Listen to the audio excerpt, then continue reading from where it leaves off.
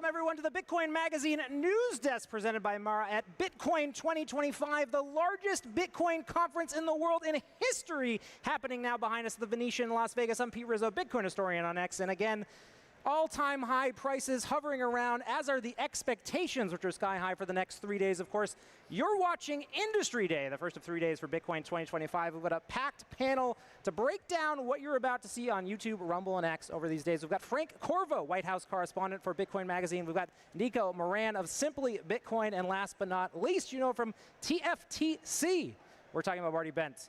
Welcome to the show. Guys, what are you excited about? Of course, we're just hours, minutes, maybe half an hour away from the start of the show. Packed lineup of speakers, announcement, news already pouring in. Frank, what's top of your agenda today on day one of Bitcoin 2025? It's a great question. I can't say for today specifically, but what I love most about the conference is that we sort of have a bit of a barbell strategy this year, right? We have some huge names, including the Vice President of the United States, J.D. Vance, and of course the likes of Lynn Alden and Michael Saylor. But at the same time, I think one of the things that you won't have noticed maybe in the YouTube thumbnails is that we also have a ton of amazing developers here, right? Shazan Meridia from Lava, hosting like a developer zone. So there's lots of really, I mean, amazing people developing in this space here on top of the big names. So there's something for everyone, and I'm looking forward to hearing from all those personalities here at the desk over the course of the next 3 days. Well, of course, we're in Las Vegas, but this is a global conference, a global movement. Nico, want to go over to you. What are you looking forward to today over the course of this event? Obviously, the world watching now with the administration here, all the attention. What are you looking for?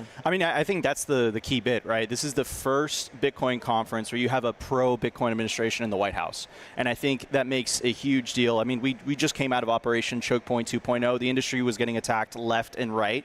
And, you know, this is the first Bitcoin conference where you have a sitting vice president attending the conference, which I think is absolutely huge. I mean, Trump attended last year, but he was a presidential candidate. He wasn't in power. Now his family's going to be making an appearance. His kids are going to be making an appearance. And we have a vice president making an appearance as well. And of course, I have to mention Ross, man. That is an absolute victory for the Bitcoin community. More history to come, of course. Ross Ulbricht on the cover of the latest Bitcoin magazine. You go to bitcoinmagazine.com, check that out. We'll be talking much more about Ross's historic closing keynote as we get to Thursday. But of course, 3 days in between. Marty, what are you looking forward to for the next 3 days? Obviously, you're a veteran of the Bitcoin conference.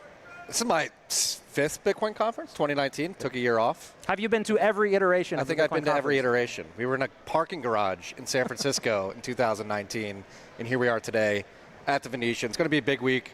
Obviously, a lot of talk on the political side. We've got the vice president here. Institutions are here. But we're also going to try and set a Guinness World Record for most payments in one day in one physical location tomorrow, which I'm really excited about.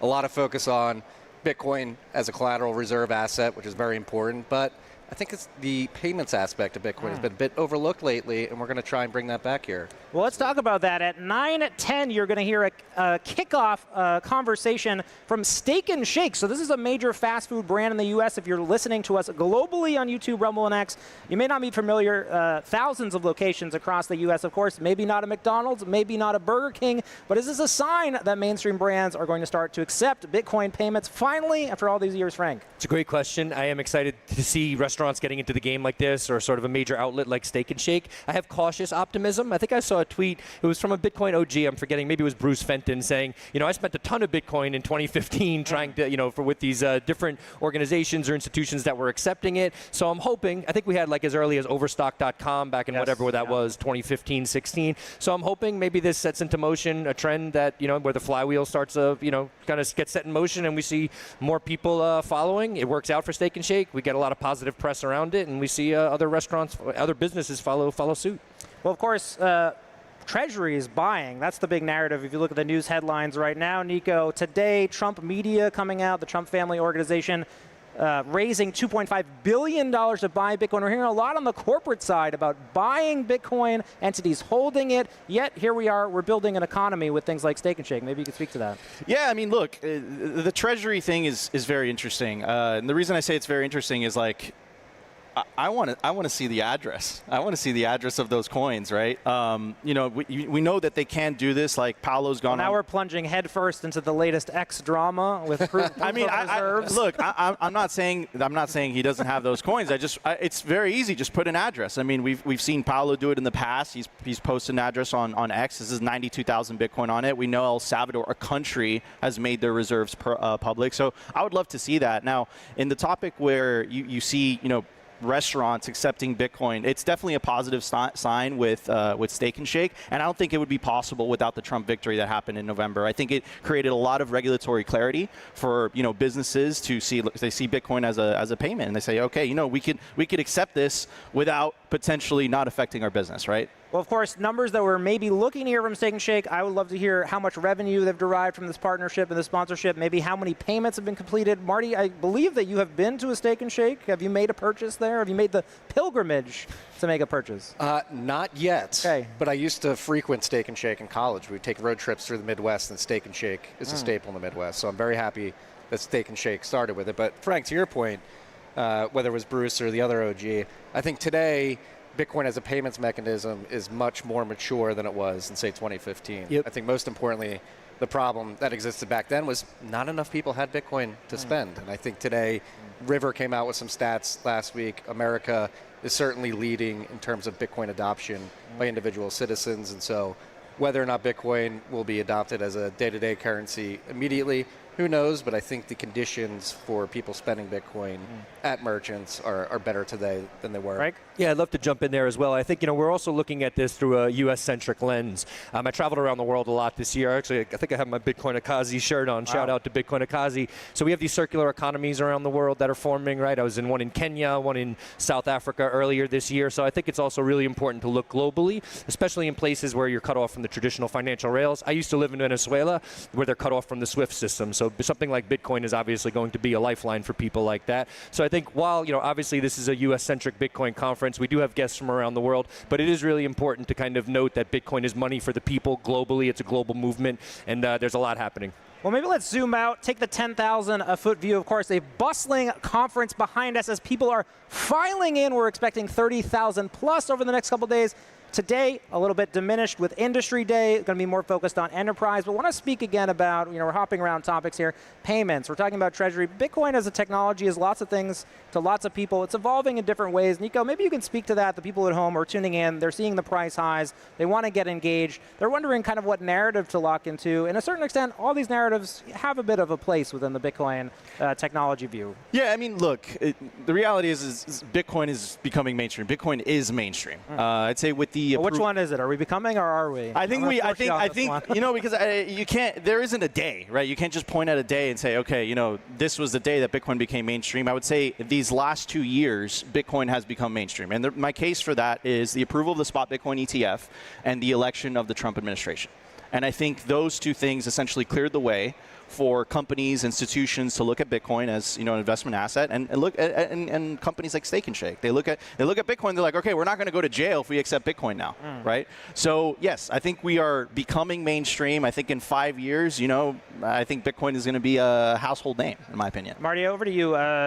There's a lot about the technology. Bitcoin is a technology. There's been a lot of years that we've experienced where the focus has been on the technology, how it's developing, how it might develop in the future. Is Bitcoin mature now? Do you think that we're at that stage where you can say that it's mainstream?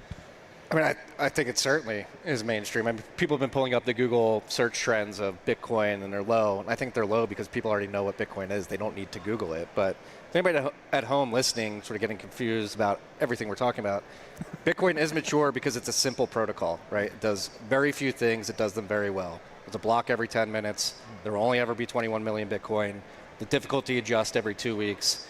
The block subsidy halves every 210,000 blocks. So you have very simple rule set, and that simple rule set for a protocol is something that humans can organize around, and they organize around that in different ways. Some large companies like to organize around that by taking the assurance of the 21 million and using that as a treasury asset. Yep. Others, in places where they don't have banking infrastructure, they like to anchor around that and build payments networks so they can facilitate economic activity in their local areas. And so off of this simple protocol, many people are able to use Bitcoin in different ways. And I think 16 years in, it has matured to the point where people understand the simplicity of Bitcoin and are beginning to anchor into it because of that simplicity. Well, of course, many thanks to many people, and many people filing into the Venetian here in Las Vegas as we get ready for day one. It's Bitcoin 2025. We're going to go over to our roving reporter, Isabella Santos. She's out on the floor. She's going to be taking you into the action, what you're missing there at home. Of course, we hope you're here next year. But Isabella, take us onto the floor and tell us what's happening. Welcome to the world's biggest Bitcoin conference. We are live from the Venetian in Las Vegas. Today is Industry Day, and we're going to explore everything that's going on. We have over 55,000 attendees. We have Ross Ulbricht, who's going to give a keynote, and we're going to set world records. We're going to break the record with the most Bitcoin transactions. And you know what? This silent revolution is not silent anymore. Over to you guys. Yep. Welcome back to the Bitcoin Magazine news desk. Thanks very much for that, Isabella. Of course, records expected to be broken tomorrow, setting a Guinness Book of World Record for payment transactions, proving what we're talking about here, that it's alive and well here in Las Vegas. So, Steak and Shake. Everyone who's watching at home, they'll be taking the stage at 9:10, giving an update on their program to accept Bitcoin. Thereafter, hotly anticipated, maybe one of the biggest speakers of the day. I'm talking about U.S. Senator Cynthia Lummis from Wyoming. There's a lot of people here who want to see Washington, D.C. embrace Bitcoin, adopt Bitcoin.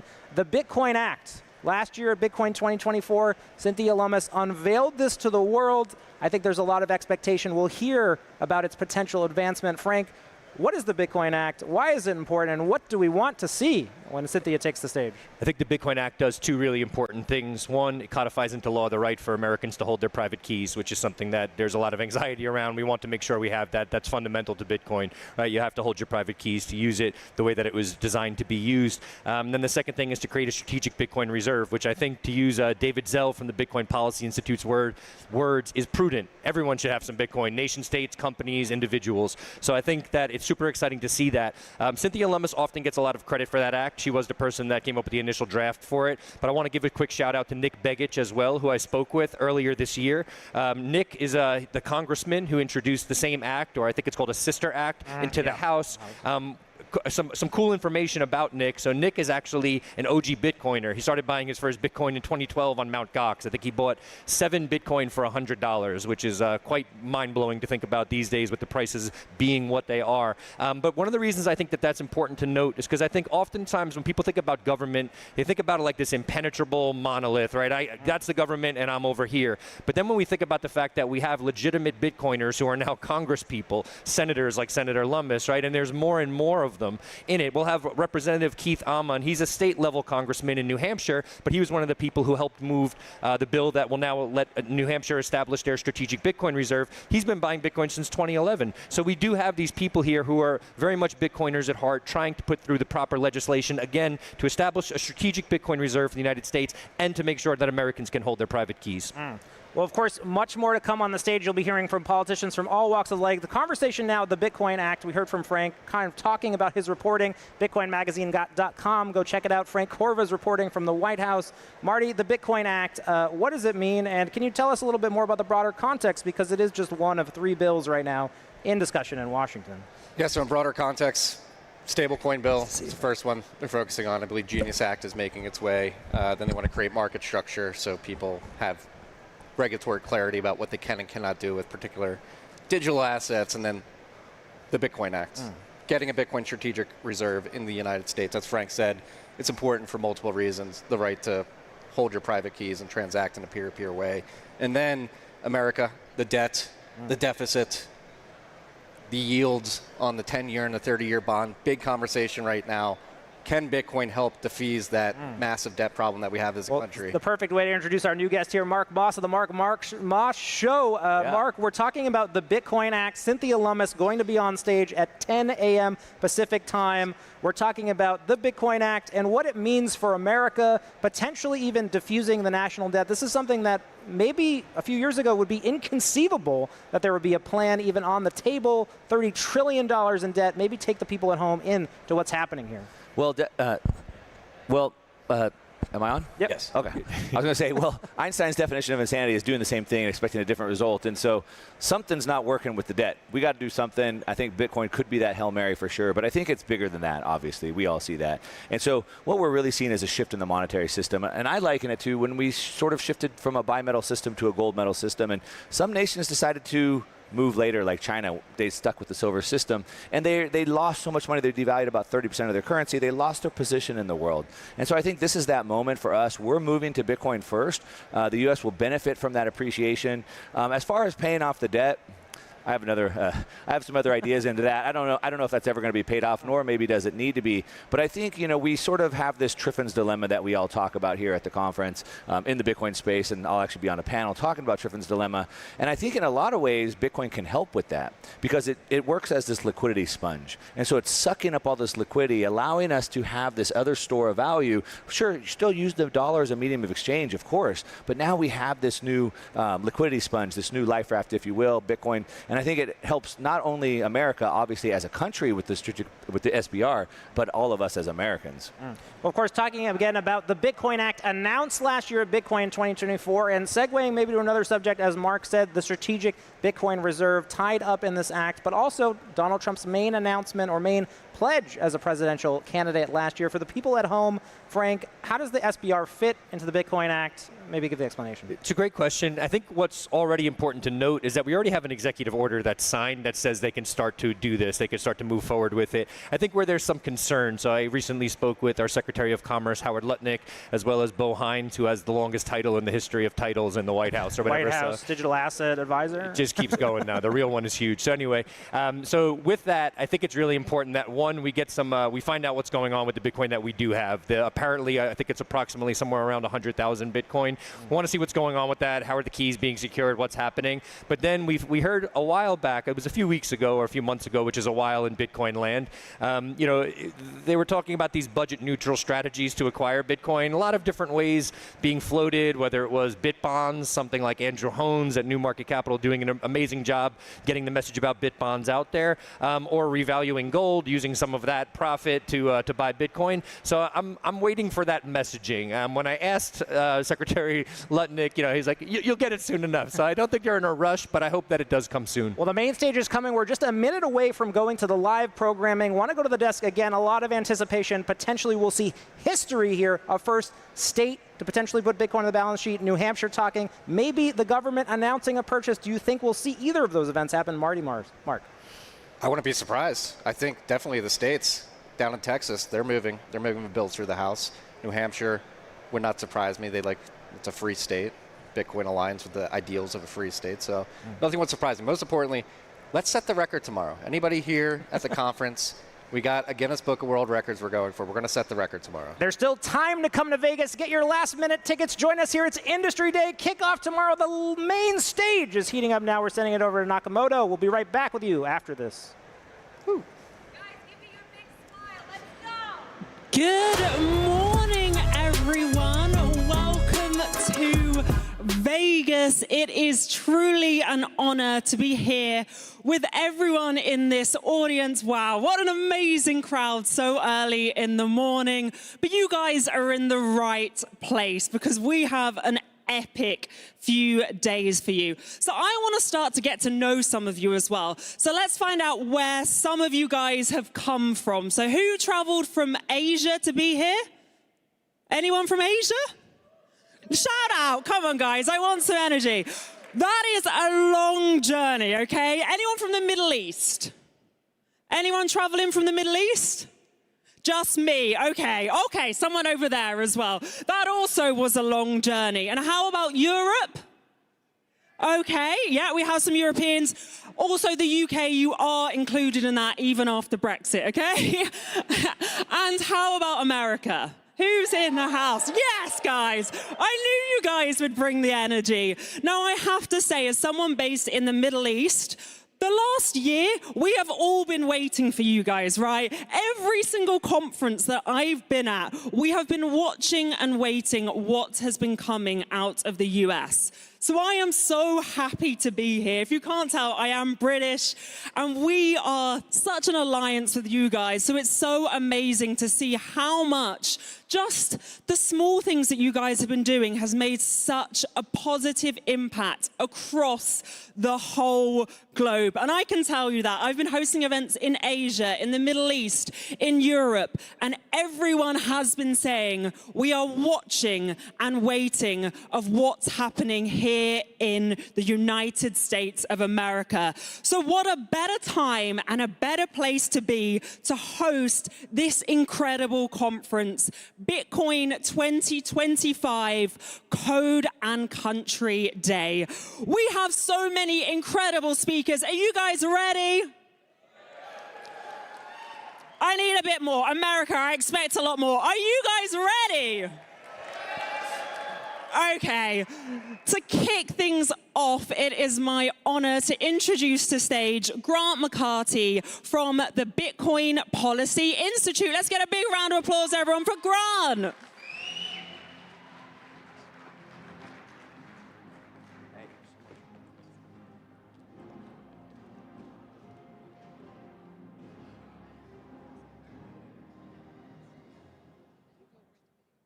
Good morning, Las Vegas.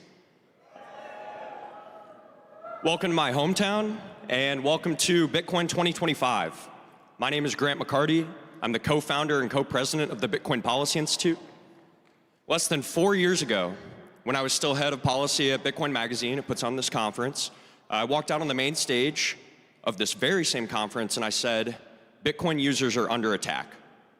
Politicians at the time were calling for federal bans, miners were being labeled eco-villains, and nightly news insisted that only criminals and bad people were using this technology. We were 13 years into Satoshi's vision, into Satoshi's grand experiment, and fear and misinformation were dominating the conversation in politics. And it seemed to me that unless something changed significantly, that Bitcoin was going to be smothered in the US via regulation and legislation before it ever got the chance to really thrive. So my friends and I, we decided to build the Bitcoin Policy Institute. We wanted to convince policymakers that Bitcoin is good for America. It was a very simple vision. We started out as a handful of true believers with basically a Google Doc, a prayer, and an absolute conviction that Bitcoin is good for the world. Now, eventually we graduated to becoming a glorified blog with really smart, credentialed people who were writing constantly and educating lawmakers constantly. And today, that Google Doc has transformed into the largest cryptocurrency think tank in America, and we remain the only major policy shop in Washington focused specifically on Bitcoin.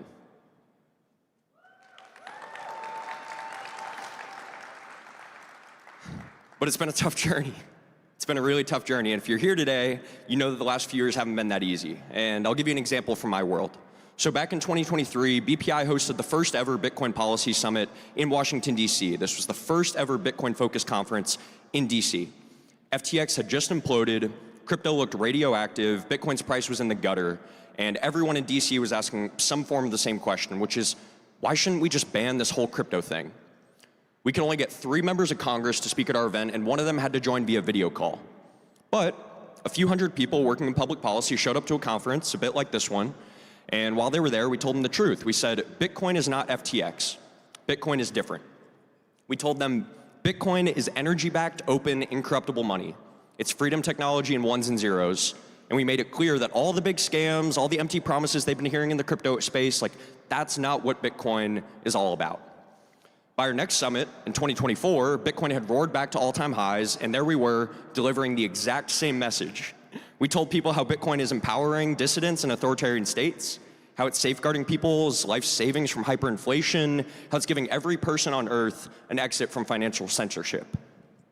But around this time, Bitcoin's toxicity was starting to fade and the tone was shifting. People were saying, okay, this thing survived. Maybe you were right. And not only that, but it's bigger than ever before. What am I missing? Now, one more orbit around the sun, it's 2025, and Bitcoin's timeline has accelerated drastically. Our government recently announced that America aims to be a Bitcoin superpower. Everyone is paying attention, and they all want to know the answer to the single question, what's next? What's next is here. What's next is here. It's this moment. Bitcoin's market cap is over $2 trillion. It's the 5th largest asset on Earth. This thing didn't even exist 20 years ago. It's the 5th largest asset on Earth.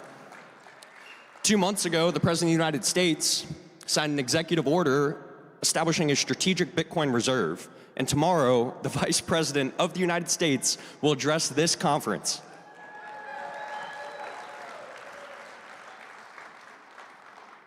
There's going to be other senators, there's going to be representatives, there's going to be cabinet-level advisors at this conference. 30,000 people are gathered here this week for this event in these circumstances because history has moved in our direction. And today specifically, it's a special day. It's Industry Day, it's Code and Country Day, it's hosted in partnership with the America 250 Foundation. It's an organization that aims to celebrate the 250th anniversary of the signing of the Declaration of Independence. Now, what is the Declaration of Independence? Basically, 2.5 centuries ago, a ragtag coalition of farmers, printers, philosophers, they declared that liberty belongs to everyone and sovereignty flows upward from the individual. These ideals built the greatest nation on earth, and a couple hundred years later, they're the very same ideals that helped build Bitcoin too. But as we know, the price of freedom is eternal vigilance, because with initial success comes a number of new threats. And in Bitcoin's case, that includes things like regulatory capture. Powerful people are going to try to domesticate Bitcoin. They're going to try to turn a freedom network into a permission walled garden for their own purposes. It's things like geopolitical competition, all right? Nation states are already buying Bitcoin. They're going to accumulate Bitcoin as a strategic asset. And the question is not whether governments are doing this, it's which governments are doing it, how much are they going to buy, and under whose rules are we going to operate Bitcoin? Now, these threats remind us that in open systems, no matter how great their design, they can die in complacency.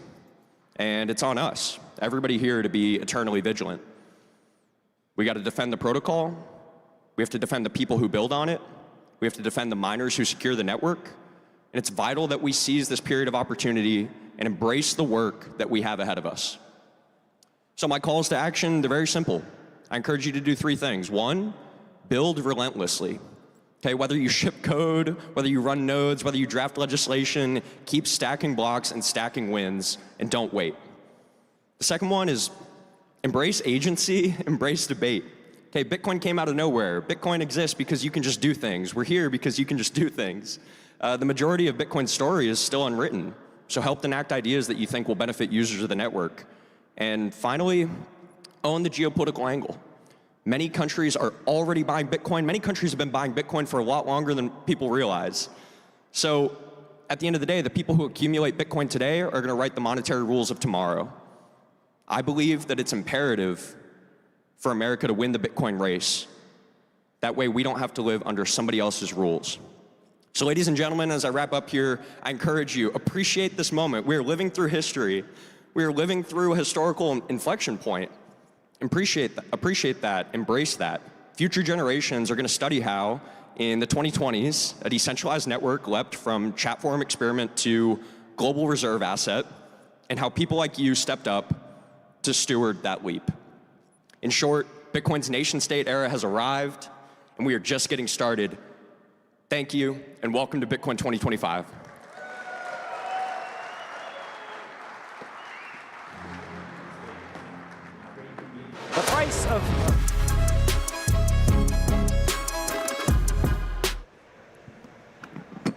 The price of freedom is vigilance. Countries are buying Bitcoin. You just heard from Grant McCarthy of the Bitcoin Policy Institute. We're back on the Bitcoin Magazine news desk with Mark Moss, Frank Corva, and Marty Bent.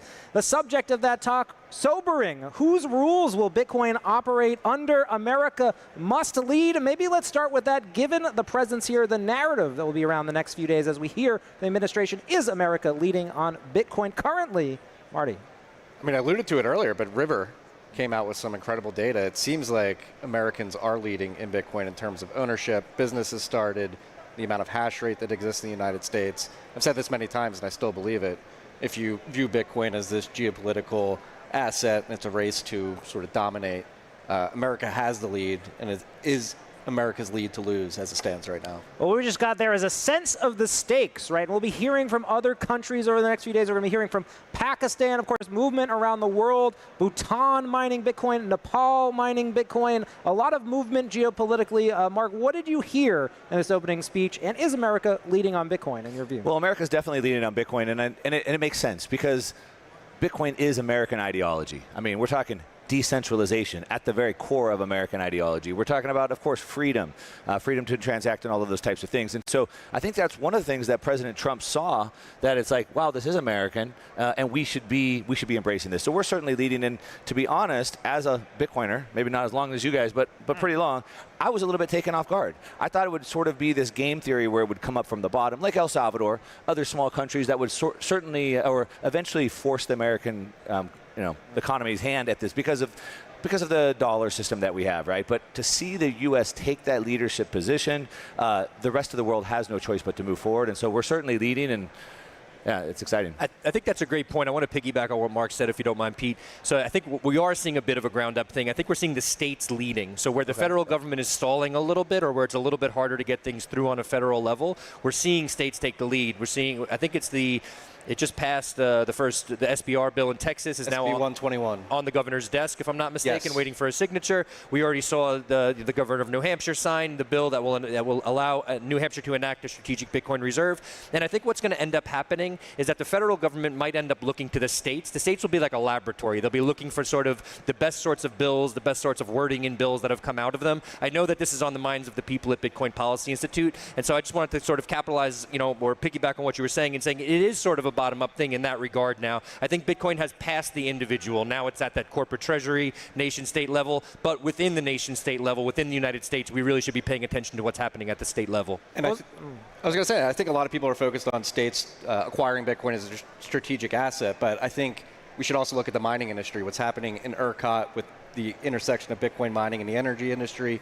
We're seeing it in the TVA up in Tennessee, Kentucky, other areas. I think states are recognizing that Bitcoin mining specifically as part of a grid system is massively beneficial in considering the Trump administration's energy policy and the need to create more generation around the United States. Bitcoin mining can play a key role in that. So it's not just the asset, it's the mining as well. Pete, I don't mean to cut you off. One more thing about that. So when I interviewed Secretary Lutnick, he actually said one of the things that Commerce wants to do right now is create an accelerator program that will enable Bitcoin mining companies to create their own power grid. So when we talk about creating more energy, we want an abundant future where there's a lot of energy, right? We see, when we look at graphs, we see human flourishing in correlation with energy, abundant, cheap energy. So if Bitcoin mining can play that role, and we now have a federal government that sees that, and we see other legislation at the state level that's going to help facilitate that, we're living through exciting times. Well, in that speech, I think you heard talk about the network, but also the values, right? That this is a movement. It's a movement of people and ideas. So I want to throw it back to Bitcoin 2024 for people who are just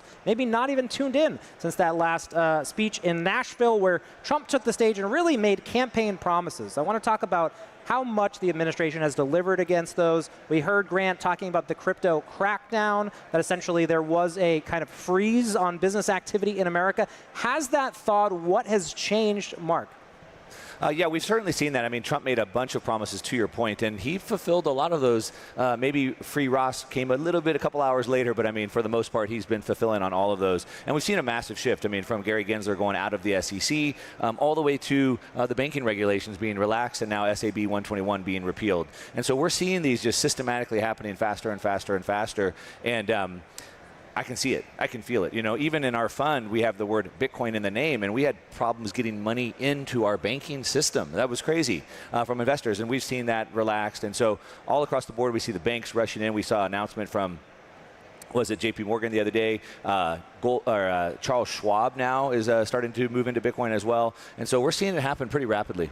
We're going to go to a quick ad break here. Stay with us. It's day one heating up here in Las Vegas. It's Bitcoin 2025. We'll be right back.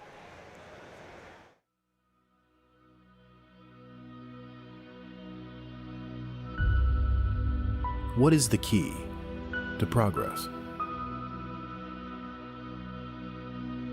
Is it more machines, more money, more buildings? Or are those just the outcomes?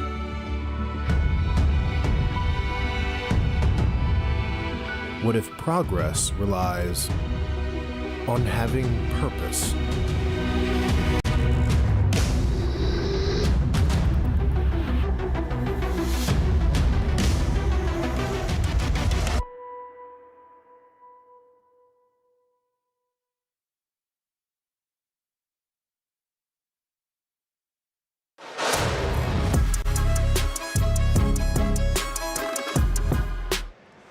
We're back at the Bitcoin Magazine news desk presented by Mara here at Bitcoin 2025 Las Vegas. It's happening. People are pouring in. And of course, right now on the news desk, we're joined once again by Frank Corvo, Mark Moss, and Marty Bent talking about the shift from Bitcoin 2024 to today, Bitcoin 2025. It has only been less than a year, maybe 9 months, but a lot has changed night and day. Last year, we saw a presidential candidate, then under fire, then in a heated election, make promises. Now we're seeing a vice president take the stage tomorrow, talking about how they delivered against those expectations. Want to read some of the campaign promises here. Easy to forget. Was said on stage, establish a national crypto reserve, delivered, support US-based Bitcoin mining, interested to hear thoughts, create a presidential crypto advisory council, done, kill Operation Choke Point 2.0, create clear regulations, still to come, fire SEC chair Gary Gensler, but also improve the economy and find ways to embed Bitcoin and crypto within the economy. As a scorecard, how is the Trump administration doing to the floor? I think he's doing pretty well. I mean, we didn't mention right before we went to break, but I think one of the biggest things is not doing regulation via prosecution, which was a big problem under the Biden administration. I think Trump's Justice Department has made it very clear we are not going to be regulating via prosecution, and we're seeing positive steps in that direction. And I think, as Mark said earlier, industry operators feel like there's been a gorilla taken off our back. You can get a bank account, you can create interesting products and experiment and really try to push the edge of innovation in terms of what you can do with Bitcoin, and it's extremely refreshing. I'd give him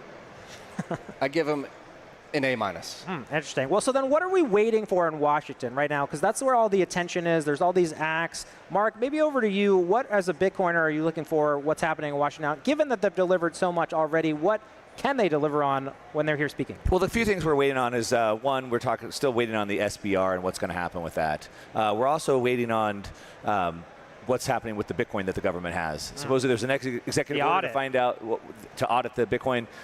We're still waiting on that. The delay kind of makes me think maybe there's something in there that they don't want us to know. So I think there's that as well. We also know there's a talk of a sovereign wealth fund and what's going to happen with that, and will Bitcoin be in there as well? And then we can get into some of the bills. We're still dealing with like a stablecoin bill, the Genius Act trying to get through. So we'll see what's going on with that. And then a digital token act as well. But regarding to Bitcoin, I think the big one is, do we have the Bitcoin, and what are we going to do to acquire more of it? Well, let's talk about the economy, right? In many ways, Trump ran as a president as someone who was going to improve the economy. Now we're seeing the results of Doge, right? Doge has come and audited the government, maybe finding they can't cut spending. You know, we talked a lot about in this program over the past years about government spending being out of control, about inflation running hot. It seems like these problems now maybe aren't going to be solved in Bitcoin. How does it fit into that, Marty? Yes. I mean, certainly we've. I think you threw it to me. Certainly we've seen them throw in the towel, if you will, right? Scott Bessent went on the other day and said, hey, looks like we're just going to have to grow our way out of this thing. And I think Elon Musk basically said the same thing. Hey, look, Doge did great work, but I guess nobody wants to cut any spending. And so we have to grow our way out of it. And so we're seeing that. Of course, more to come here. We're going to throw you over to the main stage. Steak and Shake taking the stage to talk about their pioneering Bitcoin payments program. We'll be right back. In 1934, in our 91-year history as one of America's oldest burger chains, we've had quite a few milestones. We invented the steak burger, we perfected homemade milkshakes, and earlier this year, we became the first restaurant chain in the 21st century to launch beef tallow fries.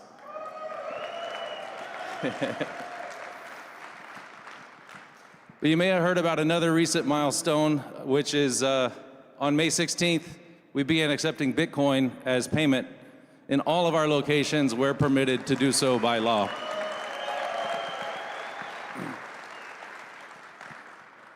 This implementation was a global implementation, not just in the United States, but also in our company-operated restaurants in France, Monaco, and Spain. Thank you very much. Our experience so far with Bitcoin has been that it is faster than credit cards. And when customers choose to pay in Bitcoin instead of credit cards, we are saving about 50% in our processing fees.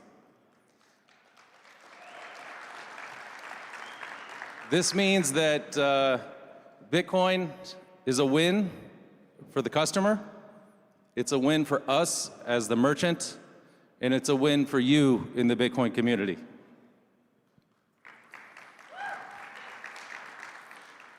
I have some facts and figures here, so if you'll forgive me, I'll refer to my notes a little bit, but I don't want to get it wrong. The day we launched Bitcoin payments at Steak 'n Shake, Steak 'n Shake accounted for 0.2% of the global Bitcoin transactions in the world. That means that on that day, about 1 out of every 500 Bitcoin transactions globally happened at Steak 'n Shake.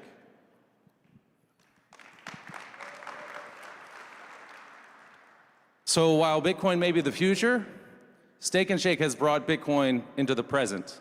And there's no question we've seen an upsurge in our business. In our world, customer guest counts are one of the most key metrics that we measure. And in that measure, we've seen a sustained spike thanks to you.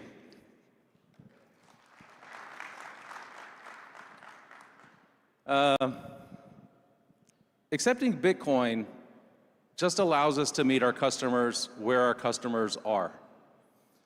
And so when we made this decision, we weren't seeking a marketing gimmick for short-lived publicity, but rather we were seeking to provide our customer with another viable option with which to pay for our products. And we understand that allowing customers to pay with Bitcoin alongside cash, probably heard of cash, and credit cards puts Bitcoin on par with those methods, those other globally accepted payment methods.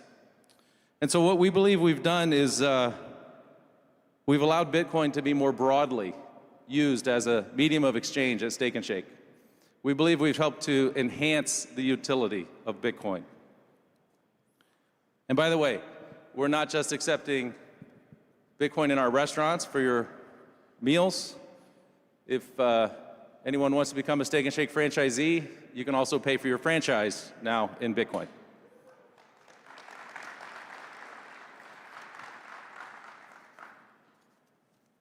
All the benefits that we get from Bitcoin, whether it's gaining in customer traffic and same-store sales, or whether it's reducing our fees, allows us to reinvest in the quality of our products and also other very important initiatives such as removing seed oils from all of our restaurants.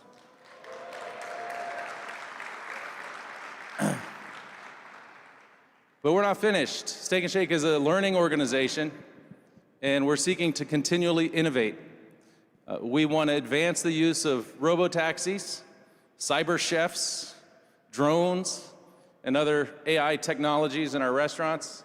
And we need engineers to help us. We want the best and brightest to lead us into the future. So while we hope everyone will stop by our booth here at the conference, if you're an engineer, we'd love to chat with you. It's only like 3 engineers. 4, okay, there's like a dozen, there's more than 3. Okay, that's good. Lastly, I want to share with you to celebrate the use of Bitcoin. Steak 'n Shake has created something special for you, which is the Bitcoin meal. And it's special for you guys. It's a Bitcoin burger, a supersize beef tallow fry. Can't share it either. You have to eat it all by yourself. And it is a Bitcoin milkshake. Hey? You can try these products this week at our Fremont Hotel and Casino locations and our Cannery Hotel Casino locations here in Las Vegas. And following this, our team is working on a blockchain menu to be priced in sats. And You'll hear more about that as we go here.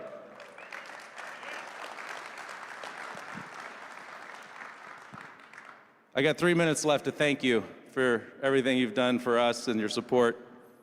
But I just say that thank you for supporting Steak and Shake. Thank you for gathering at Steak and Shakes across the country and having parties and helping us celebrate this big milestone. We appreciate you very much, and we thank you. Thank you very much.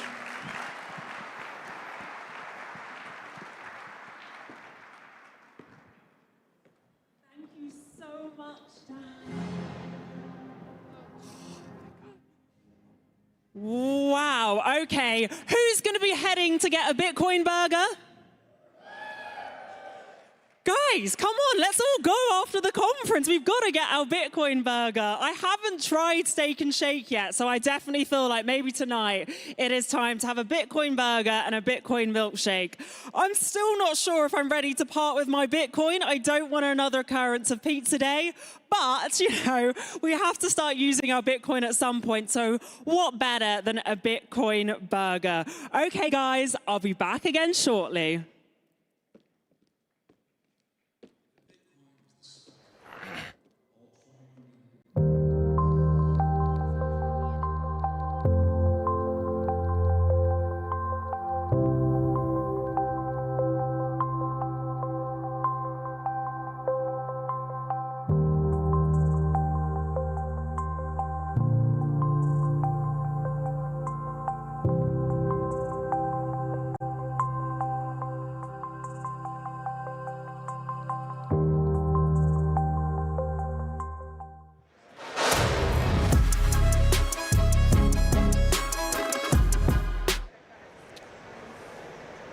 You just heard a special announcement from Steak and Shake here on the main Nakamoto stage at Bitcoin 2025. Going to pull out the highlights of that speech. Bitcoin is faster than credit cards. We are saving 50% in processing fees. Steak and Shake coming out and saying 1 in 500 transactions on the Bitcoin network globally attributed to Steak and Shake commerce. A couple quotes here. We've seen a sustained spike in business. Quote, "This is not a gimmick." Words that Bitcoiners want to hear. Who wants to react to Steak and Shake's announcement on stage? Frank? I'll start if you don't mind. I really love seeing anything that, you know, makes people recognize that Bitcoin is money, right? That it is a payment system. As Marty mentioned a little bit earlier on the stream here, you know, years ago when people tried to do this, Bitcoin, we only had the layer 1. Now we have Lightning. We have, if you look behind us, we have tons of layer 2s here. People developing, making it easier for payments to go through. So we have the tech. It's ready to go. We just need people like, we need businesses like Steak and Shake being willing to accept Bitcoin as a means of payment. Let's talk about the savings here, right? That's something that every merchant wants to hear. Credit card processing. This is a narrative as old as Bitcoin, perhaps. Some of the first Bitcoin adopters building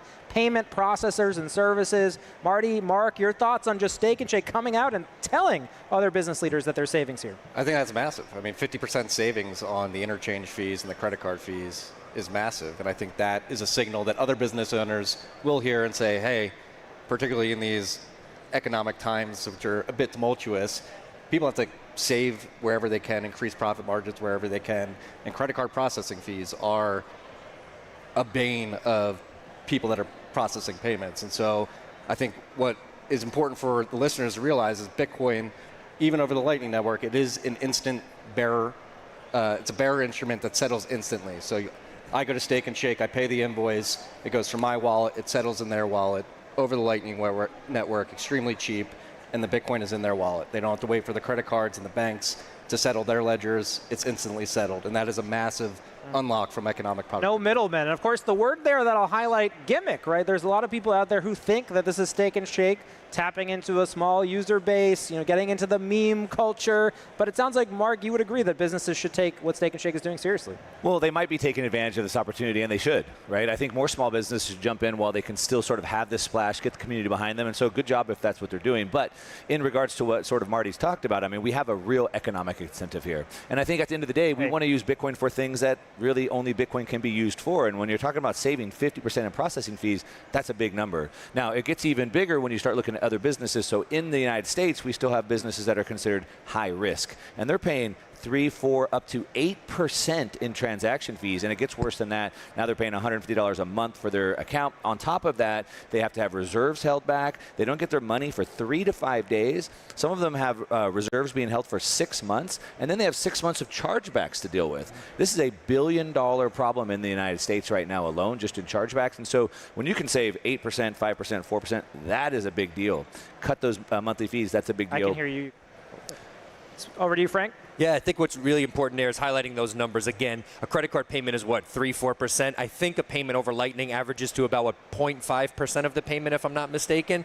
When you think about those numbers, I ran these numbers the other day versus Stripe, I think. So Stripe, one of the biggest traditional payment systems, I think they charge around that number, 3%. I looked at whatever their gross revenue was, and I think the amount of just middle person fees ended up being close to like $1 billion or billions of dollars or something along those lines. It's something that we're all not totally conscious of. We're so just used to swiping a credit card, restaurants accepting it, businesses accepting it, and not really understanding that so much value is being lost in that transaction. Bitcoin gives that value back to not only the business, but to the person making the payment as well, because payments will come down as a result of this.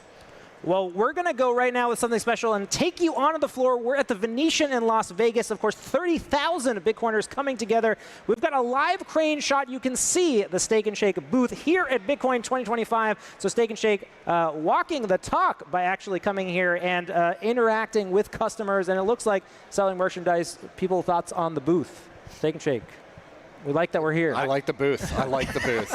I haven't been over to see the booth, but I love burgers, so I'm definitely going to go check it out later. Yeah, but I'm actually curious to see if they're selling food. It actually looks quite legit. They do have a kiosk. I don't know whether maybe they're selling merch, shirts, or something like that. But even if that gets people in the habit of saying, like, hey, we can help you walk through, I don't know if they're setting up wallets. I mean, one thing I want to shout out, Uncle Rockstar has these Bolt cards. So if you're here or if you're on your way here, we have these cards here where literally you just tap, you make your payment. You could do that over at the Steak and Shake booth there, any of the booths that are accepting Lightning payments. Exciting times. Well, very interesting stuff. And, of course, more announcements to come. We're going to be throwing it back to the main stage shortly, hearing a special update from New Hampshire, a very different type of announcement. But maybe let's stick with Steak and Shake. Something that you said, Mark, behind the scenes I thought was interesting. Is Steak and Shake really adopting Bitcoin if they're not putting on their treasury balance sheet? This is perhaps the biggest narrative in Bitcoin right now. How should Steak and Shake be thinking about taking and saving and holding the Bitcoin that they're accepting for payments? Well, a lot of Bitcoiners might think that if they're not holding the Bitcoin that they received, then it's not really doing any good. And I would argue that I think one of the best ways to get someone into Bitcoin is to give them a little bit of Bitcoin first. And so by them starting to use Bitcoin, it's sort of that slippery slope that gets them in there. Now, what should they be doing? Of course, they should be saving in Bitcoin. Of course, they should be converting their entire treasury over into Bitcoin. They should start a Bitcoin treasury strategy on top of that, so we can keep going on and on. But at a minimum, they should be putting a percentage of their treasury into Bitcoin at a minimum to increase the profits and the value of the company. Yeah, I mean, especially if they're profitable. That's one thing we focus on at 1031 is this idea of sats flow. If you're producing revenue, producing cash flow, most importantly, producing a profit, you should be sweeping at least a portion of those profits into Bitcoin. And we've written about this, done research on this at 1031. Bitcoin, Grant Gillum wrote a piece. He likes to think of Bitcoin as the fourth lever to equity value growth for companies. So in the context of startups, if you raise money, you put a portion of that in the Bitcoin, often you'll find that your runway gets extended, particularly if you're raising money. Typically, you go back to market 18 to 24 months. Companies that raise money, put a portion into Bitcoin, find they don't have to go back to the market 30 months, 36 months later. And so Bitcoin allows you to extend your runway, reinvest in your business, and really extend the value of the revenue that you're producing as a company. Yeah. Of course, we'll be right back after a short break. Heading in and out to a special announcement from one of our sponsors. Stay tuned. We're just beginning on day one, Industry Day here at Bitcoin 2025. So much more to come. Stay tuned on X, Rumble, and YouTube.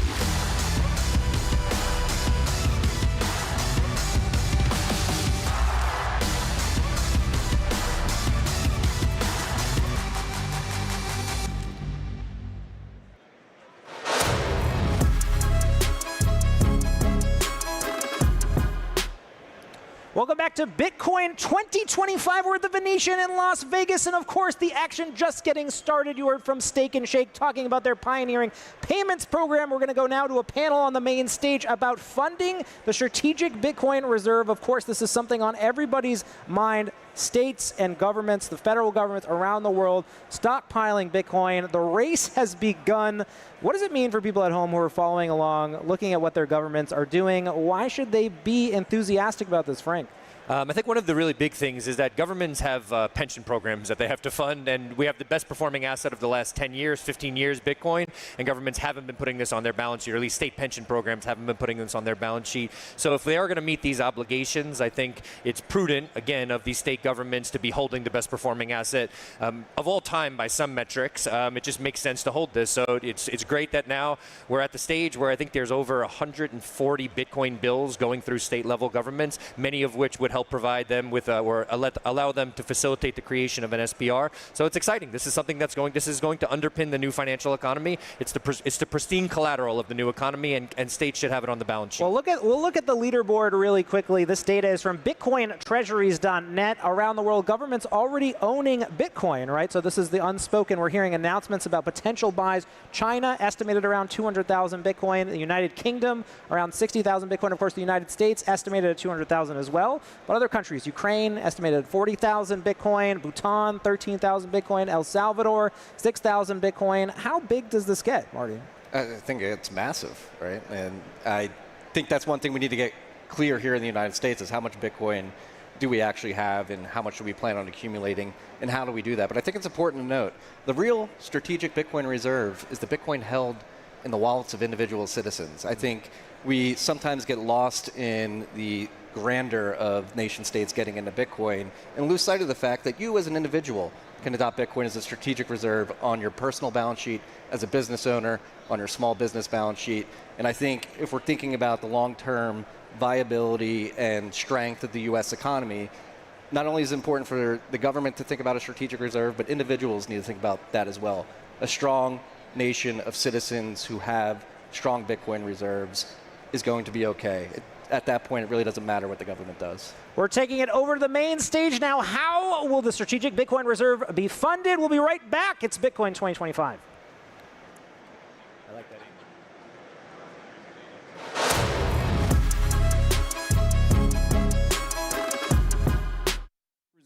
We literally publish a cold storage report every month, and it doesn't include Bitcoin.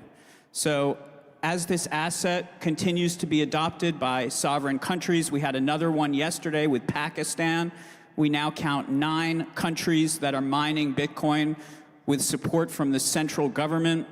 It makes sense to put our foot forward and engage with this asset class. That's the why.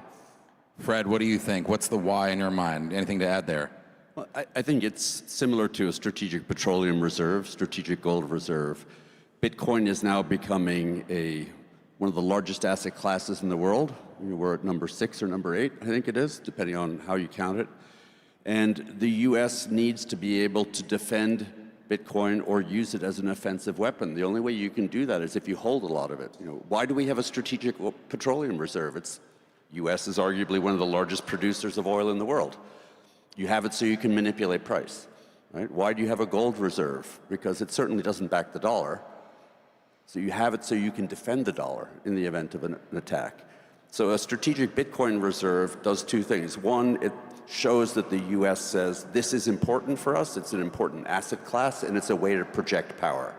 And I think that's why he did it, and I think that that's why you'll see the US will build a reserve, and it will be substantial. Is part of it to think about what comes after the dollar, or is it more like a strategic commodity, or is it both? I don't know, Matt, do you have a thought on this?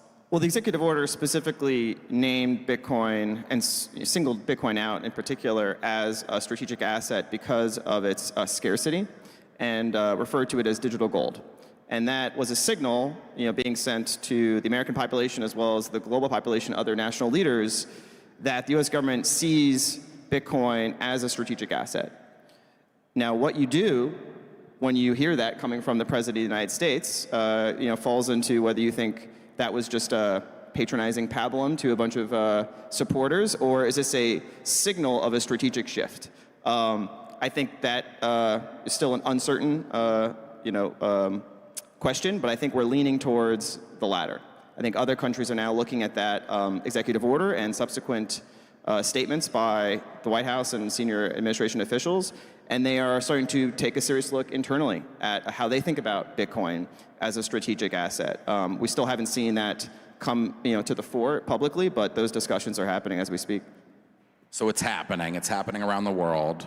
It's supposed to happen here. It hasn't quite yet, but I've already been hearing some criticism of this.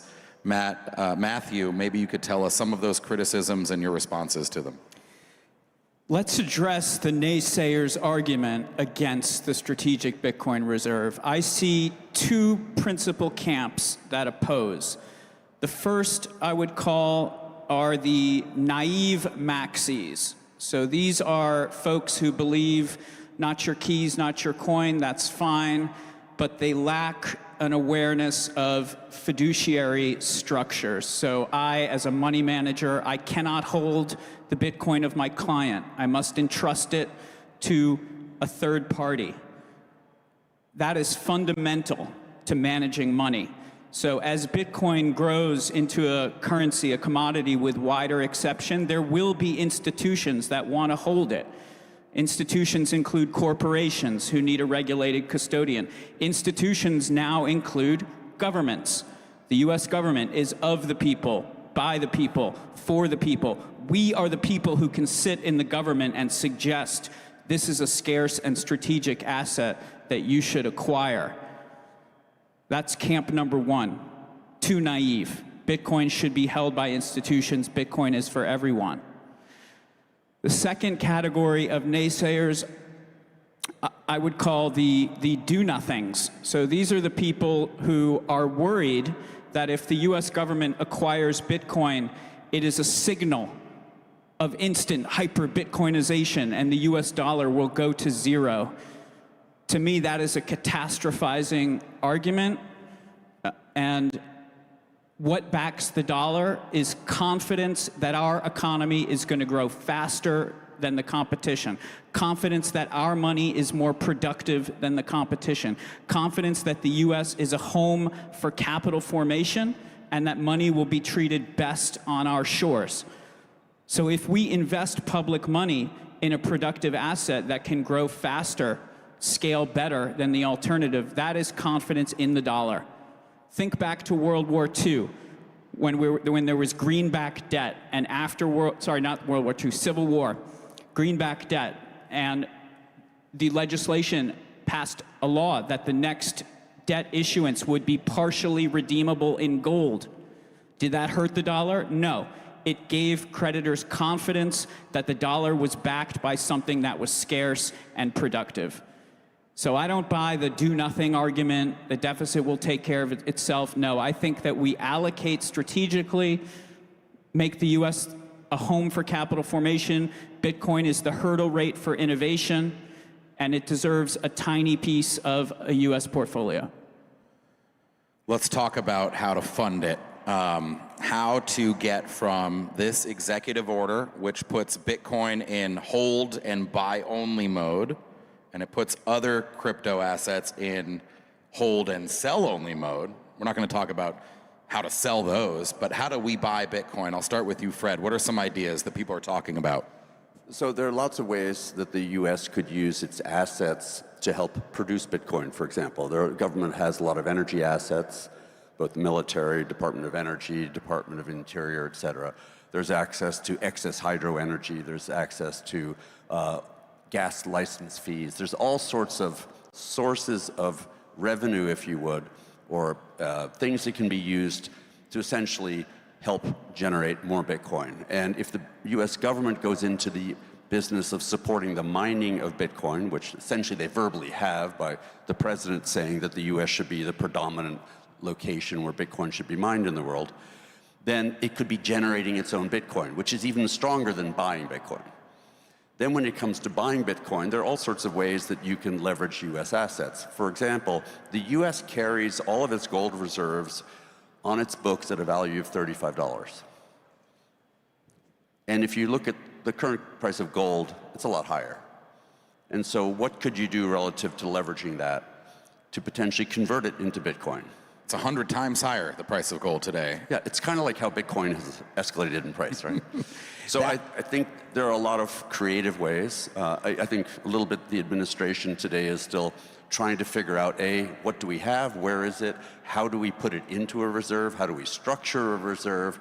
And then once they have that figured out, it's really up to Treasury and Commerce to come up with how are we going to acquire more. And I think it's critical. You know, the U.S. making a statement that we are going to have a strategic reserve is an empty statement unless you actually start putting stuff into it. And so the U.S. has to begin acquiring more Bitcoin, whether that's through the mining of it, whether it's through purchasing it, but it has to start acquiring it to really deliver, or as somebody on the panel said to me backstage, they have to land the airplane. Yeah, talk is cheap. You have to actually stack those sats. Hey, Matt Pines, what are some of the other ideas? I know BPI has published stuff about bit bonds, about using certain funds that exist already inside the Treasury Department. Talk to me about some more ideas. Yeah, I would sort of categorize as sort of three types of acquisitions. There's symbolic acquisitions, material acquisitions, and strategic acquisitions. A symbolic acquisition would essentially be sweeping, sort of couch cushion money, right? The things that, say, the digital assets that, they've collected through different seizures, kind of collecting everything from the rest of the government and deciding we're going to sell that Tether, we're going to sell, Ripple, and we're just going to sweep it into the SBR. That's like a symbolic. We're just going to make, a clear commitment that we want to add to the strategic Bitcoin reserve, but it be kind of de minimis. A material acquisition would be using, say in the few $100 million to few $1 billion range. It could be, taking a slice out of tariff revenues that are earned.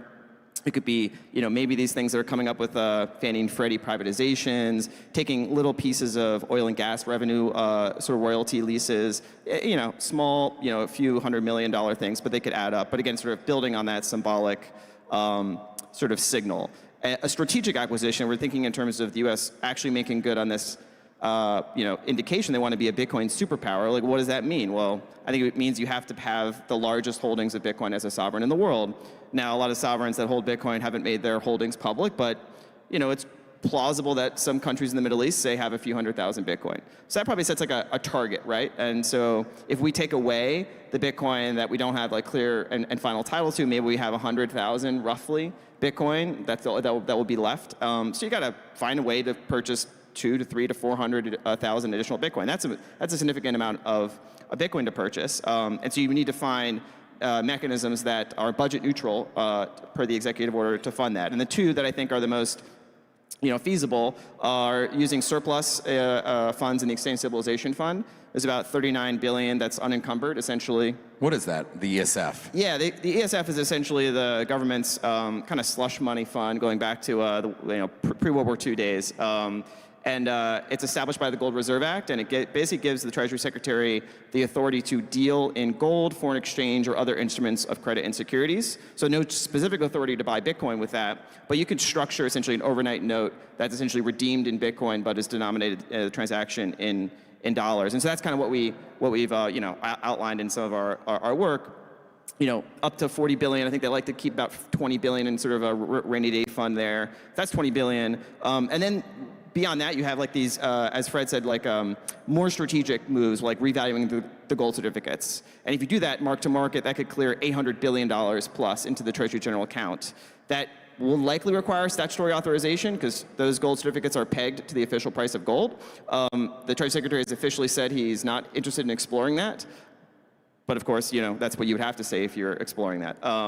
And so these are like the options on the table. The last is the bit bonds idea. That will likely require statutory authorization as well, where essentially you issue a debt instrument, obligation of the U.S. government, with some Bitcoin kicker built into the coupon.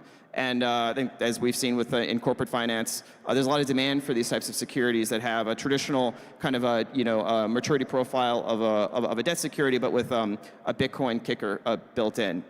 So there's lots of options on the table, lots of creative solutions that sort of span the gamut. And I think now that the White House is sort of getting the message that they have to get serious and they have to actually, make good on this rhetoric, because other countries are moving. There's two ways to fund the strategic Bitcoin reserve, right? One executive action. The problem with executive action is that it's going to prompt lawsuits, and anything over, $100 million, I think, is going to get sued by the Elizabeth Warrens of the world. So I would say start with something by the executive, maybe in the ESF, $100 million, very tiny. The second way is legislative. That's likely to be more durable. Every year, the US Congress passes a budget. They do it through the reconciliation process, which requires just 51 votes. We need to start putting in small pieces of legislation and amendment that make it easier for a company like Fred's company to mine Bitcoin with the government taking a small royalty. And if that Bitcoin can be mined with sources of energy that are especially pollutive, like methane gas, then Fred should be able to mine that Bitcoin tax-free. Government should take a little royalty. We can clean up the environment and accumulate a Bitcoin stack at the same time. There's going to be a lot of pushback to that, so we need to start early, start opening that Overton window, just putting those little amendments in every single piece of legislation that hits the floor. Eventually one will pass. That's how it becomes durable.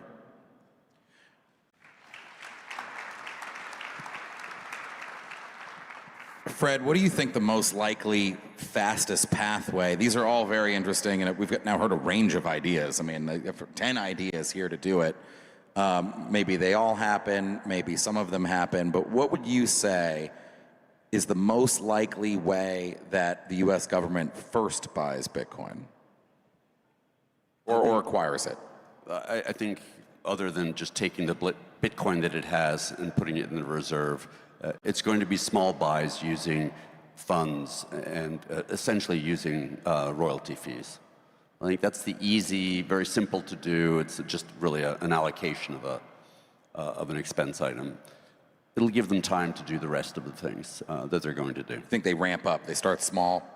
What about Fannie and Freddie? There's been some talk of this, right? These are the mortgage giants that were, I guess, taken onto the government's balance sheet during the great financial crisis. There's been talk for years of spinning them back out into private entities. I think Treasury Secretary Scott Bessent, when he was running his hedge fund, was interested in that. And there's been some additional talk. Could those things throw off a lot of cash? Is that an option? I mean, I think if you look at the different ways that the government both generates subsidies and pulls money back out of the system, it could just start collecting Bitcoin and putting it in the reserve and holding it in the reserve and using it as an asset that could collateralize to borrow against also. Right? So one has to think of it as just an alternative potentially to using dollars in the accounting system. Why don't we just start stacking sats, and then we can borrow against those sats? I do think the revenue neutral comment has done more harm than good, because it's raised expectations that we can somehow transact in $100 billion worth of Bitcoin as long as we can raise $100 billion on the other side. That's not true, right? If you raise taxes to 100% on the top 1% and then tax cut for everyone else, it's revenue neutral, but you still need 60 votes in the Senate. So I go back to what Matt Pines said, the symbolic purchase. It kind of doesn't matter how big or how, as long as it's done and the citizens get used to seeing that their government holds Bitcoin. One thing I'll add is the context for this discussion is the world economic and geopolitical system going through a kind of a once-in-a-century shakeup. And so a lot of the traditional ways sovereign pools of capital manage their reserve assets and think about their economic and geopolitical alignments is being rapidly readjusted. And so just looking at the US and Japan relationship, it seems like there's going to be some sort of geoeconomic deal done to kind of mutually support each other's bond markets. And this is a recognition of the fact that we are collectively very fragile. Our debt is a glass jaw. And so we're going up against China, which is a peer competitor across all these domains. And China has a strategy of accumulating gold and trying to link the wider economic orbit through their CBDCs. And so I think the US government is looking at this strategic landscape and seeing Bitcoin as a digital counter to China's gold reserves, as well as stablecoins as a counter to China's CBDCs. And those different conversations, haven't quite met yet, but I think we're on this trajectory where these strategic geopolitical deals being done to kind of support each other's collective defense, a commonwealth essentially, using sovereign wealth funds. There's a role for Bitcoin to play in that. And so this is where we go from the purely symbolic to the strategic. And so we want to lay out all these options on the table so that when the conditions are right, strategically and geopolitically, there's a well thought out mechanism to leverage Bitcoin to our strategic advantage. Is the deep state thinking that way about Bitcoin yet?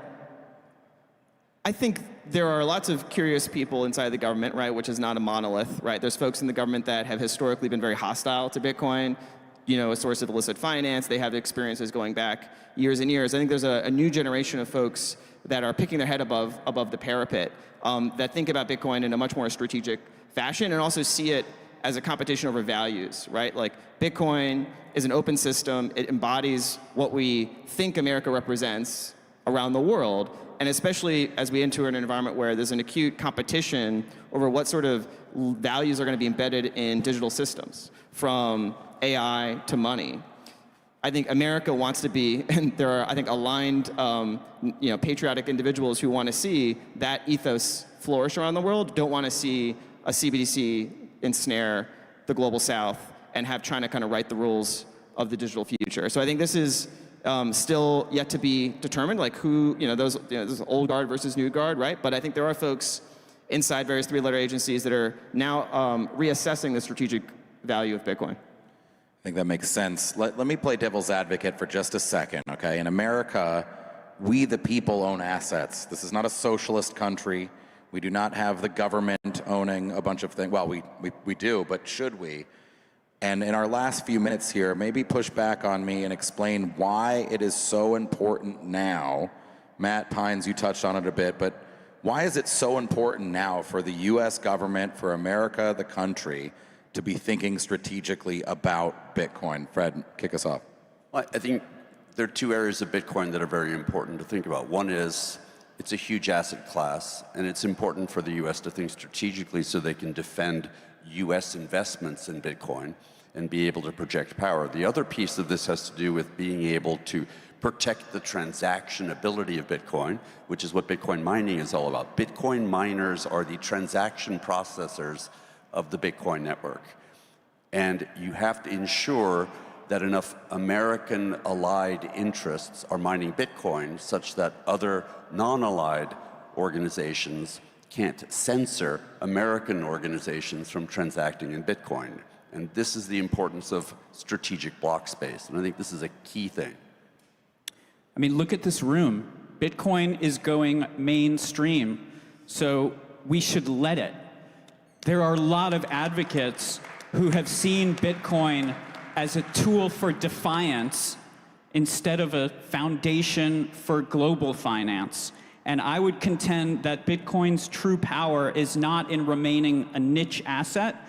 It's becoming the backbone of a new financial order. And that means we need adoption, not just by individuals, but by businesses and nation states.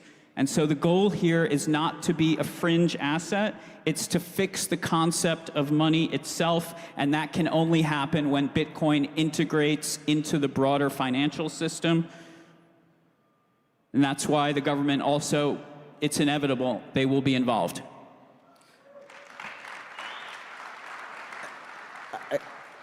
I guess I'll finish by putting some numbers on this, right? So in this gold versus Bitcoin kind of comparison that has this geopolitical overlay, if you sort of add up, back of the envelope, total America's holdings of gold, from individuals to the gold ETFs to America's gold reserves, 8,100 tons, we have about 8 to 10% of the above ground gold stock. We don't exactly know how much China has, but that's probably an upper bound. If you actually do the same analysis for Bitcoin, we have between 30 and 40%, depending on how you measure it, of total available Bitcoin supply. And so that's like a 3 to 4 to 1 sort of asymmetric advantage that America has in a world where hard assets are going to be remonetized. It's just what's going to happen, right? The sovereigns of the world collectively are going to have to devalue their currencies, and their debt markets are going to have to take it in the shins. And so America has to ask itself, like, do we win relative to our rivals if gold wins or if Bitcoin wins? And we have a 4-to-1 advantage right now, and I think we should secure that advantage and bring the world to a Bitcoin era while supporting the development of open source tools that allow the rest of the world to participate in the network. Yeah, it's not even just about the SBR. Fred, you touched on transactability, right? America already is the clear leader in mining and mind share, in holding, in technology for Bitcoin, and we need not squander it. Thank you so much, Matthew Sigel from VanEck, Matt Pines from the Bitcoin Policy Institute, and Fred Thiel from Mara. Everybody enjoy the conference. Let's go. Thank you.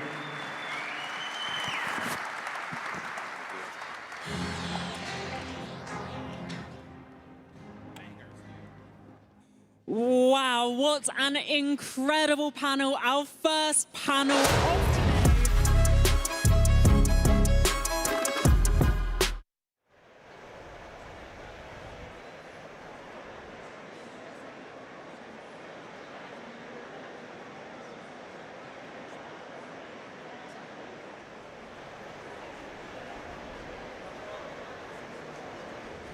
Welcome back to the Bitcoin Magazine News Desk. We are here presented by Mara. We just heard from the chairman of Mara, or the CEO of Mara, Fred Thiel, from the main stage talking about funding the strategic Bitcoin reserve. I'm here to talk about this with none other than Marty Bent, managing partner at 1031 and founder of TFTC. Pierre Rochard, host of the Bitcoin for Corporations show, and Eric Kaysen, author of Crypto Sovereignty. Marty, let me start with you, talking about Bitcoin as the backbone of the global financial system, ways for the United States to acquire Bitcoin. In your opinion, what would be the best way for the United States to go about this? I think I'm partial towards Bitbonds. I think the executive order was around seizing Bitcoin, or keeping seized Bitcoin in the reserve. I think that creates a perverse incentive. If you're going to build a strategic reserve in a budget neutral way, I think the idea of issuing debt and underlying a portion of that debt with Bitcoin at a lower yield makes a lot more sense to me. It makes me more comfortable as a Bitcoiner. Fair enough. Pierre? Yeah, I agree with Marty. I think that the opportunities to seize more Bitcoin are going to become more and more limited as criminals understand how to secure their private keys. And on top of that, if we look at the other assets the government holds, there's a massive opportunity to sell the gold that's in Fort Knox and actually put it to use. And when we hear the gold proponents talk about the utility of gold, they're right. The gold should be used as jewelry. It should be used in electronics. It should be used in dentistry. And we need to stop having it collect dust in Fort Knox. And so when we look at next year, it's going to be the 250th anniversary of this great nation. And what better way to commemorate that than to create a line of jewelry that, honoring those who fought the American Revolution and using the gold from Fort Knox for its real utility, and then take all those proceeds, put it into Bitcoin. Using the gold, holding on to Bitcoin. Eric, over to you. You wrote an amazing book about how Bitcoin empowers the individual. What does it make you feel like to hear all this talk of governments adopting Bitcoin, corporate treasuries, all this kind of stuff?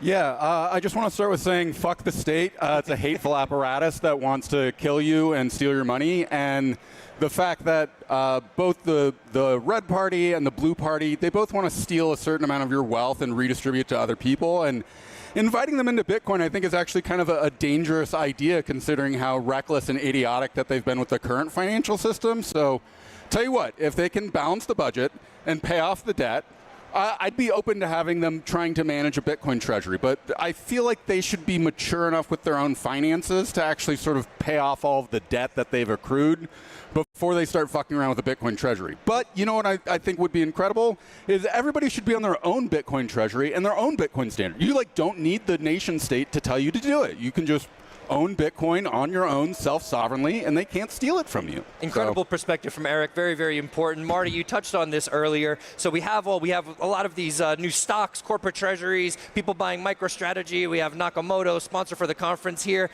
What's the message to maybe new Bitcoiners, people who are interested in investing in Bitcoin, speaking to this idea that Eric just talked about, this idea of self-sovereignty? Yeah, I completely agree with Eric. The real strategic Bitcoin reserve is a Bitcoin held in individual wallets. And to anybody out there new to Bitcoin, seeing this publicly traded treasury strategy, keep it simple, stupid. Stay humble, stack sats. Boom. You can download Strike, you can download River, Cash App, whatever it may be.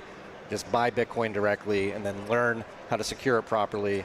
And create your own strategic Bitcoin reserve. That is how America will succeed in the long run. Fair enough. Pierre, what do you say to people? So, well, it's too hard. I don't want that responsibility of managing my private keys. Well, the products are getting better and better every year, so it is getting easier and easier. And I also think that when we look at the institutional adoption, the logic described at the individual level is the exact same reasons why a corporation and why a government should hold Bitcoin as well. And you know, with regards to Eric's point about the national debt, I think the only realistic path is to outgrow that national debt.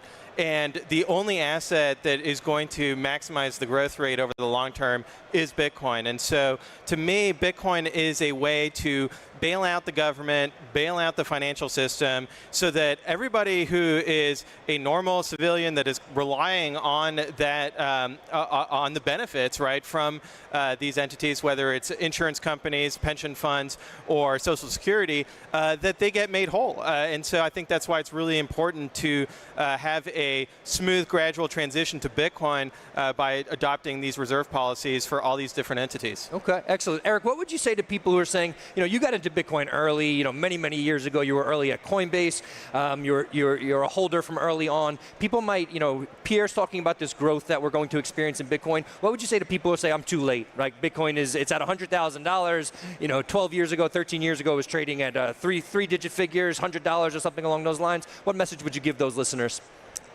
You either get it or you don't. Like, I don't have the time to explain. And like, I really would love to try, but the sincere answer is most people aren't actually interested in answering the question in a meaningful way, and they're much more, they want to know how are they going to get more of the dollars. And like, this is the exact problem. Like, you don't need more dollars. You need some amount of Bitcoin that will continue to accrue wealth over time. And until people really want to start asking these questions on their own, I've personally found it quite exhausting and difficult. But if people are open and willing to sort of, you know, pull on the thread to see where it goes, like, you can get pretty far. I think a good way to frame it is you throw it back at them. Is it a bad time to adopt the internet? Is it a bad time to adopt Fire? Is it a bad time to adopt the wheel? No, it's never a bad time to adopt better money. We appreciate that. Perfect way to outro it. We're moving back over to the Nakamoto stage, where we're going to hear from Senator Jim Justice, Senator Marsha Blackburn, and Senator Cynthia Lummis talking about the Bitcoin Act. Heading back to the Nakamoto stage. Stay with us. We'll be right back here on the live desk after this.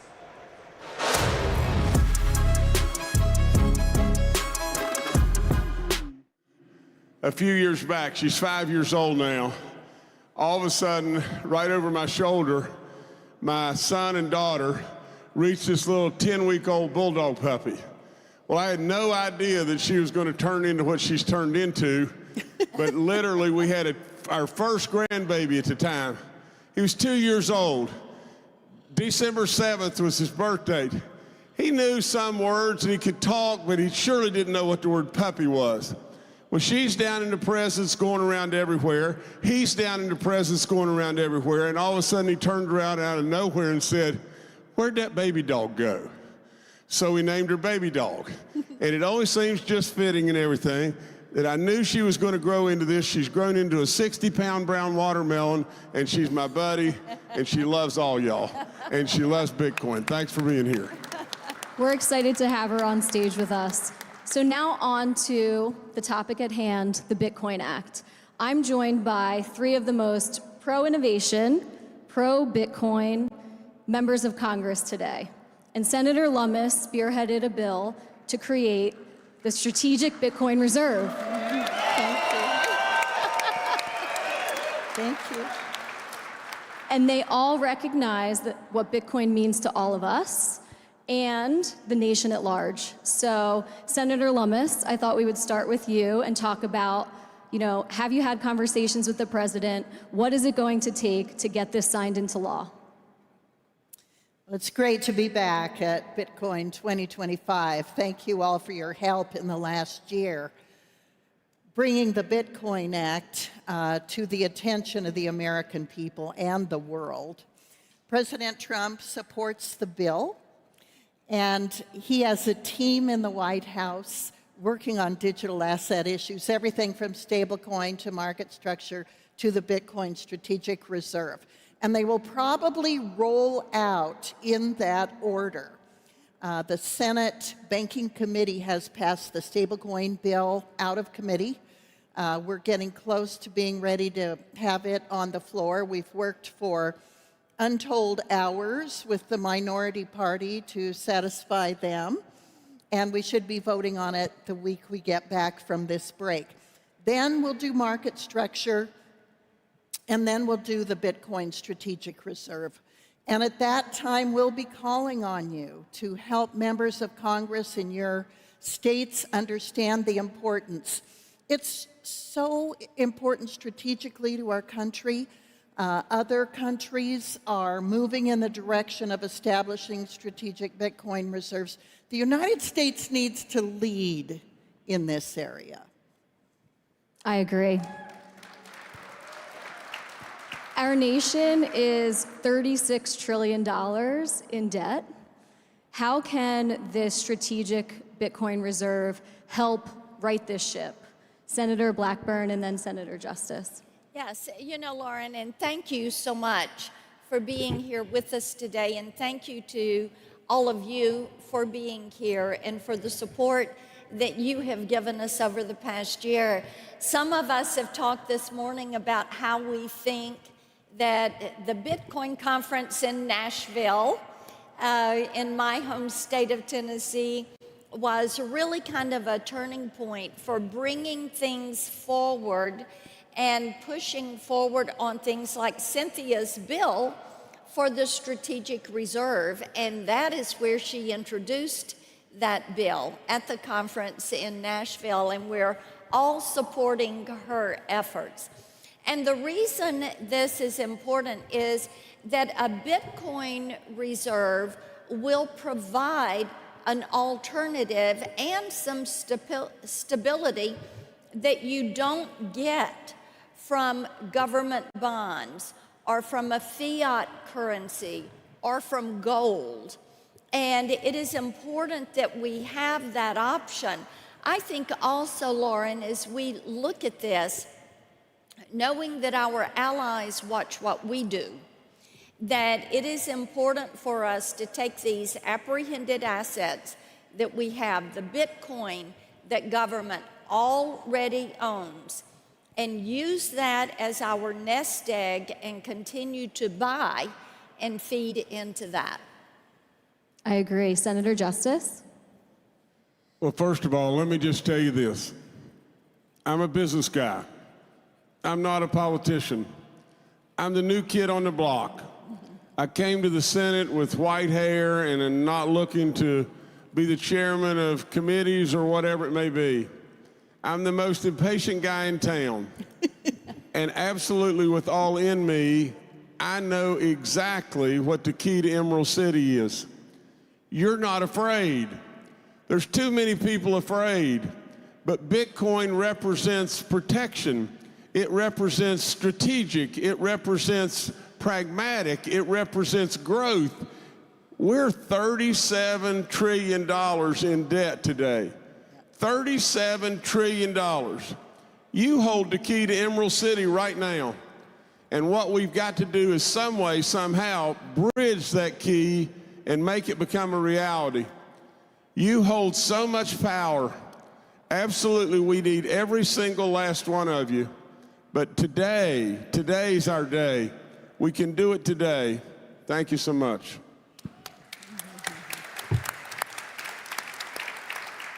This week, we'll hear about institutions adopting Bitcoin. We've already seen countries start to adopt it, like El Salvador. How important is it for the U.S. to lead, Senator Lummis? When China forbade mining of Bitcoin, they did the United States a big favor because a lot of those mining operations came here. President Trump has declared his stand for making Bitcoin mining and America conjoined. And so that's a good area to start. But having a strategic reserve is the ultimate way of having geopolitical advantage. I've talked to generals in our military who understand that economic power is as important as military power in addressing aggressors around the world. And there are generals in our military right now who are big supporters of having a strategic Bitcoin reserve for that reason. Then we have states, which have always been the incubators of innovation. Senator Justice was the governor of West Virginia. Senator Blackburn's going to be the next governor of Tennessee. The states are where the innovation is occurring.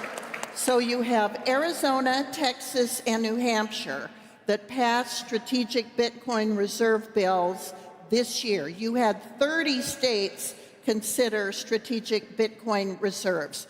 We have the United Arab Emirates purchasing Bitcoin through American exchange-traded funds. That's good for America because they're going to build their sovereign wealth in Bitcoin through an American ETF.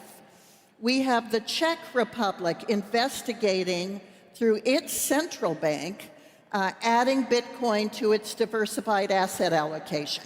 So it's happening all over the world.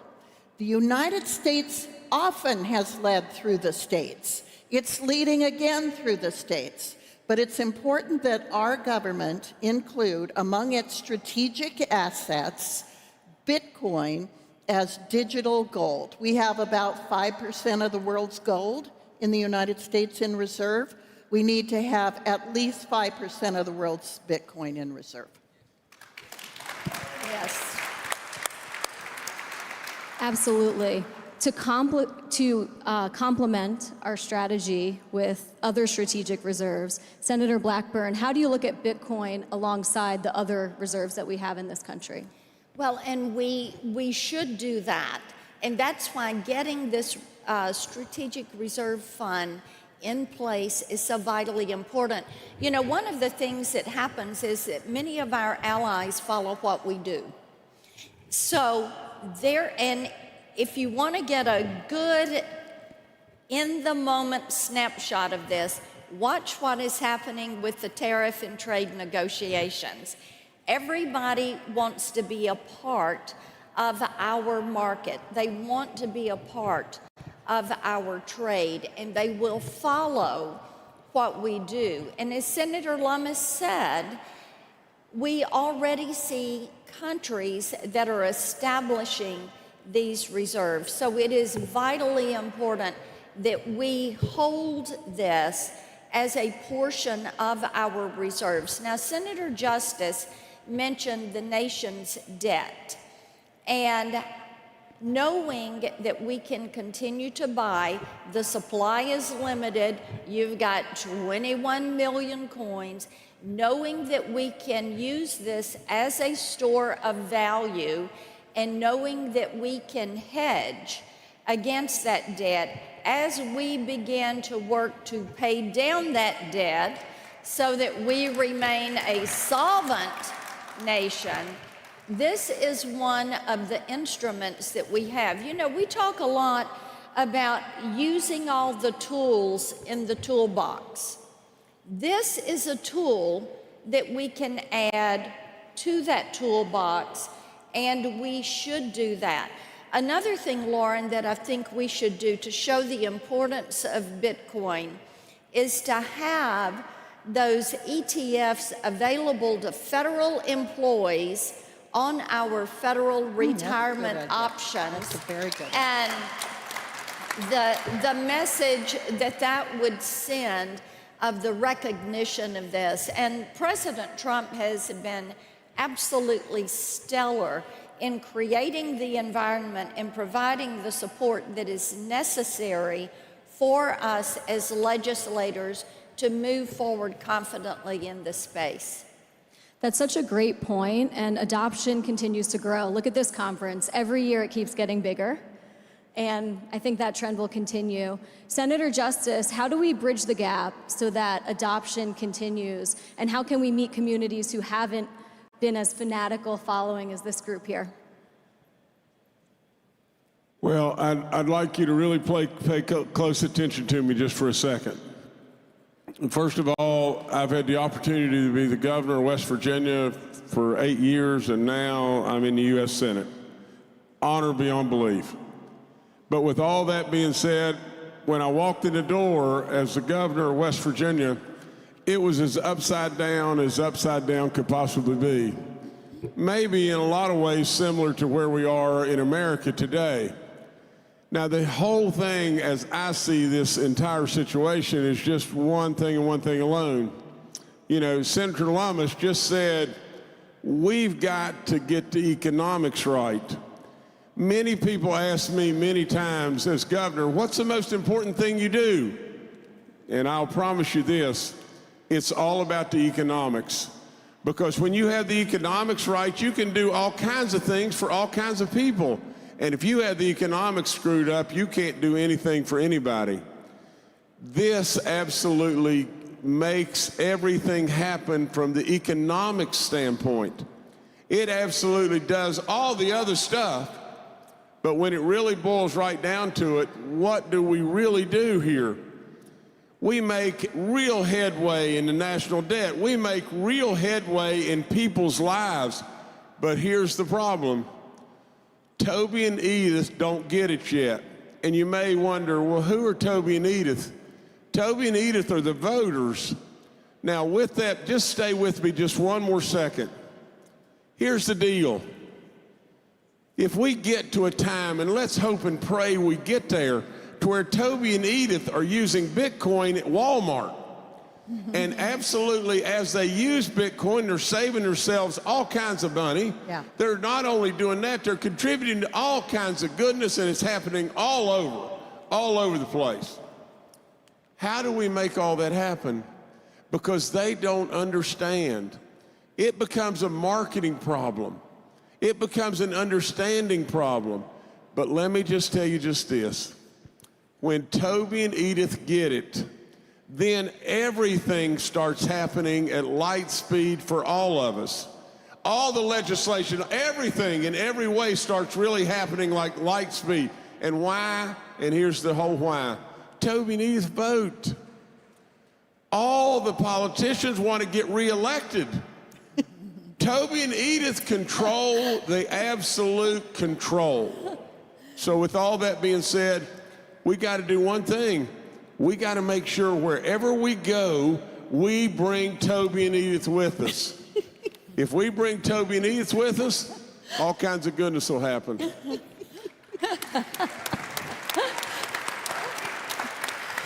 Definitely all eyes on DC these days, so I agree with that.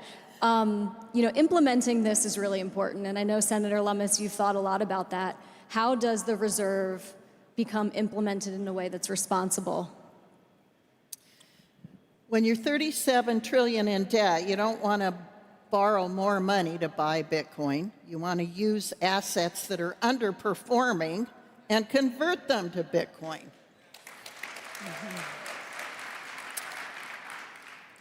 So the Bitcoin Act would have us first use the money that is, Senator Blackburn mentioned, is in the asset forfeiture accounts to be the basis for the first year's purchase of Bitcoin. We think we have about 200,000 Bitcoin in asset forfeitures. We're still trying to find out what the exact number is.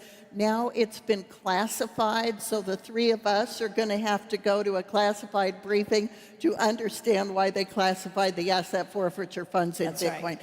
That said, then in years 2 through 5, we can buy 200,000 Bitcoin by converting what we have in what's called gold certificates. Now, they're held by the United States at their 1974 value, which is somewhere, I don't know, between $36 and $45 each. Now, each of those could be brought up to current fair market value for gold, which is over $3,000 now, and then use it to buy Bitcoin. And honestly, we have enough assets in underperforming assets that we can get 5% of the world's Bitcoin without borrowing a single dime. So everybody buy Bitcoin now. you know, each of you spend a ton of time in DC, and then you go home to your home districts. I would love to hear the questions that you get about your support of Bitcoin, your support of innovation as you travel back home. Maybe Senator Blackburn, you could start us off. Yes, and Lauren, as I mentioned, Nashville is a very entrepreneurial town. And of course, we have Bitcoin Park in Nashville. And all across our wonderful state, whether it's the West, the Middle, or the East, we have Bitcoin mining operations that are choosing to locate there in Tennessee. We have a wonderful, reliable energy source. We are a leader in working toward nuclear power with the work that the TVA is doing and with SMRs. So people in Tennessee are beginning to pay attention to this. I will also add, Chattanooga, Tennessee is developing a commercialized quantum network. And so you've got companies that are locating there. In Tennessee, people like the idea that you have Bitcoin coming into the state, that there are mining operations coming into the state. They look at this as high-paying jobs. They look at this as jobs of the future, and are, as you see companies like Oracle, like Amazon, like the XAI that is in Memphis, and as they choose Tennessee to be their home, people say, this is what is going to give us jobs for our kids and our grandkids, and they want to see it there. So they're making room for these companies and putting the pressure on TVA to make certain they can supply all the power that is going to be needed. I love to hear that. Senator Justice, how about West Virginia? Well, West Virginia has surely got a ways to go, like a lot of states. We've got to get the understanding correct without any question, but I want to deviate just 1 second, because one thing that is enormously important, you know, and it's just this, you know, I have the privilege of being on the Small Business Committee and the Ag Committee and the Energy Committee. Honestly, if we don't watch, we're going to just spin around a couple of times, and a year and a half from today, we're going to have an energy crisis in this country like you can't imagine. And we got to get moving. We got to get moving right now. Yep. You can't imagine what a hold that you have and what a player that you are in all the energy sector that is coming at us, and we need you. We need you so badly, it's off the chart. Now, West Virginia is an energy state. And we got a lot of really smart people there that have done an awful lot with energy forevermore. So we understand energy. Like Bo Jackson said, Bo knows. Well, West Virginia knows energy. And they know of the crisis that is absolutely right at our doorstep. And they know of the potential that you have. You see, that's why I go back to just this. All of us together, you know, we're from 3 different states. We're from 3 different areas of the globe, but yet we absolutely all get it. We all in this room get it. And absolutely now what we've got to do is make sure those out there get it. Because when they get it, then all the politicians and everybody will move at light speed, like I've already said. We've got a ways to go, but we can get there, and we can get there now. But we got to really pull the rope together, and we got to pull it right this minute. The last thing I'd tell you is just this. I had a fellow a long time ago and everything. He used to look at me and say, any frog that's not proud of their own pond isn't much of a frog. So we got to be super proud right now. So let's get with it. And Senator Lummis, in the last few minutes we have, would love to hear about Wyoming, and then also what everyone here can do to support this bill as well. Thank you.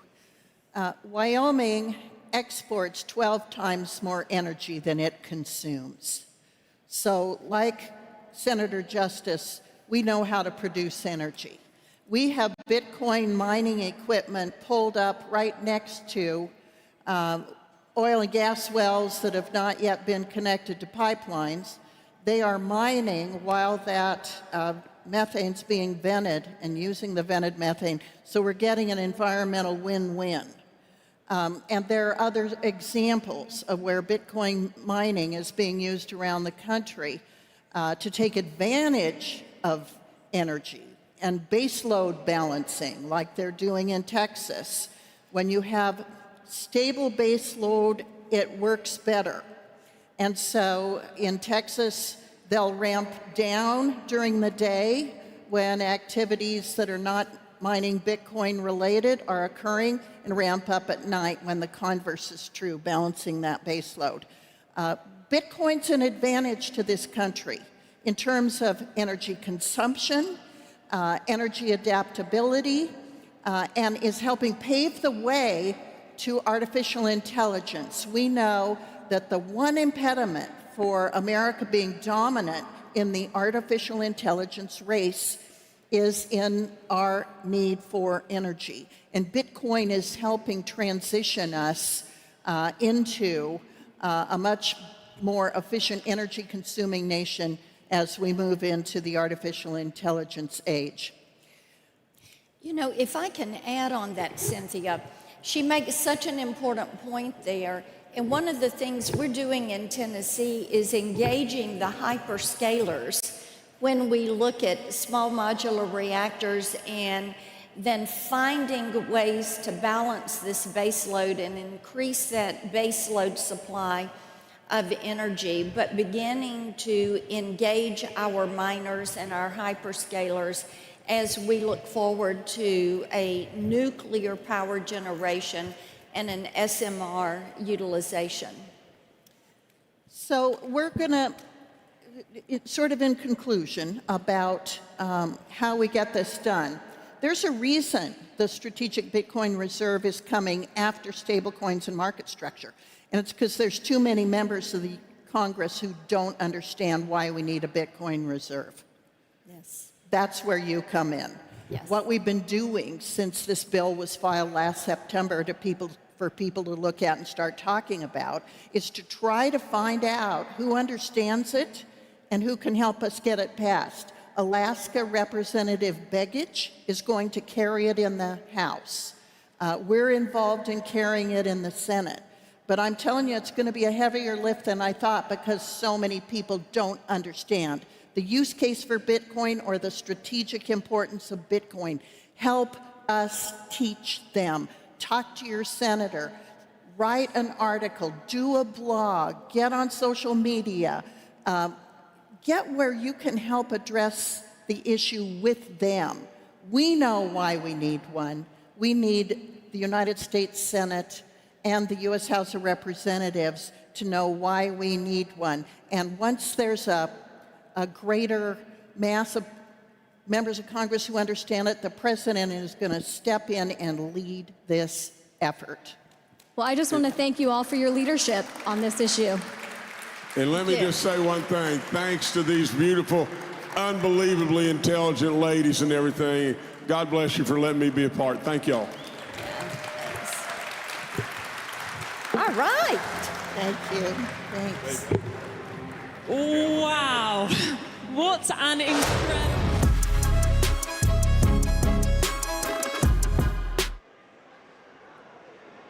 Welcome back to the Bitcoin Magazine News Desk presented by Mara. I'm here joined by Marty Bent, Pierre Richard, and Eric Kaysen. We just heard about the Bitcoin Act from Senator Lummis, Senator Justice, and Senator Marsha Blackburn. What we're going to do right now is actually cut over to the Ross Ulbricht exhibit, to the art exhibit that we have here. We also had Ross on the cover of our latest print issue. I personally wrote a fantastic piece in this one with Alexei Navalny's former chief of staff, but it's the freedom issue. So we highlighted the use cases for Bitcoin where it's essential for people who have been cut off from the financial system. And we have to rewind a little bit. When we talk about Ross Ulbricht, he was one of the first people to show people how Bitcoin could be used as money, right? With the Silk Road, people buying and selling goods in a bit of a different way than some of the ways that Bitcoin's being discussed here today on stage. Favorites. On the way, Eric, I'll go over to you first. What are you looking forward to here? Ross is going to headline this whole thing. He's been in jail for 11 years, part of that time in solitary confinement. Now he's going to be speaking in front of 30,000 people. What's going through your mind?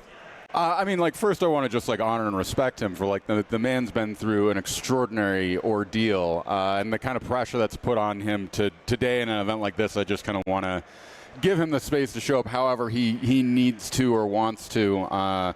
You know, and furthermore, like, I hope I get an opportunity to meet him and just really express to him he really made a monumental contribution to the safe use of people choosing what to do and what to put into their bodies and making that accessible through a free market mechanism that really revolutionized and changed sort of the violence that went in to these darker markets. And I think it was a really powerful and incredible effort. And the fact that he's gone through this whole developmental arc of going into prison, being in solitary confinement, and then finally actually, you know, being released and having his record expunged is pretty incredible. So I'm curious to see where he's at, how he's feeling about it, and what his ideas for Bitcoin are into the future. Yeah, great perspective. Appreciate it. Pierre, what are you thinking about when it comes to Ross at this conference? I'm thinking about the judge that put him in prison for so long. When she sentenced Ross to a really extraordinarily lengthy sentence, she herself said that she was making an example out of him. And I don't think that's the proper role for the judiciary system.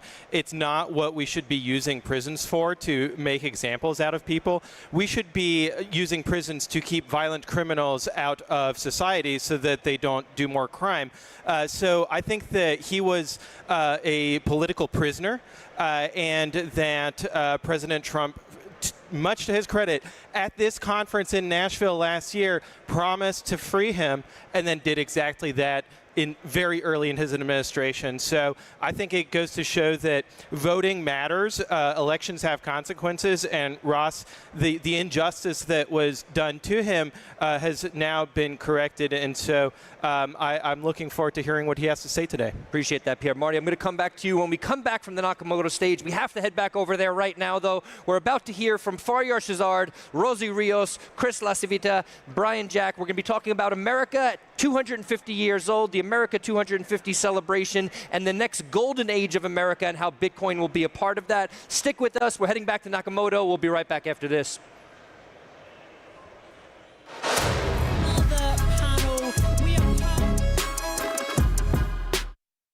On this stage. So our next panel is titled The Next Golden Age of America. So please join me. Let's get lots of energy in here. Our moderator is Faryar Shirzad from Coinbase. Let's get a round of applause, everyone. We have Rosie Rios from America 250. We have Chris LaCivita, the President Trump's 2024 campaign, and Brian Jack, U.S. House of Representatives. Enjoy, everyone. Thank you so much. It's so great to be here. Such a great event, and particularly for those of us who were here at the Bitcoin conference a year ago in Nashville, an extraordinary evolution of what's happened in Bitcoin, crypto, and in the United States in the year since. So we have an amazing panel and a particularly important topic. I think for many of you, you know that we're about to hit the 250th birthday of the United States. And it's a great opportunity to talk about that with this panel, because we have people who are leaders in that effort. And this audience talking about Bitcoin, freedom, crypto is a perfect opportunity to do that. So I want to just kind of get right into it and ask a question of Rosie Rios, who is the former treasurer of the United States. There's over $1 trillion of paper currency out circulating with her signature on it. So she's quite famous and familiar to all of you, even if you may not know it. But so Rosie, tell us, so you're chairing the America 250 effort. What is the America 250 and what are we celebrating? So thank you so much for that. So America 250 is the Congressional Commission planning the nation's 250th anniversary of the signing of the Declaration of Independence. But who remembers the bicentennial of 1976? All right, great. Good. Excellent. So I remember it like it was yesterday, and this one is going to be bigger and better. There's going to be celebrations that have never, ever, ever been seen on this scale, not just nationally, but globally. We've already hit the ground running. We're already hitting some milestones already with the 250th anniversary of our federal government. So the Army's 250th on June 14th. Be prepared. It's going to be amazing. We start hitting all these other milestones coming up, and this July 4th is the one-year count-up. So if you're going to take away anything from this, remember this. 350 for 250. No one else has ever made that declaration that we're going to engage all 350 million Americans here and abroad. It's going to be spectacular. Amazing, amazing. So Chris, you're playing a huge role in the America 250 effort. We're at the Bitcoin conference. So what is the connection between Bitcoin, crypto, and America 250?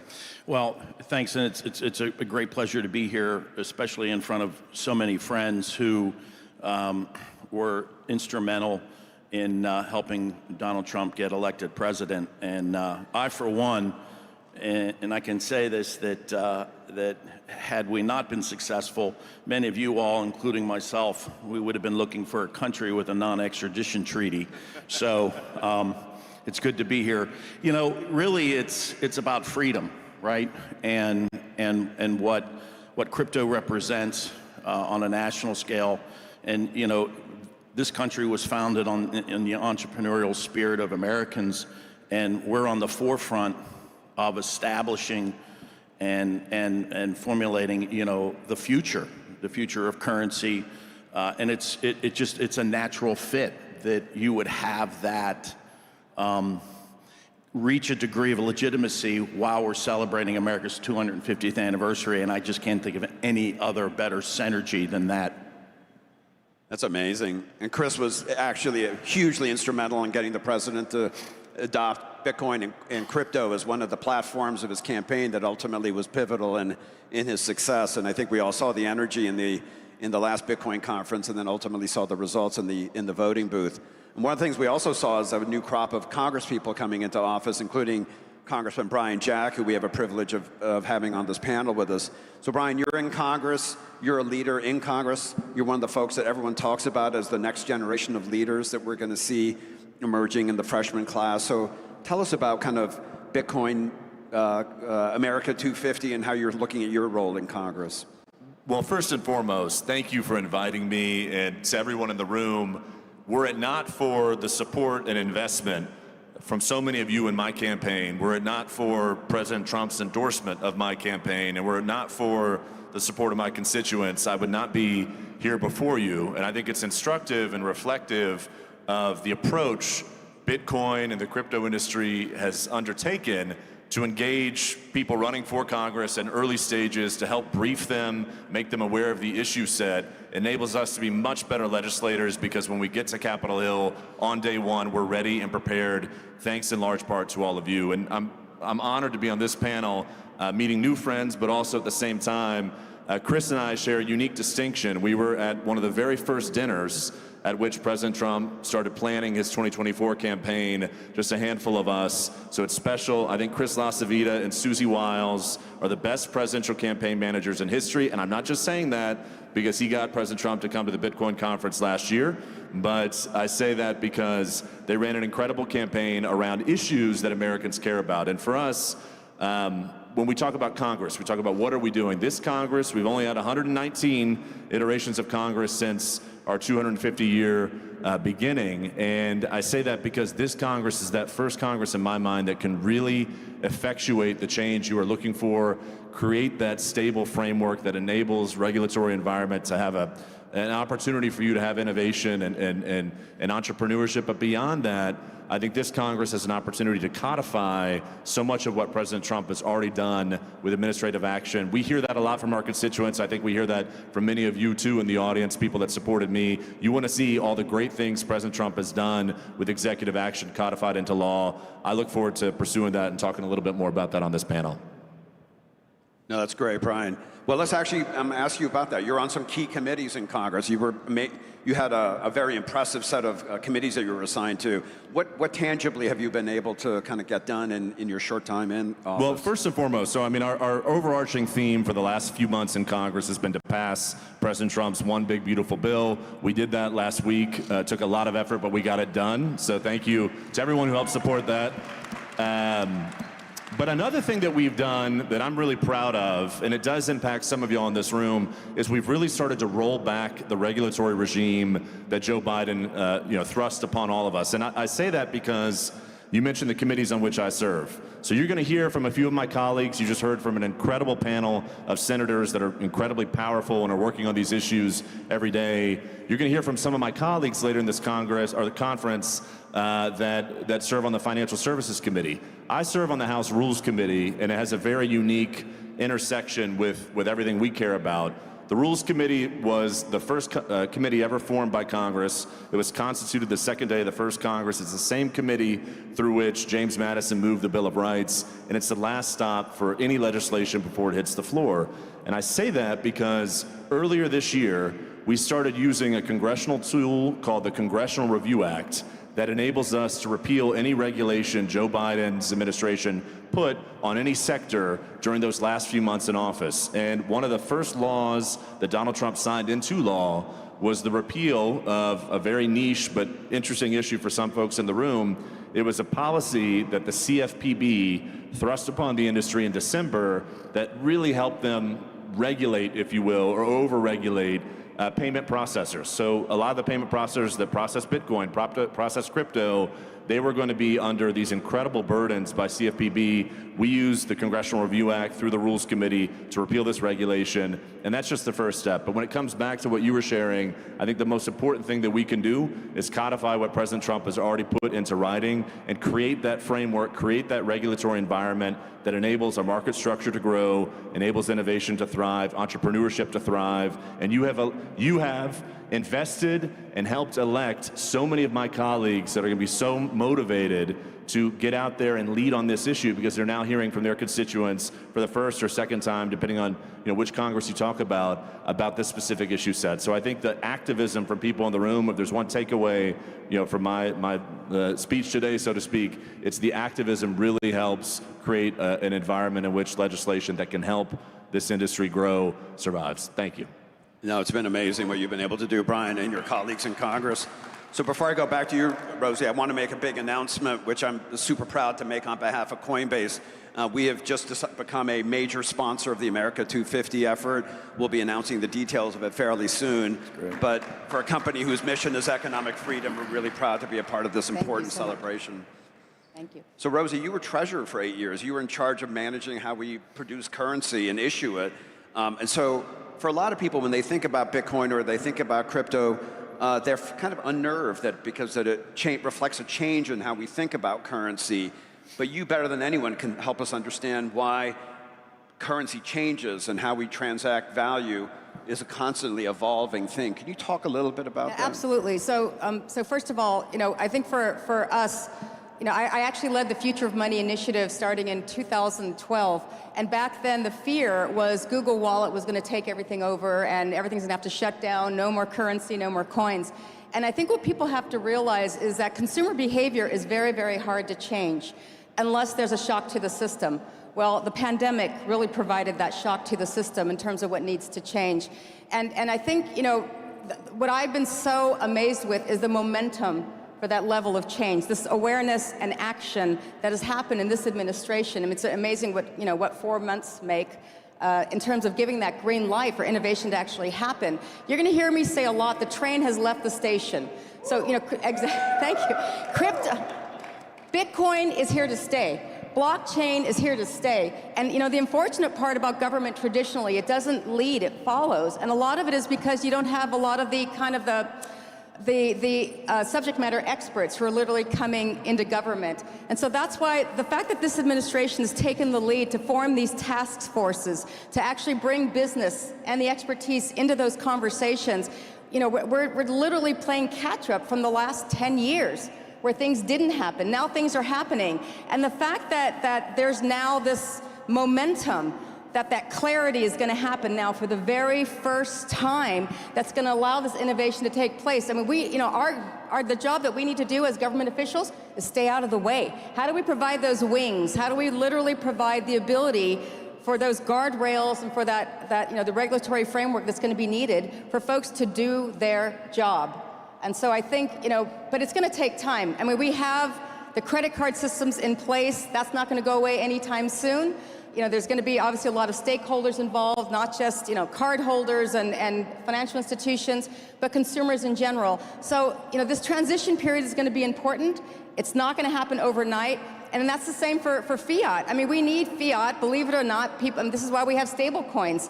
A dollar is always going to be worth a dollar. The US dollar is still the world's reserve currency. That's not going to go away anytime soon either.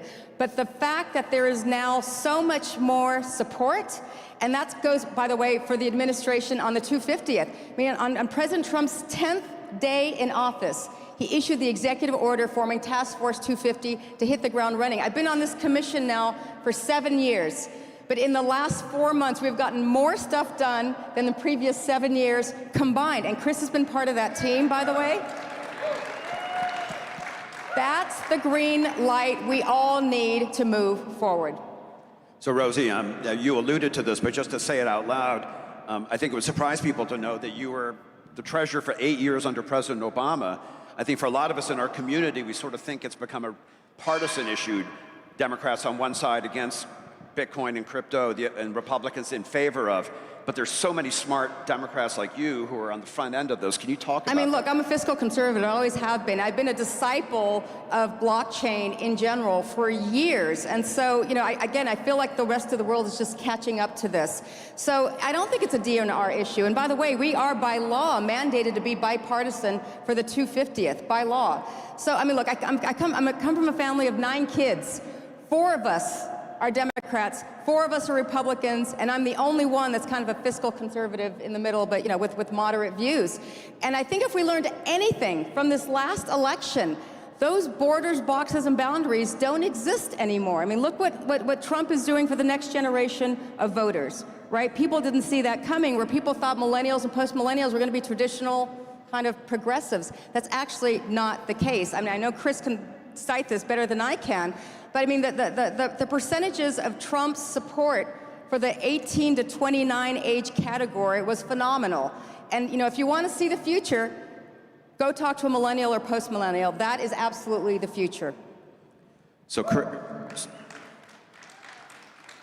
Chris, when you were co-manager of the Trump campaign, and you were there, obviously, for every big decision they made, a lot of those decisions that the campaign made under your leadership were counterintuitive or seemed counterintuitive, and then in hindsight were prescient and strokes of genius. One of the big ones was to adopt Bitcoin and crypto as a big platform for the campaign, which everyone didn't understand at the time. But can you kind of talk about the evolution of the president's thinking on the issue and how you looked at it as an electoral opportunity?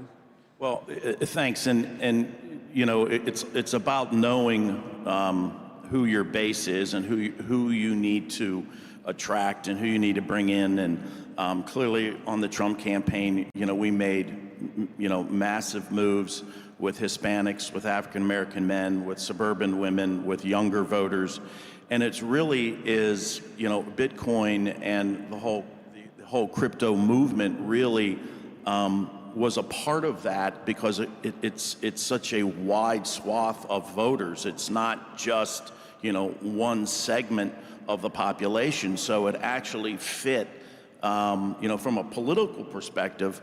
Plus, I mean, there's no better definition in the 21st century for entrepreneurship and freedom and liberty than what you all represent. And so it fit, you know, it fit perfectly. And of course, the president, he speaks to literally, and Brian can tell you, hundreds of people every week from all walks of life.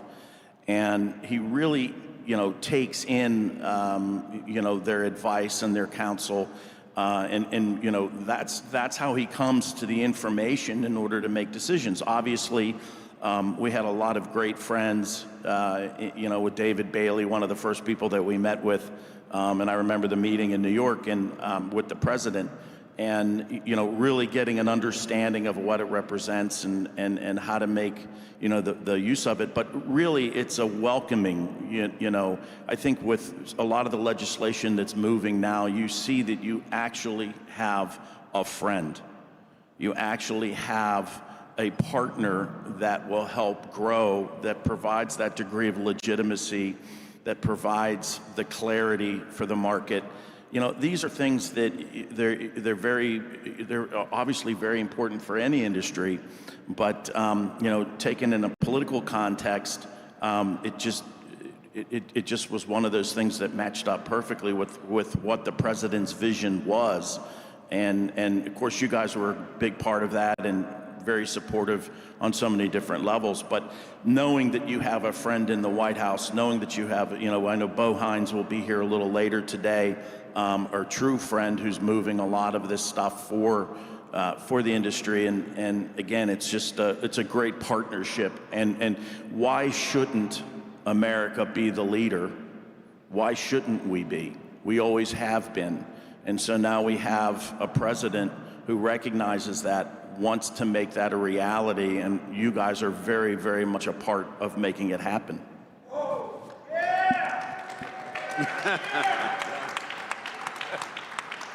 Hey, Brian, you know, one of the things that we did at Coinbase in trying to activate the crypto voter was to create this thing called Stand With Crypto, which has now reached about 2.3 million advocates around the country.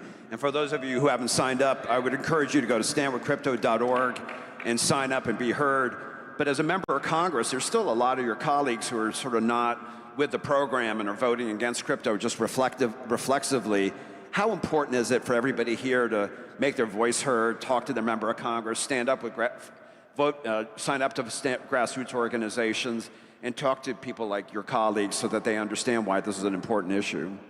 Well, first and foremost, I want to say, as it relates to Stand With Crypto, I can't speak more highly enough about the team that is within Stand With Crypto. Nick Carr has been fantastic for me. Everyone at Coinbase, obviously from Brian all the way down, Kara, Paul. But I say that because, I mean, really, which, as I alluded to before, I mean, every member of Congress has hundreds of issues thrown their way every single day. But I think what Stand With Crypto did such a good job, first off, you chase votes. I mean, I got a text message, granted I'm Georgia, so I'm in a swing state, but I probably got 30 or 40 elements of outreach, whether it be text, email, phone call, all through Stand With Crypto, that reminded me just how many people within my district care about these issues. And really, I think what you have with Congress right now, we passed the one big beautiful bill in the House. We'll see what happens with the Senate.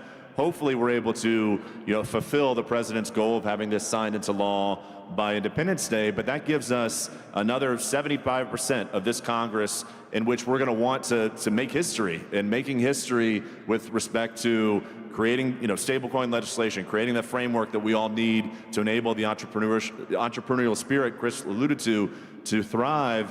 That's something we can accomplish this Congress, but motivating members of Congress always comes from the ground up. It comes from the grassroots, and you have 2.3 million, but it's probably much more if you think about people that want to see America continue to lead the world in every element of society, every element of business and industry. This is where we're looking to do so. But I'll also just note, as it relates to a role that you mentioned earlier, I'm also the deputy chairman of the NRCC. So I'm the number 2 guy responsible for retaining the House majority for Republicans. And one of the things we need to be able to sell victories and wins back home in 2026 in order to continue this Republican majority, to continue to enact President Trump's agenda. And by having the partnership you have in the White House, any politician's priority is where he or she spends their time. Look how many people from the administration are here before you. Look how many people who are instrumental in Congress. You've got our great majority whip, Tom Emmer. You've got Brian Stile, who chairs the subcommittee of jurisdiction through which all legislation will flow. You've got Byron Donalds, who is going to go on to probably bigger and better things. So you've got really good representation. You have the senators here that just talked about the Bitcoin Act. So you've got a lot of people here that are going to help play a leading role in this space, but it's really incumbent upon everybody in this room and everybody that's watching. You got to reach out to your members of Congress, make sure they feel that support back home. 2.4 million, in my mind, is reflective of a movement that's only going to continue to grow as long as you continue to engage. So thank you. Rose. I want to follow up with that. This could very well be one of the most consequential Congress bodies we've ever had in our history. The engagement has been incredible. In fact, we have formed the largest congressional caucus right now. We're 297 members of our America 250 Congressional Caucus. We're actually on track to be the largest congressional caucus in the history of our country. And it's almost split equitably between Democrats and Republicans. People want this to happen. And I want to go on one other point that you mentioned, Congressman, which is the global nature of what we're talking about. This isn't just about the U.S. This is about celebrating being the oldest democracy in the world and what that represents moving forward. So, think about what's happening in 2026, by the way. It's also the World Cup, right? Mostly in the U.S. And 2 short years later is the L.A. Olympics. You're going to have billions of people watching the U.S. in 2 very short years. And so the eyes of the world are watching. We are setting the tone for what happens, not just in our history, but for the future. And for all of us, again, this is about the American dream. This is about, again, the values in which our country was founded, was those liberties that Chris mentioned, but the pursuit of the American dream. When people ask me all the time, how do you know you're going to be successful in 2026? And my answer is the same. I want as many Americans as possible to feel like this is the land of opportunity all over again. And for Bitcoin and blockchain in general, whoever creates that dominant digital infrastructure will set the tone for the whole global financial system, and it starts here, literally at this conference, with this leadership, with this president moving forward. I'm going to come back to you, Rosie, to finish us off. But just quickly, Chris, you're already advising a number of candidates in the next cycle. Is Bitcoin and crypto coming up as a campaign issue and a campaign opportunity for them? Well, for the people that I work for, yes. Because we've made in just a very short period of time so much progress, and we've moved fast. President Trump's in a hurry. And, the first 100 days was marked by a level of activity I don't think people have seen coming out of Washington in an awful long time. And the next 100 days, of course, we're, a third way into that already. And we want to hold and we want to build on the gains that we've made. And we can't literally go back. By codifying a lot of the things that we want to accomplish, we can't do it unless we have the help in the House and in the Senate. And of course, most of my time is spent advising the president's outside political operation, and obviously the entire goal there is increasing the House and increasing the Senate. Because if we lose the House, I can't tell you what the next 2 years are going to look like.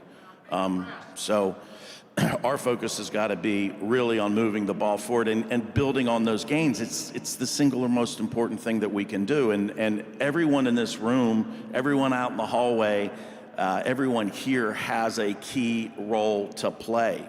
Midterm elections don't generate the level of activity or turnout than, say, a presidential race does. But we know our people are out there. And so it's incumbent on all of us to ensure that they show up.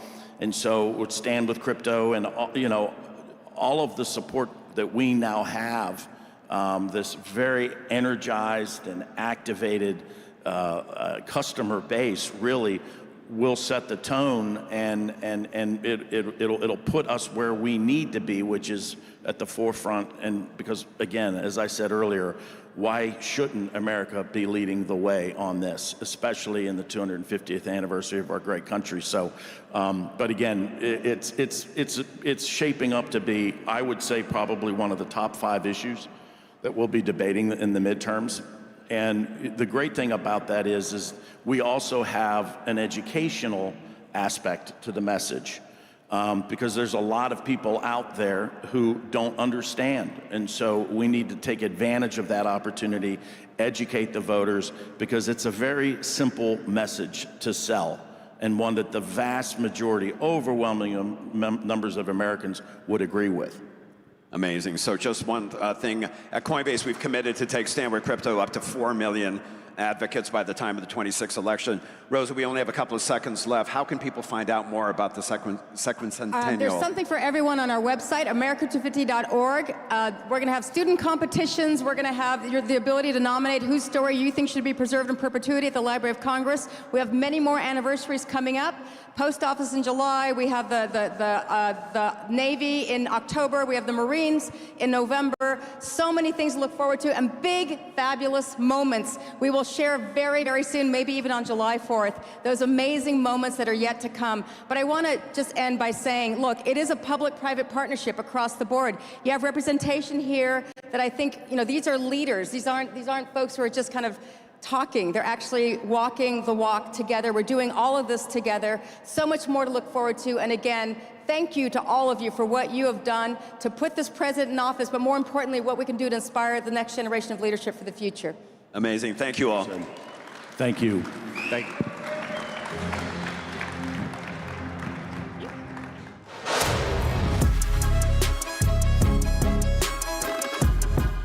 If a Bitcoin was the size of a quarter, all 21 million of them would fit inside a single shipping container. But to fit the dollars the Fed prints on average every day, you'd need 72 shipping containers. Each year, you'd need 26,280 containers. And to fit what they've printed in the last decade, well, you'd need a lot more than that.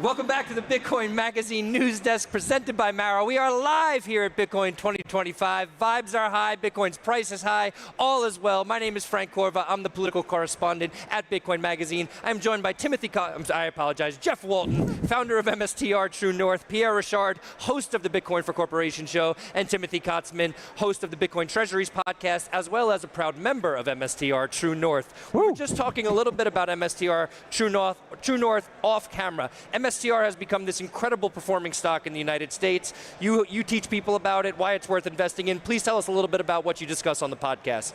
Yeah. So MSTR True North, we're really focused on the securitization of Bitcoin, how MSTR is really changing the landscape of traditional finance. In my opinion, this is the biggest story in all of 2025. Bitcoin treasury companies, what strategy is doing with the products that they're offering the market with different risk return metrics. So what we're aiming to do is really provide some education for the market so they can start to think about these different products that they're offering the market. And these are alternative to traditional Bitcoin lending, and they provide a much needed risk return asset for standard or traditional portfolios. So what we're seeing here is the evolution of a Bitcoin portfolio where you can have an efficient frontier of all of these different assets to maximize your upside and minimize your downside. So, okay. Yeah. Appreciate that. So I know that you're focusing on MSTR. Timothy, over to you. You're looking at different companies that are holding Bitcoin on the balance sheet. What other companies should we be paying attention to right now? Well, I think the obvious name might be GameStop. Might also be the U.S. government. So yeah, I think there'll be some exciting announcements from what we're hearing on the ground here. And it's been really exciting to work with Jeff and Ben and everybody at True North, and also really put a spotlight on the executives and the analysts with the Bitcoin Treasuries podcast of just what's going on here, and to hear their story and try to just dig a little bit deeper. I think it'll be interesting to see how many Bitcoin treasury companies, not just Bitcoin on the balance sheet, but really using those capital markets and the leverage intelligently to go about that strategy in different capital markets and different industries as far as their operating business is concerned.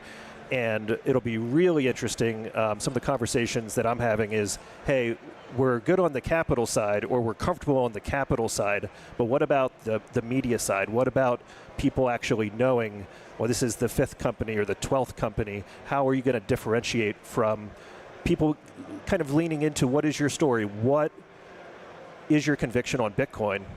Right, because you can talk about your company till you're blue in the face, but the Bitcoin aspect and really that storytelling that Michael Saylor has done so fabulously for 5 years, I think there's a lot of opportunity. I think that's a great point. I recently spoke with Eric Semler of Semler Scientific, which I think was the second publicly traded company. They followed in MicroStrategy's footsteps to put Bitcoin on the balance sheet. And he said, yeah, I learned how important messaging was. I had to come to these conferences, tell people what I was doing, get them excited about what I was doing, let them explain it so that they felt more secure about what I was doing. Pierre, over to you. When are we going to get to a point where holding Bitcoin on the balance sheet is just the norm? You know, how far out are we from just these not being super exciting stories? Another company puts Bitcoin on the balance sheet and it just becomes a prudent thing to do for a company. I think that it's going to take some generational change. When we look at companies that have gotten very close to adopting a Bitcoin treasury standard, sometimes the blocker is just one veto on the board of directors. And so it's really challenging for companies that have developed a track record where they have enough success to not need Bitcoin. Saylor puts it, Bitcoin's on a need-to-know basis. And so that creates a huge hurdle for this trend to spread to other adjacent companies in different industries. On the other hand, when we look at the amount of disruption that's coming in from AI and from regulatory policy, whether it's tariffs or other things, clearly there's a lot of pressure on management teams and boards to find ways to get capital markets to open up and to have access and to be able to compete with these magnificent 7 that are sometimes quasi-monopolies. And so there is a bit of a trap, but it's going to take a lot of education in order to overcome those overly risk-averse board members who don't understand Bitcoin yet. So that's why I'm excited about the Bitcoin for Corporations podcast, and of course the Bitcoin Treasuries podcast as well. So we just need as much content out there as possible to get the messaging through. Yeah, just as a quick final thought, if you don't mind, Jeff, back to you. Just when it comes to education, how important is that? Really breaking down some of this terminology that might be new to new investors, to new Bitcoiners. How much of a focus do you put on that? Yeah, a ton of focus, right? Because what the world is trying to reconceptualize here is risk. Right, you're comparing the old world to the new world, right? And you're seeing all these new products that have. Jeff, if you don't mind, I just got word from the Nakamoto stage. We do have to cut back over there. I apologize. We're going to be right back with Jeff, though. We appreciate the insights, and I appreciate that emphasis on yet before Pierre as well. But we're heading back over. We're going to commercial break. We're back to the Nakamoto stage, and then we're back here on the live desk. Stick with us here at Bitcoin 2025.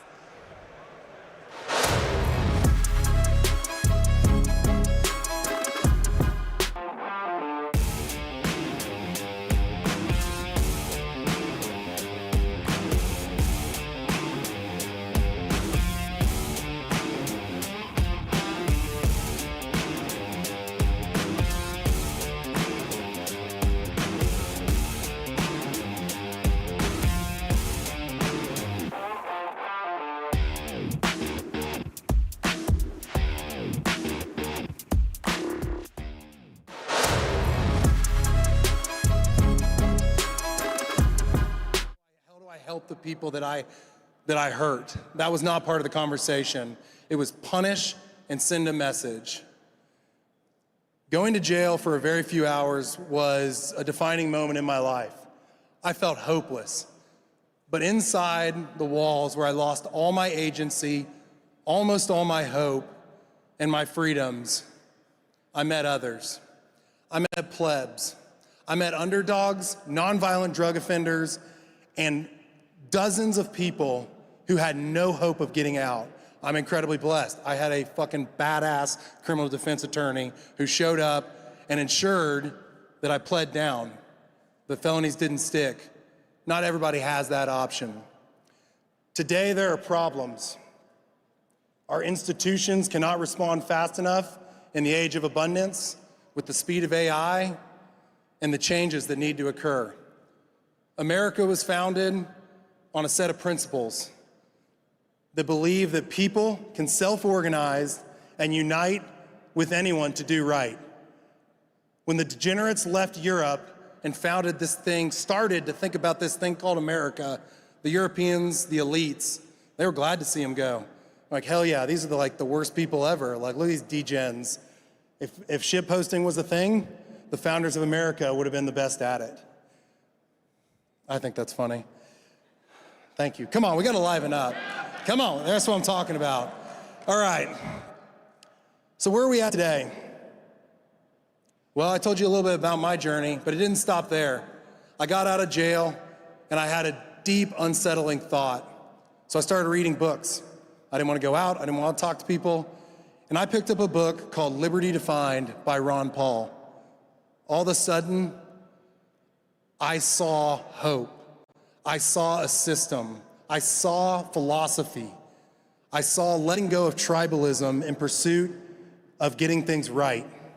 And reading Dr. Paul's book set me on a path.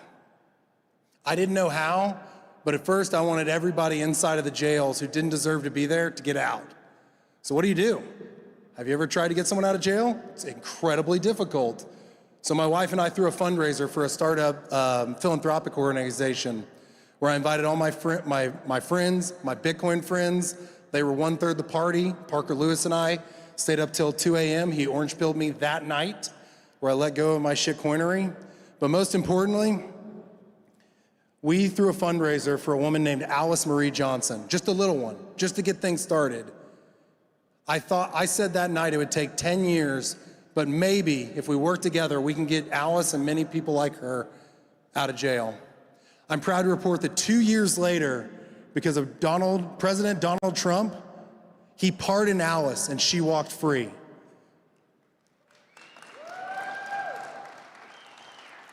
Played a super small role. Well, what does that mean? It means anybody can participate in this system to do right. So not only did Alice walk free, but as most of you know, Ross Ulbricht walks free and hugs his mother because Bitcoiners showed up and were the change that we wanted to see. Few prouder moments than watching Ross and just knowing that he was able to embrace his family. He made mistakes. I've made mistakes. We've all made mistakes. There's a lot of problems in the world. Everybody here wants something. You need something. You're here. Maybe it's because you see something bigger than yourself. I know I do. So in addition to the criminal justice reform work that we started just showing up and taking action, we started mining Bitcoin. I had an intern. I'm proud to report, I believe he was the first Doge intern, Department of Grid Efficiency, back in 2017. Finished all the work I gave him, started mining crypto in 2017, and all of a sudden we saw a price signal. If we can innovate in energy markets, we can create value for grid stakeholders. We pioneered something called HODL Ranch. We built the world's first Bitcoin-only energy infrastructure project, and we just made that shit up. I was very blessed to participate in the shale revolution, where a bunch of my homies, my landmen, and others, we just got together. We looked for markets, we built liquidity. What HODL Ranch did, me and a few other underdogs, is we saw a market need. Now, of course, the Germans, they thought they had us beat in this competition. They teamed up with Iceland. And as I stated at Consensus 2018, Texas is going to dominate the future of Bitcoin mining. And that obviously is true today. But the game's just getting warmed up. The grid, America, we need a lot more power. A lot more. And right now, I don't see a lot of good options. Everyone's complaining. But a ragtag bunch of us in Texas, we learned you can write laws. we learned we're operating in a rules-based system called the civic process of America. What the founders laid out was a beautiful system where anyone have a voice. I just wrapped up, and we're about to wrap up the Texas legislative session where we had a grid bill, we had the strategic Bitcoin reserve bill, which Texas got passed. Oh, not, well, we're almost there. So Lieutenant Governor Dan Patrick, he got the Senate, he teamed up with anyone, got them in line. Speaker Burrows, he united with anyone to do right. And we have successfully brought the two chambers of Texas together. Democrats, Republicans, other plebs, and other individuals have come together and are about to send the Texas Strategic Bitcoin Reserve to Governor Abbott's desk. This is monumental. David Bailey, the entire Bitcoin ecosystem, laid out a vision, said we need strategic Bitcoin reserves. I wasn't even that involved. I just said, oh my God, my homies are showing up to Texas, let's get after it. So organizations like the Texas Blockchain Council, they united with people, and they got the strategic Bitcoin reserve on the way to the governor's desk. But there are more problems. Right now, the grid, we have a lot more power. So how do we solve that? I literally learned you can write laws. Anyone in this room can write a law. You can show up to your political member's office. You can unite with them. You can educate them. There are ERCOT protocols. There are PUC rules. Every single person in here is affected by the reliability and innovation on their grids. And every single Bitcoiner can show up and be the change that we want to see in the world. So my call to action today is, I've done a lot of crazy stuff. And there's a small group of us in Texas that are just getting warmed up. But to ensure that America's upcoming 250th relaunch is successful, we need a lot more people showing up. And every single individual can participate in this new system. We're starting with Texas. In fact, we stood up a new trade association called the Texas Bitcoin and Grid Alliance. Me and some homies on email, Telegram, we literally got together and started it the night before my last testimony in front of the Texas legislature. And I was able to tell the Senate State Affairs Committee that a ragtag group of Texas Bitcoin miners are showing up and we're just getting warmed up. And we just made that up. So you got a lot of options. Bitcoiners have empirically proved that we're here for finance. We're voluntarily changing the financial system, Wall Street, global public equity markets. That momentum is there and it is just getting warmed up. But will Bitcoin's greatest role be in advancing energy abundance or remaking capital markets? I don't know. That's up to you. Where do you want to get involved? Every single person. We have digitized money. We have torn down all rent-seeking initiatives from a legacy system. Before us today, we have the options to change, to embrace the principles that made America great. We have an opportunity. Everyone in this room has an opportunity to be the change. So what do you do with that? What are you going to do? It's up to you.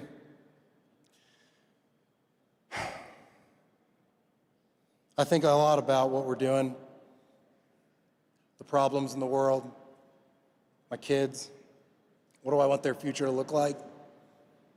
What did my granddad go through, whose dad died in 6th grade? He didn't have anybody there. Ended up founding a business in the oil business that set me and my family up for greater prosperity. I never got to meet my granddad, but I think about him often. My dad was a great man. In fact, he's passed away, but he was the first obituary in the world to unite the oil and gas community and the Bitcoin tribe. In his obituary, my brother literally wrote it talking about how when we first started, few people believed in us, but my dad believed in us. And so today, fellow American Bitcoiners, don't ask what Bitcoin can do for you.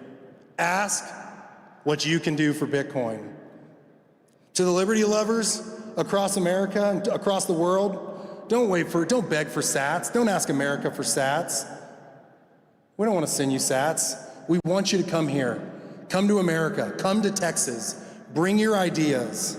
Let's build the energy abundant world that America so desperately needs for all.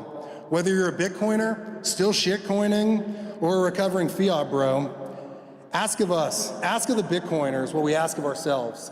Integrity, courage, an extremely strong bias for action, and a commitment to first principles. Number go up's the signal, but it's not salvation. History is the final timestamp. Let's build the voluntary parallel systems and for the new American institutions, rooted in freedom, subsidiary, and pleb leadership. History is being written. You are writing it. We do not wait, we trust, we verify, we build. Stack sats like your freedom depends on it. Spend sats on Bitcoin businesses. Speak for those who cannot speak for themselves. Build what fiat won't. The network is strong. The Texas Bitcoiners, our mission is clear. Every single human on Earth deserves reliable, extremely abundant, cheap power. To bring that to reality, every single person needs to ask themselves, what change do you want to see in the world? And how do you be the change to create the world that we want to live in? Thank you for your time, and I encourage you to go out and build and unite with anyone to do right.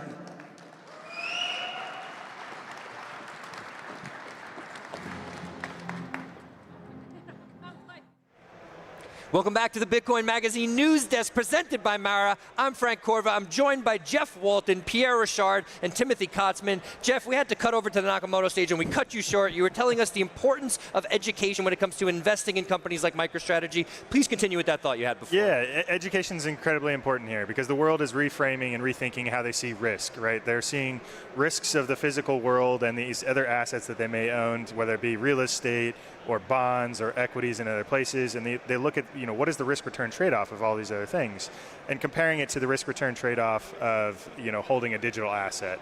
And, what is the risk? And we talk about the evolution of these products and thinking about Bitcoin as your hurdle rate, right? So always stacking Bitcoin, and how does that influence the decision-making you have today? Yeah, appreciate that. You talked a little bit earlier, Timothy, about messaging, right? Messaging can be tough. You sort of have to find something that emotionally resonates with people. You have to get their attention, but then you have to sort of get that message home. What are some strategies that work when it comes to your messaging and letting people know the importance about the details with these Bitcoin treasury companies?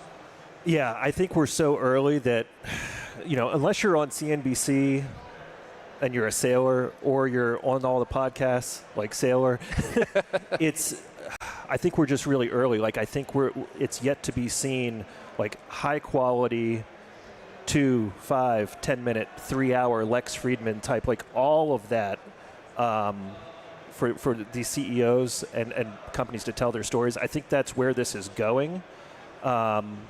And I'm often reminded of when Eric Semler was at MIT. Jeff was interviewing him, and he said, look, I'm an introvert. I'm not really, I got to make a presentation. I got to do all this media, and he's leaning into it. But for me individually, personally, that was, oh, that's very endearing. That's authentic. It makes me like Eric Semler more.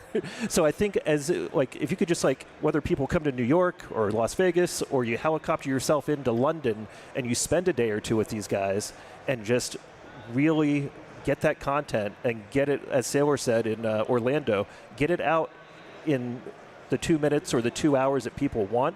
I think that's going to be really powerful, and I think that's what we're going to see. Great perspective. Appreciate that. Pierre, you're doing some real important work with the Bitcoin for Corporations show. 2 episodes out there in the wild. What's coming next? What can people expect from this show? What sorts of educational efforts will you be sort of putting front and center?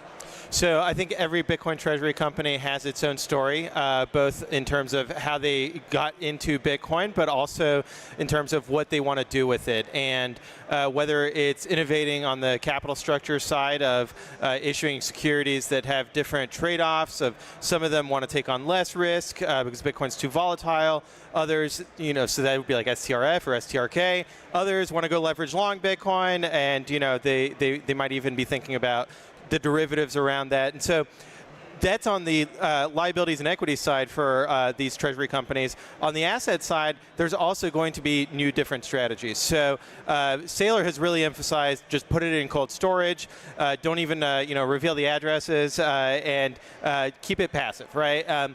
Others might try to be more active in their management of the Bitcoin treasury. That's going to come with risks. It's going to come with opportunities. So it's going to be interesting to explore those. And then also understanding how does the operating business feed into the Bitcoin treasury strategy, and what are the trade-offs between having a lot of free cash flow in a successful business versus really being desperate and hungry and laser focused on Bitcoin. Appreciate that perspective, Pierre. We are headed back to the Nakamoto stage again here at Bitcoin 2025. Nakamoto stage is next. We'll be right back here at the live desk. After that, stick with us. So my case with you guys is that the last halving of Bitcoin is 2140, is that not? Wouldn't it be cool if we were all around for that? My message to you is that we may be the first generation who won't die. That has been a ridiculous statement from when time began, and this is the first time that has ever been possible. You can see my slides? No? Yes? Oh, there we go, okay, great. Okay, so what I've been doing for the past couple of years is I've been trying to take a qualitative idea of health and make it into a global competitive sport. Give something numbers, status, and ranking, and humans love to play that game. I've tried to be the world's first rejuvenation athlete. So you see here, I've posted, I have the world's best comprehensive biomarkers. I've posted 60 of the most predictive markers for longevity. And I do so in a way to invite others to try to replicate and beat my scores. But it's also a point to try to say, you can, in fact, quantify health. That we are transitioning from a moment of storytelling to a quantified framework. So one thing I've learned is that a unit of measurement is really helpful in longevity. Over the past couple of years, I've been measuring my speed of aging. So inside of each one of you is a clock that tells you how fast or how slow you're aging. If you're aging at a 1, that means 1 year of time passes, and you have 1 year of what you age 1 year. If you are 1.2, you're aging faster than time is passing, and if you're less than, you're slower than time is passing. So, consistent with trying to make this a global sport, I created the Rejuvenation Olympics, where people all around the world are competing to see who has the lowest speed of aging score. I'm currently #1 in the world, 0.54 for my best 3 test score. This means that for every year that passes, I age roughly 6 months. So you can, in fact, meaningfully slow down your speed of aging through various things I'm going to talk to you about today. So you probably hear a lot of things about health. It probably seems all very confusing, and people disagree with everyone about everything. So what do? I'm going to help you understand there's one marker in particular that will help you achieve the majority of the health benefits, lowering your resting heart rate before bed, okay? So we're going to spend about 5 minutes on this. Everyone put your phones down, and let's focus on this, yeah? Okay. So my credentials in doing this is I scored 8 months of perfect sleep, okay? 100% sleep score for 8 months. I wanted to demonstrate you can, in fact, master the practice of sleep. And in doing this, I realized in all my health practices that the most important marker determining whether or not I was going to have restful sleep was my resting heart rate before bed. So tonight, when you go to bed, lay down on your pillow, take a few deep breaths. If you have a wearable, pull it up and see your heart rate in real time. If not, just take your pulse for 6 seconds and then multiply that by 10. Let's say your resting heart rate is 60 beats per minute at your baseline. Your goal over the next month is to lower your resting heart rate by 10% to 54, okay? And the way you're going to do this is these things right here. So one of the biggest things that I've seen is the timing of my final meal of the day is perhaps the greatest influencer of my resting heart rate. So my final meal of the day now is around noon. I go to bed at 8:30. You don't need to do that if you simply start with 4 hours before your bedtime. So if your bedtime is 10 p.m., finish eating your final meal of the day by 6 p.m. No snacks and no food after that. You'll notice that when you do that, your resting heart rate goes down because your body is almost finished digesting food, and it leaves metabolic capacity for your body to then sleep. You see here in these other things, alcohol, for example, increases your resting heart rate. Anxiety and stress and rumination, that's the biggest one. Okay, so if you master first, don't eat right before bed, 4 hours before. You want a wind down routine. So if you say again, your bedtime is 10 p.m., when 9 p.m. arrives, screens off, and you're in a wind down mode, calming your body and mind from the day's stress. So you know this from experience. When that moment of the day comes, you're stressed, you're tired, you're mad, you're anxious, you have all kinds of ambitious thoughts. That rumination will drive your heart rate up, which will lessen your sleep quality. Now, the reason why these things are so important is because when the resting heart rate is up, your sleep quality goes down. And when your sleep quality goes down, your mood goes down. Your want of bad foods goes up. So sleep triggers this cascade where you're not going to exercise, you're going to eat bad foods, you're going to put on weight, you're going to have mood imbalances. Sleep is the #1 best performance-enhancing drug in the world. Resting heart rate is the best predictor of your sleep quality. So to summarize health in one statement, if you lower your resting heart rate before bed, you will achieve the majority of the health benefits through all the other things you could do in life. Because it leads to high quality sleep, which then leads to more positive behavior. So I would encourage you, make that your single practice. It's also your accountability partner. So if before bed, you are looking at that pint of ice cream, or the bag of chips, or the candy, you realize that's going to drive up your heart rate and you're not going to do it. Okay, these are the things I would suggest. It is very counterintuitive in our culture today. I would suggest each one of you build your life around sleep. Okay? Again, this is what I've learned over 5 years of doing this, of having the best biomarkers of anybody in the world. Building your life around sleep is the best thing you can do to make more money in Bitcoin. You guys believe that?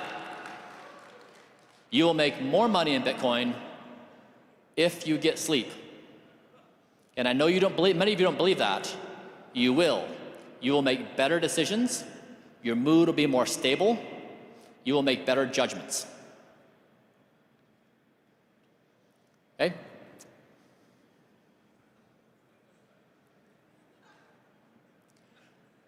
My nighttime erections are the length of the Titanic, the movie.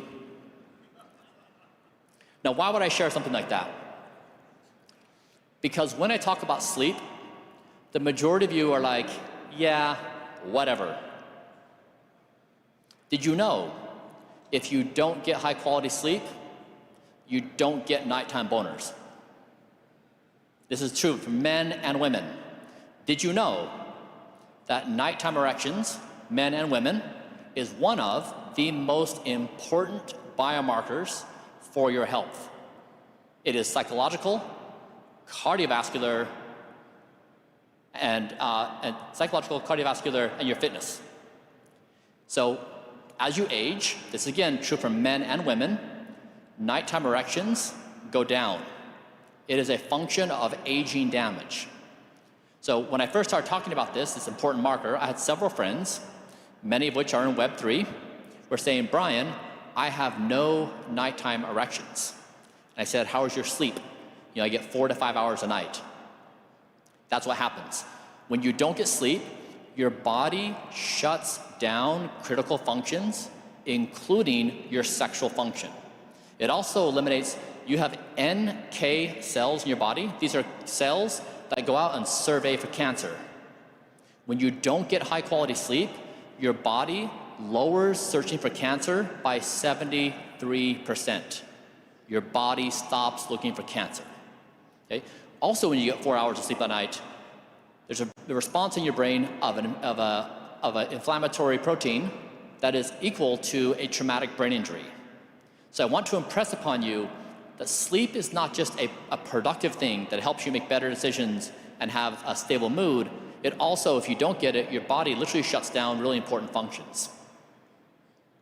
So here, I'm just going to give you guys this. Pull out your phones, grab this QR code. This is what I eat on an ongoing basis. So the thing that distinguishes my endeavor is we have combed through the scientific evidence. We've used a philosophy to say every calorie has to fight for its life. Every single molecule gets in my body. And we've said, what are the superfoods among superfoods? This is a great representation. So as you try to, so number one is lower your resting heart rate. Two is have good nutrition and eat from this guide. This is probably the most evidence-based guide out there. Finally, I think we all know this. The most consequential thing happening in the world right now, of course, outside of Bitcoin, that's obvious. Second to Bitcoin is AI. AI is progressing at a speed that is unfathomable to our current minds. It is changing things beyond our ability to understand. As it does this, I want to put forward to you that as a species, we're going to be playing a new game. And whereas right now our games are primarily locked in on status, prestige, money, wealth, and power, the new game as a species is going to become how we stay alive individually and as a species. That's what Don't Die is. Don't Die is about individual health, but Don't Die really is trying to answer the fundamental question, what does a species do when you're giving birth to super intelligence? Don't die individually, don't kill each other, don't destroy the planet, align AI with Don't Die. That Don't Die is attempting to be the world's next major global ideology on par with democracy, capitalism, Christianity, Islam. It is meant to say, as a species, this is what we do. This moment can't be overstated in consequence. For centuries, for millennia before, you would say, death is inevitable, therefore, YOLO. I'm going to raise an army and conquer territories. I'm going to go to war. I'm going to be immortal in my professional accomplishments. I'm going to acquire wealth. I'm going to have children. This is the first moment in the history of the human race where somebody can say with a straight face, we may be the first generation who will not die. And that requires a fundamental revolution. Don't Die is the single thing that every human on this planet can agree to. Nobody wants to die right now. So in summary, I hope you guys are open to the idea that this moment is fundamentally different than any previous moment, that you practice these principles of Don't Die starting with your resting heart rate. You will be more successful, you will be happier, you will be a better family member, better partner, better at your work if you prioritize sleep. And that if you do this together, we can map out a path of our potential that I think is unfathomable in our current minds. Thank you, be well.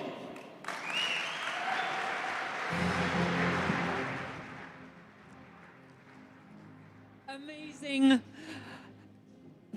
Thank you so much, Brian. Is going to be far more intelligent, and I'm already seeing a lot of signs of it.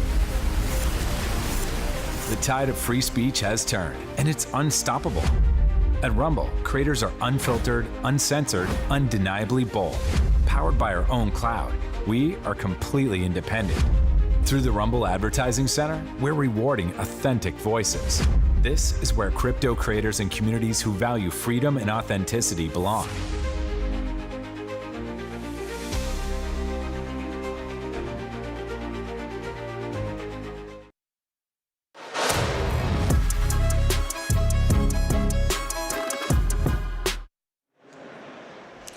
Welcome back to the Bitcoin Magazine News Desk presented by Mara. I am Frank Corver, the political correspondent for Bitcoin Magazine, and I am joined by none other than Alex Thorn, head of firm-wide research for Galaxy Digital. Alex, I want to first start by congratulating you. I know Galaxy went public on the NASDAQ, was it 2 weeks ago? 2 weeks ago, Frank. Okay. Thank you so much for having me. Yeah, we're all very excited. It's been a long road. We were already public in Canada, but after a long road, we are now public on the NASDAQ GLXY. Thank you. That's that. Very all right. excited. One of the early companies to hold a lot of Bitcoin on the balance sheet, right? Am I That's wrong right. about No, that? that's right. Okay. Yeah, good amount of Bitcoin on the balance sheet over there at Galaxy. I want to talk a little bit about the panel that you hosted earlier in the day. SBR. So we have federal level SBR. We're seeing states create SBRs. We were talking a little bit off camera about, maybe the federal government will look to the states, see what they're doing and how they're sort of establishing policy and maybe use that for some of the federal policy. Your thoughts on this? I mean, the states are making progress. Obviously, you saw Texas. There's been, attempts in Arizona. You saw New Hampshire has done something here. There have been maybe a dozen around the country looking at ways to do it. It is fundamentally different, right? The U.S. government can print money. It has significantly more money. States have to manage a budget, an actual budget. I mean, can you imagine? But I do think, look, America was created as a federated federal republic. The idea was that states would be laboratories for new policies, and those that worked would sort of bubble to the surface and maybe be adopted by other states or the federal government. Those that don't would fade from existence. So I think it's interesting to see. It's exciting. I think, look, whether you're an allocator, a pension endowment, a portfolio manager, an individual investor, you cannot deny the performative benefit that Bitcoin allocation has given you, and I don't see why a state is different. Okay. From a policy angle, I know that you're a bit of a policy wonk when it comes to Bitcoin and crypto more broadly. What else should we be paying attention to right now? Well, I mean, obviously the SBR, we're going to talk about that at the federal level, but look, I mean, I think one of the existential crises for crypto and Bitcoin is everything related to the Bank Secrecy Act and trying attempts by a certain wing of politicians to apply Bank Secrecy Act requirements on non-custodial entities like wallet developers, non-custodial wallets themselves, software developers, smart contracts on other networks, where they fundamentally have no capability of knowing their customer and complying with those rules. And I think those efforts are largely a backdoor attempt at banning crypto, right? And banning self-custody of Bitcoin, which of course is at the core of its value proposition. Those continue to bubble up. You saw that bubbling up during the stablecoin back and forth and debates in the Senate, and we expect the Senate to start voting and really moving that stablecoin bill this upcoming week, I guess I should say next week, after they get back from the Memorial Day recess. And again, that was an issue in here with a specific cohort of Democrats in particular pushing to add these anti-DeFi, anti-non-custodial provisions. It's been an ongoing issue. Obviously, Elizabeth Warren, the senator from Massachusetts, has been promoting this.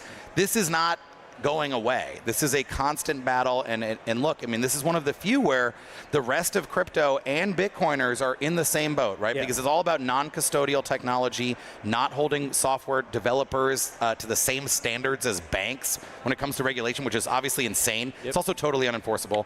That's one that keeps bubbling up that Bitcoiners need to watch out for, right? I mean, I think as long as you can self-custody your Bitcoin, it doesn't really matter who owns it, whether it's governments or adversaries or whomever, you always have the ability to take that Bitcoin, take those keys, do with it what you want, store it under your mattress, on your cold card, wherever, and that is the core. That's, to me, like the core differentiator about Bitcoin, and that is always constantly under threat. It continues to be. Yeah, I agree. I think, not only holding your private keys, but maybe the ability to use a mixer as well. What Alex was referencing there was, of course, the Samurai trial, which I've been covering personally, as well as the Tornado Cash trial. But, ladies and gentlemen, we do have to kick it back over to the Nakamoto stage, where our former host here, Pete Rizzo, will be speaking with the first Bitcoiner to ever go to the moon. Yes, you heard that correctly, ladies and gentlemen. So we're going back to the Nakamoto stage. We'll be right back here at Bitcoin 25 after that.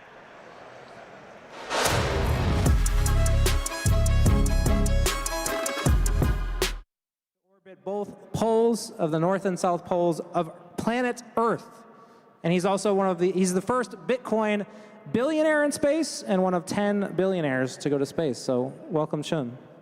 Oh, nice to be here. Thank you. All right, round of applause. So let's start. You went to space. How was space? Space was great. I already read a lot about space, all my life, and I just go there for verification. So don't trust or verify. So I verified space like some of space like what I used to heard about some of the difference, and that was great. So what inspired you to go to space? I just heard about too many of them over time, and I'm eager to go verify what I heard about. How many people here would go to space? Maybe a show of hands. How many people want to go to space? Okay, a few people. I sympathize with the people who don't want to go to space. I don't want to go to space. So what was We actually have an option over there by Blue Origin. What did you say? We have an option there by Blue Origin. Oh, right, yes, there is the Blue Origin spacecraft if you want to experience space flight in the deep. What was your biggest concern about flying to space, and then what was your training like? How much training and preparation did you have to do for your trip? When talking about space travel, I think the most important thing is the big difference between Blue Origin, what they do, and the SpaceX and other people, because there's two kind of spacecraft, space flights that are very different. One we call it a suborbital flight, the other one is orbital flight. The basic energy used for orbital space flight is 100 times more than suborbital flight. So what Blue Origin doing suborbital flight, you probably heard about the news, Katie, last month. They only spend 75 seconds in space, and the entire space flight lasts 11 minutes. So Katy Perry was in space for 11 minutes, yes, and you were in space for 3 days, was it? Yes, yes. That's also the difference of price you're gonna pay for the flight. I cannot share with you about this, but what I heard randomly, you probably can ask Blue Origin what it's gonna cost for that flight. It's probably also, 100 times the energy cost difference. But anyway, this is a big difference. It's like, how to compare it? It's like fly airplanes to fly on Blue Origin. It's kind of different. So you did the more difficult trip to space. Yes. So basically, we spent 2 months, more than 2 months, maybe 3 months in training in total over a year, 14 months of period. We go through the same training like a professional astronaut. The only difference, we pay ourselves, and professional astronauts, NASA or ESA, there's respective countries pay for that. So we call it a private space flight. We call that professional astronauts is I'm not sure what kind of word to use, a traditional space flight, or ours is kind of a newer private commercial space flight. That's the difference. But we go through the same training process. So something else that is interesting about this trip is that you funded the trip with Bitcoin. Can you talk a little bit about that? There's a lot of people here who don't want to spend Bitcoin, and maybe they don't want to spend Bitcoin to go to space. You spent Bitcoin to go to space. Can you talk about why you wanted to spend Bitcoin to go to space? I think you cannot just stack that for no reason. Bitcoin is it can help humanity, and I think the space is one of the next big thing.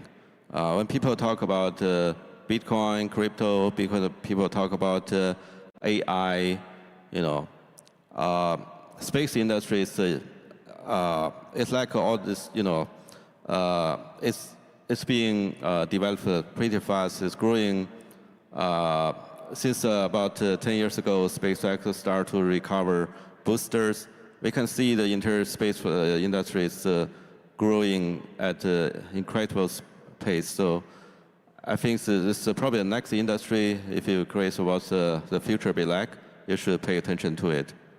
How many people here would you sell your Bitcoin to go to space? Show of hands. Show of hands. We've got a couple people here. So do you think it was it worth it to go to space, to do that? It's very well worth that, because eventually human have to be, like Elon says, human has to be multiplanetary. We cannot stuck here. We've seen a lot of people talking about the environment, but the ultimate solution for environment here back on Earth, because you cannot stop the development of human society. Human society development are always exponential, but the resource on the Earth is limited. So eventually we have to looking for resources, energies outside this Earth. And spaceflight technologies is something human must have. If we cannot obtain this technology, and soon we'll see the human society development with cheese will stop. So would you say that space is your full-time career now? That's your pursuit? That is what you want to do with the rest of your life, is to take humanity to space? Like when I was young, I was very interested in computers, programming. That's because computer programming was new. And later, 2011, as you said, I got into Bitcoin. Basically, the first day I first heard about Bitcoin, because Bitcoin was excited, Bitcoin new technology. And now we already seen Bitcoin here for 15 years. And I have to say, it's no longer new. And I'm actually looking for the next adventure. That's why. So you talked a little bit about humans need to become interplanetary. We talked about Bitcoin's role as money, potentially, between planets. You have some thoughts about Bitcoin and whether the technology can be used between planets. If, say, on the moon, can they spend Bitcoin? Will there be a Bitcoin economy on the moon? Will there be a Bitcoin economy on Mars? That's because when you have 10 people on Mars, you don't need money. That's actually a good thing. If you're one of the first people on Mars, you can basically spend all your money for that trip. And once you are on Mars, you don't have to worry about money anymore because you only have 10 people. But as the society on Mars, as the community grow, when you have 1,000 people on Mars, you probably start to need to think about money. How do you buy stuff on Mars? How do you pay for services on Mars? For that, you need money. I hope, here in the US, we use dollars. And in Europe, we use euros. And what kind of money are we going to use on Mars? That's the question. The Mars, maybe. Yeah, maybe if Elon, leads the projects, probably use Dogecoin. But do you want to use the Dogecoin on Mars? Other than local Martian money, you also need the system for interplanetary settlement. For that role, today we still use dollars, but can we find another better way for this purpose, for interplanetary settlement? What are the technical limitations that you see for Bitcoin being used for payments in space? I think Bitcoin have a lot of potential for this. But you think the limitations are, right, data can only travel so far, right? If I am mining on the moon and someone is mining here, it's not possible for them to exchange blocks. It's possible, but you probably enjoy a high offer rate. The round trip light time between the Earth and Moon is about 2.6 seconds. And, the average time between two Bitcoin blocks is 600 seconds. That means normally if a majority of the hash rate on the Earth, then you mine on Moon that you have maybe offer rate of 0.5%. That makes you less competitive to those miners on Moon. Right. But we replace the Moon with Mars. That will render the closest distance between Mars and Moon is 4 minutes light time. But if I'm not lucky, Mars on the other side across the sun, then it could be up to 45 minutes. That makes mining Bitcoin on Mars completely impossible. Are you interested in working on these challenges? Have you thought about how should people here solve this? Because it sounds like you're saying we can't send a Bitcoin payment from Earth to Mars or from Earth to the Moon. And so maybe Bitcoin can't scale to be an interplanetary money. I think it's like a quantum computer. It's something with, upgrade the Bitcoin network. It can be achieved, but we need to convince those Bitcoin core developers. So how would you recommend that we think about this problem? Should we be working on this? It's actually not just about Bitcoin. One, the shift of humanity from Earth-based civilization to a multi-planetary civilization, it will involve the whole society to get prepared for this.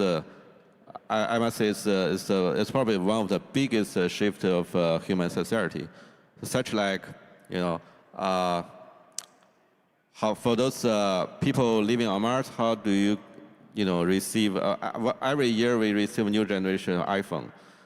For those people living on Mars, how they can, I think the first decades when people start their community on Mars, they probably won't have the industry chain enough to support to manufacture something like iPhone, as come like an iPhone Institute on Mars. They probably have to wait every 26 months when Mars and Earth sync up again. So their new generation iPhone deliver from the Earth. So that means after you receive your new generation iPhone, brand new, every 26 months, you find there's no servers on Mars from Apple. You cannot even activate it. A lot of this challenge. That means that every single company, major technical company, other kind of company, they have to get prepared for this, the biggest evolution of the humankind. So this is a Bitcoin conference. There are some Bitcoin maximalists who think that Bitcoin will be the currency of Earth. But maybe, as you said, maybe you'll need some interplanetary settlement, that maybe there's a legitimate role for other cryptocurrencies for other planets. Maybe Mars would have its own cryptocurrency. Maybe the moon would have its own cryptocurrency. What do you think about that? Yes, it's possible that Mars have one currency and Moon has currency, but eventually you need one currency for the settlement between Mars and Moon. That's what we are talking about. I hope this interplanetary settlement is achieved by Bitcoin, not other coins. So you think maybe we should work on how to solve that problem? I think the most Bitcoin core developers and the general public haven't recognized the issue yet. Just like Apple hasn't set up a server on Mars yet, but when the time comes, but for Bitcoin it's a little bit different because from our experience of Segwit activation or Bitcoin scaling, we know it takes a long time.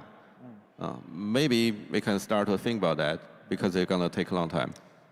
So there were a lot of people who wanted to see you make a Bitcoin transaction in space, to send a payment when you were up in the space shuttle. What was the reason you didn't make the payment? Is it not possible, or did you were just enjoying being in space? Nobody asked me. Nobody, because payment, you have to pay from one person to another.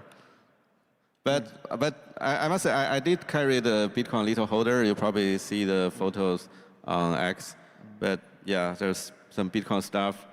But I didn't make a payment because we only have 4 people up there. I don't have to pay for my, colleague. But yeah, but we do have internet.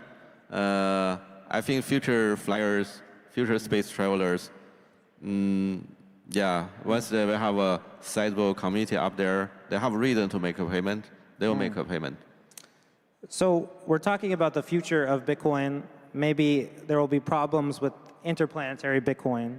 Are there other ways that you think Bitcoin could fail or not achieve its success? You've been around, you've been mining for 15 years. What do you think about the future of Bitcoin? I don't think that way. I think the blockchain technology is the best technology for, for system for payment. So if Bitcoin fail, I hope it's because the blockchain technology fails, not because the Bitcoin itself fails and replaced by Dogecoin, replaced by Ethereum, or replaced by other things. There's a lot of governments here, and they are talking about mining. They want to mine. So it came out this week that Pakistan is mining, Bhutan is mining, Nepal is mining. What do you think about governments mining Bitcoin? Is this good for Bitcoin? Everyone can mine Bitcoin. Everyone free to mine Bitcoin. So long the government they do not forbid other people.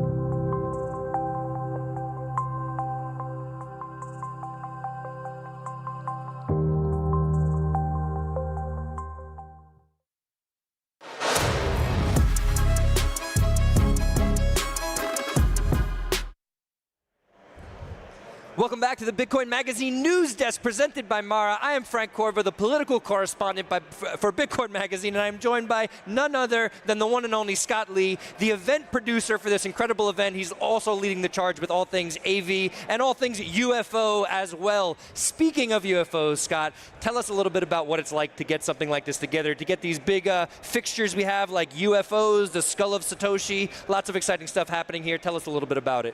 Yeah, so I'm in this unique position of getting to take a designer's vision of the most unusual things you can imagine, and we had lots of different ideas on paper, but getting to see them walked out and getting to be the one that presents these ideas to the teams that fabricate these, like, you know, the UFO, this is like a multi-month build just to get the skins right and to get the colors right and all this stuff is a very, very intricate process, and just being the hub for that between the creative designers and the fabricators and the production companies that we partner with to make these things come to life.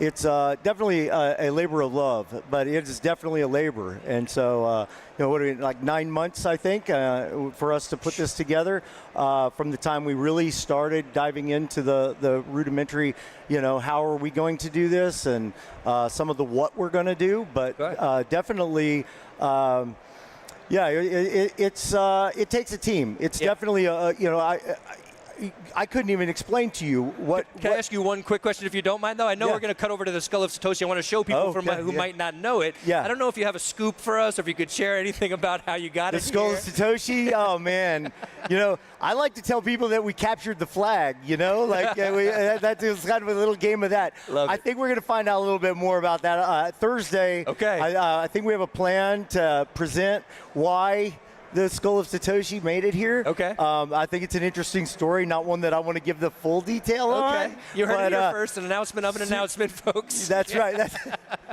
Appreciate it, but I didn't want to take you away from what you were saying before. Let's go back to that. So just more generally speaking, beyond the UFO, the 9 months it takes to get all this together, the full year, you were telling me off camera, you're going to get started with planning next year's event right after this. Let's talk a little bit about what that process looks like. Yeah, right out of the gate. You know, I think in June we'll start receiving proposals for new ideas.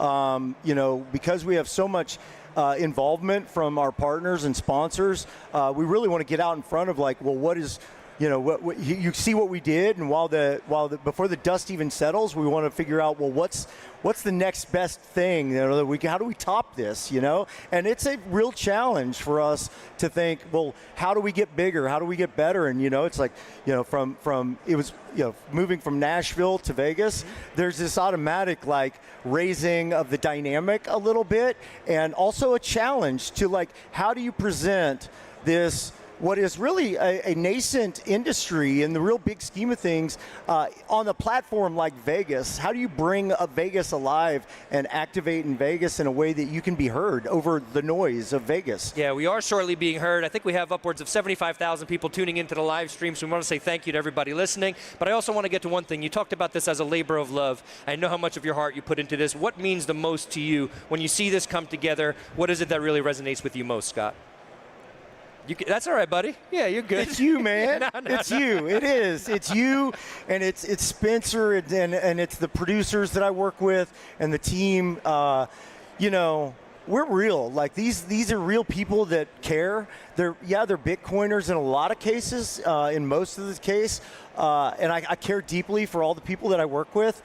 They pour their hearts and souls into this. Like, it really is. It's 10 months of just grinding and lots of late nights and weekends put into this. And I am surrounded with aces. Everywhere I look, I've got A players doing the things that they do. I don't even know what everybody does in our company. It's so deep. But everybody that I contact, everybody I'm in contact with, are working at a really high level in a way that you don't see consistently with other companies, and it has to be that way. And that's why, like, when you come here, it's like it feels almost effortless. It feels like, in about 100 hours. So last Friday, we watched the trucks from the last show roll out of here. We got it on time lapse. I hope you guys get to see it. But they walk out of here. We start, and all of this whole city gets built. It's like building this 30,000 person city in about 100 hours. And so it's nonstop. It is a grind. And so it is not for the weak. It is not for people who are not committed to it. Yeah. And, also not for those who are not team players. I think that's really one thing to highlight there. Scott, we're going to keep you on here for a second. We're going to be right back with Scott Lee, the event producer here. We're going to cut to commercial. Stick with us here at Bitcoin 2025. We'll be right back here from the live desk. $100 billion. That's how much custodial Bitcoin-backed lenders lost in 2022 alone. We decided to build a better solution, one that doesn't require you to give up self-custody, Lava Loans. Lava Loans is a non-custodial loan product that gives you cryptographic proof, not just legal or reputational assurances that your collateral is safe. Lava is the most secure way to borrow against Bitcoin. Try us out today.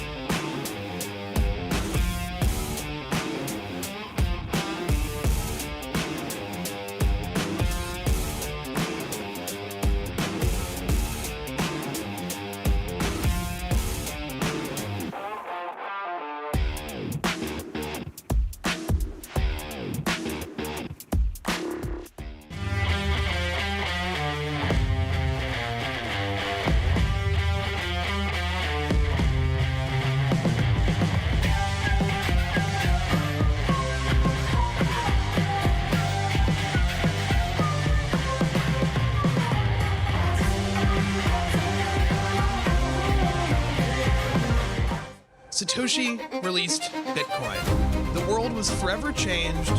No one realized it. This is the once-in-a-century opportunity.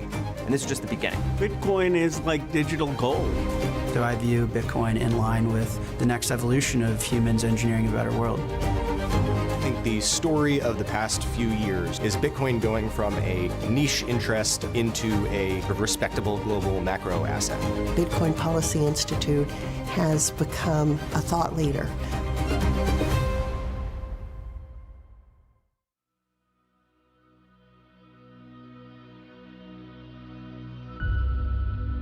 What is the key to progress? Is it more machines, more money, more buildings? Or are those just the outcomes?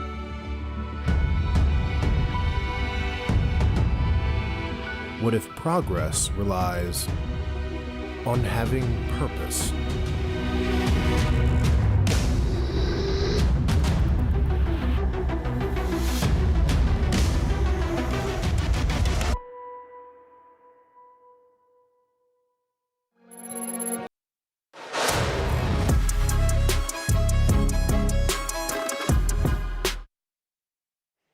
Welcome back to the Bitcoin Magazine News Desk, presented by Mara. We're here at Bitcoin 2025. Vibes are high. I'm Frank Corva, the political correspondent for Bitcoin Magazine, and I'm joined by none other than Aaron von Weirdum, the editor-in-chief of this here Bitcoin Magazine print issue, as well as the Bitcoin Magazine website. Aaron, welcome.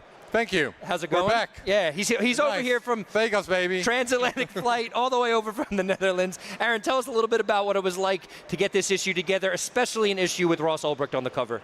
Yeah, I mean, Ross was freed earlier this year, obviously, and that for us, we immediately knew that the topic for the next magazine had to be the freedom issue, right? Bitcoin is freedom money. It allows anyone to pay anyone else anywhere in the world for anything they want. And, Ross has sort of become a symbol for that for me. Obviously, what Ross enabled was kind of a radical form of, using Bitcoin as a freedom tool. Are you saying the senators aren't talking about what Ross was doing on stage? I don't think they're highlighting it very much. Let's put it that way. Yeah, fair enough. So so we got Ross on the cover, but it's a cool concept because it has this double cover idea. On the other end, we have MIA, the singer, who was a big proponent of freeing Julian Assange, for example, who's also into freedom tech and that kind of stuff. So we have a long interview with her. So one side of the magazine is completely about Ross, like all the stories about Ross getting free, what went wrong during the trial, because there were a lot of issues with that. And then on the other side, you can turn it around to even a whole new magazine, That's Frank. it, yeah. 2 magazines for the price of 1. You heard it here first. Aaron von Weerdem, we're cutting back to the Nakamoto stage. We're about to hear about how we're building the future of financial products in America on Bitcoin. Headed over to Nakamoto. Stick with us here at Bitcoin 2025. We'll be right back at the live desk after this.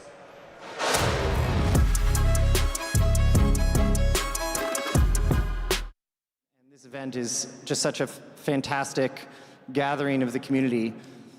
On the topic of flows, I guess my message to all of you, and I think something that Mike and Justin will also be very familiar with, is that the game has changed in 2025.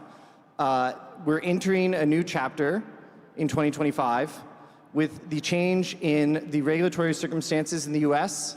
Huge swaths of traditional investors can participate in this asset class, in Bitcoin, for the first time. So UTXO put out, a great firm put out a report on this, putting some numbers to that.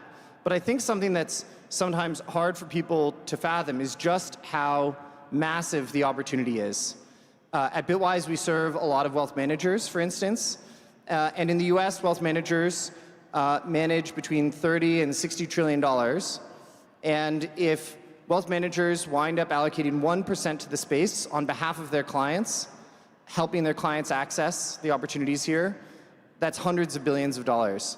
So the doors have opened to a lot of traditional allocators in 2025. We do thousands of meetings with those investors to help them understand and access the opportunities, and we've never been more excited. And you're coming out with products too, because they're looking at their overall allocation and they're saying, listen, 60-40 portfolios are antiquated, especially in the Bitcoin revolution era. And so for you guys, what kind of percentage are you talking about in allocation for those wealth advisors to really kind of diversify their portfolio, get on an efficient frontier? You know, that's a fascinating topic. Everyone remembers sort of the old refrain of get off zero. Everyone's familiar with the idea of 1%. I see some of my colleagues in the audience here who work with advisors, and I think that what we're seeing is the conversation is moving to 2 to 5%. I think that more and more traditional allocators are wondering how to position for the future. They're thinking about equities, they're thinking about fixed income, they're thinking about alternatives, and they're thinking about crypto and Bitcoin. And they're seeing an increased role for that in portfolios. So I don't think that we're going to end at a 1% allocation. I think we're going to end in a world where traditional investors have much more than 1% allocated. And right now, the conversation that we hear is 2 to 5%. Awesome. And I think I'm going to pass it off to Mike, because Mike's got great insight, right? So Mike and BitGo, they custody ETFs, but also they work on with Bitcoin treasury companies. So he's got great insights on the financial products that are going sort of into the traditional realms, but also the non-traditional realms for adoption of Bitcoin. So Mike, what kind of financial products can we expect to see come out linked to Bitcoin that you guys are help servicing across all the different verticals? Well, thank you. So I run a company called BitGo. We've been doing this since 2013. Started out with just how do you secure the asset? You know, the conversations that have evolved in the last decade just keep changing for the better. And this year, as Hunter said, we had a step function forward as a result of the administration finally being willing to embrace what we're doing. Before, they've been really fighting us and resisting it. And then now they're more like, hey, how do we make this better for everyone? So this is helping tremendously. Suddenly it makes it so that any money manager in the world, any financial person in the world knows that they can touch digital assets, they can touch Bitcoin in particular, and it's not going to be a hit on their reputation. This is like something that they can do, and they're not going to get in trouble for it. That is a huge unlock. It's hard to actually, I think, quantify how big that is. So in terms of our clients, I think we got over 4,000 institutional clients at BitGo today. We have over $100 billion in assets under custody. We help a lot of people that want to do the custody on their own. Now, by the way, I'm still a big believer in self-custody. For all of you self-custody fans out there, we absolutely need that to grow. But when you have institutions holding money, it has to be done with a higher bar. That is, you can't have institutions where one guy holds the ledger, holds the key, in his drawer. Instead, we use banks, we use, regulated entities, et cetera. So we run a bunch of custodians around the world. So the types of clients that we have, venture funds have been here for a while, but increasingly we've got other types of asset managers that are also wanting to get their allocation. And if you just take a look at it from high risk to less risk, we just keep moving more towards the conservative side. A couple of years ago, we started to see endowments and some of the pension funds come in. That's the area that I think is really going to come in now. These guys, when they make investments, it is very deliberate. They come up with a thesis, they study it, they run it by all of their counterparties on the investment council, and then they get it through committee and committee. And finally, they take moves. So anyway, we are moving along that spectrum, and it's all for the good, mostly Bitcoin. Yeah, and I think one of the most unique things, and this is why Justin could come in and kind of talk about it, and WBTC is wrapped Bitcoin. And so Justin works with Mike and his group at BitGo for multi-jurisdiction. So I just want to preface with what is WBTC so the audience can know, and we can kind of peel back the onions from there on how it's so unique and how it's going to help the entire ecosystem. Yes, definitely. First of all, you cannot stay your Bitcoin naked, right? You need to, wrap it. So first of all, I think wrap Bitcoin is a way to get your Bitcoin into smart contract platform. So, right, we all know like Ethereum, Solana, Tron, like all the major smart contract platform is the place you can actually use your Bitcoin as collateral to borrow like stablecoin, to borrow ETH, other major cryptocurrency token, and also, of course, generate yield on the Bitcoin you are holding, right? Because Bitcoin is a proof of work network, there's no way for you to generate any yield on the Bitcoin you have. But once you wrap the Bitcoin and get into the smart contract platform, you will get yield for others to borrow the Bitcoin from you. And also at the same time, you can do more with your Bitcoin, right? You can do anything a smart contract network let you do, and also you can interact with all the DeFi application, DApps, make payment, make movements anytime actually around the Bitcoin network. So that's, I think, I will see WBTC as a gateway. You can get through into the smart contract platform with all your Bitcoin. And also, of course, I think WBTC introduced a very important market standard proof of reserve system. So any transaction you can see on the blockchain, and all the reserve addresses is available on the blockchain, all fully cold storage Bitcoin. So it's safe and transparent, and at the same time is smart. So that will be the smart right Bitcoin. And can I just add a little bit? It's a stablecoin for Bitcoins, right? So just like stablecoins of dollars make dollars usable within smart contracts and within DeFi, wrap Bitcoin does the same thing for Bitcoin. All of a sudden, you can use it all kinds of things everywhere. And one other thing that's interesting, it's actually now a global product. So we switched it out to have custody that's split between the US, Singapore, and Hong Kong late last year. So it's the largest stablecoin of Bitcoin and the most broadly used in DeFi. So that enables the scalability, right? Yeah, I mean, what makes a good stablecoin, whether you're talking about dollars or Bitcoin, it's the liquidity that you have on the markets around the world, right? The fact that you can use it at every exchange is actually the main benefit of it. And then, so how do you get that? Well, obviously, there has to be confidence in how it's held and how it's stored, so that everybody can use it, you know, and know that they can trust it. Yes, I want to also add a little bit. For example, the liquidity is the key. So, for example, right now, if you hold naked Bitcoin, right, you need to deposit into the exchange, and you need to wait like 6 confirmation to go through. It's like an hour or so, and you can start to sell your Bitcoin, right? So sell, buy Bitcoin, withdraw, it's all take like an hour to do so. But if you just do it on Wrap Bitcoin, right now the main network is on Ethereum. We are expand on Tron, you know, Solana network.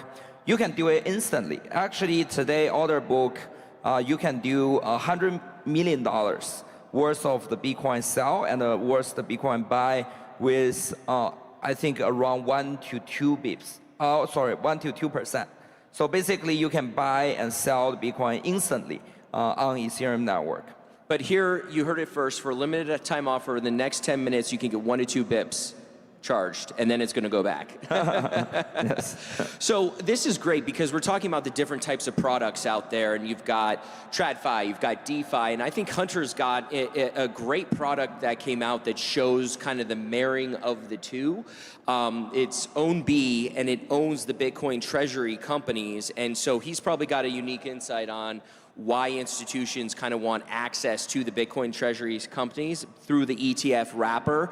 And then, you know, so can you opine on that when you're talking to institutions about the Bitcoin treasury companies and kind of their role in the ecosystem? And then also talk about, because I think it's beneficial here, how are these institutions valuing Bitcoin? Because we've seen it before where they wouldn't touch it, and now they're dipping their toes. So what was the light switch? So it's kind of a twofer for you.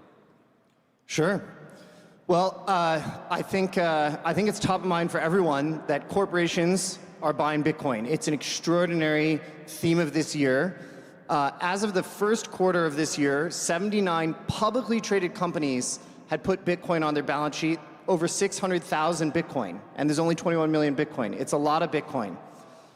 People for a long time have wanted to own Bitcoin because they view it as potentially a superior store of value of their wealth, their savings over time versus fiat currencies. Well, corporations have $5 trillion of cash and treasuries themselves, and they also want to transport that cash and those reserves over time. So what we're seeing is corporations having the same thought that individuals have been having for 15 years, which is maybe I should store some of that value in Bitcoin. And that's why we're seeing, you know, over 80 companies already this year holding Bitcoin on their balance sheet. There are a ton of exciting endeavors to this end. The product that Kevin mentioned, the ticker is OwnB, as in Own Bitcoin, OWNB, and it's an ETF of all of these companies that have more than 1,000 Bitcoin on their balance sheet. So for an investor who says, I like this thesis, but I don't want to be picking the specific companies that are undertaking it, I want to own an index of them, we've created a product for that, the Bitcoin Standard Corporations ETF, which is OwnB. And I think people are very excited about the idea that corporations can put themselves in a position of strength and advantage by adopting this strategy on their balance sheet. And I think we'll see more and more. I think we'll see a ton of companies adopting this, and hundreds of thousands more of Bitcoin being put onto balance sheets. So, yeah, please.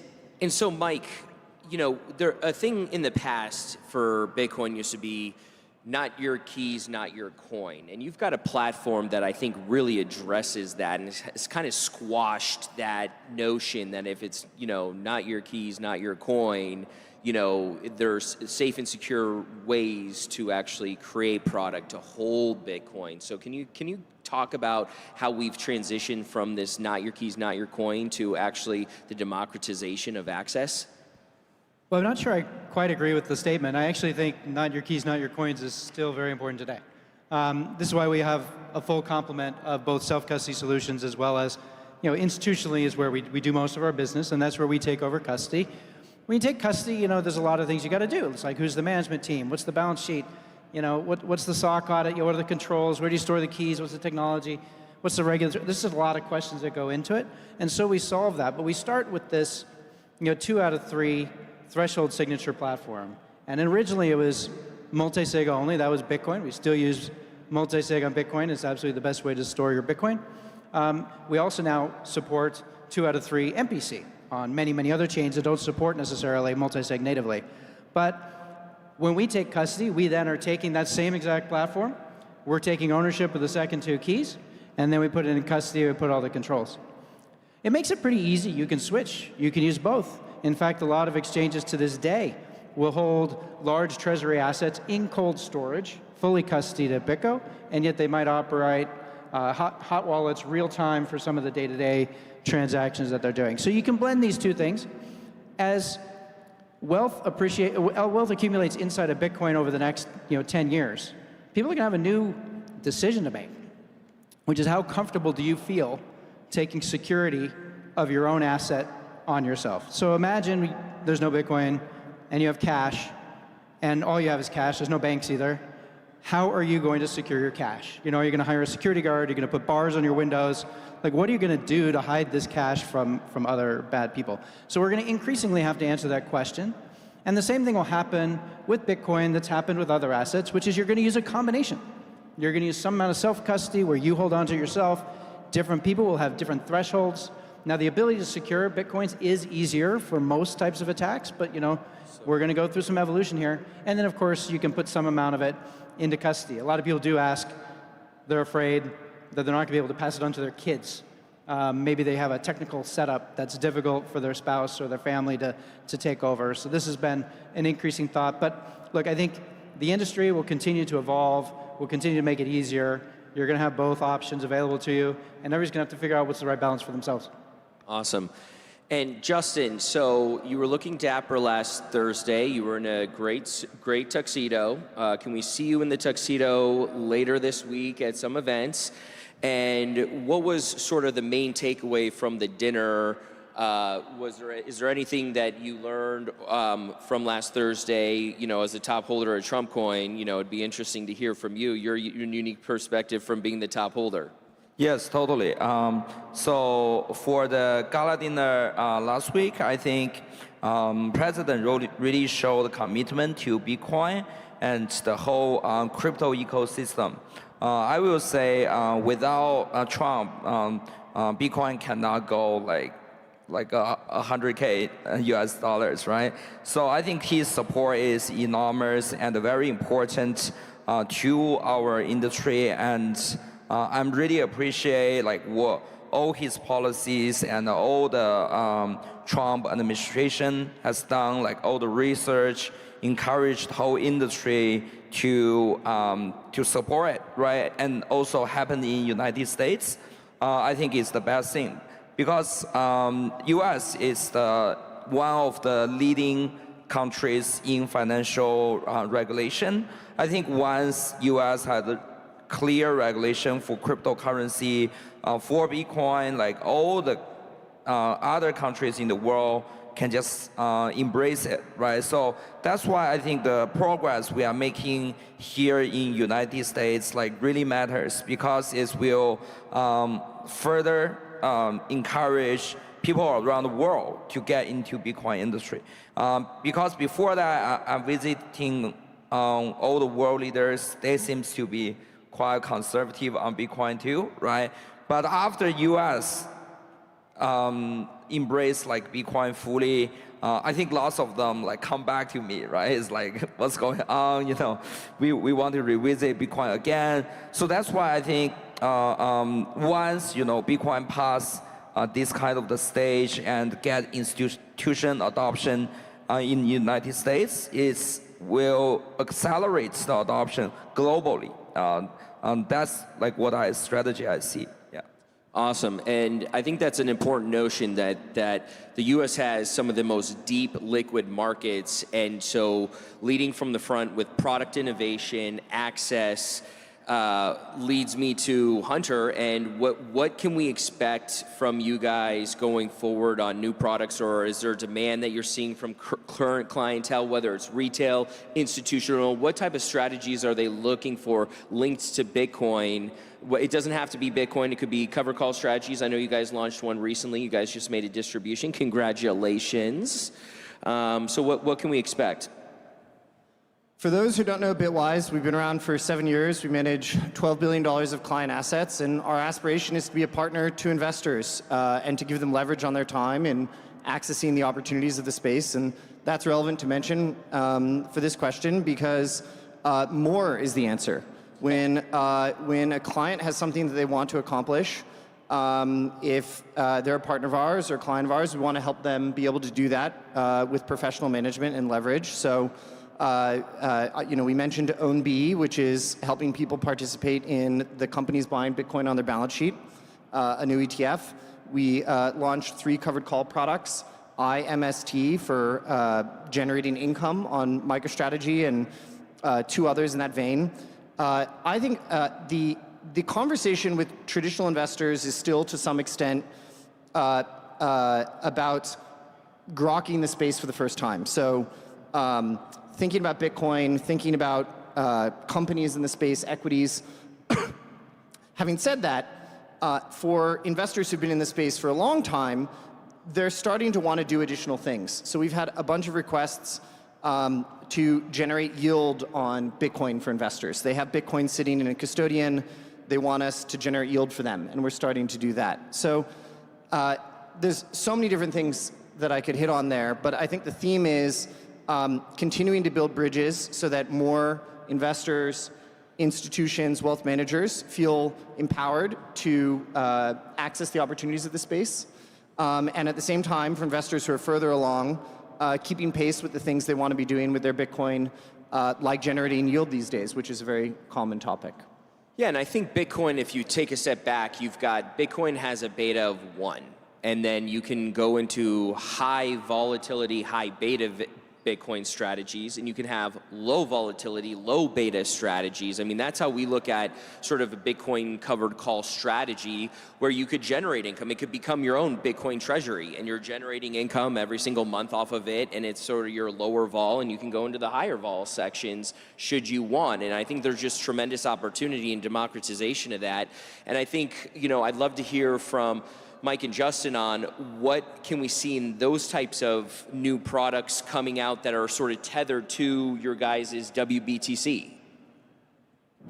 Yes, totally. So first of all, I think we're gonna see more and more product on chain, right? So we see recently Kraken start to bring stocks on blockchain as well. So I think it's a great idea, because you can trade stocks, and also all the index on blockchain, and also, of course, with crypto exchange.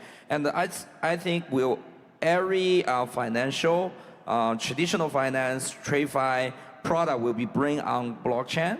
And also on the same time, we have like Rare Bitcoin product to bring Bitcoin onto the blockchain as well, right? So basically, I think in the future, Ethereum, Solana, like Tron, those major blockchains, you can have all the product trading in a decentralized way on the blockchain. But of course, I think the arbitrage opportunity and also the yield product will be enormous. So you can earn yield no matter from like stablecoin or Bitcoin or like stocks, anything. You can do it on chain. And also the beauty of doing it on chain, I think, is the transparency. So like everybody can see like if you have the real money, have the real product, and also doing it in a decentralized way. You don't need to trust anybody, right? You don't need to be afraid of, my money got a freeze on chain, right? Like I cannot withdraw something.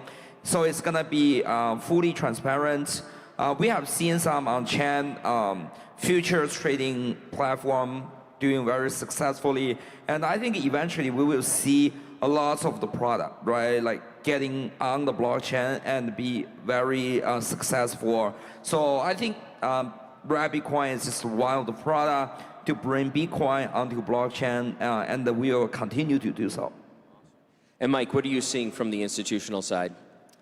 Well, I think it's still early. You know, we're actually really lucky that we finally have regulatory that's like enabling us to have these conversations. We were kind of just stuck in the how do you get to use it at all. There's been a lot of interest in the last 12 months around Bitcoin staking. Frankly, I think it's still actually pretty early for these. There's a number that have been, I think there's something like 91 different Bitcoin staking protocols that have come out in the last 12 or 15 months.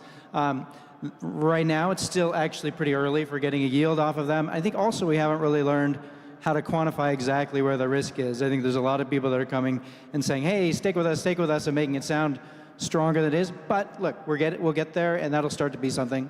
On the DeFi side, it's also been difficult to have the conversation about how DeFi fits into institutional investors when you haven't even figured out how Bitcoin fits in for institutional investors. So now that we have that first hurdle done, we got great products, you know, from Hunter and his team, and you know, there's so many stocks on the market that can give you Bitcoin exposure as well. Now that conversation about how does this dovetail into DeFi gets to start happening. I think it's probably still 3 to 5 years before it's very formed. I don't think there's a huge low risk yield anywhere, but people are going to start figuring out what they like. Awesome, and you know, we've got a limited time left, so I just want to kind of get some final thoughts from the panel. We'll go up and down the river. So we'll start with Hunter, and just what are you seeing? I guess here's the best question we could end with. Where do you think Bitcoin's going to be at the end of the year? I've never been more optimistic about this space. I mean, everything that you could hope for, and you two have been in the space for a long time, Bitwise has been in the space for 7 years. So many things are going right. Now, the world does not happen in days and weeks. Some things take months, some things take quarters. But if there's one high-level thing I could say to everyone here, we're all part of a community. My gosh, it's happening, and you know, Bitcoin is becoming a mainstream asset, and I think you're going to see it everywhere. So I think higher. You heard it here first. 1 million. Look, I think unlocking the U.S. regulatory problem has a massive global effect. So we operate 7 regulated custodians around the planet. I talk to regulators all the time. They were all looking to the U.S. for leadership. At the end of the day, you know, regulators and legislators are just like everybody else, a bit of a school of fish. They don't want to stray too far away. The U.S. has the strongest, best capital markets in the world. That is not changing anytime soon. So they're all looking for the U.S. That's now happened. It's going to take, as Hunter said, it's not days and weeks. It's quarters and years. You know, it's money. It should move a little bit slower than social media and other types of technologies. But the unlock is happening right now, so it's really strong. I guess one word of caution, I don't mean to be negative, but you know, for everybody here, this is the Bitcoin crew. Many of you have been around for a long time. You know, we have to stay diligent, right? Like there still are, I think, real threats to Bitcoin. I'll throw it out. You know, I don't think quantum computing is a problem, you know, 6 months from now, but I get this question every month. So it's become a inhibitor for some to get their heads around Bitcoin, maybe the new FUD. It's our job to go and put these things to bed. Right, let's go fix it. Let's go continue to ratchet up the security, make sure that this thing doesn't have any faults, and it'll make it stronger against any type of legislative or regulatory, you know, difficulties which will otherwise be put on top of us. Yes, I have joined the industry since 2012, you know, and one of the lessons I learned is Bitcoin is always going up, you know, so don't bet against Bitcoin, you know. So I think it's enormous to see, you know, US is coming back, right, with the conference we have today. Like everybody is backing on US, building Bitcoin ecosystem. I think we will continue to hit all-time high, you know. So we basically have an all-time high like last week, right? I think the whole industry continue building. We're gonna see the price continue to going up. I have no doubt about that, and I think we just keep building. Yeah, Yeah, that's great. And I think one of the things too is I hear a lot out there that people look at global M2, right? And back previously used to money printer go burr, things like that. So looking at global M2 and looking at the 90 to 105 day lag, you know, kind of gives support that there is still monetary easing happening in the marketplace, and Bitcoin could be a great alternative in portfolios. So I think that's a great way to look at it. And as Hunter said, higher, but it's hard to pick a price. It's hard to value it against certain things. So, but having access and exposure is very important for investors, and we have some of the leading firms here. So I appreciate everyone's time. We'll do one more. I say Naka, you say Moto. Naka. That's right. All right. Thank you, Vegas. We really appreciate it. Thanks for your time, and have a great Bitcoin week.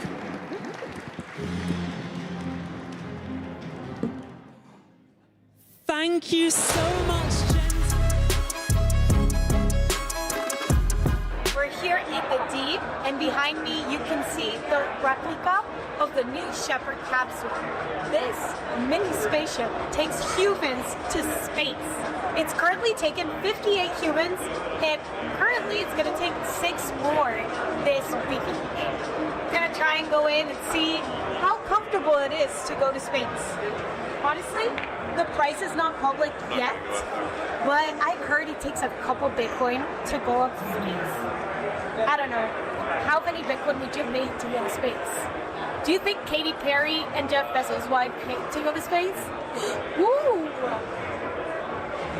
This is very, very interesting. It's very warm in here, especially since the deep is really cold. It has over 6 seats, so you can just lay there, enjoy the view from the whole world, literally, because you're gonna be in outer space. Bueno, guys, I wanna know, how much Bitcoin would you pay to go to space? Welcome back to the Bitcoin Magazine News Desk presented by Mara. We're live at Bitcoin 2025, the largest Bitcoin conference in the world, happening behind us. The price, $109,000. Of course, lots to come here on day one. Industry Day, alive and well and rolling. You're going to hear upcoming from Bo Hines, representatives of Cantor Fitzgerald. You're going to hear from David Sachs and Donald Trump Jr. But to break down all that we're about to see and all that we've seen, we've got special guests here. We've got Aaron Van Wertum, editor-in-chief at Bitcoin Magazine, and Alexander Lizet, CEO of Blockchain Group, a publicly traded Bitcoin treasury company out of France, currently one of the hottest stocks on the Paris Stock Exchange. So why don't we start there, Alex, with you. The Bitcoin treasury company model. This is a fairly new idea. Michael Saylor, of course, pioneering this years ago, but it was recently caught fire. Last year at this conference at Bitcoin 2024, there was maybe a handful of companies buying Bitcoin, putting it on their balance sheet, and using corporate debt to finance those purchases. Now it's wildfire. There's over 100 companies doing it. What happened? Well, in the world today, the best performing companies are Bitcoin treasury companies. You can see Strategy over 5 years, 3,000%. Metaplanet over 1 year, 4,000%, even 5,000%. And now you have in Europe, Blockchain Group, already 2,000% in 6 months. We are the #1 performing stock out of all stocks traded in Paris. We have 100x our volumes. And we have the best performance over the last 6 months. And that's due to our focus to Bitcoin. We are Bitcoin maximalists. We fully focus on Bitcoin. We only do Bitcoin per share increase over time. And you have thousands of companies that have Bitcoin on the balance sheet. But overall, you have only 3 companies, in my view, that are fully laser eyes focused on the strategy playbook. Of course, Strategy, Metaplanet, and us. Aaron, I want to go over you. There are risks and concerns. Some would say a bit of a cultural divide. We've got Alex here in his orange tie. We've got yourself in a polo representing maybe the older culture. Can you talk a little bit about what you might find uncomfortable about these Bitcoin treasury companies? Well, I mean, there's 2 angles to take. Let me start with the first one. Okay, so these companies have been doing very well. Bitcoin itself has also been doing very well, right? And it has to do with each other. These companies are buying Bitcoin, price goes up, does well for the company. But what if the trend reverses? It's going to reverse at some point, presumably. Like, are we going to see a similar rate of decline as we've seen with previous Bitcoin bubbles? Is your company gonna crash even faster than Bitcoin itself? So there are key risks to take into account for Bitcoin treasury companies. The first one, of course, is the prolonged fall in Bitcoin price that can happen. And of course, as Bitcoin treasury companies represent more Bitcoin and Bitcoin leverage exposure for investors, well, that represents potentially even higher downside in a bear market. Yeah. We're going to come back to this debate. We're throwing it now to the main stage. We'll be back with more content for Bitcoin 2025.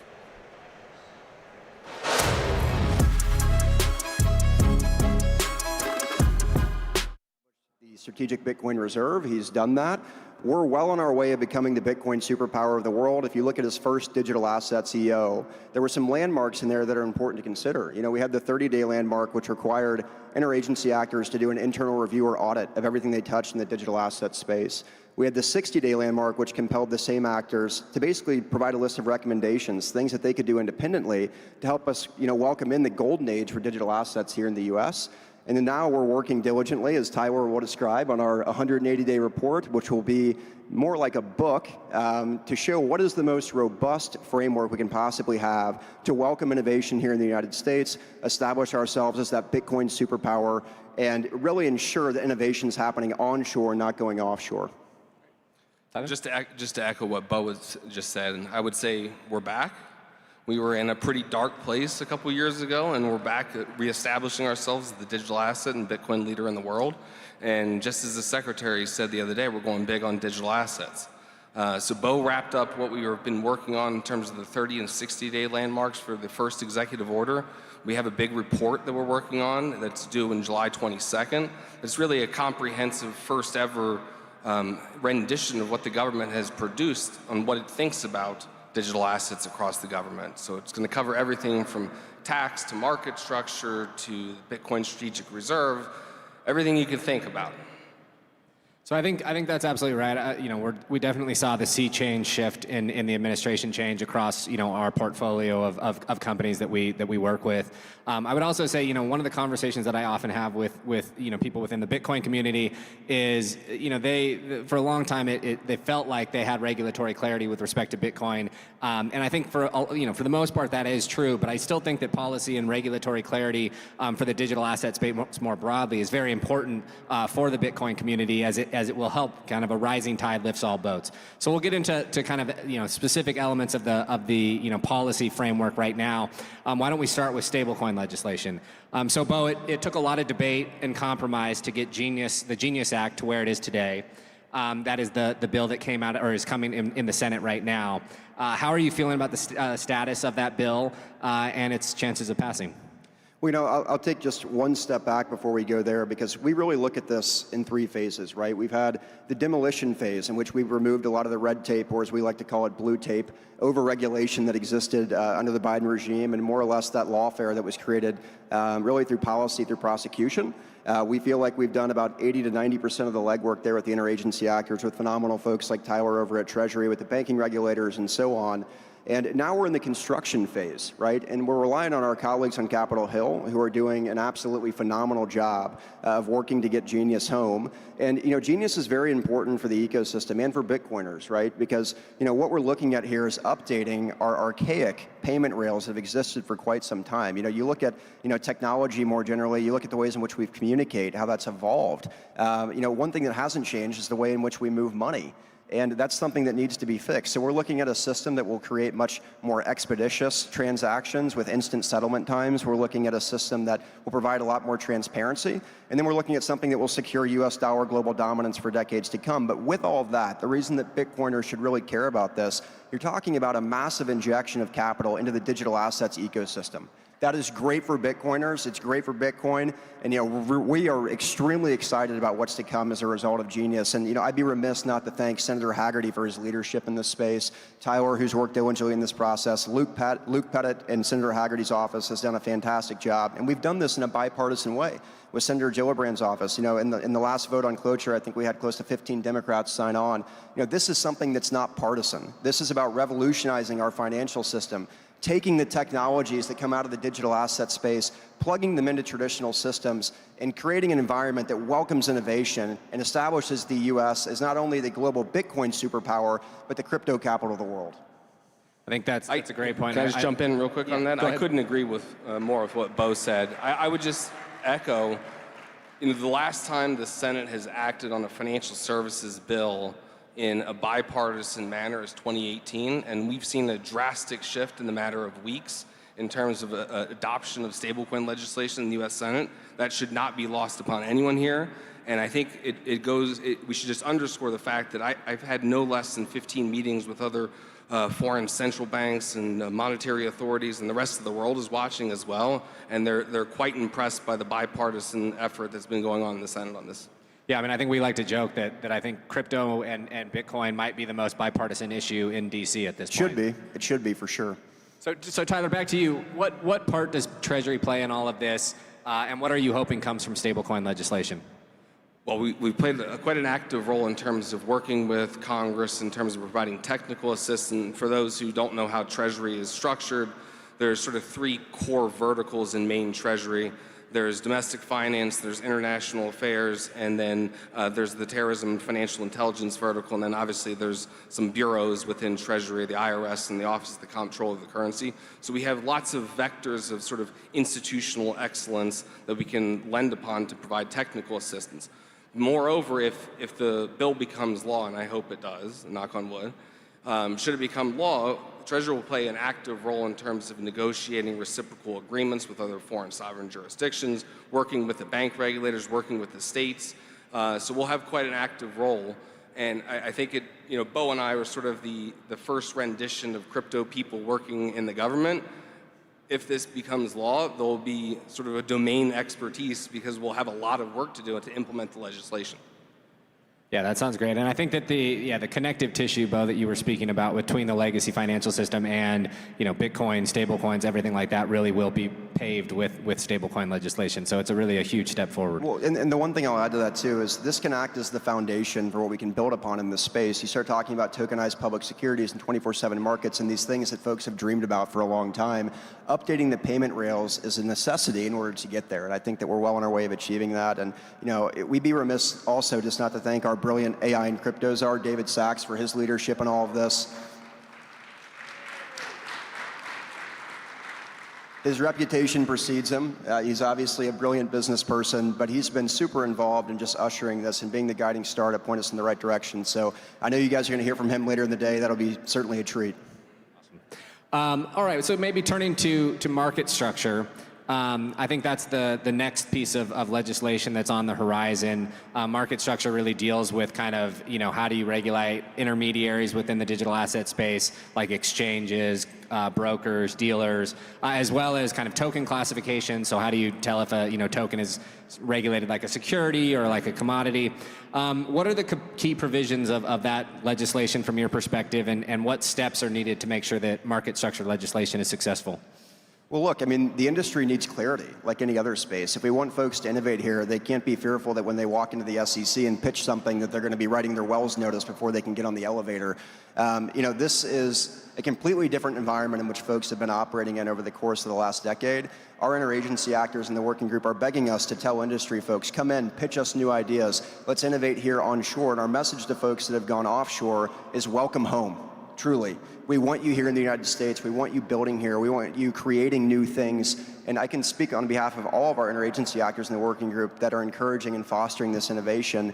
With market structure, what we're able to do is provide that clear regulatory authority that's necessary for folks to build. That's, what is a security, what is a commodity, where is the line, who has regulatory authority over what you're building. That's extremely important. And then, if you want to pitch something new, we need to have the flexibility to be able to offer insights as to how you do that here and have access to US capital markets. At the end of the day, if you want to be the crypto capital of the world, you need folks innovating here. You need folks IPOing here. We want that innovation staying right here in the United States. Yeah, I think that's exactly right. And again, going back to what we were saying earlier, I think Bitcoin has long probably had clarification when it comes to that delineation between a security or commodity, but a lot of the rest of the industry hasn't had that. And that doesn't mean that more clarity for the rest of the industry doesn't also benefit Bitcoin, because again, right, creating a regulatory framework that is going to help push against scams and frauds and everything like that should lift the entire community and the entire digital asset ecosystem. Maybe I'll jump right in on just add one quick thought on that. I think that Chairman Hill and the Financial Services Committee has done an excellent job in his leadership in pushing for market structure legislation. I would say, as we think about what market structure legislation should look like, pardon? As we think about what market structure legislation should look like, we should remember sort of the core innovations of Bitcoin, the core innovations of decentralized finance, because we do have different elements. So if you think about traditional market structure, it's typically relied on sort of this principal to agent relationship. And what we have is a different innovation, different technological innovation, where we're moving and we should be more accepting of sort of this principal to principal relationship that is different, it's unique, and it has different challenges and different opportunities. So we're actively working, as Bo said, on an interagency process, trying to formulate the best ideas for that. Yeah, I think that's exactly right. So Tyler, maybe back to you. How do you think that market structure, legislation could accelerate Bitcoin adoption? I know that one of the things that will be covered there is kind of regulating on-ramps and off-ramps. Again, creating more connective tissue with the legacy financial system, the banking system, which could stand to benefit Bitcoin adoption. What do you think about that? Well, I kind of think it's a rising tide lifts all boats. And a couple years ago, the industry had spent so much time and energy advocating for the ETP marketplace in the U.S. And what we saw is very quickly afterwards, there was a institutional adoption that happened for Bitcoin. And I think it will be the same thing in the United States if we have market structure legislation and if we have stablecoin legislation, a sound regulatory regime that invites the industry to create and innovate in the United States is what we want, and that's what our job is. Yeah, totally agree. So Bo, maybe to you, I think Tyler mentioned this a little bit. I think one of the defining principles of Bitcoin, right, is the fact that it created this decentralized blockchain and a digital asset that is associated with it, and that threshold of decentralization, the question of these systems operating without human control is a really kind of key linchpin of market structure legislation. Trying to basically set a goal for other digital assets and ecosystems to operate in the way that Bitcoin does. What do you think about the importance of kind of decentralization control and how it plays a role in the market structure legislation? Well, it's immensely important, and this is the line that folks have been trying to draw for quite some time in the space, right? I mean, Bitcoin is truly the golden standard, and that's why we say Bitcoin is digital gold. We make no bones about that, and I've said repeatedly, as the United States, we want as much of it as we can possibly get. That's why we created the SBR in the way that we've done. We recognized it for being unique. Obviously, it's a commodity, not a security. Has intrinsic stored value. As David likes to say, it has the immaculate conception, right? This is an asset that we should be harnessing on behalf of the American people, and we're working diligently as a working group to figure out those budget-neutral ways in which we can accumulate more. And I always tell journalists that ask me all the time, how much do you want? Again, I'll say repeatedly here today, that's a very silly question. We want as much as we can possibly get, and I'll say it ad nauseum the rest of the time that I'm here. But I think that we showed that we recognized that for being unique in the way that we set up the strategic Bitcoin reserve, we have the digital assets national stockpile, which is different. And in this SBR, we said two things. One, we want to accumulate more, and two, we're not going to sell any Bitcoin that we possibly have in U.S. government, period.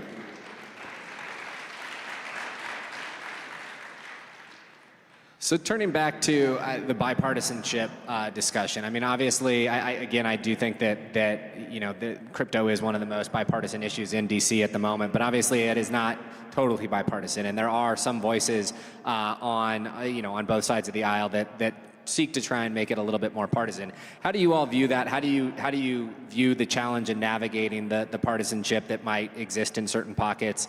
And do you think it's a good goal to try and keep things bipartisan? Well, it is a commodity in Washington, bipartisanship, so I don't think we should overlook that. I think if you want durable law, you have to have it. And we've seen, 16 and 18 senators on the Democratic side that supported the Genius Act on the cloture votes last week. So, that shouldn't be scoffed at by any stretch. That's quite a big bipartisan vote, and I expect that it will only increase. And I think part of it is a little bit of momentum. You have to put a win on the scoreboard and move forward. And a lot of it is still an education phase. So as people learn more, as congressional members and senators learn more about stablecoins and learn more about programmable money on the internet, the more they get interested in Bitcoin, the more they get interested in other digital assets. So I think it's a little bit of an inertia. You have to, push the stone and see how far you can let it roll. I think Tyler mentioned something that's extremely important here. In terms of garnering partisan support, or bipartisan support, excuse me, it's more or less an education process. And that's one thing that we've run into repeatedly, is a lot of these legislators still don't understand the space. They're not living it and breathing it every day like many of us are. And so I think that when they start to recognize, one, the power of Bitcoin, the power of this blockchain, moreover, the power of what's being built in other ecosystems, maybe not at the same decentralization standard, but there's still good technology coming out of other places in the space. It helps them understand how important this is for the American people, how important it is for us to lead the charge globally in harnessing this technology, plugging it into our current ecosystems, and really revolutionizing our financial system for decades to come. And as we start having these conversations more and more, you start seeing more of our Democratic colleagues come on. And I'll say again, this should be the least partisan effort that possibly exists in this Congress. I think that folks are recognizing that. It makes me extremely optimistic about what's to come, not only with Genius and stablecoin legislation, but with market structure moreover. And then enshrining the SBR into law is going to be next. Amazing. Bo, maybe asking you a little bit about President Trump. We will hear from Vice President J.D. Vance tomorrow. But what do you hear from President Trump about crypto and about Bitcoin? We've seen him speak at crypto events before. Can you give us an inside scoop on what he thinks and cares about most?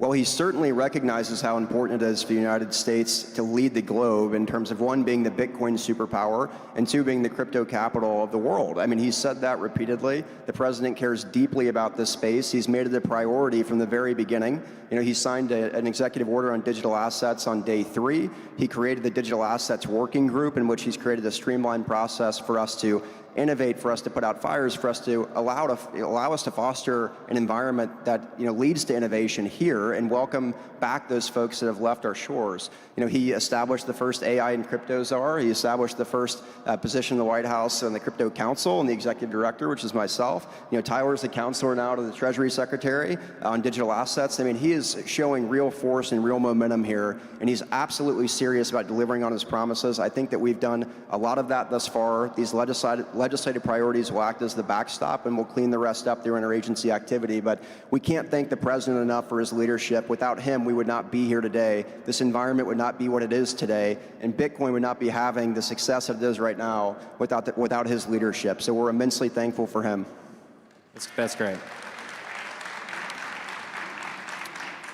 Tyler, maybe just to ask you the same question with respect to Secretary Bessent. I know that he's been speaking a lot about digital assets recently. What is your views about his inside views about the industry? Yeah, I mean, as you said yesterday on TV, we're going big on digital assets. And I think moreover, if you look at his career, he's been a macro investor, macro thinker his entire career.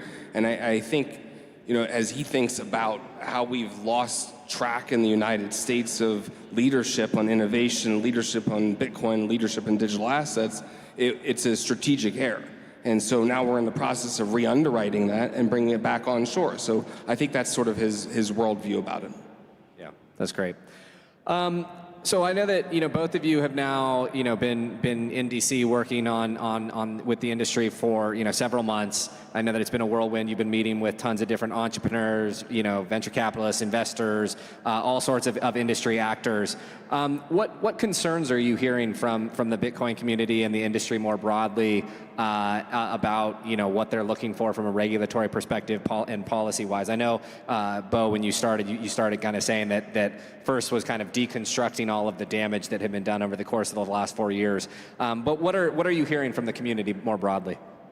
Look, I kind of view my role in the White House as almost being an administrator and or Sherpa between White House policy industry, interagency activity, and what's happening on Capitol Hill. So this, the president's given us broad authority to solicit feedback from industry players. I've probably had no less than 250 meetings with different industry folks over the course of the last 5 months. Both big and small, Goliaths in the space to startups. We want to hear from everyone. What challenges are they dealing with? What can we do to foster a better environment for them to build here? What can we do for Bitcoiners? What can we do for this environment? And I think that right now there's just a lot of optimism and hope that wasn't there a year ago. And that's a very exciting thing. We want to continue to foster that, continue to innovate. I think with crypto, we have very clear objectives of what we need to accomplish. We need to protect self-custody as one, protect the rights of privacy to people. We need to make sure that we're creating an environment which people have that clear regulatory authority so that they can innovate. And we need to create a backstop that's lasting. And we do that on Capitol Hill through legislation. So I'm immensely confident we're going to deliver on the president's priorities before August recess. We're going to have the most robust and clear regulatory environment that exists in the world as it pertains to digital assets. And you'll certainly see the United States stepping out as the Bitcoin superpower of the world. Amazing. Tyler, how about you? I think I've done just as many meetings as Bo, if not slightly less maybe. But I would say, at Treasury we have an open door policy, so we hear all sorts of commentary. We've spent a lot of time working on illicit finance matters. We spent a lot of time working on tax policy issues that affect Bitcoin miners and affect different participants in the ecosystem.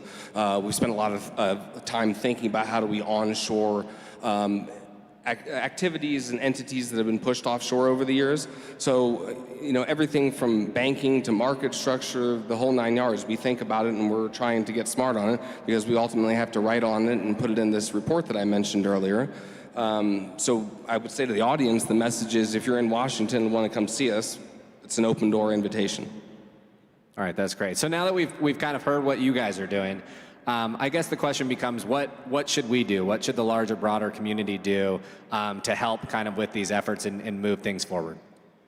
Well, tell your legislators why this is so important for you. I mean, that makes our job a lot easier as we go through this legislative process and we try to mend the gap between, just the education gap that exists in terms of helping folks understand why this is so important to the United States. I think that these legislators hearing from their constituents, hearing from industry is extremely important and powerful. And we saw that with the Genius Act. This was the first time that all of industry came together to support a piece of legislation, and we were able to push it home and do it in a bipartisan way. So we need to keep that momentum forward going into market structure, and we need to keep that momentum forward into enshrining the SBR through congressional activity, and we'll be in a great place.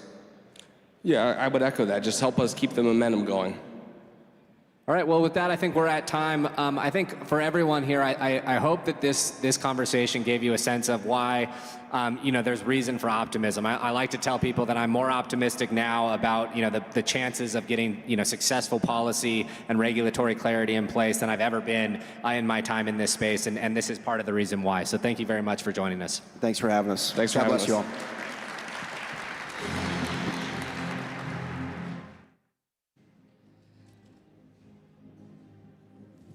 Thank you guys so much for an incredible fireside chat.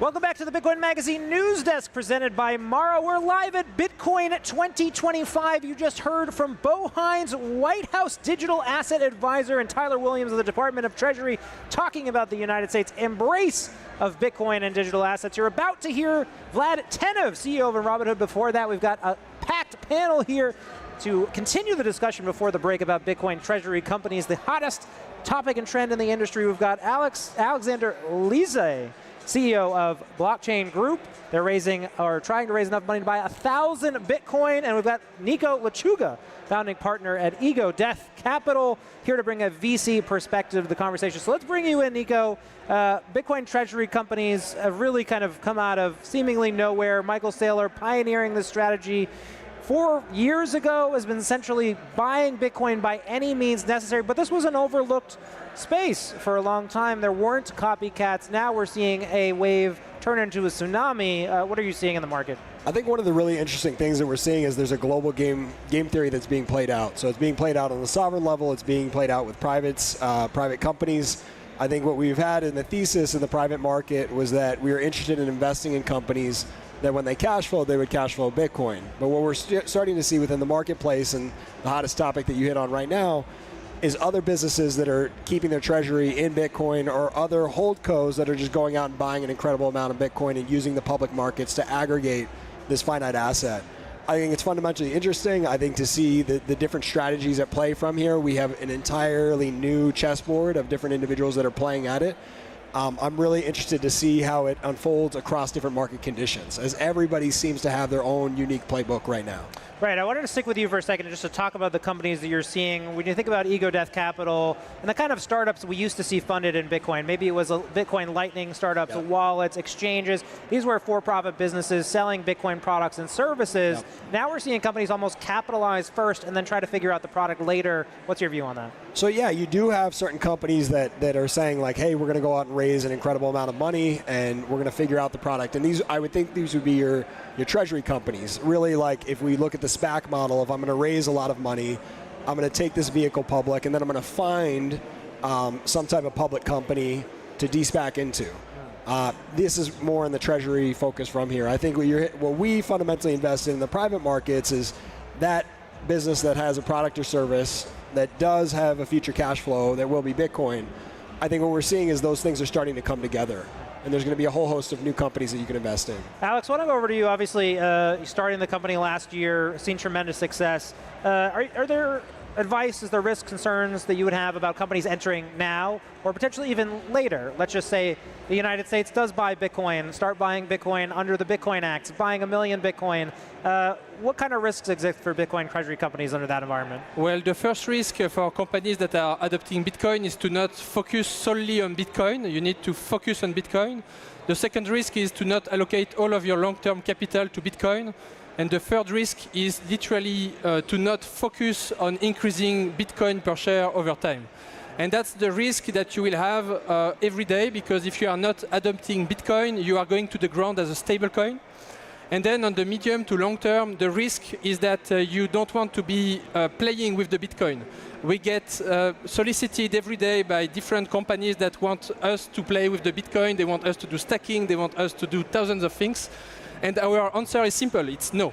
And why? Because my time is much best time spent by raising capital, as much capital as possible, as fast as possible, and to accumulate as much Bitcoin as possible on the balance sheet with the lowest risk possible. And that's, this is, I think, what some Bitcoiners, maybe Aaron was here earlier talking about, the risk of just taking on debt to buy Bitcoin. You don't see that as a risk. So traditionally, if you take convertible debt with fiat, well, you are limited to 20 to 30% of the value of your Bitcoin stack. And that's what strategy has done. But still, with this, your risk is very limited because you are on a 5-year horizon. And so the risk you take is the fall of Bitcoin over a very prolonged time. So if you don't believe in Bitcoin, you don't buy Bitcoin treasury companies. But then what we did is we stripped away even this risk. We stripped it away by doing BTC-denominated convertible bonds out of Luxembourg with a specific SPV. And so the risk is completely segregated from the group.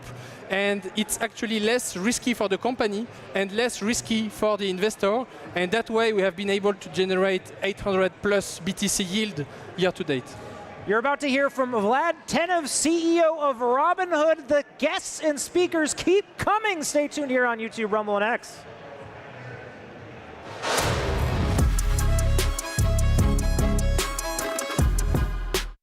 Tenev, the co-founder and CEO of Robinhood. He's at his first Bitcoin conference. Can we give him a round of applause? The first one ever. I know. we've had our team obviously here before, but I thought I would check out what all the fuss is about, you know? Yeah, this is my second year, so pretty cool to see everybody back. And it's obviously, I think it just gets bigger every year, to be perfectly honest, as crypto gets bigger every year. And I want to start with that. Our panel topic is obviously tokenization, but I'd like to get your take on sort of the macro view of how do you see Bitcoin from an institutional and, more importantly, a retail adoption perspective. How is it now in 2025, and what are the barriers? How far do we have to go to see even more adoption?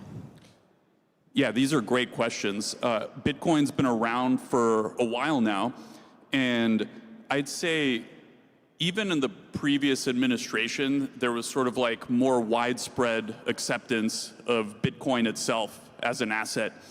You imagine, 10 years ago, it was a very different story. Like mobile apps that offered access to Bitcoin were not even allowed on the App Store for a time period. So we made a ton of progress. And yeah, relatively recently it shifted, I'd say, in Washington from Bitcoin not really being questioned anymore. And now what I'm most interested in is there's sort of two different ways that you could look at cryptocurrency in general. One is as a tradable asset that you can buy, sell, or hold, much like a stock. The other is as an underlying technology. And I think the next step that we're right on the cusp of is how can we actually get securities on blockchains? How can we actually get this crypto technology to update and kind of disrupt the traditional financial system? You're seeing a lot of interest from your retail customers in crypto specifically. I think you had some really good numbers in your earnings recently that suggested crypto trading was up something like 100%, I believe.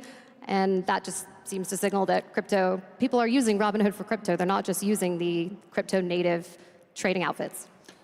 Yeah, we've become one of the largest retail crypto platforms. We've been growing market share, and we're actually relatively early to offering Bitcoin and other cryptos, particularly when you lump us in with the traditional financial players and brokerages.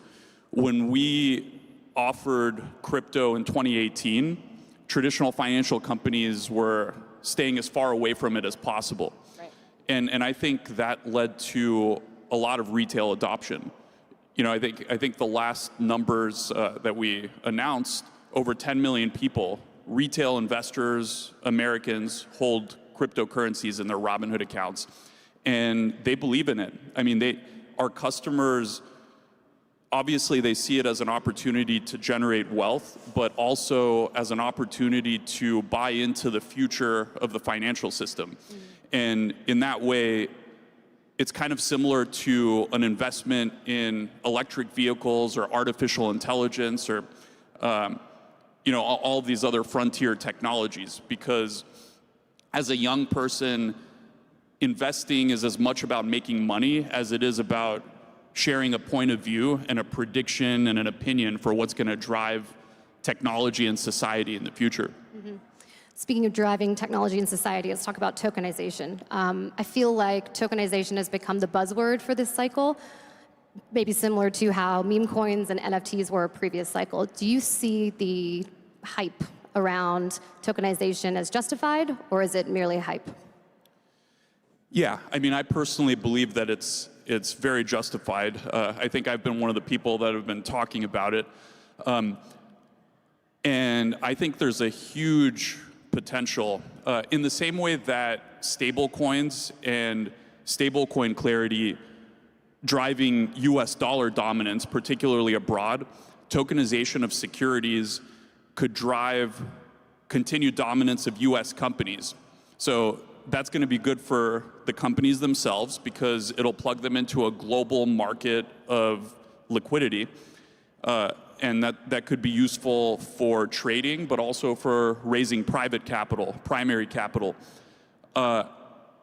It's also good for people outside the US because they could be plugged into the most innovative and attractive assets. It could be easier for those folks to build wealth over time. So I think those are the international benefits of it. even in the US, it could be very, very helpful. The idea that you can self-custody a stock or a security is incredibly powerful, because if you've tried to move your stocks from one broker to another, it takes multiple days. Sometimes you have to go into a physical branch office. You have to talk on the phone to someone. So people just don't do it. Your stocks are very much locked into a particular broker. And I think it's a risk management issue. If something happens to that broker and you're unable to get into and out of positions, I think that's a big problem. And that's just one of the things that tokenization could help address, which I think eventually, when everyone kind of sees the benefits of this technology, it'll go from being a possibility to actually being inevitable. So Kraken obviously just announced that they are planning to tokenize stocks for investors outside of the United States. There was a report that Robinhood is looking to do the same for European investors. Can you confirm or deny that that is in fact the case? And if so, kind of how are you planning on going about that? When can we expect an announcement? Yeah, I usually don't like to announce products before they're live. So obviously, if there were to be a product, you guys all would be the first to hear about it, the small group of people. And I would say in general, there's been a lot of people talking about tokenization and throwing the buzzword around. And I'm generally not a huge fan of that. Like, I prefer to create products that people can use. And so I think it's right now is about the time where we have to move from talking about it to actually putting product into people's hands. So I'm excited to see what Kraken puts out. Obviously, thus far, it's just been a press release and kind of an intention to launch. But I like that team. We collaborate on several things. So more new technology transforming traditional financial services, I think, is going to be better for all of us. Are you waiting on more regulatory clarity for launching maybe a tokenization product in the US? I feel like I actually did have a conversation with another exchange. I said, Kraken announced this, what about you guys? And they said, well, we really want to wait until we can offer these products to US investors. And I feel like that is obviously something that a lot of crypto companies have been waiting to do because of this regulatory climate change. Is that something that Robinhood is maybe using as a green light? It's more regulatory clarity, and does that come from Congress or does that come from the SEC? Yeah, there's a lot of layers to this question. I think the first thing is that in the US, we already have it pretty good. I mean, you can download Robinhood. It's fairly easy to set up an account. You get access to thousands of securities. It's highly regulated. The user experience is pretty good. We have over 1,000 securities that trade 24/5. And of course, we'd love that to be 24/7, which tokenization would make a little bit easier. But we already have it pretty good relative to the rest of the world, where in most places they don't have functional banking systems. You can't easily invest in US stocks. So there's that. There are benefits, of course, to tokenization. But I think the delta between what we have in the US and tokenization is largely going to be a back-end efficiency improvement. That said, we do believe that it should happen, and there's a lot of interest in making it happen, both from industry and from the regulators. So I think that the SEC has the authority to enable tokenization of securities on an exemptive basis, so without congressional action. And that's something we're working with them to figure out. Johan, who's our crypto GM, participated in the SEC Crypto Task Force Roundtable on tokenization just a couple weeks ago. Obviously, the White House has had the Crypto Summit, and I think there's excitement from the administration and from the SEC to figure this out and to be among the first to do it. And I think it'll unlock a lot of things. But yeah, I think it can be done in the US as well without without necessarily having Congress act. Mm-hmm. Yeah, you guys met with the task force, I believe it was back in February, and tokenization was a point that came up in that meeting as well. So you would say the SEC is taking this issue pretty seriously.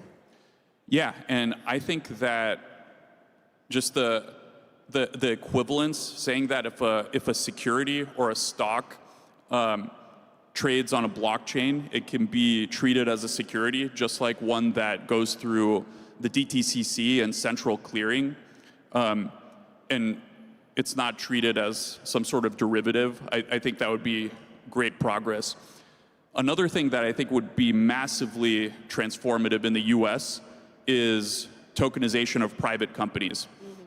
So I think public stock is one thing. Private companies are just inaccessible to retail today. And part of it is the net worth and income requirements, which basically shut out all but the top 20% of individuals. So we live in a strange world where SpaceX and OpenAI are deemed too risky for retail investors, but meme coins are okay. Right. And obviously I'm a fan of meme coins. I think people should be able to do what they want with their money, but the juxtaposition of being able to invest as much as you want in a meme coin while SpaceX and OpenAI are just inaccessible just doesn't make sense. So that's one thing we're pushing towards, more clarity for how retail can invest in private companies. And if we tokenize those private companies, you solve a lot of other problems like access to liquidity, having the ability to trade in and out of them, and access to a global market of hundreds of millions of people that have Bitcoin and crypto wallets already. So I think we already have the technology. Now with some regulatory clarity and a rethink of the accreditation laws, you can find companies like OpenAI and SpaceX and potentially thousands of others trading just like stocks. And I think that would actually be an enormous unlock. It could lead to significant increase in capital formation, new startups, and GDP growth that's broadly shared with everyone. I mean, back in the 80s, you used to be able to buy a public company like Microsoft or Apple at a pretty small valuation and get a huge increase in the public markets. Now those opportunities are tough to come by. You know, companies are going public at valuations of tens or hundreds of billions. They're staying private longer. And so the profits, the appreciation is accruing to a smaller and smaller group of wealthy insiders. Would you say there's more upside to investing in a private company than a public company, if that were to be a possibility? I mean, I think the upside is definitely greater where the risk is greater. So for sure, there's also higher risk, and there's a legitimate investor protection disclosure argument that can be made. But I actually think there's solutions to all of those. We can open up access and make sure that investors are informed and they know exactly what they're buying and selling. And that's where kind of sensible regulation can help take us. Is Main Street ready for tokenization? You say the average retail investor understands tokenization, and if not, what would be your maybe elevator pitch to someone? Why should I want tokenization?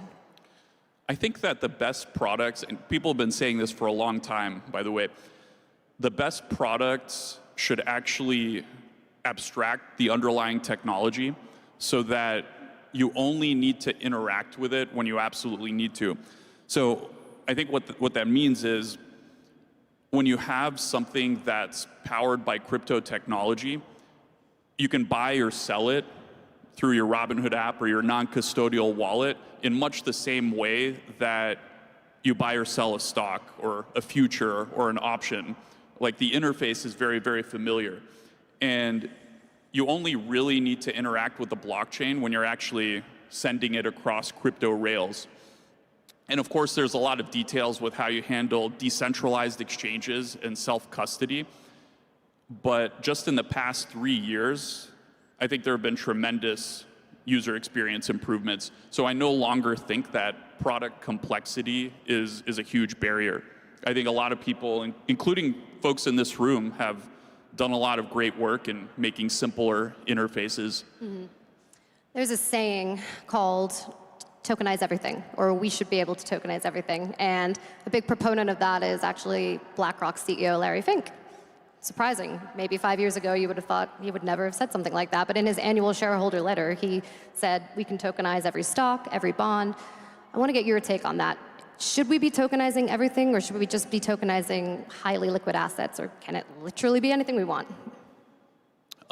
Practically. Tokenizing everything is tricky. Now, can I think of anything that I wouldn't have tokenized? I think if it's legal, if it's a security, if it's a commodity, if it's some sort of collectible, and generally we want to allow retail investors and institutional, but we're mostly talking about retail, there's a huge benefit to it. And we should have an open, competitive market where people can try as long as it's legal, and if there's a market for it, if people want it, why not? What would be the most surprising tokenized asset maybe Robinhood would offer in the next 5 to 10 years? Yeah, that's an interesting question. So if I think about what the technology trends over the next 10 years that'll likely shape society will be, there's obviously crypto. There's also AI, right? And one of the things that AI is making possible is more and more value being created with fewer resources. So I think you'll start to see more single-person companies. Right now, it's very hard for a single person to run a company and to scale it to a valuation of billions of dollars. I mean, there's smaller companies for sure, but as AI models get better, you can imagine entire teams, functions that you would have had teams do being replaced by AIs. And so I think you'll have more single-person companies. Okay.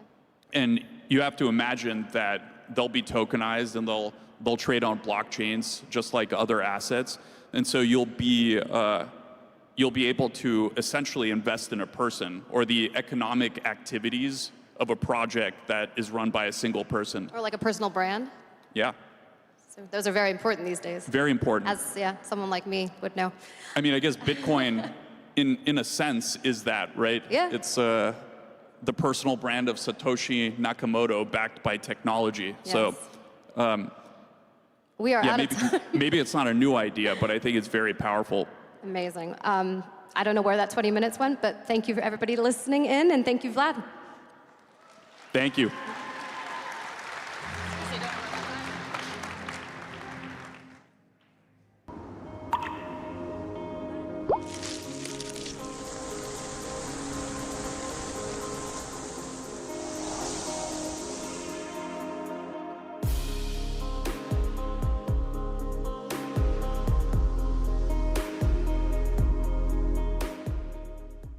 Satoshi released Bitcoin. The world was forever changed.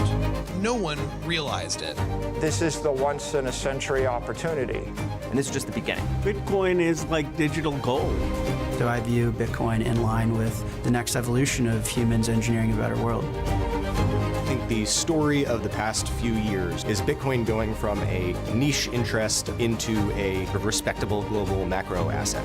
Bitcoin Policy Institute has become a thought leader.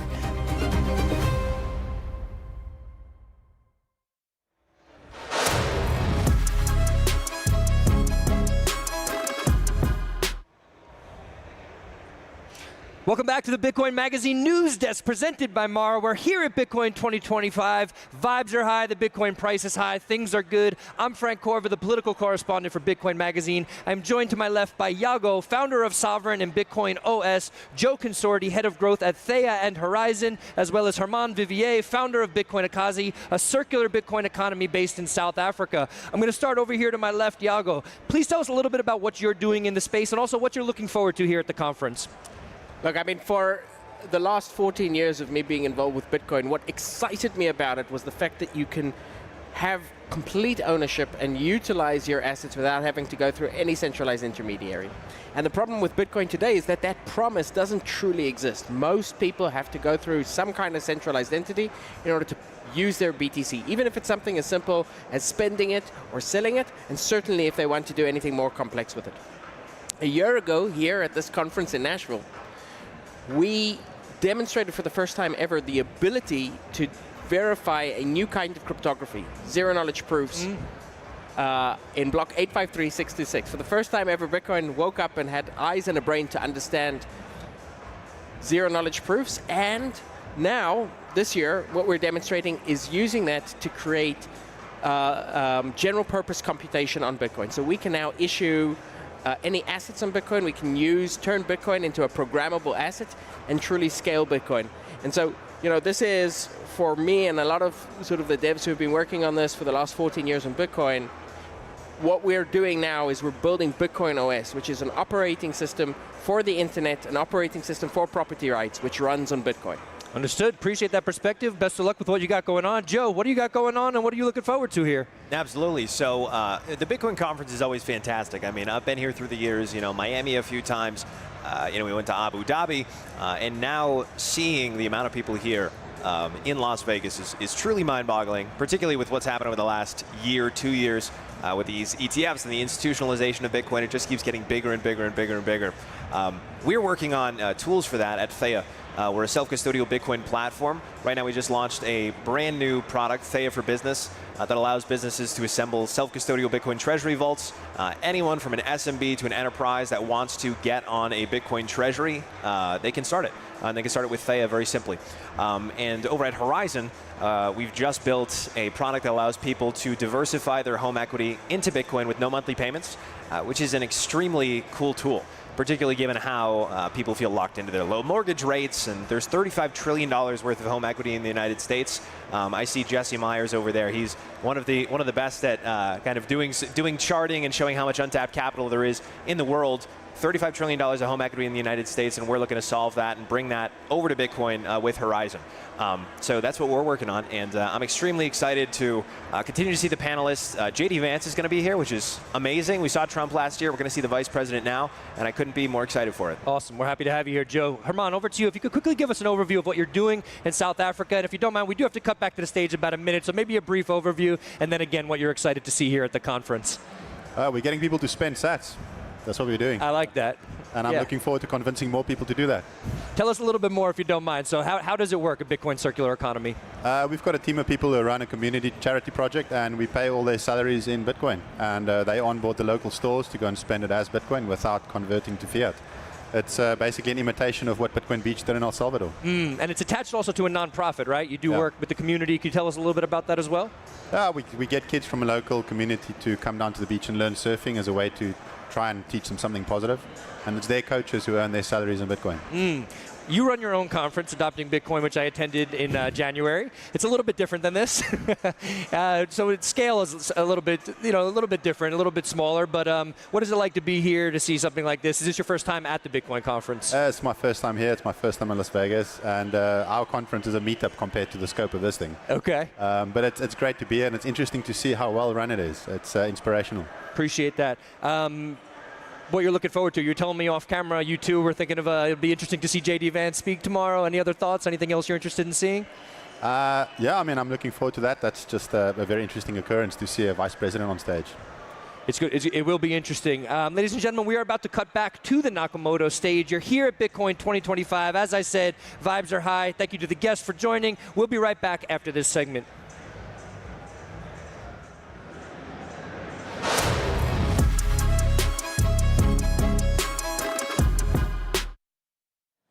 And what we would do is, typical investment bank, we're like, well, obviously we can do this for you. So we created a bundle. So a bundle of like stocks, options, think complicated sort of bunch of stuff put up together. Oh yeah, closer. And we would sell those things. But then there were three problems. One, they were proxies. They weren't exactly what people were looking for. And the most common thing is, and I sold these when I was at Goldman, people wanted to get exposure to Trump. And what we sold is very executive. Well, the thing to do is you should short the S&P for the period around the election. So people bought that. They were right about Trump winning, but they lost money. S&P actually rallied. Number two, it was inaccessible. So like if you're not rich enough to go to a bank to basically buy a product like that, you cannot get exposure to it. And so that felt very unusual to me. It's like Brexit doesn't impact only the rich or banks, they impact anyone. It impacts anyone, same with the election. So this idea of like, well, what if we just build a financial market where you can trade these things? The actual thing that people care about, that people relate to, instead of going indirect. And that was a genesis. So last year you won the landmark case against the CFTC. Not many companies sue their primary regulator, and even fewer end up winning. Can you tell us that story and what was actually involved in that? So I'll give a little bit of a headline answer, and then I'll sort of go into the detail. The headline answer is, we as founders, especially my co-founder Luana, were incredibly stubborn about this business and being right about it, being right about the importance of it existing.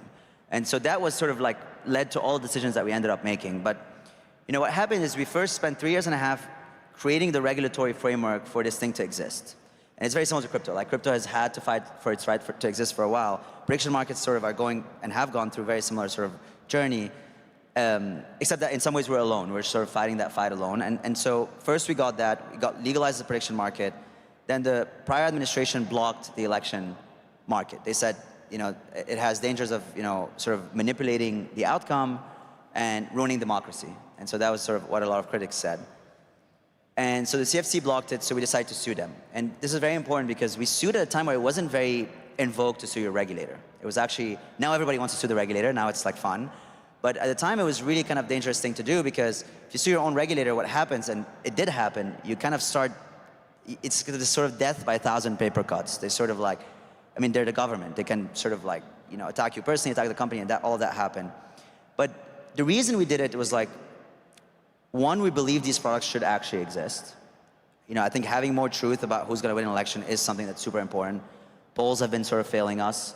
We don't know who to listen to. Obviously, if you go to CNN, Fox, you get two different stories. And number two, which is the other really important thing, is we were right on the law. We genuinely believe we were right on the law. And so we ended up suing. It was super painful, and we were lucky enough to win last year. So when Don Jr. announced that he was joining the company as an advisor, one thing he said was that his family and him were watching Kalshi on the night of the election, and that you were way more accurate than the polling.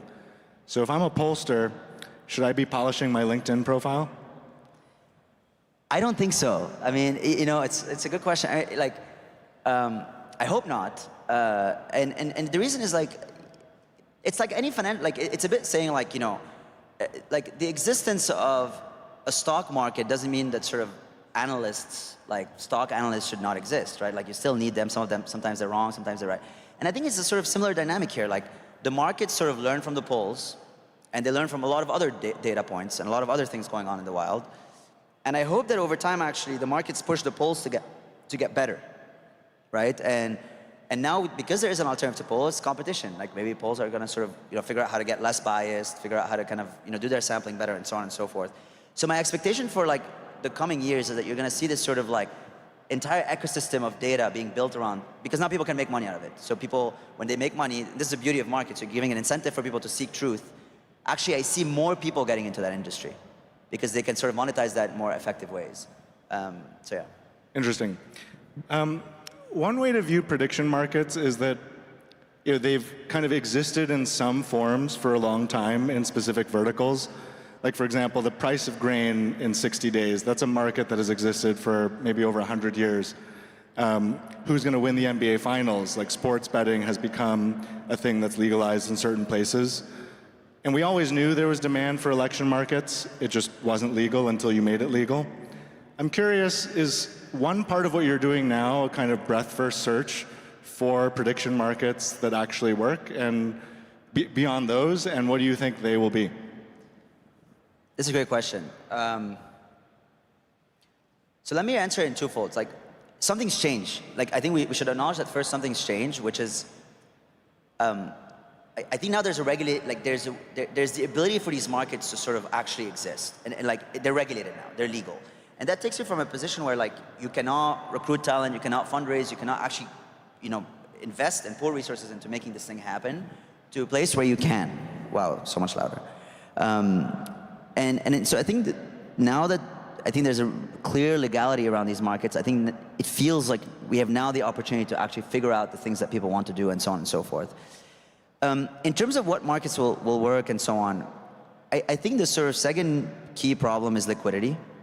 So historically, the examples that you mentioned, like grain futures, is like, well, you build liquidity in those markets and that market exists forever. It's static in nature. You have liquidity and people can trade it whenever they want. Prediction markets are more dynamic, right? Like what's exciting this week is not what's exciting in 2 weeks. It's very news driven. It's like, will TikTok get banned? Will the CEO of Boeing get fired? Like these questions, no one, you know, people talk about them for a week or two and then they stop. And so you have to build a sort of technology and infrastructure that enables building liquidity dynamically, where you can bring different counterparties together, meet in a marketplace to trade these in a much more dynamic way than, you know, how grain futures were traded. And I think we've made a lot of progress in that, and we have partners and we have organic liquidity in that regard. Now I think it's really about actually, there is a lot of breadth first search. So like try a bunch of stuff, see what sticks, and sometimes it's very unusual. Like one of our most popular prediction markets is, what will Trump say in any given speech? People love doing that, and you know, we're doing something like tens of millions on any given sort of like specific market on Trump saying something, and that I could have not predicted that. I could not have predicted that with strategy. But two is, I think, this news-driven nature. So figure out what is top of people's mind, and that's sort of changing on, you know, used to change every month, now every week, maybe every day, and then create markets for those things. Are there any markets you wish existed but are kind of frustrated that they don't work yet? That they don't work or they don't exist? That you haven't been able to build sufficient liquidity for them. You know, I think economic markets have been surprisingly not that popular, especially when you compare it to some of the other stuff. But I feel like I wish the economic markets were sort of more deeply liquid, because they're important, like forecasting where the economy is going to go and, you know, different scenarios and so on and so forth. But for some reason, they're not. Like, even when you compare it to something like... Do you think that's because speculators or investors can meet that demand through the bond market or other, you know, interest rate swaps or kind of other financial instruments? Not really, because the reason why I don't think that's it, and I think there's residual sort of like, there's more to be done in this, is like for example, like we have a market on what the Fed will do every given month or whatever meeting. And that market is actually more accurate than the interest rate swaps or the traditional futures. So it tells me that, like, from an accuracy perspective, it's sort of like doing fine. It's just that it doesn't attract enough of the sort of, people just don't care as much versus something like the weather. We've launched weather, we never thought it would work, never really put any effort into it, but it's grown and it's big. People like to trade on the weather every day. I don't know if that's very useful, but yeah. Speaking of liquidity, I think one thing that's remarkable about Kalshi is the level of institutional market making you've been able to attract to the platform. I think SIG is very public about their participation, but just what has that journey been like? It takes time. Like, you know, the regulatory piece is critical. So it's kind of like, especially after, you know, the last sort of like, I would say like maybe like crypto cycle, like now you really see sort of like, it needs to work, it needs to be regulated, we need to have all these assurances. But then I think institutional adoption just takes time. It really just takes time, because they're constantly evaluating opportunity cost against other things. And they stack that opportunity cost on top of sort of like risk assessments. And so new things are always harder to adopt. So it took like all these sort of partnerships, and this is on the market making side, so liquidity providers like SIG, but also brokers. You know, we've actually just seen Vlad, we've partnered with Robinhood and some of the other brokers in the space. So you have to build these relationships over time and like convince these sort of institutions to take these bets that are like, may not materially impact their bottom line today, but could in the next sort of few years. Actually, talk a little about the brokers. I'm not sure everyone realizes how much you power besides the Kalshi app itself. Yeah. So, you know, the financial exchanges in TradFi, the traditional financial exchanges, especially the derivative ones, historically, when you want to buy like a stock or you want to buy like an option or a future, like if you want to buy an option, you don't go to CBOE or CME or the NYSE, you go to Schwab, Robinhood, Fidelity. And it's the same thing here. So the unusual part about Kalshi is you can go to Kalshi.com and we have a consumer app. But over time, and this is a big part of our business model, is we actually put our financial instruments, our prediction markets, in the brokerages. And so we have Robinhood, we have Webull Live, we've been incredible partners, and you know, I think till the end of the year we have something like 10, 12 other brokers that are sort of integrating. and I think that's a key part of the distribution over time to take this thing mainstream. Let's look to the future. What's on the near-term roadmap for you? What are you most excited about? So we've just entered sports, you know, and the growth there has been pretty explosive. So you know, within a few weeks from launch on March Madness, we were comparable to some of the largest sports books players in the U.S. And I think our forecast for the end of the year looks incredible. So expanding our sports offering and doing more on that front. Integrating more brokers is very big on the roadmap. And then 3 new structures. So we're starting to think about, now that we have the exchange and we have the full financial infrastructure to do a bunch of things, and we have the regulator's blessing to do so. You know, today we only have yes or no questions, but you can imagine prediction markets going beyond that, which is like, could you go long or short COVID? Could you go long or short the weather? Could you basically, basically, could you do structured products that are not yes or no questions about the future, but basically, you know, could you give people the ability to get exposure to the future in kind of like a much broader sort of, much broader ways? How about parlays and kind of conditional betting? Is that a thing on the horizon? We don't know yet. I mean, the one I'll talk about is this idea of like the conditional markets. I mean, sort of like super exciting, which is like, and we talked a little bit about this. You know, there's this concept around prediction markets called futarchy, which is this idea of running governments or institutions making decisions around policy informed by prediction markets. So today, you know, if a government wants to make a decision about something, you know, they ask maybe a politician or, you know, some person that works in the government. It's like, hey, should we do this? Is this going to have a positive impact for inflation? They say, yeah, probably, and then they do it. It's a little bit more complicated than that. But imagine you ask a market, like, what will happen to inflation if we impose these types of tariffs? What will happen to GDP? What will happen to the US economy? And it's a market-driven forecast that tells you what will happen if you do make different decisions. That's a frontier that I'm very, very excited about because that's something that's very, very useful. And we're already sending data to, like, you know, the Fed, Doge, a few other kind of agencies in the government to inform some of the sort of like policy decisions that are being made. As someone who runs a regulated exchange, obviously you can't make bets yourself. But if you could, what would you be betting on? So my favorite market for some time has been the TikTok ban market. Because it's one of those things that like is super uncertain. It has ebbed and flowed a lot. It's counterintuitive how impactful, how drastically impactful to the US this can be, how meaningful it is. And there really is no other alternative to forecast what's going to happen with that. Like it's very important, it's unusual, and there's no alternative. So that would be the market I would bet on. I won't tell you what I would bet on, like what side, but that's one. What about you? Well, you've done the election. Yes. I think some of the most interesting bets are actually the kind of paired political bets where you think some economic outcome is going to happen if a certain political outcome happens. Yeah. I like these. So, okay, maybe last question. A decade ago, Bitcoin at 2 trillion and being adopted by nation states would have seemed insane. Yet we're here today. What's your insane prediction for where prediction markets are going to go in 10 years? I think there's a lot of work to do and a lot of things need to go right. But you know, the vision here is, I think, here's the way I'd put it. There is no reason why prediction markets cannot rival the stock market one day. Like having a stake and simple questions about the future is more natural and intuitive to more people than company financials. And so I think this is one of those things that we look back in 10 years and we look like, it was weird. There was a world where this was not a thing. You could go and look at the forecast that is market driven for what's going to happen with all these important questions about the world.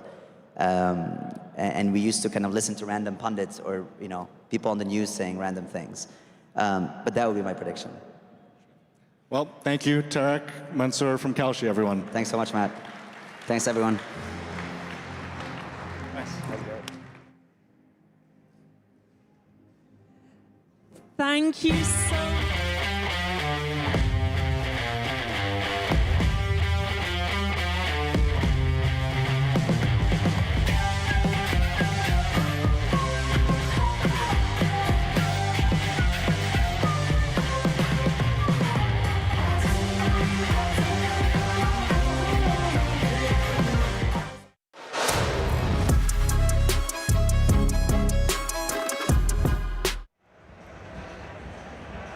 Welcome back to the Bitcoin Magazine News Desk presented by Mara. We're here at Bitcoin 2025. I am Frank Corva, the political correspondent for Bitcoin Magazine, and I'm joined to my left by Alex Thorn, head of firm-wide research at Galaxy Digital, as well as Jesse Myers, head of Bitcoin strategy at Moon Inc.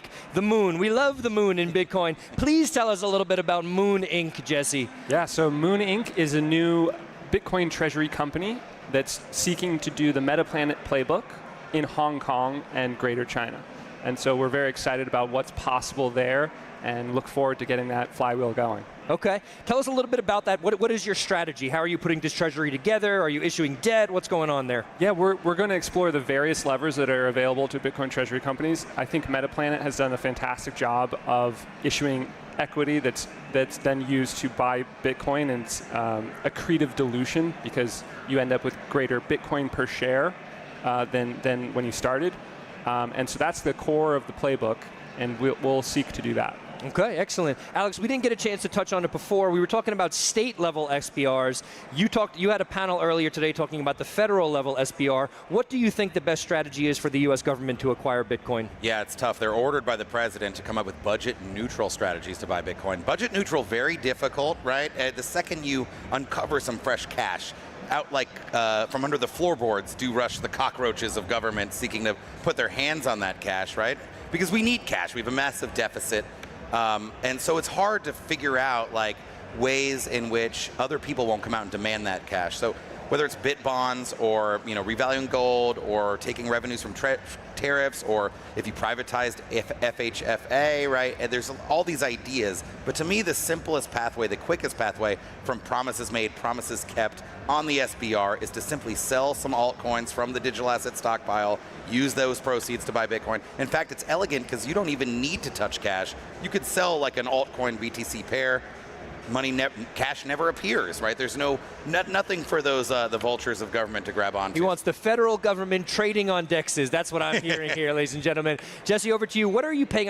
What other companies are you paying attention to? Are you even paying attention to what governments are doing when it comes to Bitcoin acquisition and also keeping that Bitcoin safe, right? Yeah, that's the thing that's beneath the surface right now. It's like what governments are accumulating and when and who's doing it secretly, who's going to be public about it. You know that it's happening, and it's going to keep increasing in scale. And so those announcements will come out of the blue, I think, and the market won't have priced it in. So that's only going to surprise to the upside. Appreciate that. Ladies and gentlemen, we are about to cut back to the Nakamoto stage where we're going to hear from Vivek Ramaswamy. So one of the major people who was behind influencing President Trump, his understanding of Bitcoin. As well, we'll also have David Sachs on the stage later today. But right now, over to the Nakamoto stage for Vivek Ramaswamy. Keep it live here at Bitcoin 2025. We'll be back on the live desk right after this.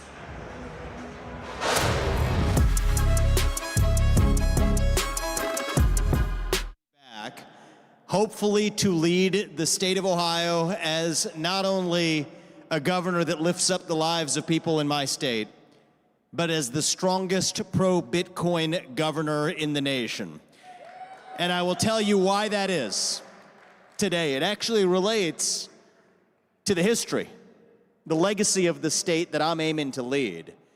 In the first industrial revolution, Ohio was the state that actually led the way. At the turn of the last century, not a lot of people know this, we were the wealthiest state in the Union.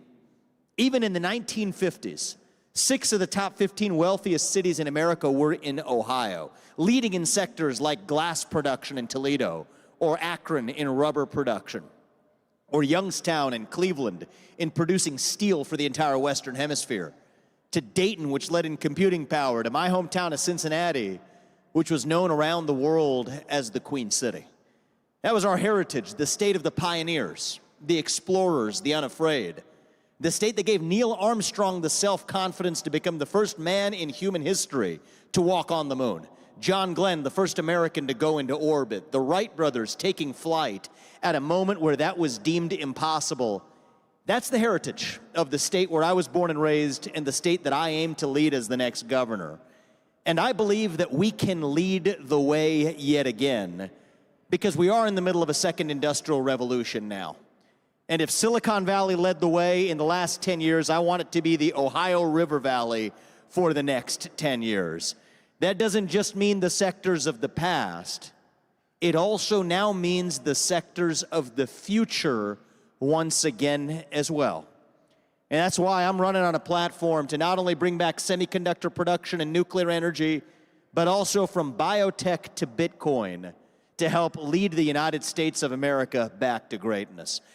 And I want to be clear about this. My pro-Bitcoin position, which I'll get to, is distinct from the crypto policy platform I rolled out during my presidential campaign, which I still stand by. We have to stand for financial freedoms, for self-custody of your assets, for self-hosting of your own wallets, for being able to have regulatory certainty, using the blockchain to make public expenditures transparent. I stand by all of that, but that is a separate discussion from why we stand for actually Bitcoin as a store of value for the long run, because Bitcoin's not like every other cryptocurrency, most importantly because it has a finite supply that's deterministic and mathematically defined. And right now, we're seeing a trend around the world where the hurdle rate for low-risk investments has historically been U.S. Treasuries, which is a good thing.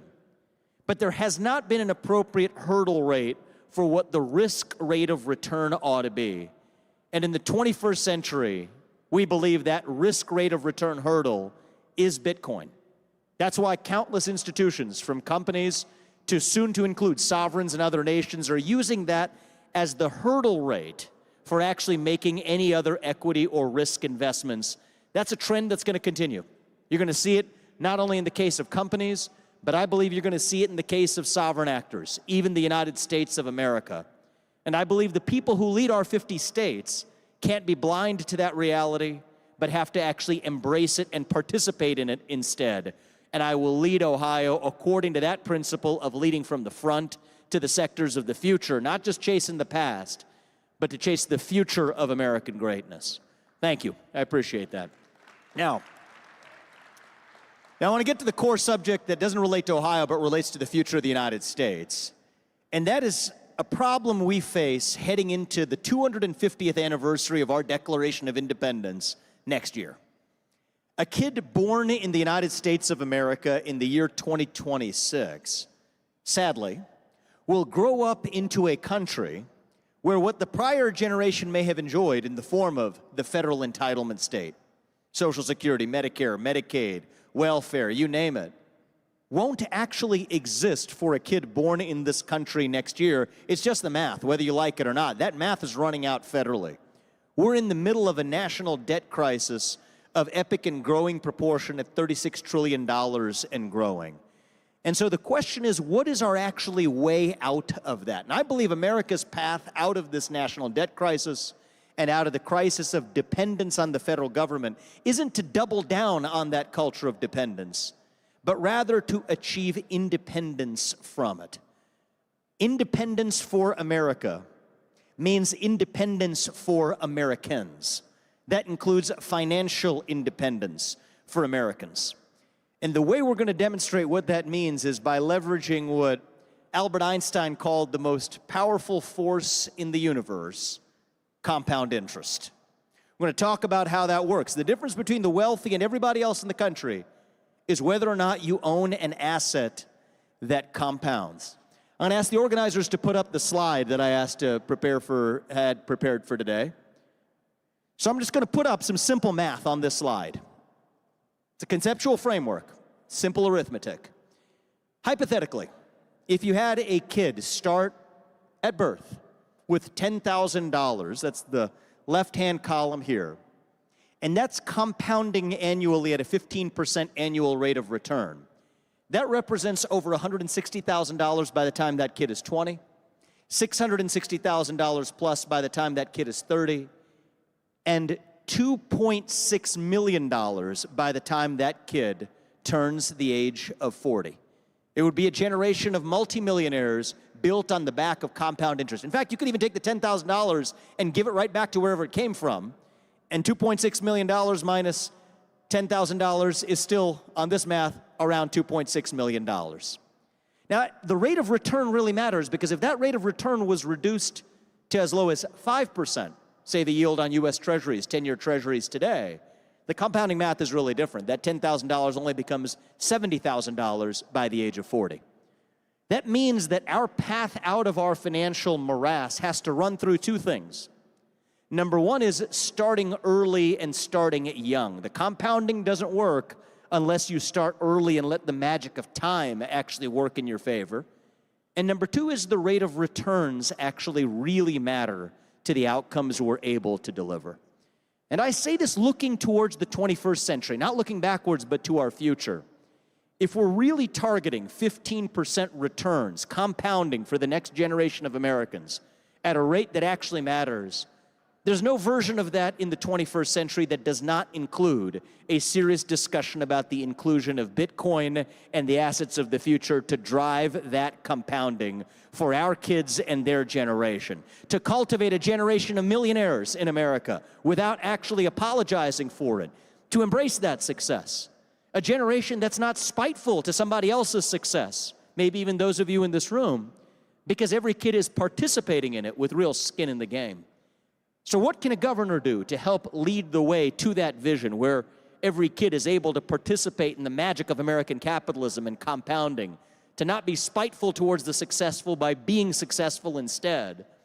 One of the things I will do is I will lead Ohio to be the first and top state in the country to integrate financial literacy into our public education that includes the power of compounding, including education about Bitcoin as an asset class that every young person ought to be aware of as they make those financial decisions. To cultivate an education system where our young people aren't trailing China by 4 years or Singapore by 5, but in math, reading, writing, physical education, and yes, financial literacy too, leading not just the country, but the world. That's what allows our kids to have the building blocks for that American dream. But we're not going to just stop there. What if we were to turn the dream on this slide into an actual reality? Suppose you did it at the level of the United States of America. That first column would be $37 billion, about 3.7 million births, $10,000. That would be about $37 billion. A lot of money, but a minuscule fraction of the $3 trillion that we spent last year on Social Security, Medicare, and Medicaid for an entire generation that won't have a need for that dependence on the entitlement state because they're actually participating in the power of creating a generation of millionaires in their own right. Take that for a thought experiment for now. But what I'll be rolling out later this summer in my home state is exactly how we're going to use that to turn around not only Ohio's economy, not only lift up Ohioans from the bottom up, but to be able to also stand for the actual American dream, to make it real, to keep workers tied to work requirements in our state at a time where we have a worker shortage, to make the American dream real at a moment where so many are skeptical of the American dream. I speak to you as somebody who's the kid of legal immigrants who came to this country over 50 years ago, over 45 years ago with no money. And in a single generation, I've gone on to found, as many of you have, successful companies, to be able to now be in a position to hopefully lead that same state where I was born and raised. And the extraordinary thing about that story is that it's really not that extraordinary in the United States of America, the land where you're able to achieve the maximum of your own God-given potential without any government or system or bureaucracy standing in your way. The state and the nation where we celebrate the American dream, an idea that we're often told to forget. You're often told to put away that American dream, to let go of it, that it's part of the past. I'm here today with a different message. Hold on and never let go. That's what we want for the American dream. That's what's represented by the people in this room. And speaking hopefully as the next leader of the state that sent the first man to the moon, we're going to send it to the moon again. Thank you guys for your support. We're excited to lead the United States back to greatness. Keep fighting and we'll get it done. Thank you. Thank you.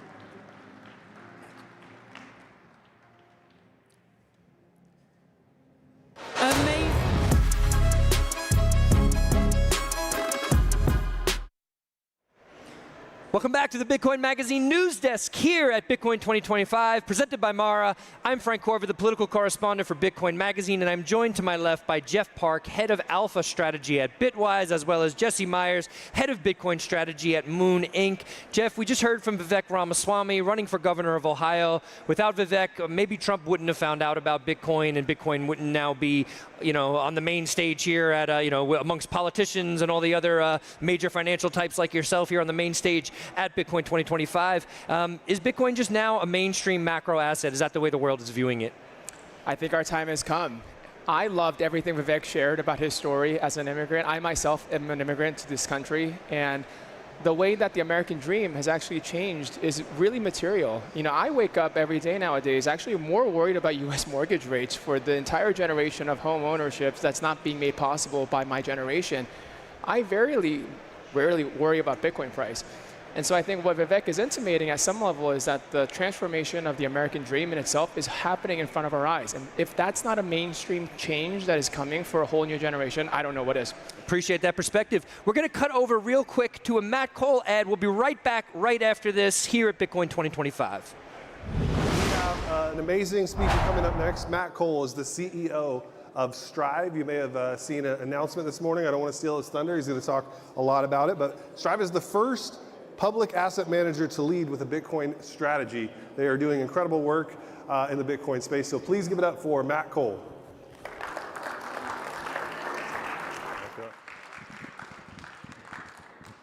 Thank you. Good to see you all. So I'm Matt Cole. I'm the CEO of Strive. And it was just 20 days ago that we announced our merger with Asset Entities to become a new Bitcoin treasury company. And we laid out a lot of the differentiations there, and I'm going to want to go a little bit deeper. But today we actually had a pretty big announcement. We announced the closing of our PIPE, $750 million, plus the potential for an additional $750 million, so $1.5 billion through the exercise of warrants, to fund our additional Bitcoin war chest. Yes. So that is the biggest PIPE ever raised to date for a pure play Bitcoin treasury company.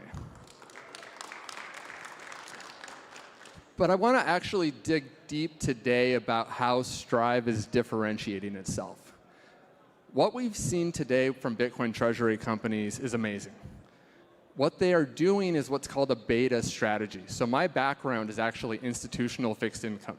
I used to manage about a $70 billion portfolio of actively managed fixed income securities, the largest of which was structured products. I couldn't use leverage like Bitcoin treasury companies to do. I actually had to find alpha.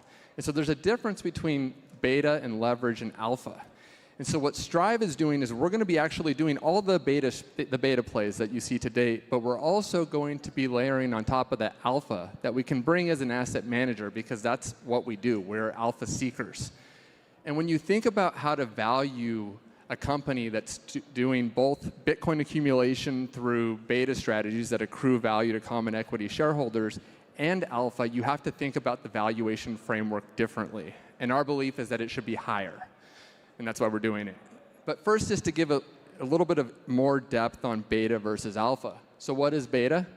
Beta is exposure to an asset. And you can take beta exposure up, or you can take it down to an asset. And so when you deploy leverage, which is what Bitcoin treasury companies do, and Strive's going to do it too, if you can borrow in fiat, and I'm guessing this audience is a fan of borrowing in fiat to buy the hardest asset ever known to man in Bitcoin, that's a good trade. I love that trade. And if you can borrow at 10% or less, which is what most Bitcoin treasury companies do, and you buy Bitcoin and it's going up 30% a year, that's a great... Welcome back. Welcome back, everybody. We're here at the Bitcoin Magazine News Desk. We're going to pause that video from Matt Cole from Strive Asset Management just for a moment as we cut over to the Nakamoto stage to hear from Robert Mitchnick of BlackRock. We'll be right back after this.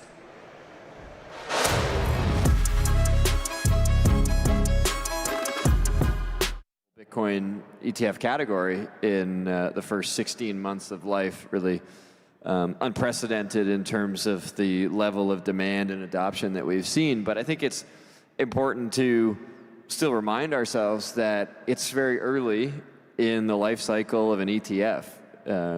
In many instances, it takes multiple years to truly kind of get all the cylinders firing in terms of the journey that you have to go on from an education perspective, from an institutional diligence perspective, from all the big wealth advisory platforms who each have their, very intensive, typically multi-year processes where they vet these new products first to, just allow their advisors, their tens of thousands of advisors to add them to client portfolios, but then the whole other step up from that, which is to actually consider putting these in model portfolios, right? And so 16 months in, we're actually still pretty early. Amazing. Well, I think one way that you're publicly talked about moving IBIT further, or Bitcoin ETFs, is expanding geographically. I know you've hinted at Europe. There's some underway in the UK or maybe Europe. Can you talk a little bit about, is that coming? When can people expect that? Yeah, so we did just recently launch a European Bitcoin product to follow on, obviously, from the success that IBIT has had in the US. And the European market is smaller for Bitcoin ETFs for sure than is the US market, but we've seen, I would say, fairly substantial growth in interest there. Very big difference, the types of conversations we were having 18, 24 months ago versus today. So that's off to a strong start, and we're excited. This has been really a global story. Even if you look at IBIT's numbers, a massive amount of that actually from various offshore wealth channels, including some of the big markets in Asia who have access to US markets. Obviously, the majority of it is still US based, but really this is a global story, and so we're excited to be able to make this available as broadly as possible to our investor base. I guess at maturity with something like IBIT, how many countries would we expect an ETF like that to trade in? What does kind of a total adoption look like for a product like that? Well, it depends on the country, right? So there are a number of countries, including many in Latin America, who allow cross-listing of U.S. ETFs. So actually, a number of the largest markets in Latin America now, you see IBIT cross-listed there. In Europe, it's different. Europe has its own ETF market, its own listing process, and so when you want to be able to provide an exposure vehicle, as we did to Bitcoin in Europe, you do it through a standalone product that's domiciled and listed there, and so that's what we did. Asia, a lot of those investors actually just have access to U.S. markets, but not in all countries, so we're looking at ways to make it even more accessible to more investors there as well. So you mentioned model portfolios. It came out, I think it was last year, BlackRock put out a report essentially recommending a certain model portfolio with 1% to 2% Bitcoin allocation. This sort of made shockwaves around the industry. It was seen as a big validation. What has happened since that recommendation? Is that recommendation being followed? What types of investors are looking at it? How do we go from that recommendation to investors actually allocating 1% to 2%? Yeah, so just I think to set the stage for what model portfolios are and how they work for some in the audience. Basically, the idea is to support financial advisors in their journey to be able to build better portfolios, more optimized portfolios for their end clients. And so model portfolios have become a very powerful tool to help financial advisors do that.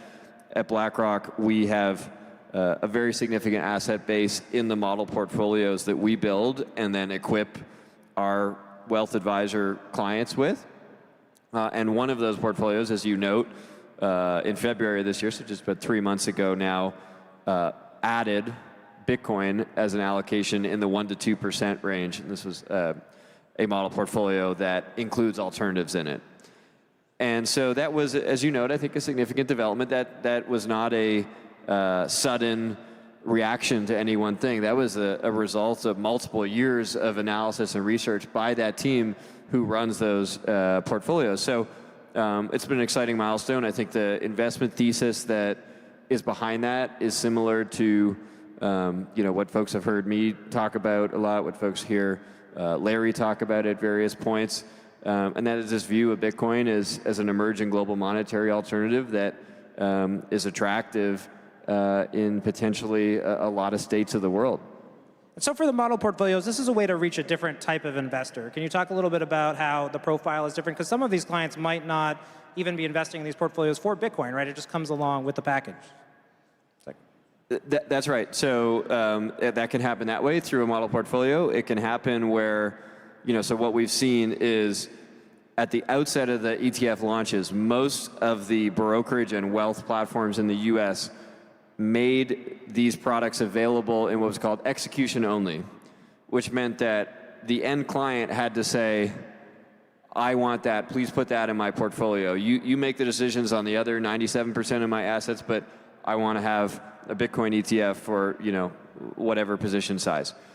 But the advisor could not recommend it. Now what's happening is more and more wealth advisory firms are on that journey to approve this, to give their advisors the discretion to allocate as they will. So that's kind of another channel through which this adoption is happening. And then the models is sort of the highest level where it becomes platform-wide, where basically, for a given wealth advisory firm, the model that a majority of advisors are running their portfolio off of, that actually may include an allocation to these. I want to talk, a lot of people obviously want exposure to Bitcoin, a lot of investors on Wall Street now seeking that. The big narrative in the news has been this idea that Bitcoin is correlated to the stock market, right? We've kind of seen this over the last year, breaking correlation, the decoupling. What is your view on whether Bitcoin has decoupled from equities? Has it decoupled from equities? Or are we still waiting for that to happen? Well, through most of Bitcoin's history, it's had very low correlation, right? And that is, I think, much more consistent with its fundamentals as this global, scarce, non-sovereign, decentralized asset that's detached from any one country's political risk, economic risk, monetary risk. It's only kind of lately that people have started to promote this idea that it's a generic risk-on asset, whatever that even means. I think people would have a hard time, defining that. But that narrative is sort of new, and it doesn't come from any particularly fundamental place. But if you repeat something often enough, it can become a little bit self-fulfilling, especially in the short term. So we have seen episodes where that's happened, right? I think when you consider the layer that exists in the Bitcoin market, I think you could almost look at it, there's two layers in this market, right? You got a top layer that is, more short-term speculative, often trades with leverage, a little bit more retail skewed, trades with pretty high frequency. And there, some of the trading patterns look more like tech equities, right? Equity this markets, is like the Mag 7. We've heard a lot of talk about that. Exactly. Equity markets are going down because of some, negative thing that's happening. That negative thing may have no impact on Bitcoin. It may actually be a positive for Bitcoin fundamentally, but just impulsively, it's like sell everything in that top layer, right? And the leverage makes that effect worse, right? Then you have the second layer, which is actually a much larger share of Bitcoin, which is, I think, much more long-term focused, fundamental, typically not with leverage, doesn't trade that frequently. And most of the investors in that layer, including the institutional players who are entering the space, they don't view Bitcoin as a, quote, risk-on asset. They view Bitcoin more so as a differentiator in a portfolio and a potential hedge against some of the left tail risks that exist elsewhere in a traditional asset portfolio. And so when these events happen, and I think a great encapsulation of this, think back to August 5th. The market had a mini meltdown, and Bitcoin got clobbered that day, right? Was related to Japanese yen, carry trade, unwind, had nothing to do with Bitcoin fundamentally, but Bitcoin got smacked. And that was unfortunate for investors who sold off into that just because equities were going down, because Bitcoin doubled over the next 4 months, right? And fundamentally, what tends to happen when you have these short-term moves is that lower layer is accumulating, but they don't accumulate on the day of. It's more of a medium-term story where they see a dip that may be irrational, and they're buying, and they're buying, and then you see these bounce backs. And we've actually seen that time and again through Bitcoin's history, when there's these major sort of disruptive events. Well, we'll have Peter Schiff here tomorrow. He'll be making the case for gold against Bitcoin. That'll be on the main stage. Interesting to see. Can we talk about this narrative of gold versus Bitcoin? Because it does seem like gold has had a great year, right? And investors have been paying attention. And Bitcoin is portrayed as a digital gold. So maybe moving from this equity conversation to gold, what are you looking for when you're looking at Bitcoin versus gold? How do you think through that market? Well, personally, I don't think one needs to look at the competition as zero-sum, right?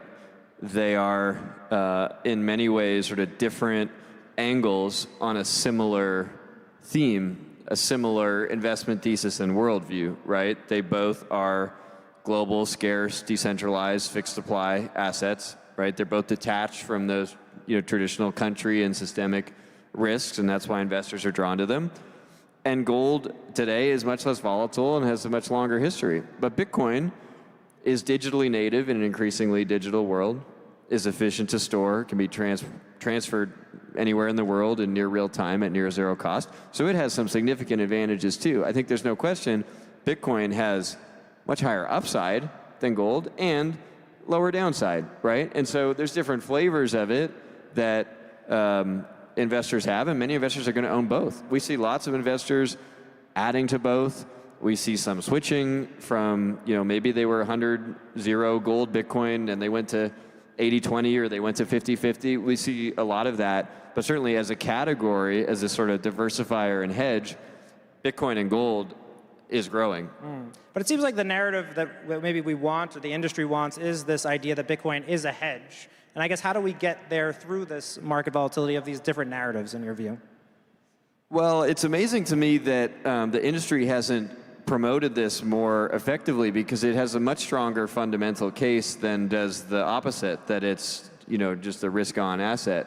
Bitcoin is obviously a risky asset. It's volatile, it's relatively new technology, but it's a very different set of risk and return drivers from traditional equities and most of the rest of what's in any one person's portfolio. And so the fundamental story is not hard to tell, and yet you still see, I still see crypto research, even though the idea that tariffs are somehow relevant or negative for Bitcoin has, I think, been pretty thoroughly debunked, right? Bitcoin's up 12% in April, had a great month. Best performing asset since the tariffs. Bitcoin's never heard of tariffs, doesn't know what they are.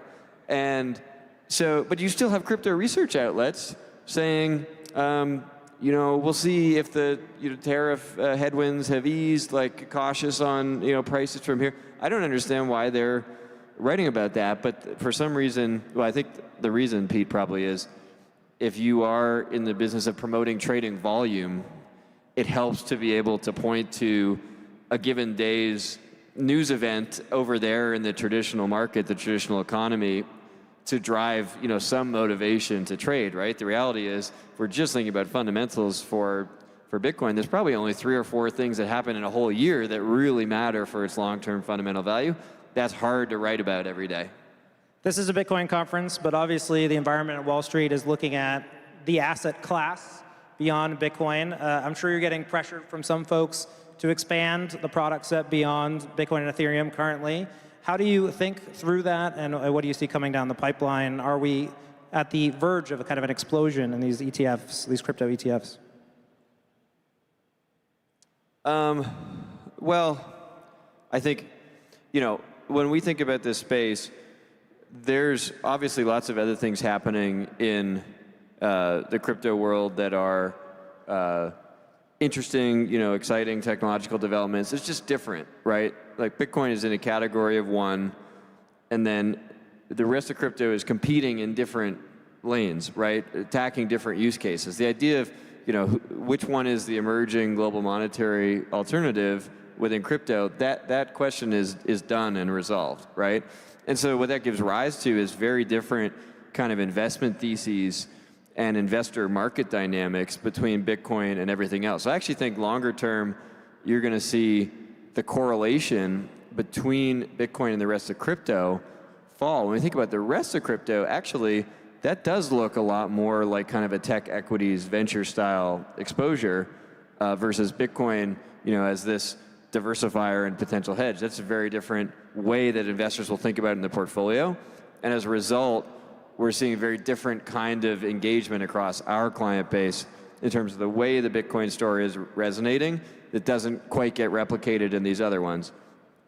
We've got time for one final question here. A lot of politicians on the stage. We'll have J.D. Vance becoming the first vice president to take the stage tomorrow to talk about the future of regulation in the United States. What are you looking for when you're watching the political environment in the U.S.? What do you see as the likely scenario for the next year or two?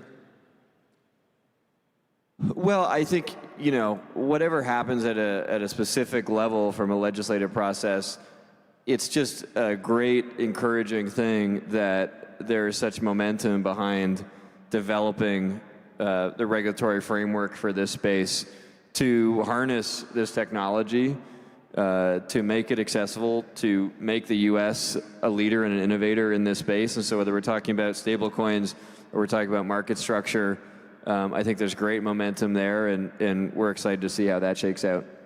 Robert Mitchnick, thank you for joining us. We'll be right back with more programming. Stay with us, everyone.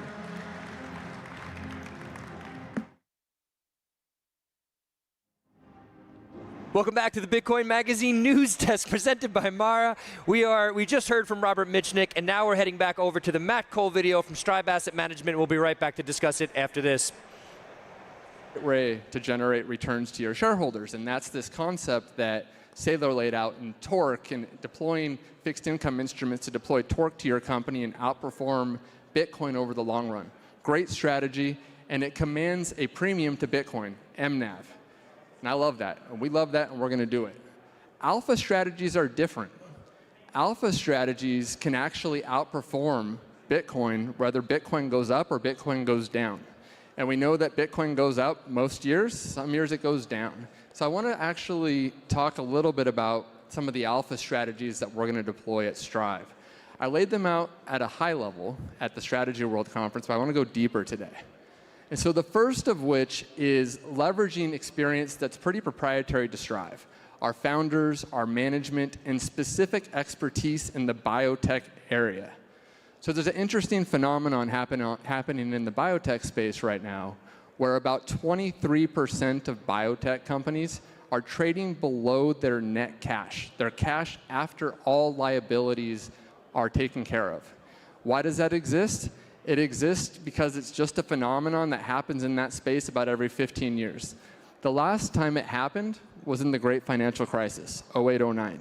And it's happened again. And just to give you a sense, in 2017, it was just 2% of biotech companies that traded below net cash. Right now, it's 23%. So these companies have typically had a negative clinical outcome. Their stock price plummets, but they're very well capitalized. And so when you actually have the deep expertise in the area of biotech, you also know the investor base, you can put together a win-win. And a win-win, in this example, I'm going to lay it out. Imagine a company that has $170 million of cash on its balance sheet, and then it has liabilities of $40 million, likely operating lease liabilities, and it has a net cash position after those liabilities of $130 million. But the market cap of the company is just $90 million, so there's this $40 million delta. For people that are experienced in this space, you can likely acquire these companies at about $110 million. You pocket the difference, and for a Bitcoin treasury company, you can buy Bitcoin at a discount. So clearly, if you can buy Bitcoin at a discount, that is alpha. It's not dependent on Bitcoin going up or down, even though we all know and believe it's going up, but you have an alpha strategy layered on top of a beta strategy. So that's the first example, and we're actually in active discussions right now with the first company that wants to do this with us, and we're considering it. And so this is, just to give a sense, a $30 billion current market opportunity that will likely persist for the next couple of years. The next alpha strategy that I want to lay out is actually a partnership that we announced about a week ago with Thomas Brazil and 117 Partners. And so Thomas and 117 Partners are the industry experts in distressed Bitcoin claims. So think about Mt. Gox claims. You have people that have had their claims to having Bitcoin on their exchange locked up for years. They haven't had liquidity. And so Strive is actually able to take advantage of a discounted Bitcoin price to acquire these claims that have definitive legal judgments. That means the Bitcoin is coming to the claim holders, but they're not coming probably right now for about 2 years. There's about 75,000 Bitcoin that are locked up in these claims. And they trade at about a 20 to 30% discount to the underlying price of Bitcoin. So again, by partnering with one of the largest traders and deal flows providers in this space, 117 Partners, we have access to be able to acquire long-term Bitcoin at a discount, not dependent on Bitcoin going up or Bitcoin going down, but just an alpha strategy that we can deploy through our connections and partnerships. That's alpha. Alpha on top of beta.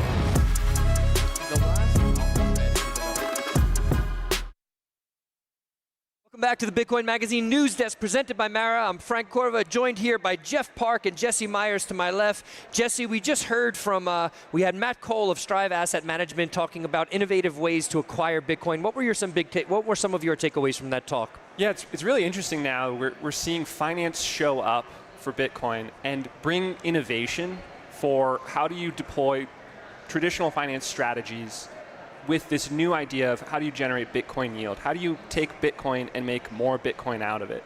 And what Strive is doing is implementing new versions of that approach, which Strategy has done, Metaplanet has done, others have done, by issuing more shares or raising debt. And what Strive is doing is finding creative ways to do the same thing, buying Bitcoin at a discount, effectively. And when you do that, you're automatically delivering yield. So it's very interesting now that the Bitcoin industry is now seeing innovation with Bitcoin yield. Yeah. You're an innovator in the traditional space that's also working with Bitcoin and other crypto assets. What were some of your takeaways from there? Anything you heard that sort of piqued your interest? Yeah, no, I think it's such an exciting time to be in the space at the moment. A lot of the innovation that we've seen with Bitcoin treasury companies so far to date at least has been really on the right side of the capital structure, meaning liability management.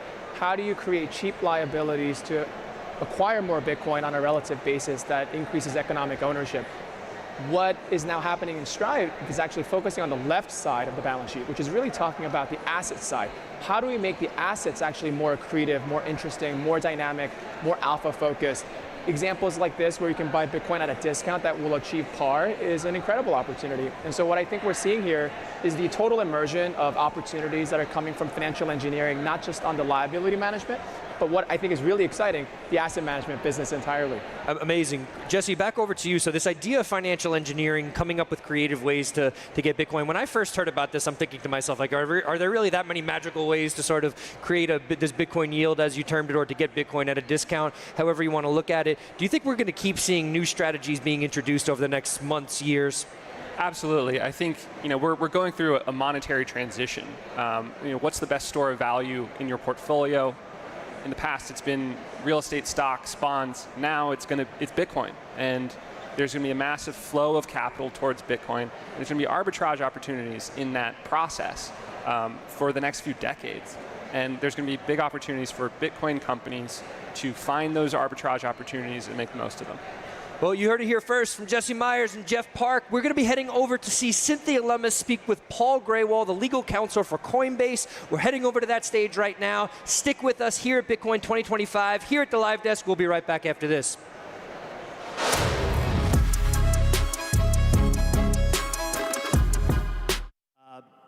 Most relevant to this audience, I think it's important to call out what a champion for Bitcoin Senator Cynthia Lummis has been for so many years. Thank you. Thanks. Before Washington, D.C., at least most of Washington, D.C., even knew how to spell BTC, let alone explain what it meant, Senator Lummis was already there. She was on the front lines from the very beginning. She learned the technology, she wrote the policy, and she's fought for the right of every American to control their own financial future in an important way. And I'm just going to exercise the moderator's privilege for a brief moment to brag on Senator Lummis. She's too modest to do it for herself, but it's important that we acknowledge all that she's done. 4 terms in the United States House, state treasurer in Wyoming, and now a sitting United States senator.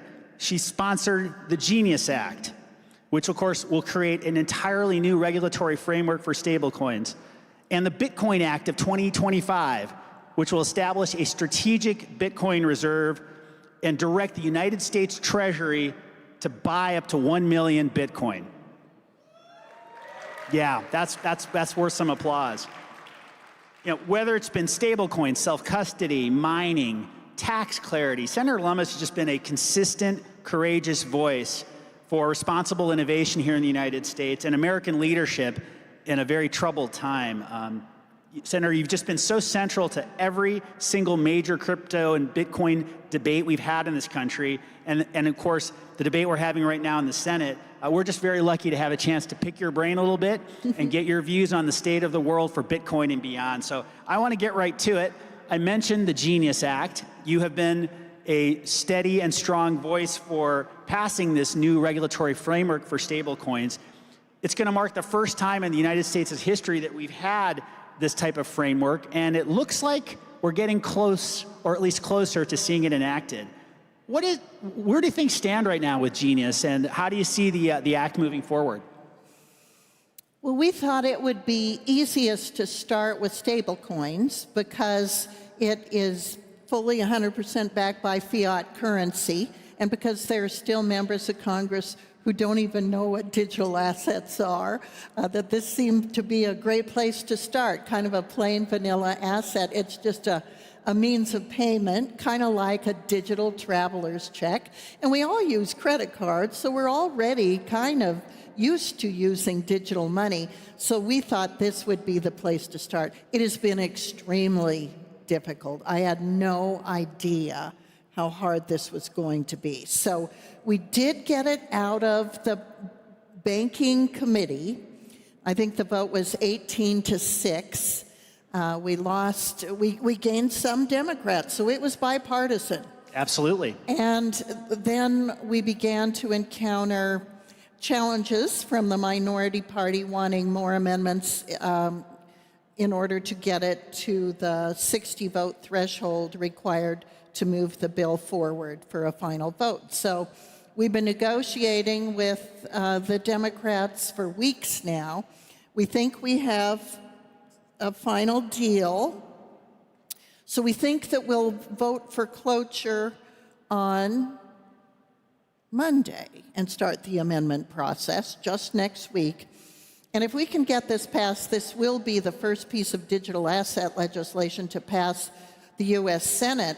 It is the first bill in 8 years to come out of the banking committee. Amazing. And so we don't have the muscle memory to legislate anymore. That's our job, is to legislate. But we've lost the mental muscle memory to do it. But we're trying to slowly recreate it, get the stablecoin bill passed, and then move to market structure. And for companies like Coinbase, market structure matters a great deal because the Securities Exchange Commission has been very hostile to digital assets. We've noticed, Senator. We've noticed. So companies like yours have encountered enforcement actions instead of clear guidance about how to comply with SEC regulations.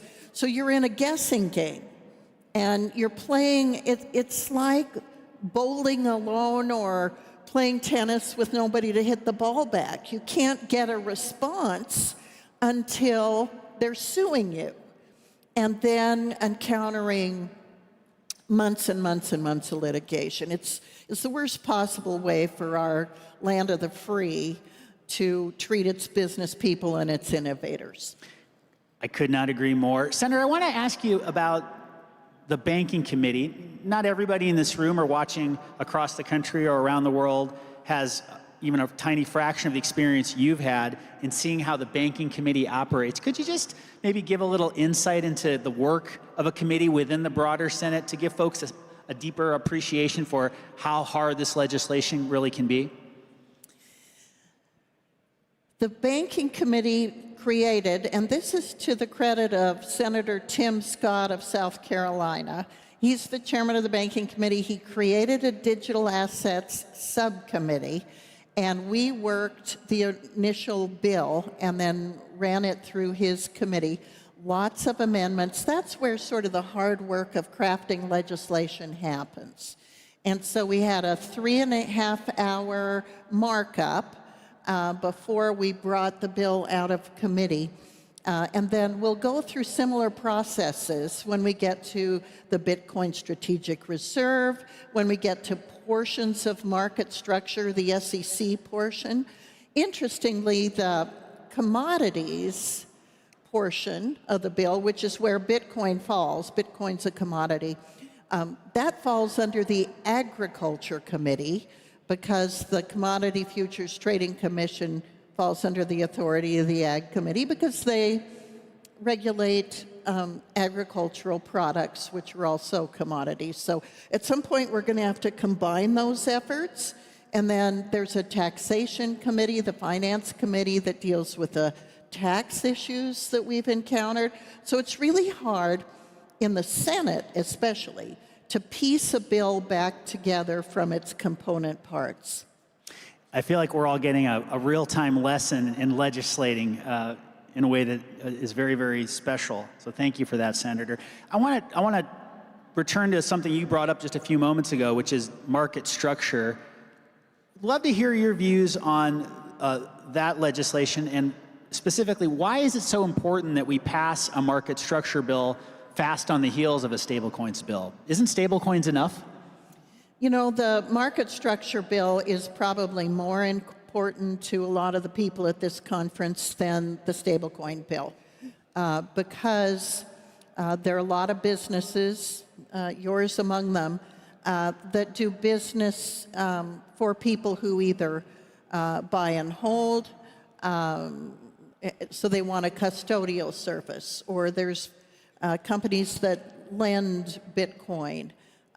There is a futures market for Bitcoin. There are so many ways in which Bitcoin can interface with fiat currency, with the US dollar, that it's a much more important component of what's happening here at this convention and what's happening around the country with the creation of applications for engaging the Lightning Network in small purchases, for example. We want to make sure that there's a de minimis amount. So if you are buying something with Bitcoin, you are exempt from IRS reporting if it's under $600. Things like that are important to making Bitcoin very, very useful and utilitarian within the U.S. economy.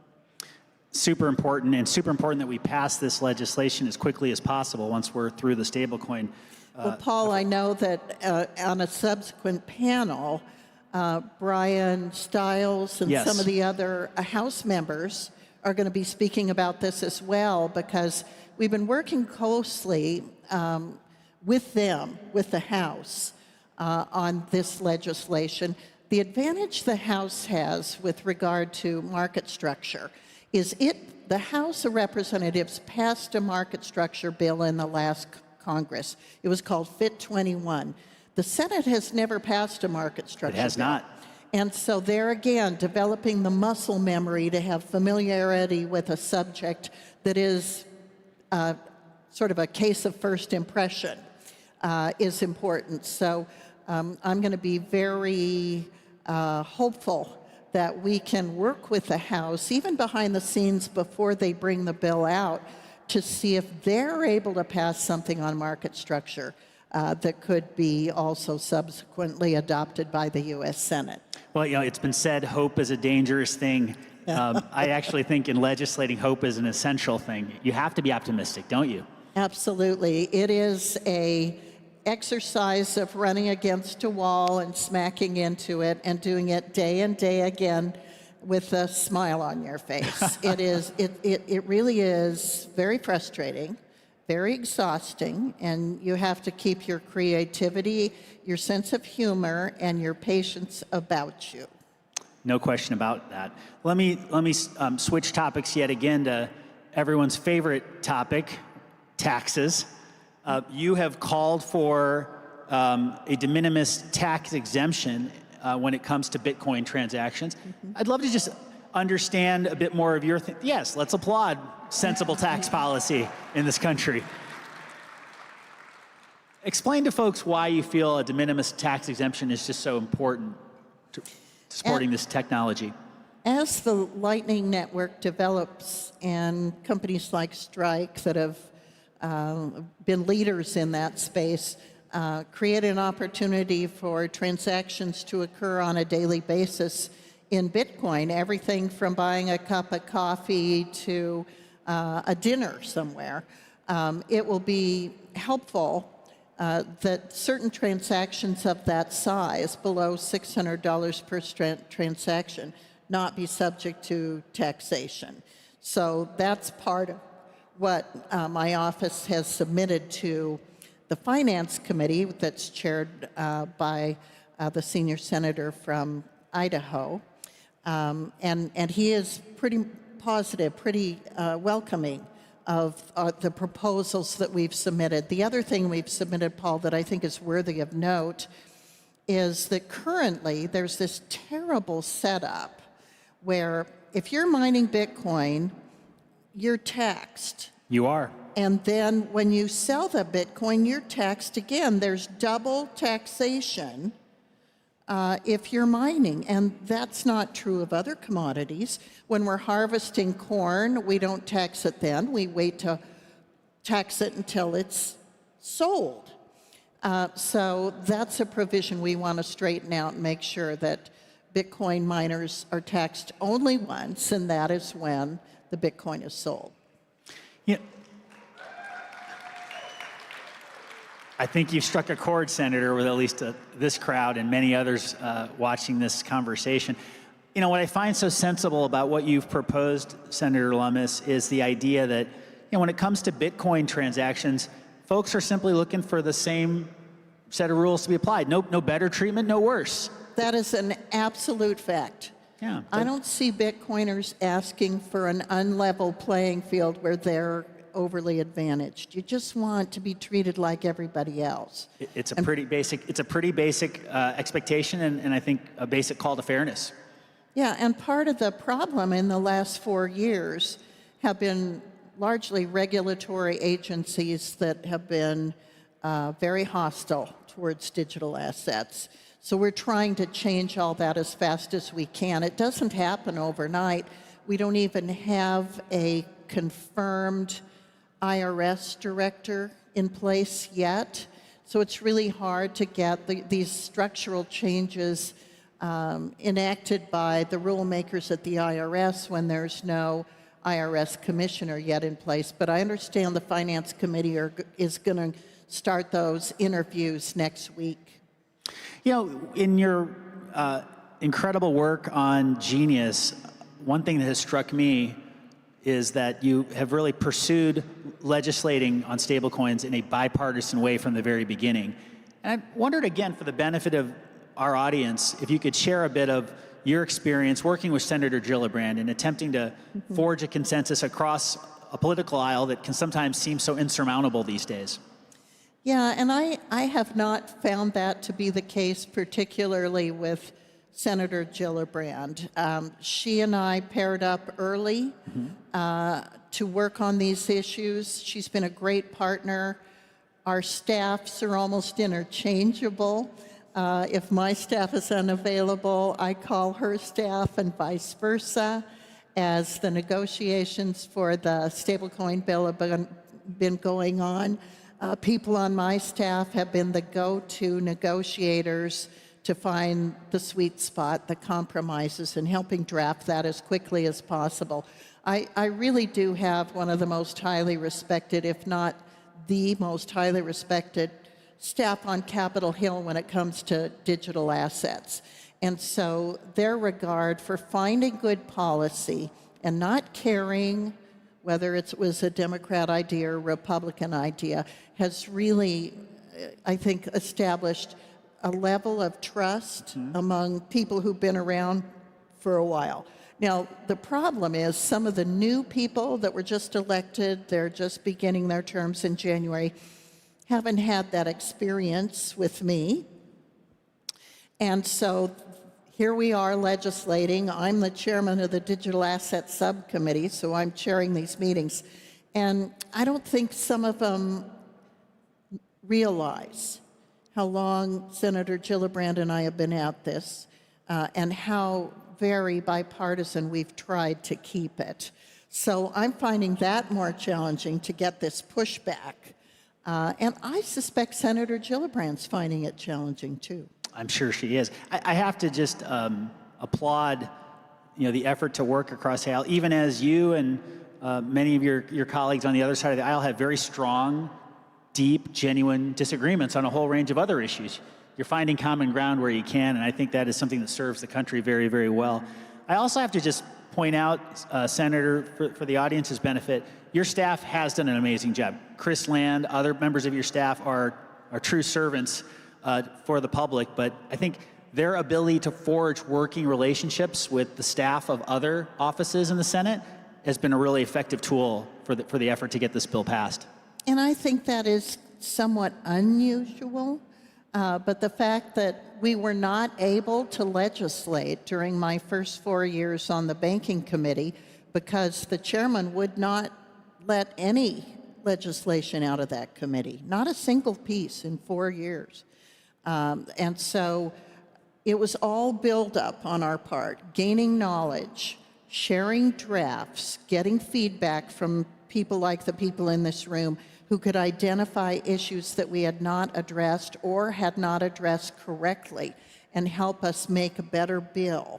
So the silver lining between about all that frustration is that I think we do have a superior product. We have a superior base of knowledge. Chris Land and Connor Brown in my office are fantastic. They have solid working relationships across the aisle. Their attendance at negotiating meetings is mandatory, not optional. People trust them. And so that has been delightful. And as big a struggle as this has been, I still remain very hopeful and very positive that we're going to be able to move forward with stablecoins and then move into market structure. And then hopefully a Bitcoin strategic reserve. Can we talk later. about the reserve for a moment? Absolutely. I know folks want to hear more about that. Yes. You haven't even talked about it and they're clapping. I love this. President Trump has been very clear in his vision that the United States adopt this reserve. Obviously, you have been a champion of this idea for some time. Yeah. Could you just talk a little bit about why it's so important in your mind for the United States to have this type of reserve in place and what it can mean for the country? Well, we're $37 trillion in debt.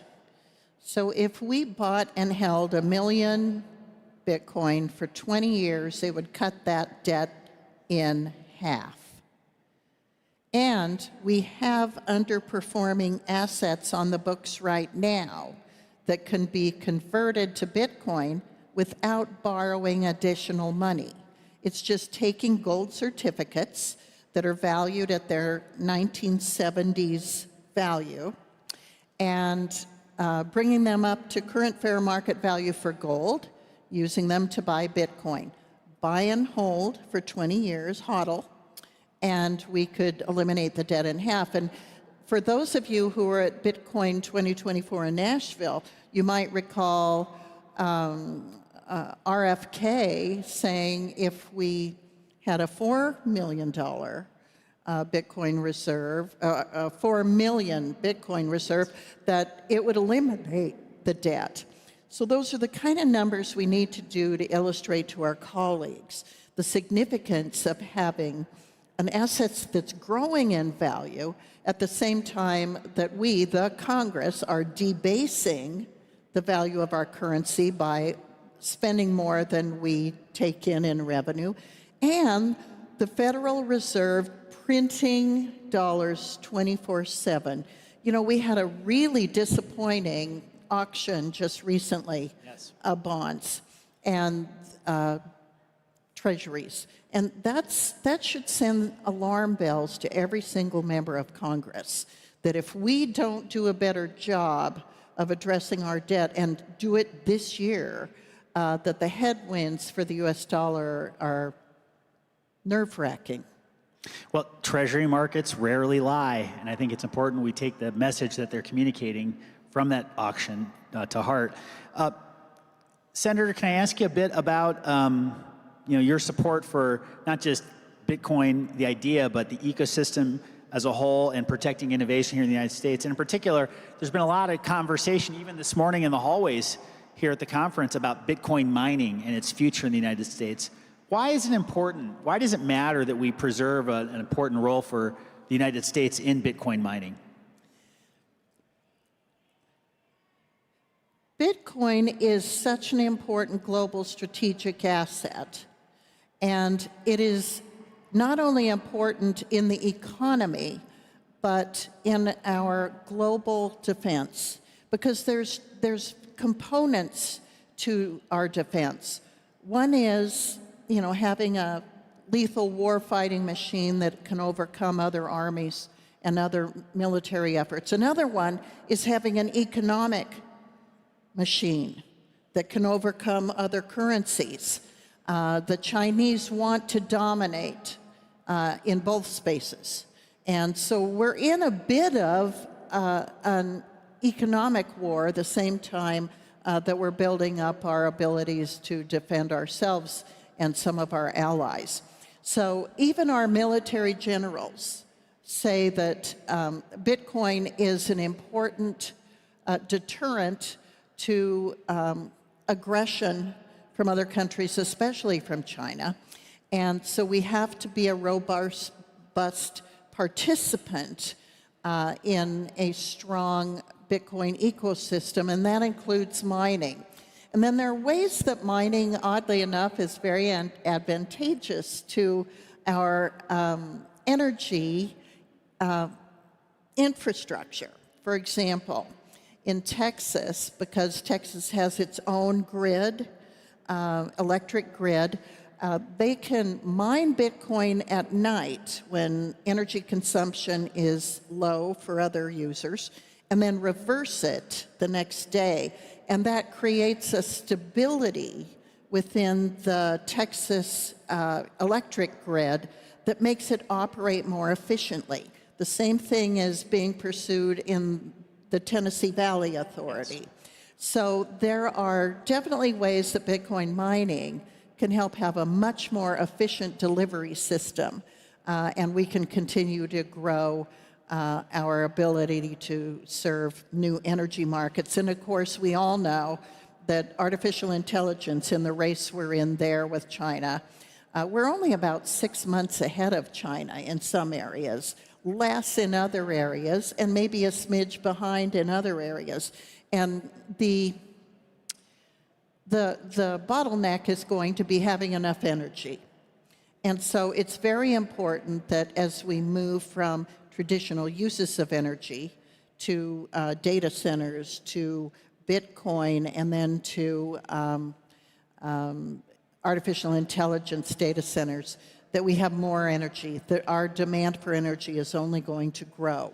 And part of what Bitcoin miners do is invent new ways to produce energy more efficiently, less expensively, and use it more economically. So this is a very important industry. Bitcoin is a very important industry to our economy, to our energy grids, to our intellectual capabilities, and especially as we move into a more robust artificial intelligence economy. It is the base technology. If you look back to 2009, when the Satoshi white paper was produced and the very first use of a blockchain was done, it sparked a whole new global effort to make intelligent uses of energy and do it in a way that produces economic value and economic freedom.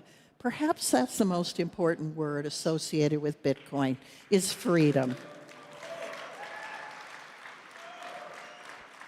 Well, Senator, I can't think of a more inspiring point to close on, but you've been such a tireless champion for the entire American and indeed global Bitcoin community. I want to give you an opportunity for one last word to that community. Anything you want to share, any words of encouragement, hope, inspiration, anything at all that we can do to help that you'd like to say before we wrap it up? Well, thank you, Paul. And I just admire your work so much. You went from MIT to the Chicago Law to being a very significant developer of this industry throughout your entire career, and now doing so at Coinbase. And we've all been able to learn from you and take advantage of what you've been able to share with us, as those of us like me who don't have that background have tried to develop that background. So for starters, I want to thank you for everything you've done to help me learn more as a legislator so I can be more effective. And I want to thank the people in this room for that as well. It's amazing how many people in this room, how many people I've talked to today have helped inform my understanding of what we're doing right and what we're doing wrong, and how we can tweak it and correct it and make it better. Because as President Trump has said, the United States has to lead. It has to lead in this area. We've always led. We are the financial markets capital. We have created so much of the technology that's in broad use around the world today. This is no time for us to fall behind. This is where we excel.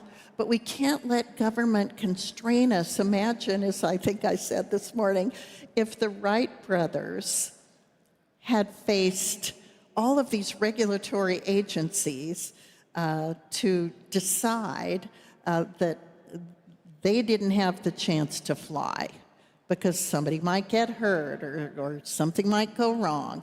And we're free people. And free people are just able to envision things that you can't think about if you don't have enough food or your government is looking over your shoulder. And so this is the place where this innovation will occur. Look at the Lightning Network. Look at all the applications that are going to come out of it. Then you look at artificial intelligence. You'll have somebody like Peter Thiel say, well, here was the internet in terms of its technology. Here's Bitcoin. Here's AI. I mean, we're moving into avenues that are just, we can't even conceive of today. And there are people in this room that can see where we're going. But we have to enable the people in this room to take us there. And if the government gets in the way, you'll find greener pastures. We know of companies that have left our shores because the government has not allowed them to pursue the freedom that's available when you are able to innovate and invent. And so I just want to leave you on a hopeful note. I'm very hopeful. And yes, you know, I wrestle with this and I beat my head against the wall in the US Senate, but you can see it. You can just see what this country can do. And I have great faith in the people in this room, the innovators, the entrepreneurs, the people who will be undaunted by our government's reluctance to let us think freely and embrace the freedom that technology is going to add. It's going to add value to our lives. It's going to make things possible for people who are underbanked or unbanked or living in places with oppressive governments. You know, this is the place to do it. This has always been the beacon of freedom in the world. Thank you all. All right, ladies and gentlemen, hope, faith, and freedom from the great state of Wyoming, Senator Cynthia Lummis. Thank you, Senator. Thank you. Thank you, Paul.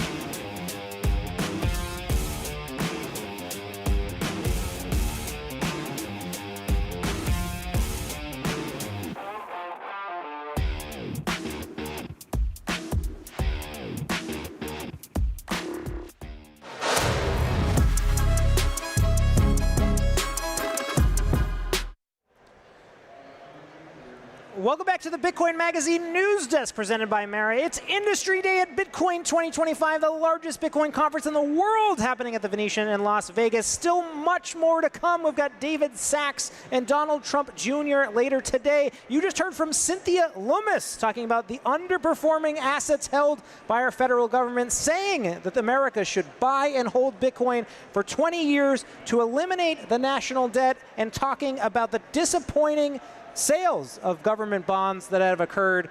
Here to break down all the action once again on live stream, streaming on Rumble, YouTube, and X. We've got Jesse Myers, head of Bitcoin strategy at Moon Inc., and Jeff Clark, head of Alpha strategies at Bitwise. Let's talk Lummis.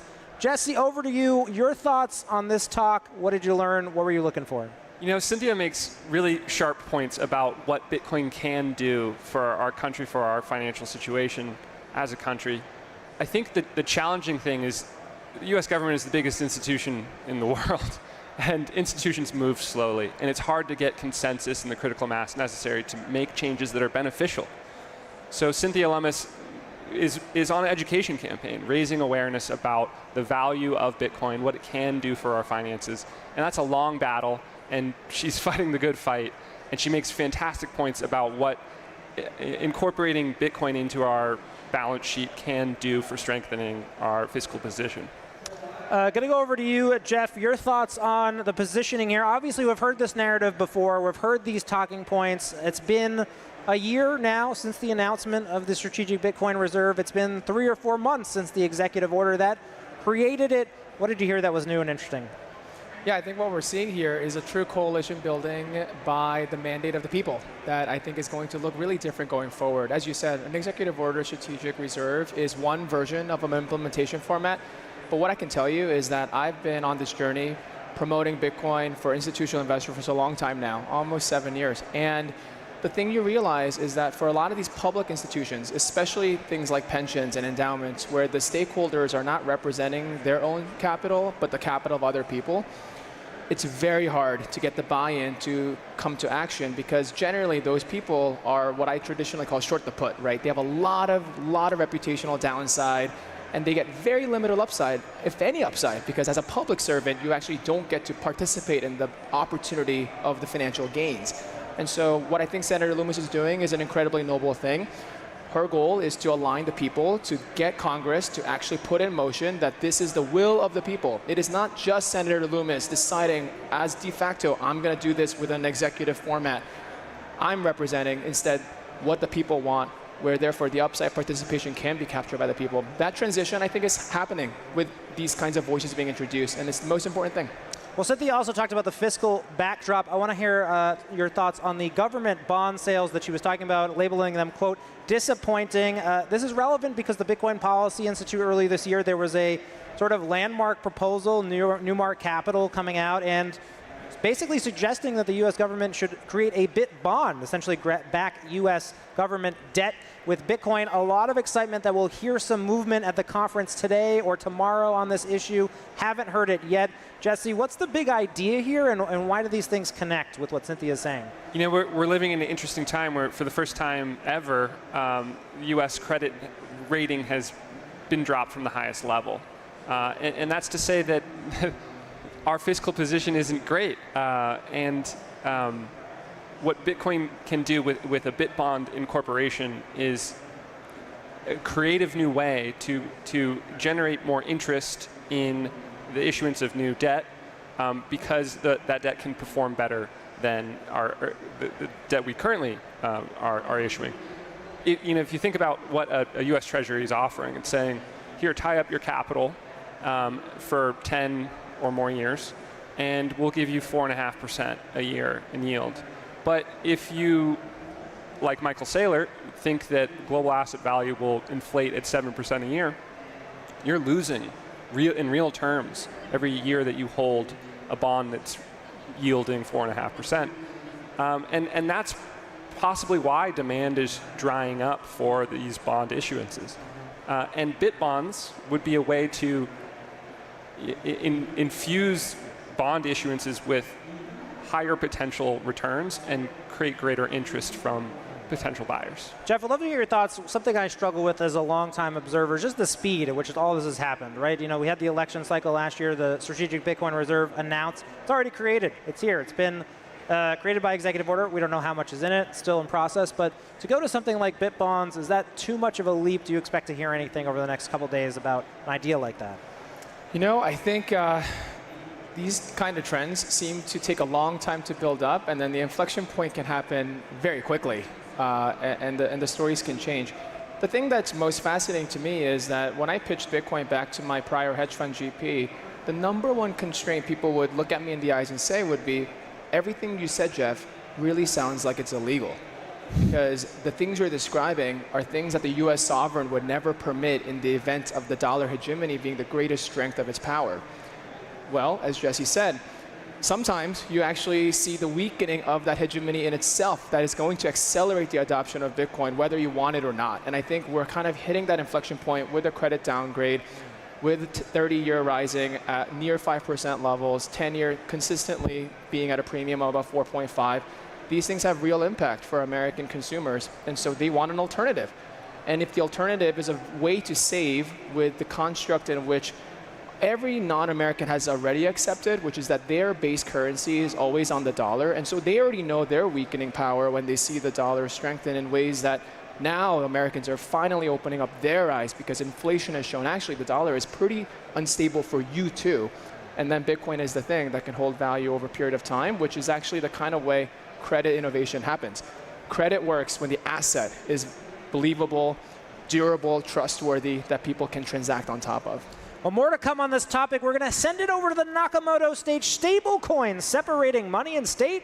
Question to be answered by this panel. We'll be right back. Stay tuned.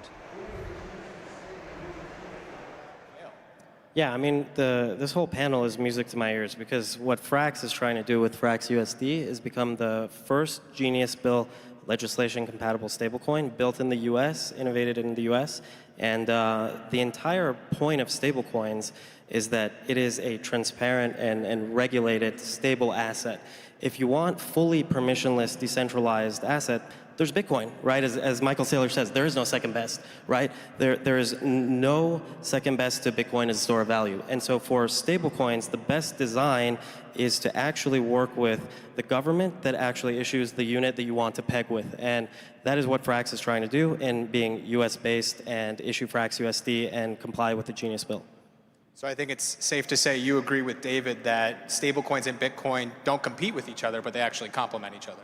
Oh yeah, they are literally the most complementary, and so the whole title of this panel is Separation of Money and State, and I think the most important thing to think about is stablecoins bring the best of blockchain technology, the 24/7 settlement, global payments, everything there, to a safe and stable unit that is in the US's interest for global usage.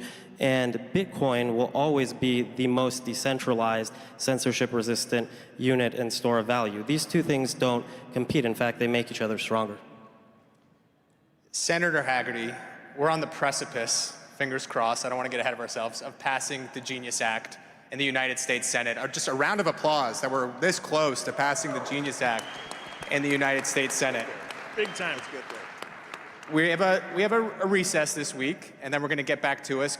Can you tell the people where does the Genius Act stand today as we're going through the amendment process, and why it's critical that we get this done sooner rather than later? Well, certainly I can, and I want to thank you for having me, but also to have such great colleagues in the House of Representatives. With Chair Emmert, with Brian and I have been friends and worked so closely together on this, and it's taken a tremendous amount of work, both in educating our colleagues as well as just pushing through a legislative process where time on the floor is the currency of the realm, right?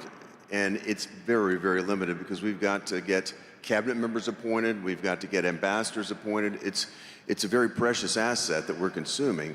And I have to say, the other side, led by Elizabeth Warren, is doing everything possible to force us to consume as much time, much delay as they possibly can. But here's what's going to happen. We're going to pass it. We're going to pass it with help of my friends right up here on this stage. And we're going to see the United States move back into the realm of competitiveness again like never before. Innovation is going to happen here in America, just like Brian said. If I can leave you with a couple of major reductions that are going to happen, with the stablecoin legislation. Just think about this for a minute. One, we're going to reduce counterparty risk because of the time and the speed and the efficiency. And again, we're bringing our payment system into the 21st century. We've been relying on a payment system that was designed in the 70s and 80s. It's cumbersome, it takes time. It introduces counterparty risk, it introduces currency risk. Both of those go way, way down when the transaction is almost instantaneous, thanks to the technology we're talking about. If you think about this, it also reduces the cost to do a transaction because you're taking all this friction out of the system.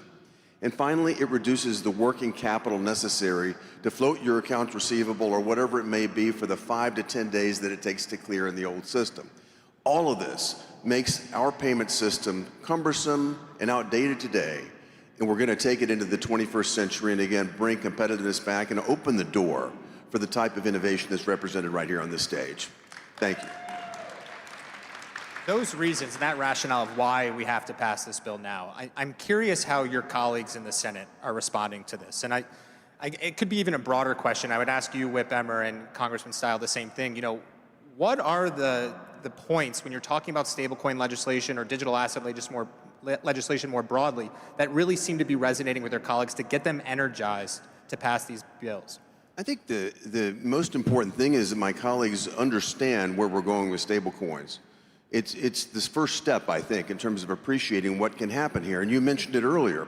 If I think about the major selling points to my colleagues, the cost savings that I went through, the efficiencies, that's all good. But if you think about what this does for dollar dominance around the world, the dollar has been the reserve currency of the world, and we've seen a slow degradation of that. This is going to turn the tables on this and move us right back to the fore. Second, demand for Treasury securities goes up. This is positive. If you look at the analysis that Citibank conducted, by 2030, that's just less than 5 years from now, you're going to see stablecoin issuers as the #1 holder of U.S. Treasuries. A benign holder, a stablecoin issuer as a holder, as opposed to some sovereign nation who may not have our best interests at heart. There I'm thinking about the CCP, for example. So all of this from a national security standpoint, from the dominance of our dollar in the system and our economic, our economic competitiveness, all of it very positive from my colleagues. And then finally, there is also a major element of protecting the consumer here. Because by establishing a dollar-denominated, backed up one-for-one with high-quality assets like United States Treasuries, short-term Treasuries, you have put a tremendous amount of certainty into the system. Again, that will facilitate this use all over the world, but also make consumers far, far safer because they're protected in ways like never before if something were bad to happen to an issuer. Whip Emmer, Congressman Style, anything on how you educate your colleagues on these issues? I mean, I think this is all about unlocking the golden age of digital assets and things like Bitcoin. And so this is our opportunity to really turn the tide after the past 4 years.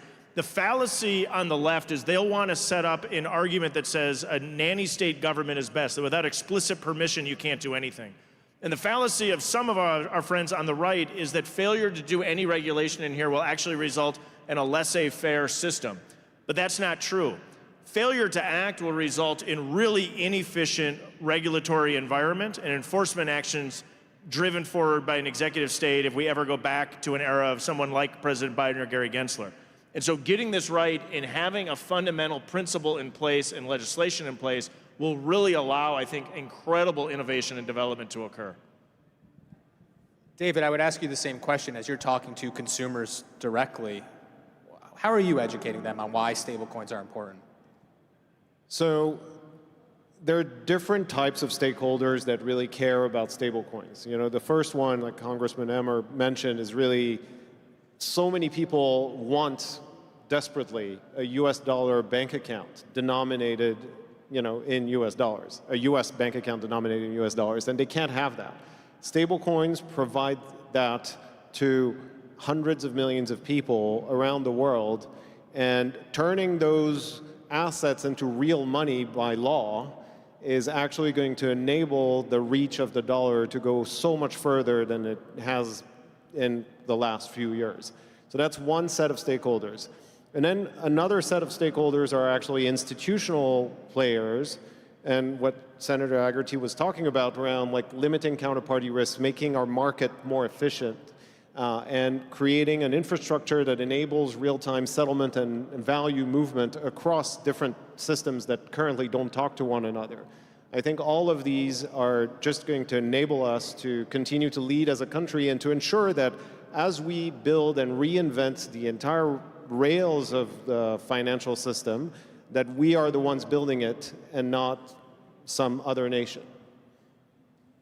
So hopefully, once the Genius Act passes the Senate, next week, maybe, we then turn to the House, where Congressman Style, you've been leading on the Stable Act, and I'll get to that in a second, but Whip Emmer, you've been a leader on these issues for a long time now, several Congresses. You've had multiple bills introduced. You're an OG in the space. What has it been like talking to your House colleagues on this, and why is it so important for the House to lead as well on these issues? Well, it's been so much fun the last 3, 4, 5 years to see the growth that's taken place in the House and the Senate. And now you hear the talent of Bill Hagerty and Brian Style. These are just the tip of the iceberg. And Brian, you would agree with me that on the House Financial Services Committee, this isn't limited to Republicans. It's not a partisan issue on the committee. It's an American issue where we all are getting in alignment. What's going to happen? What's going to happen is Bill is going to get his bill across the line. We're not going to say maybe. It's going to get done. You're going to send it over to the House. Brian's running the committee. Brian will take it through a process with his Stable Act. We'll have the Genius Act right there with it. I'm sure you'll be looking at both of them, Brian. He'll mark them up. It'll go to the full committee. And French Hill, I believe you'll see by the end of July, French Hill will probably move through our committee with Brian Styles' help. He will move through the stablecoin legislation, likely to be the Hagerty legislation with who knows what modifications, and a market structure bill that has already been accomplished once in the House. This obviously is a different political environment, so it'll be a little bit different than it was a year ago. But those two will move through along with in the House in order to get votes. We end up putting these votes together. The president has asked for the stablecoin legislation and the market structure bill before the end of the summer, which means before the end of July. And in the House, we also have this little bill called the Prohibition on Central Bank Digital Currencies, which will preclude our government from ever trying to create a surveillance tool with digital money that will likely be voted on at the same time as those two major pieces of legislation. Could I add something? This last piece of legislation gets at where the resistance has been in the Senate. Senator Warren only wants a centralized solution. You ask yourself, why is that? Why would they want a centralized solution, one that they can control, one that's issued by the government, so they can control us? And if you get to the very foundations of what's motivated people all over the country, and frankly, most of us in the Republican conference, it's the concept of liberty and freedom that this allows. It's the exact opposite of moving in the direction of the central bank digital currency. And my hat's off to my colleagues in the House of Representatives for putting a nail in the coffin of this terrible idea. Whip Emmer, you touched on the support of the White House and the administration. I know yourself, Congressman Style, you were at the White House Crypto Summit. Can you talk about that support from the Trump administration and why it's so important in moving these bills forward? Well, first off, at the Crypto Summit, those of us that were there will remember one of our colleagues sitting around the table said, if you would have told me a year ago that I was going to be in the White House for a Crypto Summit, I'd have thought that I'd be more likely I'd be in jail because of Gary Gensler and Elizabeth Warren and et al. In fact, it's a new day in America when you talk about digital assets in the space. Give Donald Trump credit for recognizing there is a group of voters in this country, 18 to 40 years old, who have grown up inside the internet. I mean, I was joking about it with somebody earlier today. When I was in high school, I didn't have a computer on my desk. These kids have had computers on their desk from day one. They think differently, they process differently. And I think President Trump, with the help of some family members and others around him, recognized this is a huge issue for 50 million Americans and beyond, and it's a huge issue for his self-proclaimed golden age of this country. This is part of unleashing the economic growth that's going to need to happen to make sure that we're here for generations to come. It's a great day that the White House is in. And have you noticed? Trump is all in. Yeah, and I also wanted to add onto the congressman. I was actually at a dinner last night, and one of the things someone from the admin said is, what if we give you guys everything you want and you guys forget, because there's midterms in 2026, and then there's 2028 and hopefully beyond. And one of the things that I actually said was, we as an industry are very, very loyal, and everyone who's a huge ally on this stage, and the Bitcoin community, the crypto community has a very, very, very strong memory. And once this industry is legalized, is transparent, it's safe, all of the big players understand that it wasn't possible without this administration, this Congress, this Senate, and we're lifelong, career-long allies. And so I think that's really, really important and needs to be said. I'd just like to add one confession. Emmert and I are old enough to know how to use a slide rule. That's what we had on our desk in high school. But a critical point with respect to President Trump, and some of you in this room might have been with me. I met with him and industry folks back, when he was running for office down in Mar-a-Lago. We had the Bitcoin conference in Nashville, a great session with President Trump that really, I saw him begin to absorb the potential of this technology. And he's been a huge advocate of this. I promised him, I said, I will get this first piece of legislation, do this stablecoin legislation in the first 100 days. We had it out of our committee. Again, we have a cumbersome process in the Senate. That's a polite way to say it. And they've been able to slow us down a bit. We're just outside of the 100-day window, but we're working at pace to make sure that we get this delivered. President Trump is motivated to sign it and to take our nation into the 21st century all the way with payments and with this industry. This is a key component of President Trump's agenda. And what President Trump is incredibly good at is putting attention on specific topics. And so when he leans in on this, because it's difficult to get anything done in Washington, with his assistance pushing this forward, I think that's going to help us get it across the line. And so it's great to see J.D. Vance coming and speaking here tomorrow. I think people are really excited to hear his speech tomorrow. I am. But having his support and push from this administration with President Trump, I think is going to help us actually get these bills across the line and signed into law.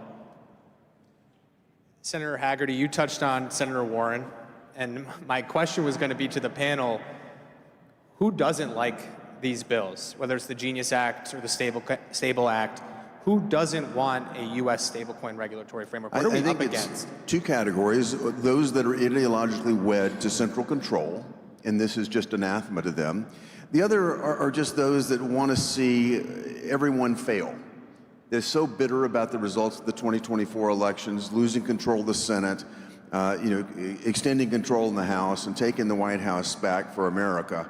They're just so bitter that they're not going to support any sort of legislative victory, and America suffers as a result of this. But I would say this broadly speaking. We have right now 18 Democrats in the Senate that it has been murder to get them there. The first time we brought this to the floor, Elizabeth Warren was able to get every one of them to vote against me. But we've been able to turn it back. Our friends in the House are helping us too. It's delicate, it's fragile, but we're going to get there.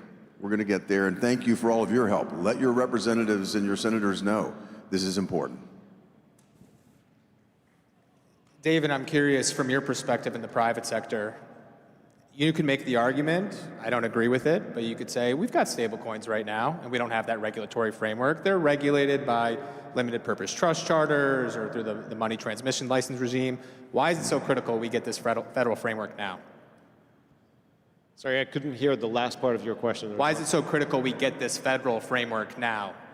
Well, I think, it's really critical that we have clarity and that we don't have fragmentation.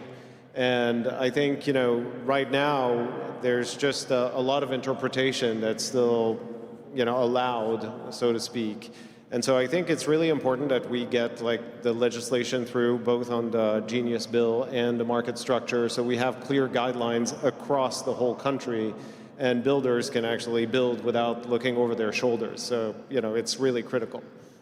And one of the most important things I usually tell people and explain is that these are not stablecoin bills per se. These are USD bills of upgrading the digital dollar to legally compliant, transparent dollars. And so these are very different than stablecoin guidelines in different countries, right? There's the UAE guidelines, there's the European MiCA guidelines, and these all have to do with USD, but those countries don't issue the USD. The US government issues USD, and the best way to actually issue the best, safest, most transparent US dollars with the best technology on blockchain rails is to be compliant with these bills, and that's what these bills actually give, and that's why it's so important, which is why Frax is working to actually be the first compliant Genius and Stablecoin Act legislation compliant stablecoin. Now, the issue, though, is that there's a lot of, as Senator Haider said, there's a lot of banks and other entities that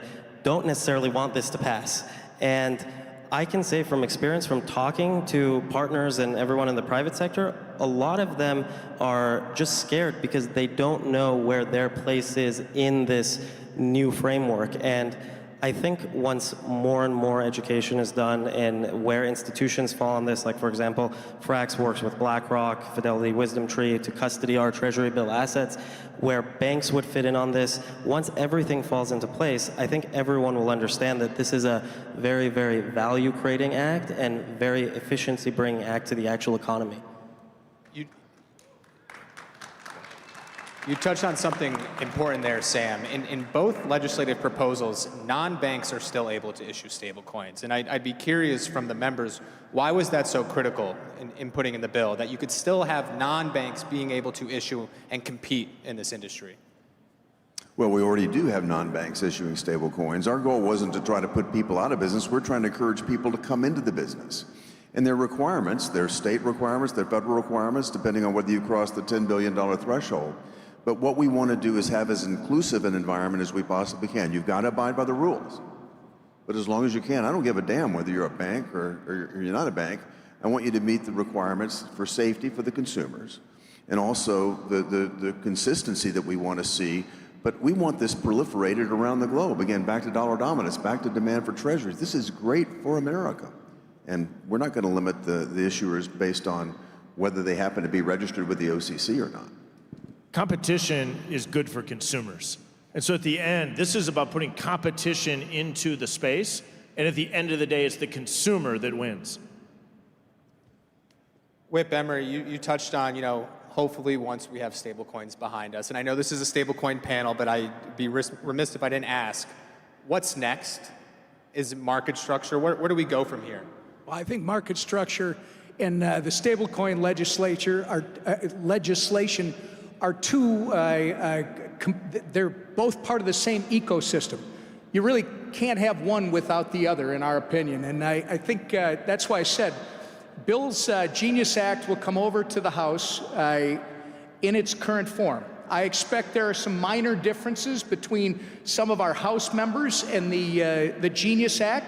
I don't expect big differences, but I'll leave that to the subcommittee chair, Brian Stile, and French Hill and our membership, which, by the way, will be both, Cody, Republicans and Democrats. I may not be Maxine Waters, I know that'll surprise you, but there are a lot of Democrats on the committee that are working with us to try and get this thing done. And why? Because it's about predictability, certainty, clarity. This is the whole problem we've experienced. Brian was talking about it when we started. The last 4 years, they had an open door policy. Come on in and tell them what you're doing. They're going to kick you in the ass and sue you and do all kinds of other stuff. This is about establishing the clarity, the playing, the rules on the field so that you want to do business in this country and you want to take advantage of the opportunities that this is going to offer. I think that's what you were getting at, Brian, was that clarity, certainty, and predictability. And Congressman Stile, with the Stable Act, I've heard you say they're 90% similar, the Stable Act and the Genius Act. What's that process look like in terms of reconciling those differences? I know Whip Emmer alluded to it, but. I mean, at the end of the day, the goal is to get the legislation across the line. And so it's bringing these ideas together to make sure that we have the support in the Senate that Senator Haggerty is leading on and in the House. And I think we continue to get closer and closer to that end goal. The week ahead in the Senate, as this goes up to the floor, which Senator Haggerty is going to lead, is a huge moment. And so we're all going to be looking to the leadership of Senator Haggerty to be in a position to get this done. The goal is not pride of authorship. The goal is to reach an agreement where we have an opportunity to get this bill across the line and signed into law by President Trump. That needs to be the focus. There's one thing I just underscore to share how difficult this can be. It's almost embarrassing for me to say this, but our stablecoin legislation was the first piece of standalone legislation to move through the Senate Banking Committee in 8 years. And it was a practically 4-hour debate. Elizabeth Warren sending it over the net, myself, Cynthia Lummis, Senator Scott sending it back. After about 4 hours, and she'd done a good job of spreading the 84 amendments that she tried to make at the last minute to the bill to destroy it, the vote was taken. And you know what happened? She was able to hold 5 of her Democrat colleagues, and 5 came over and voted with me. And we had the most bipartisan product that we've had come out of the Senate Banking Committee in a decade, and the first one in the past 8 years.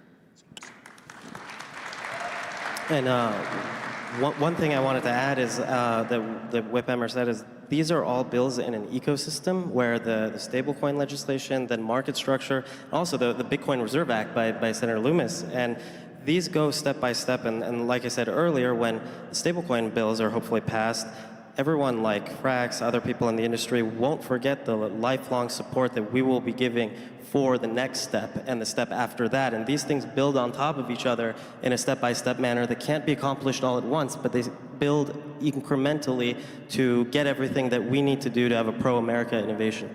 Yeah. Momentum is critical. Momentum is critical here.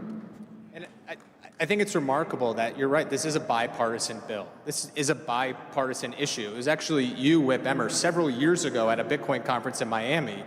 You told me that this is a nonpartisan issue. Yeah, don't use it's not bi. When you say bipartisan, you've already identified 2 separate groups.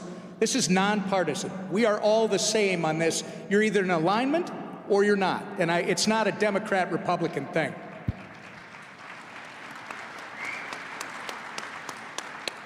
David, I'm curious for you, what's one takeaway you would want the Bitcoin audience to take away on stablecoins?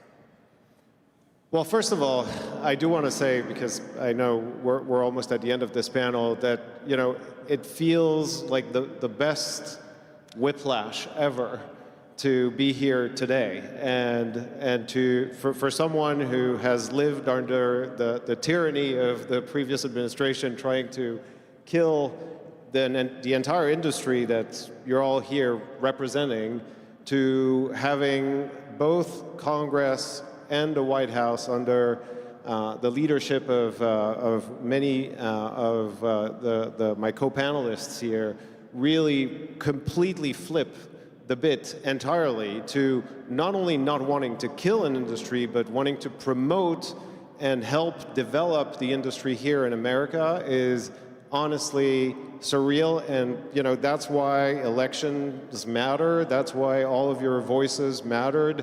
And if you think about the last edition of this conference and now, and where we are and the road we've traveled, it's really, really amazing. And these gentlemen all deserve a big, big round of applause for that.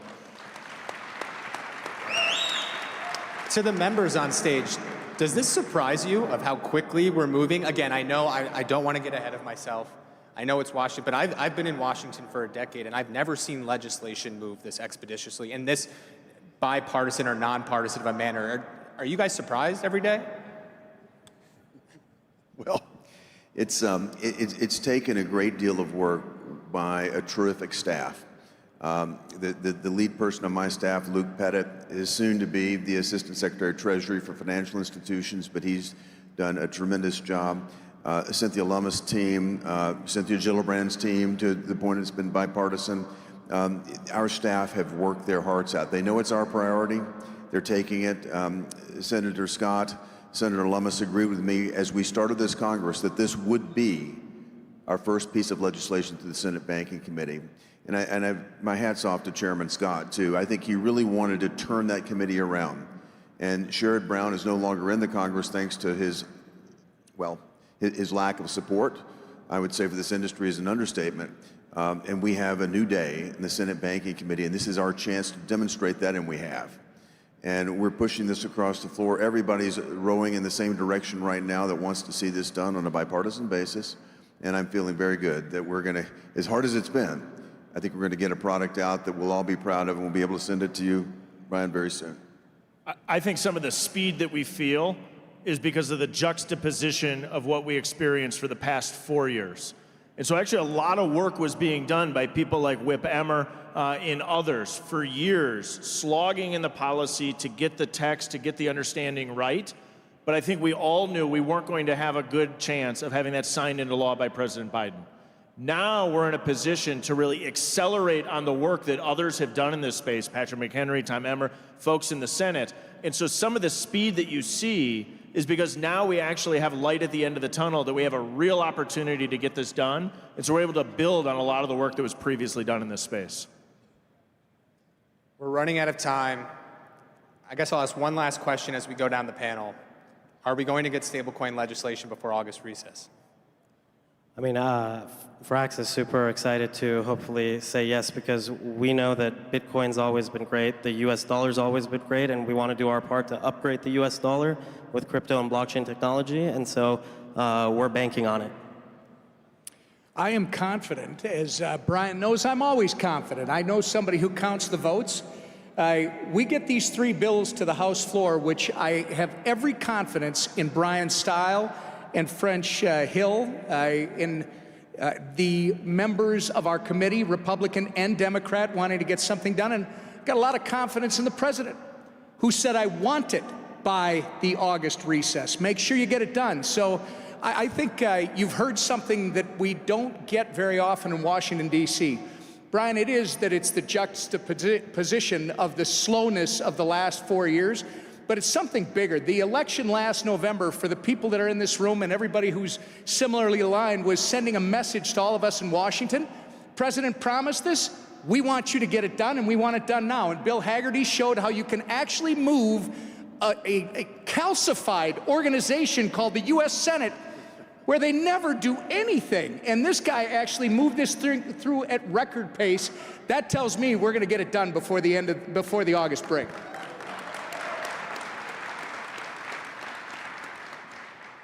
So yeah, I think it's going to happen. I think the Bitcoin Strategic Reserve, you'll start to see not only just keeping the levels where they are, but adding to it. And one more prediction is I think that Bitcoin ultimately will be the winning network where stablecoins will exist as well over a longer period of time. I'll just say this, we've opened the door now in a very positive way. You've heard all the tonality here on this stage. You'll hear it for the remainder of this conference. There's a new lift in people's step. This industry is going to thrive in America now. This is opening the door. This is the first step. We're working together to make certain that that ecosystem is in place, and I couldn't be more proud to work with these gentlemen up here on stage to make it happen. I would say not only will it happen, we have to get it done by August. Everybody is counting on us. This is our opportunity to really unlock the golden age of digital assets.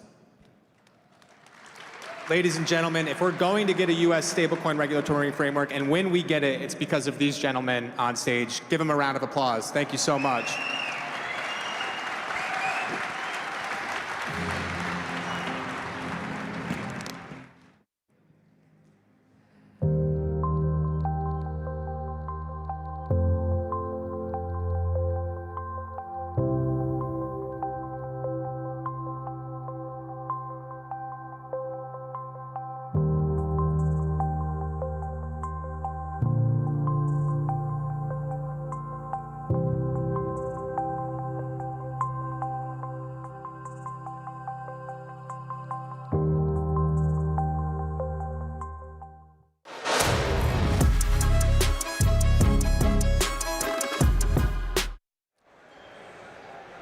Welcome back to the Bitcoin Magazine News Desk presented by Mara. It's Industry Day winding down at Bitcoin 2025, the largest Bitcoin conference in the world. Day 1 tomorrow. There's still time to get down here to Las Vegas and more to see today. Coming up, we've got David Sachs, Donald Trump Jr. You just heard from Senator Bill Haggerty and Tom Emmer, on a panel about the Genius Act. Some quotes before we get to our panel here. It has been, quote, murder to get to the Democrats to the table, talking about Elizabeth Warren's last-minute shenanigans on the bill. A quote, this should be a nonpartisan issue, not just a bipartisan issue. We've got a great panel to break all of this down for you on YouTube, Rumble, and X. We've got Tracy Hoyos Lopez, Chief of Staff of Strategic Initiatives at Kraken, and the woman who orange-pilled Donald Trump. We've got Keith Amon, State Representative in the New Hampshire House of Representatives, pioneering the State Strategic Bitcoin Reserve, and Sean Hagan, Head of Media and PR at Bitcoin Magazine. Tracy, let's start with you. Nonpartisan issue. It seems more and more that, unfortunately, Bitcoin is a partisan issue. It's so sad to see, because the truth is that Bitcoin is not a partisan issue, right? But Bitcoin is subject to the whims of politics. And unfortunately, the Democratic Party has decided to make this a partisan issue. So we're back to basics, right? What was the thing that we did at the beginning of everything, right? Well, we appealed to the Republicans because they were the only ones that were willing to help us save our industry. And they did. Promises made, promises kept by President Trump, by Haggerty, by Cynthia Lummis, all of our allies in the Republican Party. Meanwhile, here are the Democrats again trying to destroy us. And the thing is just like, why? Every single person in the election that ran on a Bitcoin or a crypto platform won their seat. If that is not a sign that these individuals that are trying to keep us from innovating, from moving forward, are in the wrong path, then I don't know what is. Like, you're going to keep losing. Bitcoin is going to keep winning. Keith, over to you. You're obviously active at the state level, much different than what we're seeing in the federal level. How do you react to this seeming gridlock, last-minute backtracking on something that, you know, could help America, like the Genius Act? I mean, they call it the sausage-making process for a reason, right? There's always backroom deals, and there's always hidden agendas and personality conflicts and all of that. I think it's short-sighted of the Democratic Party, because the next generation is going to be crypto native, and it's going to be obvious to them that they're on the wrong side of history. So sometimes it takes, I'm a Republican, so excuse my partisanship, but sometimes it takes the Democrats a little while to figure out which issue or which side of an issue to be on. And this one, I think that some of them are getting it, particularly the younger Democrats, you know, 45 or under, seem to be a little more open to the ideas, but it's going to hurt them in the long run. That's my position. I'll stick to it. Well, Sean, I want to go over to you and incorporate you into this conversation. Your thoughts, obviously, you've seen the Republicans come out and be strong on the issue. Not many Democrats here showing up at all. What does that say about the attitudes in Congress? Yeah, look, I think that a lot of Bitcoiners miss the picture here. You need order to make sense of the world and society. And at its most basic level, all politics is the ordering of a society. And so, you know, it makes sense that as Bitcoin's matured and grown, that we're entering the world of politics. And to me, it's disheartening that the Democrats have decided to attack us instead of engage in honest discourse about what our industry even is. And so, yeah, you know, it has surprised me. And you know, to the representative's point, I do think that the younger side of that aisle is coming around to the idea. But I think that generally anything that people don't understand, especially when control and power is involved, tends to scare them away. And so I think that hopefully this is an issue where, as time passes and we kind of get some younger representation on the Democrat side, perhaps that'll change. But obviously we can't really afford to wait too much longer when their end goal is to kill our industry. Well, generational change underway. We're going to the Nakamoto stage, advancing Bitcoin bills in Congress. Stay tuned. More to come here at Bitcoin 2025.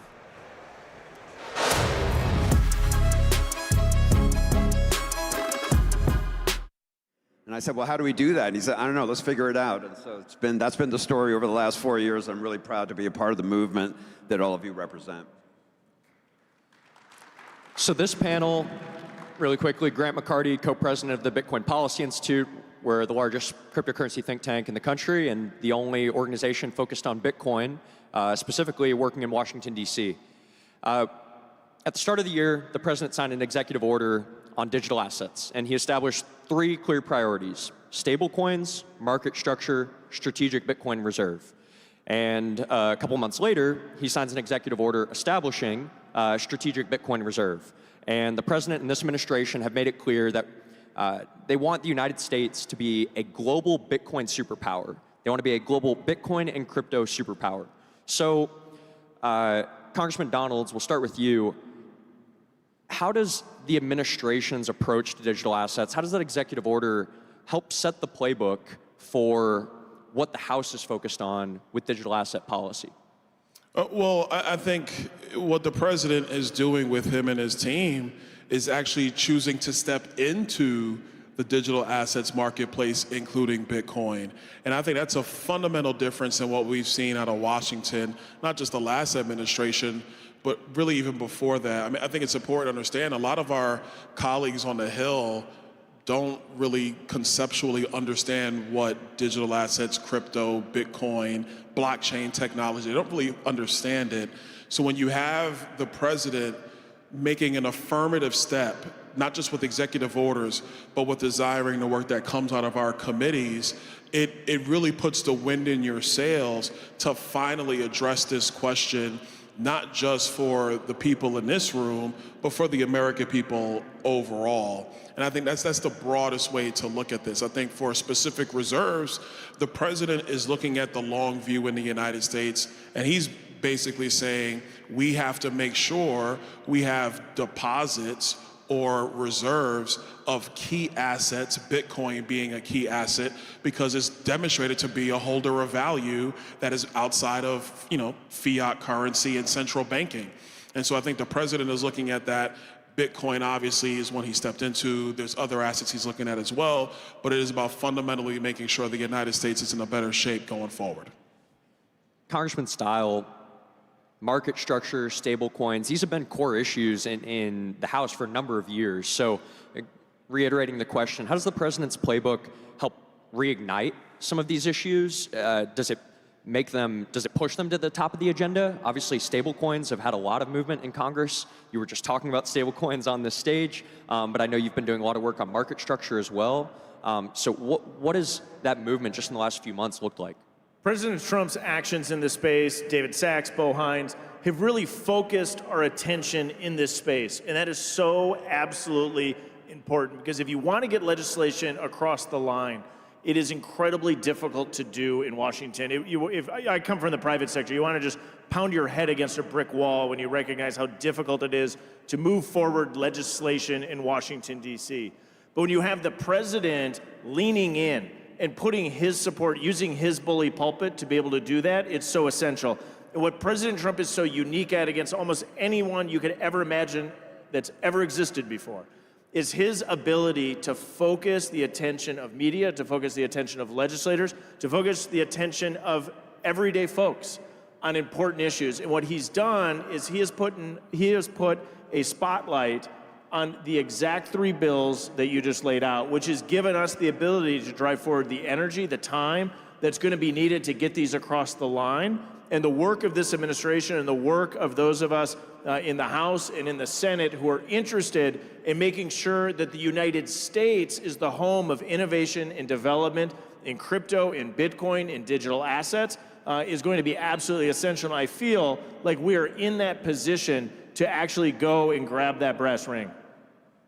Now, Faryar, you've been leading policy efforts at Coinbase for a while now, and as somebody else who has also been working on Bitcoin and crypto policy in DC, I feel like we've been talking about a lot of the same things for years now. So from your position at Coinbase and maybe even representing a lot of industry views more broadly, what is this reigniting that we're talking about here, like pushing these to the top of the agenda, what does that mean to maybe your company specifically? What does it mean to the broader crypto industry? What does it mean for Bitcoin that now we actually have a shot on goal for things that we've been talking about for 3, 4, 5, 6 years now at this point?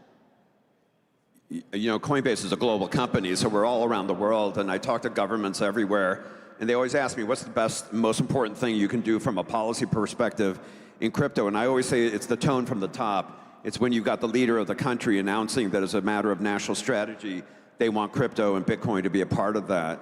And I always thought the US was probably different because we were a different jurisdiction. And then we saw what the tone from the top meant under the previous administration. It meant an attack on all of you and all of us who are in the sector for 4 sustained years in reasons that were just shocking and unbelievable.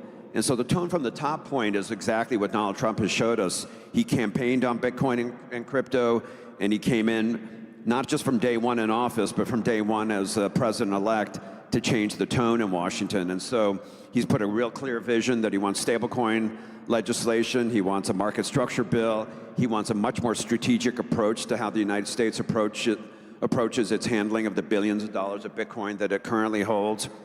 And it wants to provide a home for innovators like all of you to build in the United States. And I think that's been formidable. It's been powerful for us as a company, but it's given members of Congress like the two on the panel here who long ago understood the importance and the power of this technology, the impetus they need to get legislation through. Talked a lot about stablecoins on the last panel. Market structure is a term that has been thrown around quite a bit, right? We need regulatory clarity, right? One of the amazing things about Bitcoin, at least, is its position as a commodity has been pretty firmly established for a while now, right? It is sufficiently decentralized. There's no CEO or foundation that controls it. There's a broader cryptocurrency industry that, frankly, has had, very little clarity from a regulatory perspective for a while now. And that doesn't just affect those crypto companies. It affects Bitcoin users and Bitcoin companies as well, right? When people see crypto as risky broadly, those same views get passed on to Bitcoin. A lot of people see these things as one and the same, right? So can we talk a little bit about, and this is an open question to anybody on this panel, what is the value of a market structure bill for moving Bitcoin companies in the US, like moving this forward? What is the value of setting these clear rules of the road that, again, people have been asking for years and years? What actually happens when we do this? Because I fear that we've been talking about it for so long that people are just taking it for granted, and it's not actually clear to people anymore what the impact is. So walk us through impact of the market structure bill. What does this do? The market structure bill is essential. And why is it essential? Because we talked about the three things that are in President Trump's executive order, and the one piece that wasn't on there because he inherently controls it is the appointment of regulators. And so if you like the regulators that President Trump is appointing like I do, you feel like we're in a pretty good position. But if we look back to the previous administration where President Biden appointed Gary Gensler at the SEC, you didn't like the regulator. And so as we look at the opportunity to put forward a regulatory framework, what we have is an opportunity to put some constraints and controls on the regulators. So under the Biden administration, policy was being developed through enforcement actions, and a lot of those enforcement actions, in my opinion, were politically driven. And what you got was a really unworkable regulatory framework. So yes, if we look today, we would all agree that Bitcoin is decentralized, it's not centrally controlled, it should be treated as a commodity, all very good things for the broader digital asset ecosystem.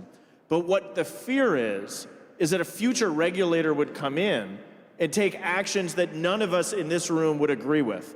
And so by putting in place a regulatory framework through market structure, what we do is we clip the wings of a future regulator from coming in and trying to unwind what we're going to be able to accomplish during the Trump administration. And to me, at its core, it's that type of regulatory clarity which will allow investment and innovation in this space, which is so absolutely essential.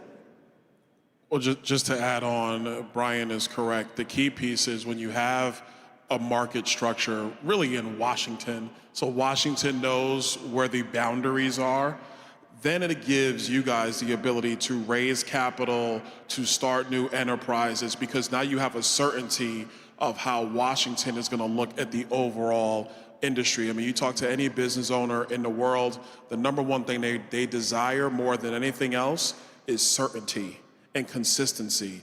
This provides that from the federal level. So whether it's raising capital, domiciling in a state, domiciling in Florida, but in domiciling a state, wherever you choose to do, once you have clear rules to the roads for the agencies, so you know where you are from a day in, day out basis, it changes the game. That's how this becomes a $1 trillion industry in the United States. Without it, a lot of fits and starts, people aren't quite sure, you're paying a lot of attorneys, paying a lot of attorneys to try to find a way to navigate your company or navigate your enterprise. And at the end of the day, who hurts more than anybody else? The individual owner and holder of commodities or of Bitcoin or of any stable coin, because there's not going to be a stability to that market, which will actually be one of the greatest things ever for long-term value.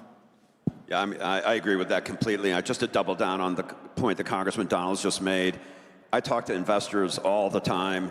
There's a lot of them that you're all familiar with who've gotten into the crypto markets, but there are billions and billions and billions of dollars that are still left on the table by investors who just don't want to touch crypto because they don't have the risk appetite. They just expect at some point, 3.5 years from now, there'll be another Biden-type administration, re-engage the war on crypto, and they'll get caught under attack by future regulators. This provides clarity and certainty. Once Congress acts and does what Congress is working on right now in terms of providing clarity, there will be investors that control trillions of dollars who'll be willing to put money into the sector, funding innovators, owning crypto as an asset class, doing any number of things that they just can't do right now. When you don't have clarity in this space, what you end up with is a lot of innovation and development occurring at boardrooms and law firms. And what we want to do is have innovation and development occurring in basements and dorm rooms. And so if you get this right, you're pushing that innovation and development down out to regular folks rather than concentrating it in corporate control. To that point, all three of you used the word certainty, right? Clarity, certainty. I'd be remiss if I didn't mention the Blockchain Regulatory Certainty Act, which, without getting into the weeds, basically it aims to allow exactly what you're talking about, the dorm room applications that are being built on Bitcoin, open source software. It allows developers to operate and create software without fear of being punished or penalized by regulators, right? There's legislation. There are things that need to be determined via legislation. Blockchain Regulatory Certainty Act, it aims to solve a very specific regulatory problem that has really hindered people from creating open source software because they're scared that a single person in the bureaucracy is going to decide, oh, they broke this minutia, you're right, they broke this rule, and now we're going to charge them with a federal crime and throw them in prison. That is certainly keeping people from innovating. But I want to pivot. Well, real quick, the only thing I'm going to add to what you just said, and again, this goes to the importance of having certainty, because a lot of times it's not that there was some law that was broken. It's that you have some G12 regulator in some agency who saw something and they have an interpretation of it where Congress has never spoken to it. Or they'll try to reach back, and Gensler was the worst at this. You got people who are reaching back to the 33 Securities Act to try to make a determination on technology being developed today. Totally ridiculous, but that's why you have to have what we're going to do here in the next couple of months. I want to pivot here. This is advancing Bitcoin bills in Congress, and the third pillar and the current administration's agenda is a strategic Bitcoin reserve. Congressman Donalds, you've put forward some legislation seeking to codify the executive order on the strategic Bitcoin reserve into law. This is, again, a priority for the administration. It's a recognition of Bitcoin as a strategic asset. There is a companion bill of Senator Lummis's bill, the Bitcoin Act, that is in the House today, that wants the United States to buy 1 million Bitcoin over the course of 5 years. Can you talk a little bit about the importance of Bitcoin as an asset? What makes Bitcoin a strategic asset? And why did you move forward that legislation? Well, I'm going to address one thing. We talked about it in the back. I'm familiar with the Lummis baggage bill. We drafted a bill that codifies the president's EO. The only reason I haven't co-sponsored the Lummis baggage bill is, we get busy, man. It's like there's bills all over DC. So it's not I don't like Nick Begich and I don't like his bill. I actually like Nick Begich. I endorsed him, helped him get to Congress. I think he's great. It's just we get busy, and sometimes you just didn't go to him and say, hey, put me on this. But definitely that bill comes to committee, I'm voting for it. Now to why it's important. Bitcoin has proven to be a holder of value. It's proven it to me, it's proven it really to the entire world. I remember back in 2015 when I was in financial services, I think Bitcoin was trading at $1,100 a coin, $1,200 a coin maybe at the time. And I had clients come to me and they're like, should we buy Bitcoin? And I would sit there and be like, I don't know, the first thing about that stuff, do what you want. If you got to spare $2,000, have fun. I don't care. But what it has proven over the last decade is that you believe in it. And at the end of the day, anything on this planet that has value because you have a broad swath of people who have a fundamental agreement that this is a holder, whether it was precious metals, gold, silver before, or Bitcoin today. Secondly, of course, there's only going to be, 21 million ever in creation? So that in and of itself demonstrates a baseline that can't be eroded by central banks, by debasing currencies, etc. I think the last reason why this is critical for the United States is, let's just be blunt with each other. We accuse other nations of messing with their currencies, but we have allowed ours to be diminished in purchasing power because the federal government spends far too much money. And we are borrowing the future earnings of the American people to pay for, we're borrowing future earnings to pay for current living expenses. That's what the federal government is doing. So if you know this, and we have a debt problem, which we do, the prudent thing to do is try to amass assets that you can hold that have an appreciating value to help offset some of your long-term liabilities. That's why a strategic Bitcoin reserve, in my view, is critical to the United States. I'm going to pass the same question to you, Congressman Style. What does a strategic Bitcoin reserve mean to you? Have you thought about this? Last year at this conference in Nashville, President Trump announced that if elected, he would establish a strategic Bitcoin stockpile. And again, 2 months ago, this is what happened. Do you have any thoughts on this kind of being the third pillar of the administration's digital asset focus? Super excited. I was talking with Senator Lummis. I've talked with Nick Begich on this. Here's a couple questions, I think, to get in the weeds of how you actually implement this. What is the current inventory of digital assets across the United States? Senator Lummis was talking about this earlier. To get to the answer of that is actually more complicated than it ever should be. If you want to know how your federal government spends money, it should be incredibly transparent and straightforward. As Byron Donalds and I know, it's not nearly as transparent as it should be. We need a broader inventory, and then there needs to be a better understanding of how we are controlling these assets. It's easy to think if your federal government seizes a physical asset, a gold bar, where it's stored, how it's secured. The rules of the road are not nearly as clear as it relates to Bitcoin, to digital assets, to crypto. And so we have to get the building blocks right first, and a lot of us are working in the weeds to get that piece done correctly, which then unlocks a lot of the other really interesting legislation that Senator Lummis and others are working on. Knock off stablecoins, knock off market structure. Hey, Bitcoin Reserve is right there. Faryar, super quickly, does Coinbase support a Bitcoin Reserve? Oh, absolutely. We're a very strong supporter of the Bitcoin Reserve.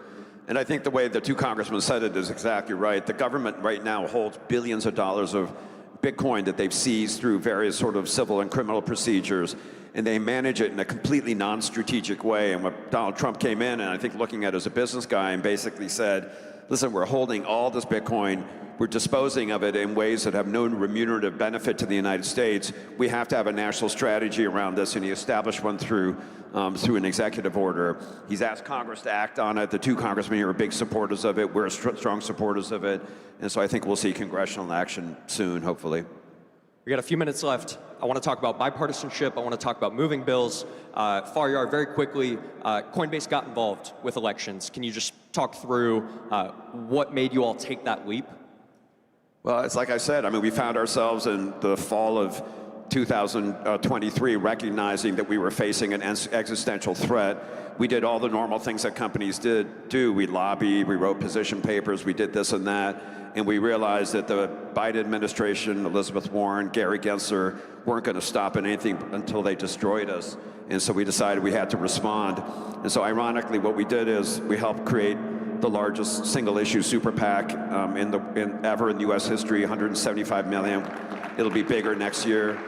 We also have a grassroots operation at standwithcrypto.org, which by the election day hit 2.2 million members. we're going to support the group to hit 4 million.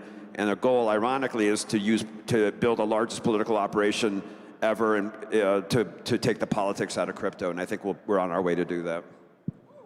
Congressman Style, in order to get anything moved in Congress today, it's got to be bipartisan. We just saw the Genius Act in the Senate get a bunch of Democratic votes. So you're doing work on stablecoins, you're doing work on market structure. Eventually, it sounds like Bitcoin Reserve.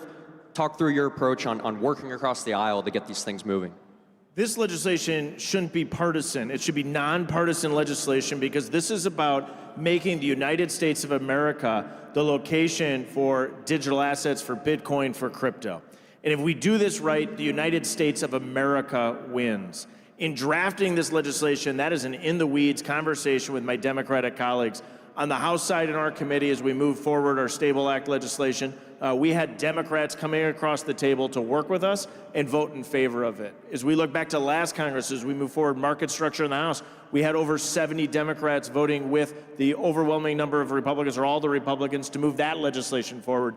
And so this is upon building upon that success, but the goal here needs to be not moving it just through committee or just through the floor of the House. We need to make sure that we get this all the way across the line and signed into law. And to do that, we need Republicans and Democrats together. And who wins? The United States of America wins if we do this right. Congressman Donalds, close us out. Final thoughts, bipartisanship, moving bills, anything you want to leave the audience with? I think bipartisanship definitely can be had, especially on this issue. Brian is absolutely right. America wins. But individuals win. People who are trying to figure out wealth at the bottom, they win with this type of legislation. Last thing I'll tell everybody here, you may not care about politics, but politics cares about you. So I would be thinking very clearly as you start to move in however you love Bitcoin and digital assets, how you move in your industry, you need to think very clearly politically. Because the people who have voting cards, I have mine in my pocket right now, those of us with voting cards and how we think about these issues are going to define the future. So you may not care about politics, but trust me, politics cares about you and your industry. Faryar is going to get me in trouble here. We're out of time. Go for it. So one thing for people who don't know, Congressman Donalds is running for governor of Florida. When he wins, if he wins, the tone from the top in Florida is going to be pro-Bitcoin and pro-crypto. So just want to make sure we set that. All right, they're kicking us off. Thank you so much, everybody. Thank you for being here.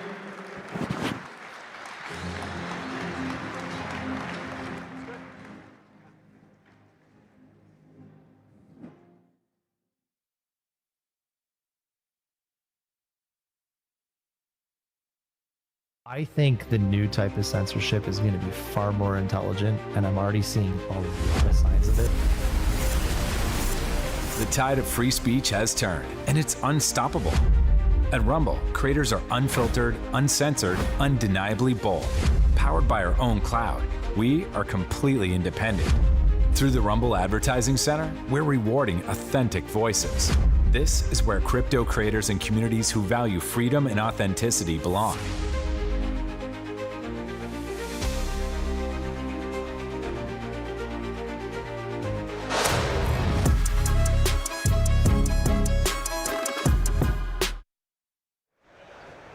Welcome back to the Bitcoin Magazine News Desk, presented by Mara. Industry Day continues to roll on, the largest conference in the world happening here at the Venetian. You just heard advancing Bitcoin bills in Congress, and still more to come. The grand finale, we've got David Sachs coming up, as well as Donald Trump Jr. taking the stage here to break down. We've got our all-star panel again, Tracy Hoyos, Lopez, Keith Amon, and Sean Hagan. Want to turn the topic to the grassroots movement that is happening across the U.S. right now at the state level. We just heard from someone who could be the future governor of Florida. Now there's activity also at the state level to pass pro-Bitcoin and pro-crypto legislation. So Keith, why don't I turn it over to you? You passed the strategic Bitcoin reserve, the first at the state level in New Hampshire. Yeah. Tell us a little bit about that process. What did you learn, and how does this become a statewide or a nationwide movement? So our legislation is enabling. I'll have to make that clear from the beginning. So it's a baby step in the right direction. We have Arizona followed New Hampshire about 24 hours or less than 24 hours. It was a tight race. It was tight, and we knew they were coming. We wanted to be the dark horse. Really? Okay, interesting. And then so there was pressure. There was pressure, yeah. And so there's some behind-the-scenes maneuvering that was kind of fun to watch. Okay, interesting. Getting it to the governor's desk. But it was fun to be first. Texas, Greg Abbott tweeted out about their bill passing their House, so that's a good sign that he's going to sign it soon. And so I think every state should look into it. And I have this little debt clock here. I don't know if the camera can see it. Maybe they can zoom in. Yes, we'll get a zoom on that. This is Thomas. What are we at right now? Thomas Massey's. Well, this is according to the Treasury Department, 36.2 trillion, but I think it's closer to 37. Well, maybe you could tell us a little bit about what got this successfully over the line in New Hampshire. How were you able to unite people across the aisle? So it started with conversations specifically with our state treasurer. Her name is Monica Mazzapelli.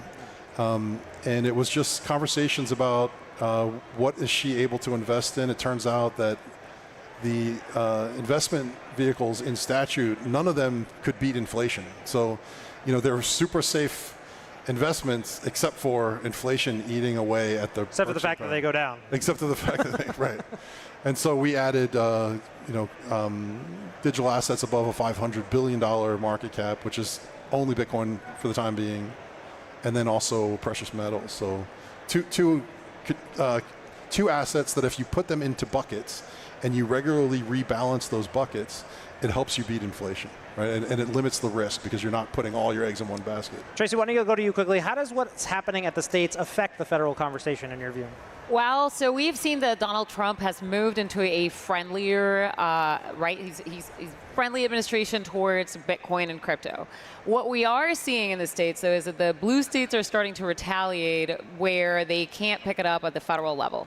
Oh, and we've got word now, David Sachs taking the stage. More to come, Bitcoin 2025.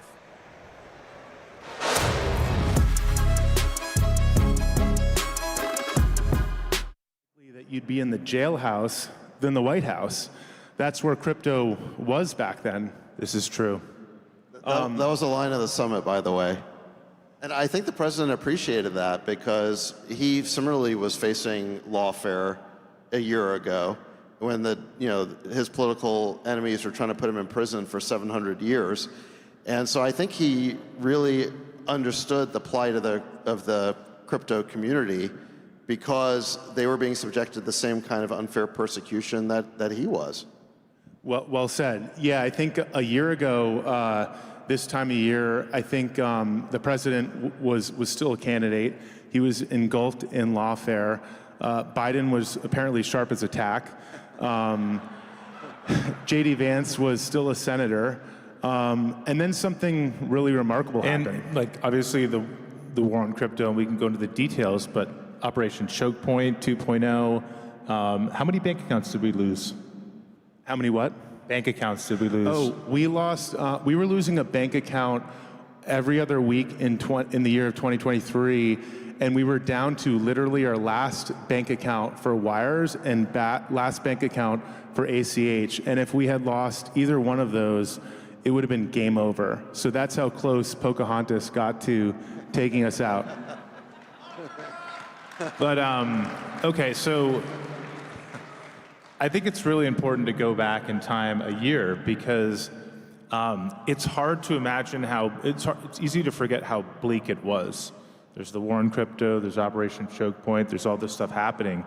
But then one thing happened, two things really, but one thing.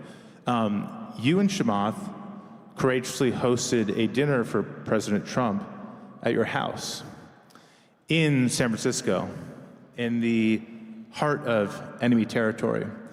And I think that really started a preference cascade in Silicon Valley. So David, what did you think about that event? Yeah, this was June 6th of last year. I remember that date because that happens to be D-Day, and it felt like this was kind of a big event in San Francisco. It was right on the heels of that whole sham trial that they put the president through, where, I don't know if you guys remember this, it feels like so long ago, but the Democrats tried to brand President Trump with that whole convicted felon label as the way they were going to try and win the election. And he had to spend a couple of months kind of locked up in this courtroom in this, in this sham for the past couple of months. And so in any event, he, on the heels of that, he came out to California and to do our event, and then he went to LA and did a couple other events. And no one knew exactly how he would be received, especially in liberal San Francisco. And for the week before the event, the media in San Francisco had tried to gin up protesters to show up. But all along the motorcade, when the president, came to, eventually arrive at my house, there were demonstrators all along the side of the road, but they weren't anti-Trump. They were all pro-Trump. Yes, and true. Thousands of them. And the first thing the president said when he got out of his car was, "Am I in the right city?" Right. And we knew right away that there was some huge vibe shift going on, because all the energy was pro-Trump, even though the Democrats had tried to do this whole convicted felon hoax. So right then we knew something was changing.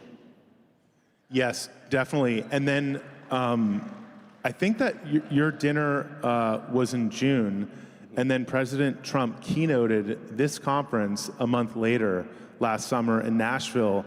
And I just remember I was in the audience for that. Wait, before we get to that, can I tell a funny story about at the dinner? Please. So the president, he's hilarious, as you guys experienced. And so he basically did, a speech at our house. We had about 100 people there. And it was kind of like having a Trump rally in your living room, and he would go up there and he would just, talk to us. And he would pick people out of the crowd and just start, saying things. And for some reason, he took a shine to Tyler and Cameron right away, because he picked you guys out. And he said, as I recall, something like, "I know you guys really created Facebook. I know it was really you guys who did that.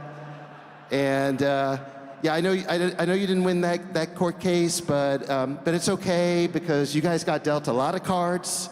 You're very rich, very handsome. You got dealt a lot of cards." Supermodels with big brains, right?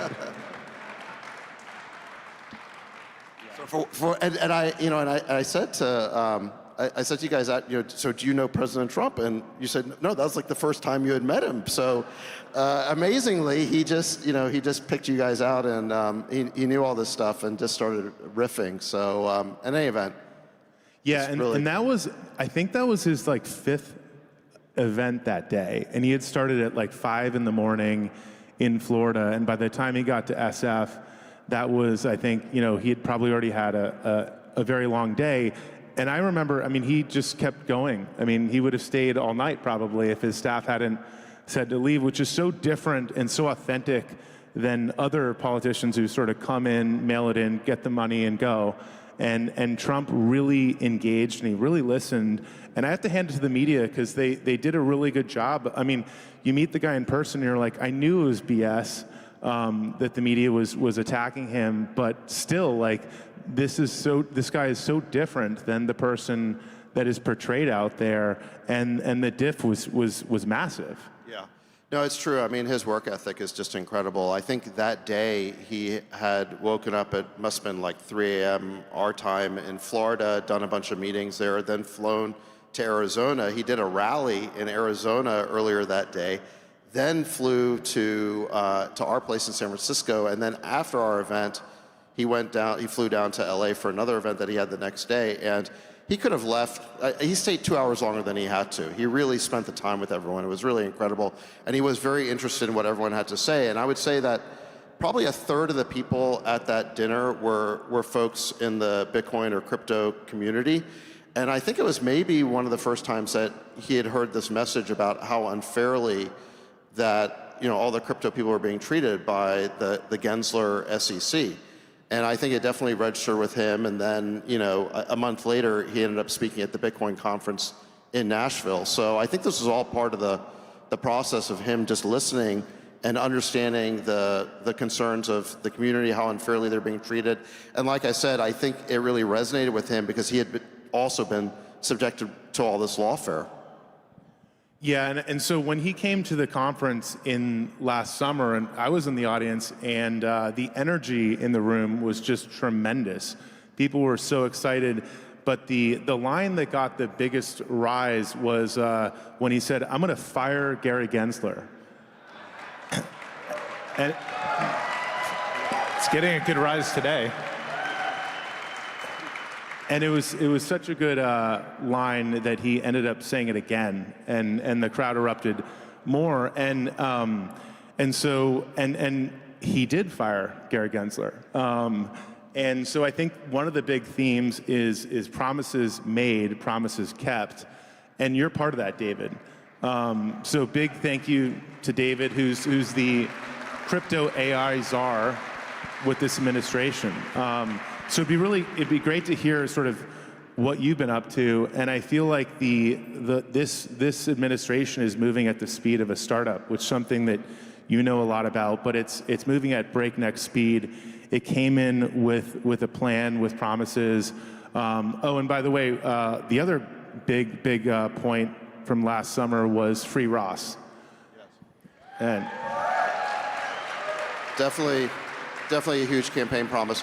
So, we just had the first 100 days in the administration, and it's just incredible how much the president's gotten done just in the area of crypto. It's really amazing. I mean, I never do this, but there was so much that's happened in the last 100 days. I have to pull out my cheat sheet. I hope that's okay. Yeah, how much time do we have? Because this might take a little while. Let me just highlight a few of the most important things. So first of all, you're right that on the president's first full day in office, he pardoned Ross Ulbricht.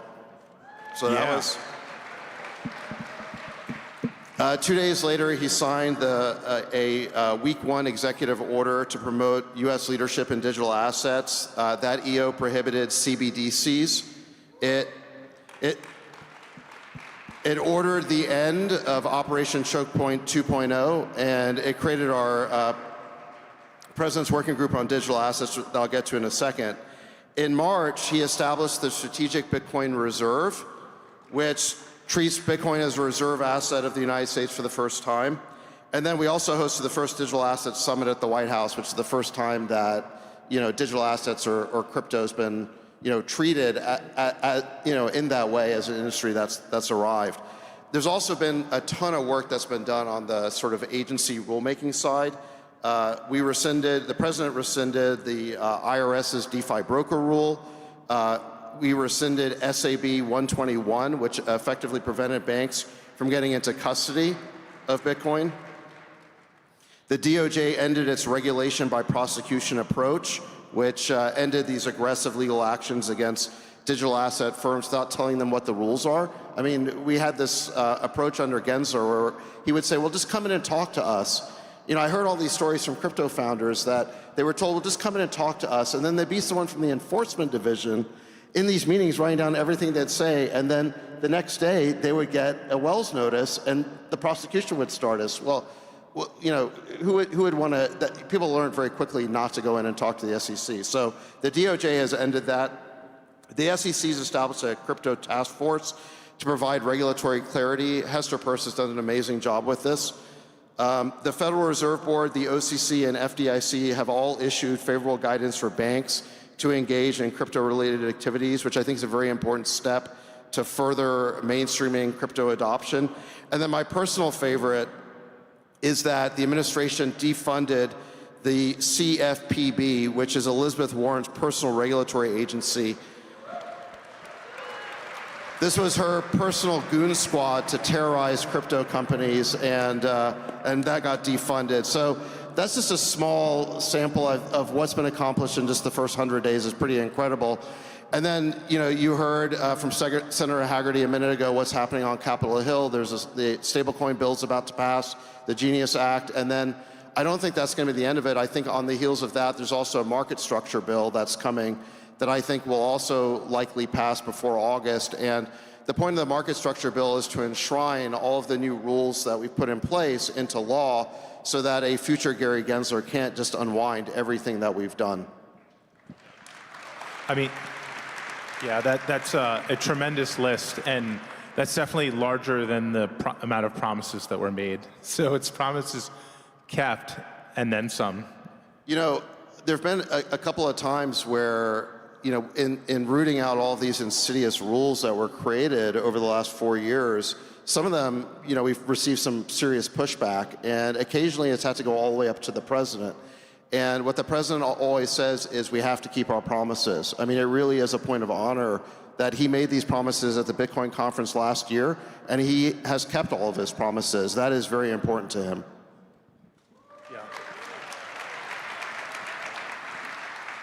Yeah, the other thing is that strikes me is that we always want startups coming out of dorm rooms, not the boardroom of a law firm. And that's been the state of play in crypto, in our industry, in Bitcoin for the better part of the last decade. I mean, we feel like we've been building into a headwind for a decade, and now finally we're building with a bit of a tailwind. And what does that look like? And I always view the Bitcoin price as a proxy for how early it is, and I think we think that, you know, Bitcoin is obviously orange is the new gold, so Bitcoin is gold 2.0, and that's been true since day one. And so at $100,000 Bitcoin, that's exciting.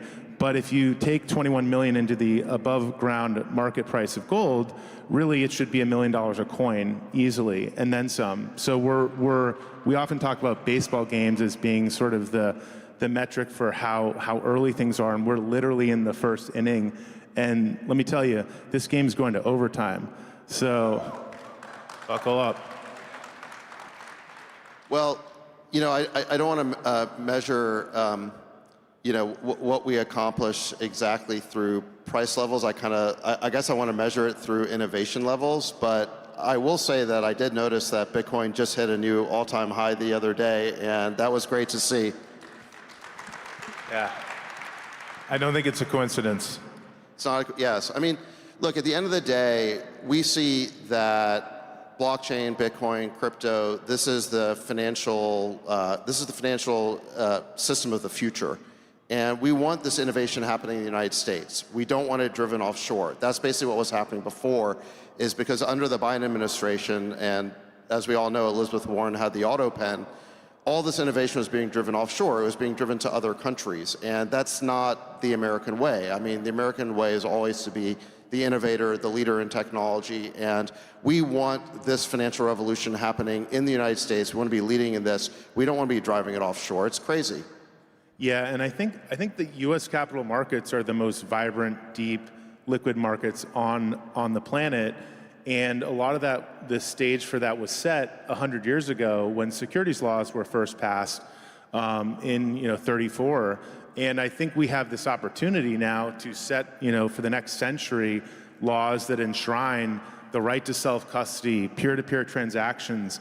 Not that long ago, in 1933, FDR passed an executive order that confiscated gold. You actually couldn't hoard gold or hodl it, in our parlance, and you actually had to turn it in. And that was less than 100 years ago. So really, I think we're on the cusp of enshrining these human rights, this right to property rights, digital property rights in Bitcoin. And I'm very excited. And I think the work that you are doing and this administration's doing is setting up that next century of innovation. So again, definitely very grateful for all that work that you've done, David, there. Well, I've noticed a number of states are acting on the Bitcoin Bill of Rights, and I think it would be good for the federal government to do something as well. And I think we can incorporate those concepts, the right to self-custody, the right to financial freedom in the what's called the market structure bill. So I hope we can do that. Yes, that would be great. Yeah, and is there any? I'm curious to ask you guys, like, is there anything else that you guys think we should be doing? I mean, I'm kind of worried that as cryptos are. By the way, I never expected to be in government at all. I mean, I'm like you guys, I hosted that dinner for the president of June of last year, and I never could have predicted that it would end up with me taking a role in government and being on the stage with you guys here now. But I guess things, we've been moving so fast to correct all these things. In terms of the legislation that's moving on Capitol Hill, in terms of rooting out all the regulations, the agencies and departments. I think by August, we might have achieved like the crypto agenda in Washington, I think. I mean, what else are we missing? Like, what else should we be doing next? What would you guys like to see? What else is on your wish list? I'm curious here what else do you guys would like to see? Do you want to go first, Tyler? Or?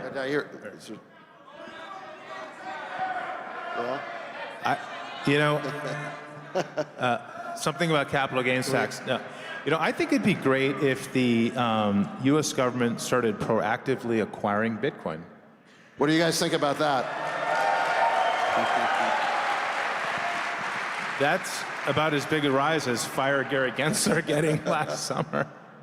So the executive order establishing the strategic Bitcoin reserve does allow the government to purchase more if it can be done in a budget neutral way. So specifically, if either the Commerce Department or the Treasury Department can figure out how to fund it without adding to the debt, then they are allowed to create those programs. So if we can convince Howard Lutnick, who's the Commerce Secretary, or Scott Bessent, who's the Treasury Secretary, to buy some, and they can figure out how to fund it, without a new tax or without adding to the debt, then maybe find the money from some other program that's not using it, then we could potentially acquire more Bitcoin.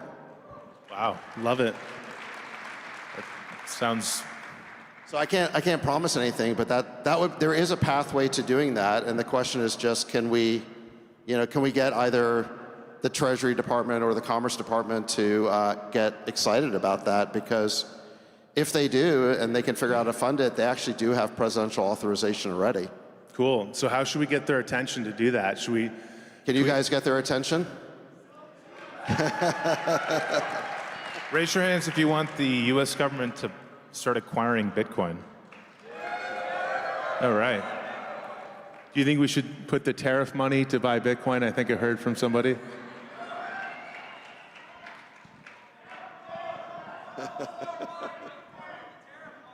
Yeah, okay, yeah. Buy the dip.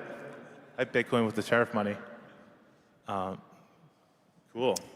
So what do you think so one of the things, David, I think also is the AI crossover with Bitcoin, and I think talking about building like financial infrastructure in the US and how that's an issue of national security and innovation.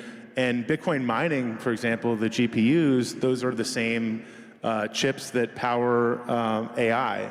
And I think it's really cool that they're all sort of meeting together. And how do you think about like the next 100 days or the next couple of years?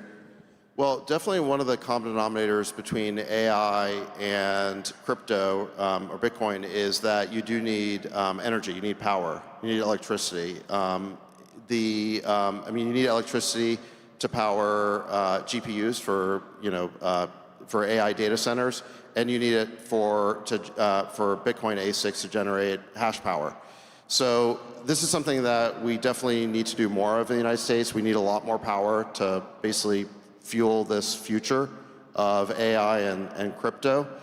And I think the president definitely got us off on the right foot by, with drill, baby, drill. He definitely wants to unleash oil and gas production in the US. So that's a huge part of it. Yeah. Also making it a lot easier to permit new energy production, new pipelines, and then also permitting the creation of new data centers. I think we want most of the new, let's call it AI compute, and most of the new hash power to be in the US if we can. I mean, it would be nice for there to be more hash power in the United States, just like we want there to be a lot more, AI data centers. So I think, we're going to try and make it a lot easier to again, like build, beyond drill, baby, drill, we need to build, baby, build, and it just needs to be a lot easier in the United States.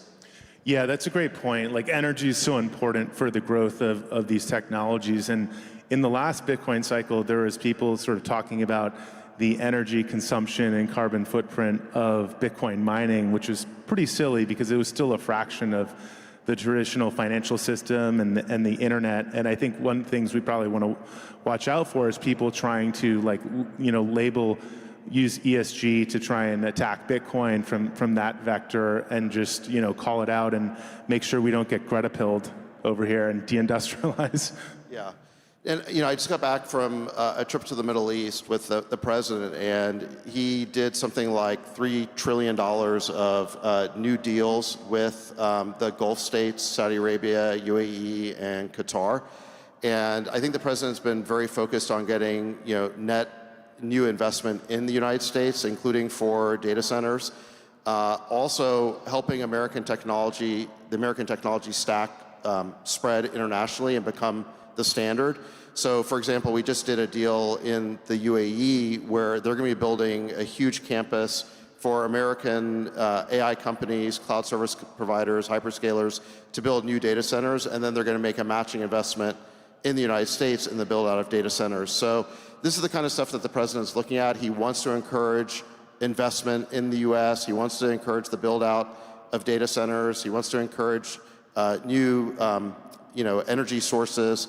And just generally, he's on the side of innovation and the future. Whereas if you look at the Biden administration, they were really doing everything they could to stop all of those things. I mean, you had the Gensler SEC, you had all the restrictions on oil and gas. They were even alienating our Gulf state allies who want to invest in America and they want to be on the American tech stack. And the Biden administration was doing everything they could to limit the export of American technology, forcing those countries to potentially choose Huawei. It just didn't make any sense at all. So I feel like what we have in Washington right now is just a sea change. It's just a total comprehensive shift from being anti-innovation to being pro-innovation and being, much more future-oriented and getting all the obstacles out of the way and helping the private sector innovate. And it's really just been incredible. It's been really fun to be part of. Like I said, I never anticipated that I'd be part of this administration. I'm just a guy from Silicon Valley who hosted a dinner, and then the next thing you know, I'm helping to drive this agenda in Washington. But I think that it's been really incredible to be part of and see the whole thing take shape. Yeah, well That's said. awesome. Thank you, David. It's hard to imagine a president, any other president, being able to do a fraction of this or accomplish that, or any administration. And we're just over 100 days, so it's pretty amazing that we still have a lot of time left. No, it's incredible. I mean, we're basically 4 months in, so we still have over 3.5 years. So I think just what we can accomplish over the next few years is going to be really incredible. What all of you guys are going to accomplish with Bitcoin is going to be incredible, and to the moon, right? To the moon. Right. Well said. Thanks, everyone. All right, thank you.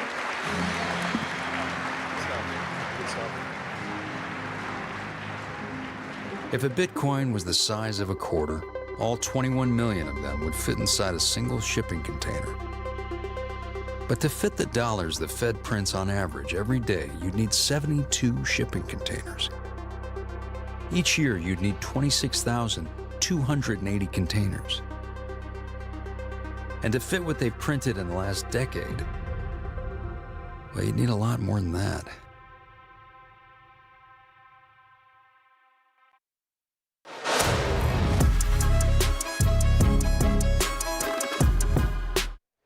Welcome back to the Bitcoin Magazine News Desk presented by Mara. It's Industry Day at Bitcoin 2025, winding down as we head into tomorrow, the largest Bitcoin conference in the world about to start. You just heard a fireside chat with Cameron and Tyler Winklevoss and David Stack. Still to come, stick around. Donald Trump Jr.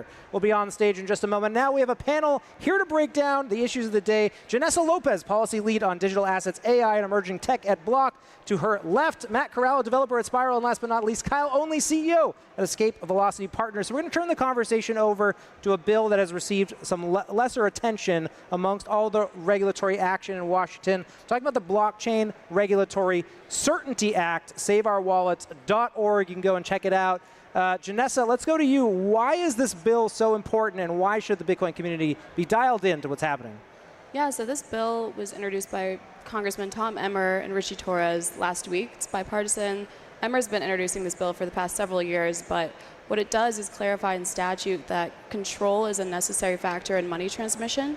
And this is important now more than ever because of what we've seen in the recent DOJ actions against Tornado and Samurai wallet developers.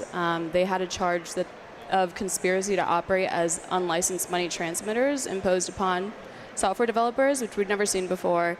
And if that logic were to be taken across the industry, then that really puts people at risk who are node operators, validators, software developers, and self-custody wallet providers who never have control over customer funds, but they do interact with it in a way that if you're not technically an expert of how the technology works, you might assume you need a money transmitter license to even operate. And so it's very dangerous. What this bill does is clarify that these industry participants do not have control and therefore should not be regulated the same way. So it's the BRC. SaveOurWallets.org. We've got to head to the main stage. Donald Trump Jr. We'll be right back. Bitcoin 2025.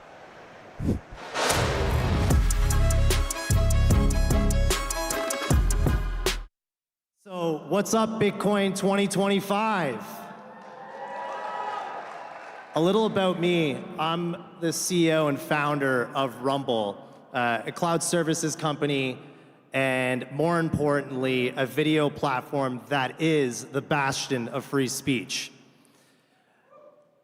We all know who I'm sitting beside right over here, Donald Trump Jr., host of the Triggered podcast, which is exclusive to Rumble. So make sure you download the Rumble app and catch his show. He also sits on numerous boards like Public Square, Trump Media and Technology Group. But I want to say something about Don that most people don't know. About 5 years ago, 2020, it was the election season, and free speech was eroding faster than you could possibly imagine. I saw it firsthand. There was 3 people that actually fought behind the scenes relentlessly and didn't ask for anything in return. One of them was Congressman Devin Nunes, who's now the CEO of Trump Media and Technology Group. The other was Dan Bongino, who's now the Deputy Director of the FBI. And the third person, which many might not know, was Donald Trump Jr. He never asked for a single thing from me, ever. But he was fighting for free speech in early 2021 when every single platform on the planet was turning off the switch, changing the narratives, shadow banning, call it whatever you want. So not only did he put Rumble on the map during this process, but he also, which is more important than anything, he kept free speech on the map. So Don, thank you for everything that you have done. Thank you. For free speech and you. for Rumble. So here we are at Bitcoin 2025, the Bitcoin conference. You have a lot of things going on right now with respect to Bitcoin. How did you get here? You were not only early when it came to seeing the erosions of free speech and freedoms. What brought you to Bitcoin, and where did you see that? When did you get orange-pilled? Honestly, during that same period of time. I mean, I think there's so many natural ties between free speech, crypto, Bitcoin, blockchain technologies. It all sort of happened at the same time. And what I realized was, I wasn't an early adapter like so many of the people in the room that were here in 2012 or something like that. We were later. We were, real estate guys. We were hard assets. We built buildings. It was a little bit nebulous, but the second we got into sort of that political spectrum, all of a sudden, the guy that I could have called, 2 weeks prior in New York and gotten a loan for a building in about 5 minutes, all of a sudden that guy wouldn't even take my calls. We're getting debanked. We're getting de-insured. We're getting de-everything. It was pretty brutal. And I came to realize pretty quickly that, I always say we were basically at the top of a Ponzi scheme, which was the conventional TradFi, financial markets. I just didn't know it because I didn't know any different. It was that aspect of finance was always easy to us. We always had that access, but it disappeared like that. And so, like all things, once you're faced with that conundrum, you either just accept it and get pushed off into the darkness, or you actually do something proactive about it to adapt. No different than when I was getting thrown off, or my family was getting thrown off, or conservatives, or anyone who believed in freedom of speech were getting thrown off social platforms. We didn't just say, okay, well, I guess we'll just pack up our stuff and go home. we said we're going to innovate. We're going to do something different. You know, with me, one of the first things I did was, you know, Dan Bongino linked us up, and I think I was the 3rd verified user on Rumble, and we fought for that. When the social media platforms started getting more aggressive, guys like Devin, myself, you know, we formed Truth Social to make sure that we always had that avenue to get out there. And so it was really a product of necessity once you realized, again, how fragile those ecosystems that you took for granted were. So, you know, now, I mean, we're in crypto. We're seriously long crypto. We're seriously long Bitcoin. I mean, everything from, you saw the announcement even today, TMTG, Truth Social, literally creating a Bitcoin treasury to the tune of $2.5 billion. That's a pretty big deal, right? I mean, you know, there's not a lot of people that have done something that big or shown that level of commitment. And, you know, the fake news is going to fake. They're out there saying you're going to use the money for other things. No, we're saying this is what it's for. It's for literally Bitcoin. We're then working with the guys from HUD 8 on the crypto mining side, where we're doing, you know, American Bitcoin, forming a group to actually go after all of those things to create those reserves. On the, you know, more crypto side, pure crypto, you have World Liberty Financial, because that's going to, in my opinion, you know, DeFi is going to change so many aspects of the financial systems, create the efficiencies that we need that have been lacking. I mean, you know, again, coming from TradFi world, it was like, of course you pay points in and out, and of course you pay a point for, you know, title insurance and all these things that no one's doing anything special for. Like, that can be handled with the blockchain. So, I mean, we're in 3 major deals, and I think the future runway for all of the things as it relates to these ecosystems is so vast. I think we're going to change with all of the support of the people in this room. You guys are on the leading edge of changing the financial markets. And with David Sachs speaking before that, you see people who know what they're actually talking about, creating the regulatory framework within government. I'm outside of government. I'm doing this stuff in the public markets and then the private sector. But guys that actually know what they're talking about, as opposed to the usual way of DC is, you know, you've just been there longer, so you get to make all these decisions even though you don't know what you're talking about. We have such an incredible opportunity as a country to capture what I believe and truly believe will be the future of finance. And it's all the people in this room who were frankly probably believers before I ever was. You know, but it took having the rug pulled out from us, not in the meme coin sense, but from the, you know what I'm talking about. You know, having that pulled out from us in a system that we thought was pretty good, and it worked for us for a long period of time. So it's awesome, and I still truly believe it. I know there's guys that have been in this for over a decade. I truly believe we're still at just the beginning. So the opportunity abounds.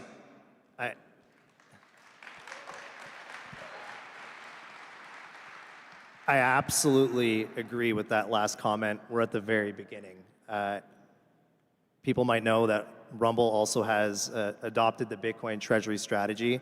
And today, the announcement with Trump Media Technology Group adopting the Bitcoin treasury strategy and going to buy $2.5 billion, not million, billion dollars, I think is probably one of the largest raises we've ever seen in the public markets, aside from MicroStrategy and a few others. But when do the floodgates open up? I've always been of the thought, you know, Rumble was one of the very first companies to adopt it that wasn't in the Bitcoin space. We decided that we're going to start bringing Bitcoin to our creators, bring it through tipping, through the Rumble wallet, which will launch in Q3.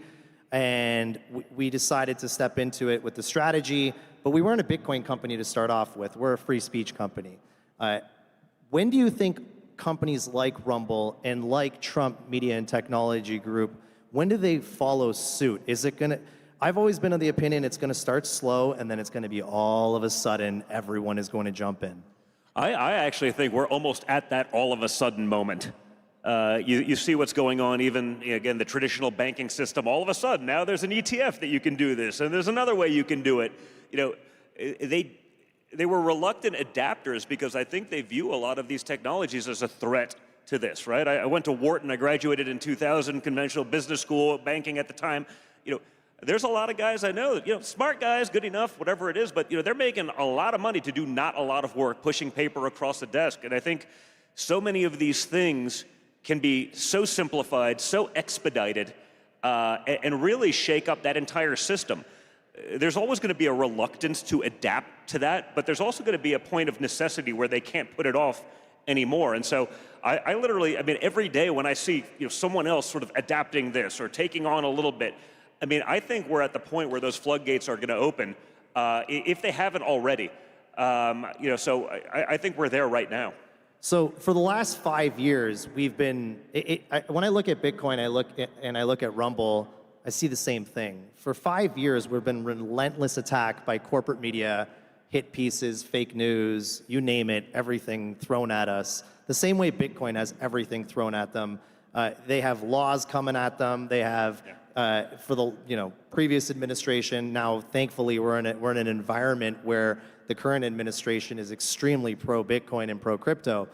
But what is it going to take for like a Google or an Apple or one of these large companies to make that move or even the banks? Well, we're starting to see a little bit of that, but like we're disrupting their entire ecosystem. The same way Rumble is disrupting corporate media, Bitcoin is disrupting the entire financial ecosystem. And how much of a beating can corporate America take on that before they turn and say, you want to know what, we need to jump in like ASAP?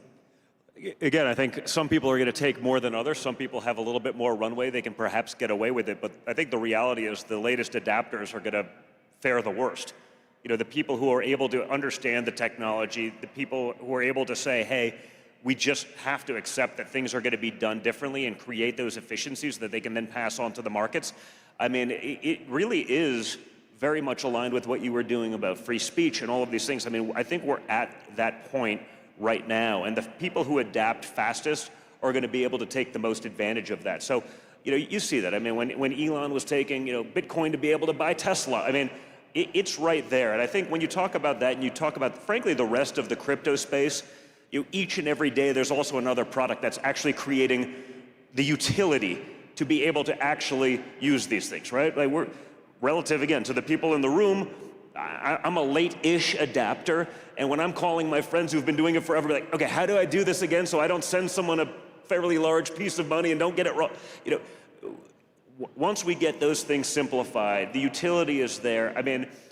I think, again, it's the future of finance. It's going to be the biggest disruptor of the financial markets. I'm so excited to see, the administration and guys like David, who when I was, still working on the transition before I just said, hey, January 20th, I'm out.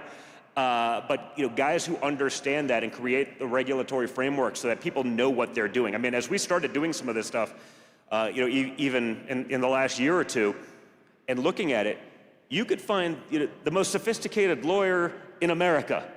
Well, can we do this? Well, probably, because it makes sense, it looks fine, but we can't actually give you an answer. You create that framework along with the adaptation and the utility, and I think you have a perfect storm for this thing just going to the moon, as they say.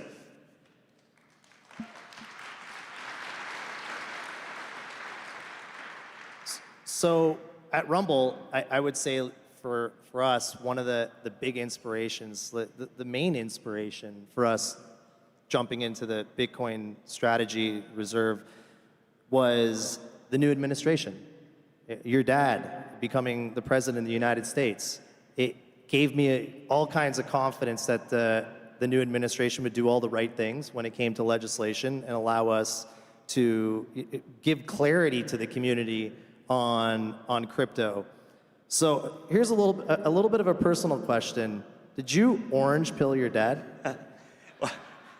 Well, I think honestly between my brother and I, probably definitely did some of that and took him through it again. This is a guy that was a hard asset real estate guy forever, and then he was in DC and he wasn't focused on the business.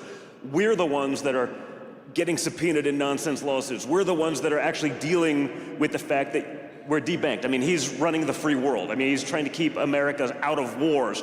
He had nothing to do with it. So we're the guys that probably saw that stuff firsthand. We're dealing with the headaches. We're dealing with the nonsense. And so I think, we probably maybe got there a little bit before him. And once we started explaining to him the potential, as you know, I mean, he's a quick study. He'll figure it out. He'll find the flaw. He'll figure out the thing. He then got it really quickly. And I think it was a big shock to him. I think what we saw, again, whether it was free speech, whether it was what happened, on the social platforms, whether you could literally cancel the leader of the free world, the most powerful man in the world. You could cancel him on a dime, and that was controlled entirely by tech companies, as influenced by the Democrat Party. I mean, you saw that, and you realized just how fragile these systems are, just how quickly they can be turned off. And so, as a guy who is a serious innovator, I mean, he sort of did things before everyone else. He saw ideas before everyone else. He implemented them, and the first guy to do branded real estate. He was really successful in that. And then he saw an opportunity in television, parlayed that into the presidency of the United States. I mean, he's a guy that gets these things. He sees even the things that he may not be all that familiar with. He gets it so quickly that I think that's the opportunity. I mean, I sort of laughed when during the last presidential election, he's like, I get it. Like, I'm all in on Bitcoin. I'm all in on crypto. I want to make sure these things happen. And then you see sort of the other campaigns, Kamala Harris jumping in. Well, I'm all in Bitcoin. Like, I would pay money, like a lot of money, like maybe my entire crypto wallet to be like, please just let Kamala Harris explain like blockchain technology, because like everyone, that would be the greatest word salad in the history of Kamala Harris word salad. You'd get a 30-minute explanation of nothing. It would be a total disaster. So, when he says he's going to do something, it's not just for the people in the room at the time. And we see a lot of that in politics. It's like, we'll talk to a group of 5 people, we'll tell them what they want to hear, we go back to DC, we do whatever we want or whatever the special interests pay us to do. That's the problem with the system. He's the one guy that doesn't care about that. He cares about doing what's right for America. And I think the democratization of finance, which has not been the case for a long time, I think that's a fundamental tenet after like world peace of what I think he wants to accomplish in this administration. Wow. That's awesome. So, I think one of the greatest achievements personally for me was having the honor to platform your dad on Rumble when no one else did it. Yeah. It was an easy decision. By the way, to Chris's credit, he did it when it was not at all politically expedient. I mean, you were called every name in the book, the stuff they normally do. If they don't like you, you're a Nazi and whatever, it doesn't matter. One of the ists. But Chris was one of the few guys in all of free speech, maybe the only, that went all in on it. If a country wasn't going to allow you to have free speech, then they just leave rather than accept, their conditions, which meant not free speech in almost all cases. So the room has to know how much of a champion you were for this cause. It's truly important.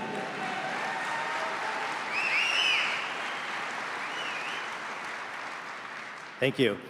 So that was like by far the greatest honor to be able to do that and help be the cloud provider for Truth Social as well. But what we're seeing around the world right now, we now have an administration that's very pro free speech, very pro freedom, pro financial freedom, etc. But the rest of the world is not even close. Yeah. And I think it's very hard to see, but once you step out of this country right now, it's not good. Rumble's shut off in Brazil. We're shut off in France. We're shut off in Russia. We're shut off in China. We're shut off in many places in the world because we stand on the principle of free speech. And one of the speeches that caught me was from the Vice President, J.D. Vance, in Europe recently, where he really emphasized how important this is. And to me, that was a really significant moment and a significant speech. when it comes down to what I think is the greatest and one of the most important human rights, freedom of expression, free speech, which is, by the way, in the UN Universal Declaration of Human Rights, the UN Charter, Article 19. How do we get the world in a better place with what's like, from what I'm seeing, it's getting worse, and it's getting very bad in places like Europe, in the UK, obviously Brazil, France. What's the solution to that? Where are we going? Well, I think like all things, I mean, if you have strong leadership in America, the rest of the world tends to follow. But you're 100% right. I mean, what JD said in Paris, what he said in Munich, I think it was so important because I think it was the first time that you've had people, perhaps other than my father, call out world leaders to their face. Talk about how asinine what they're doing is. And so you see the usual media response, and it was like no different than, remember when the Germans laughed at my father, at the UN a couple of years ago. He was like, "You're really going to let Russia control all your energy? This is what's going to happen." Oh, it's so silly. He's so silly.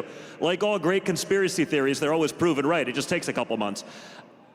And he was, but I think JD calling them out in their backyard at their conference, where no one else is in agreement. They can't believe it. How could he possibly say that? And then a week later, all the things that he's saying are true, right? People are getting thrown in jail in the UK. I mean, in the UK, I mean, for tweets, thrown in jail. We talked about this. I mean, I campaigned on it over the last few years. Like, hey, this stuff's going to happen. I mean, this election was truly a fulcrum point for, where America was going to go, or if they're going to go down that same disastrous rabbit hole. I think with America at the helm, and a strong America, because we saw, again, a weak America doesn't do anything for the rest of the world. And a strong America is not just good for America, but it's also good for the rest of the world. Again, in the last 4 years, we went from, it's true. Listen, we saw it. Under the last administration, we went from a time of prosperity to a time of poverty. We went from a time of peace to a time of war. Open border policies, fentanyl coming across the border. I mean, just think about just fentanyl alone. 100,000 American deaths a year. 100,000, that's 2 Vietnams a year. And it's like no one even talked about it. No one had the guts to talk about it. And so, the notion of free speech and what was clearly not free speech for a long time in America, Elon did a great job bringing a lot of that back as well. You were certainly the leader in it, Chris. Now we have a chance, because once people actually understood, the amount of people that you talk to, you bring these statistics like, that can't be true. It's like, no, it is. You just never had a chance to hear it. It was against the narrative, so you'd never see it.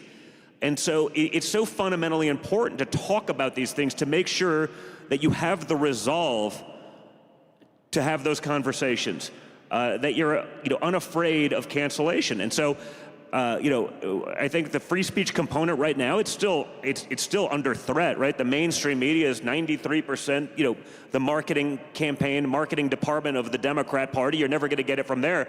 And so these alternative platforms like Rumble, like Truth Social, they're so critical.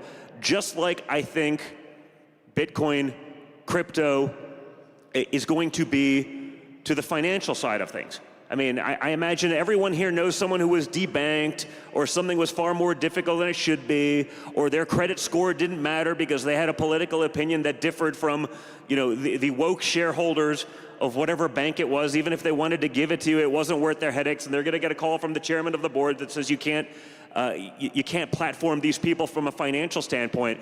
And so I think what's going on here in this very room at this very conference, that's the financial side of everything we've been fighting for on the free speech side. So I think they're inextricably linked.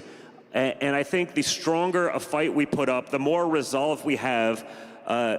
If we all become unafraid, and that's not always easy, don't get me wrong, but if you've been doing what you've been doing and you've seen the ups and downs and you're still in this room, I guess, you're a fighter too.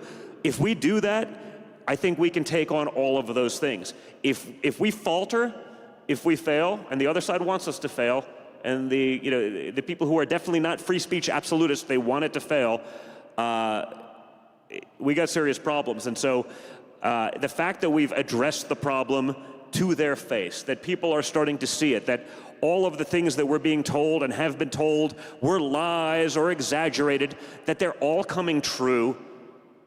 Frankly, they're far worse. What's actually going on is even worse than many of us even predicted, and we've all been pretty loud. When you see it actually happening, you realize just how absurd it is. You understand that this is truly a fight for our civilization, for our Western values, and we cannot lose that fight.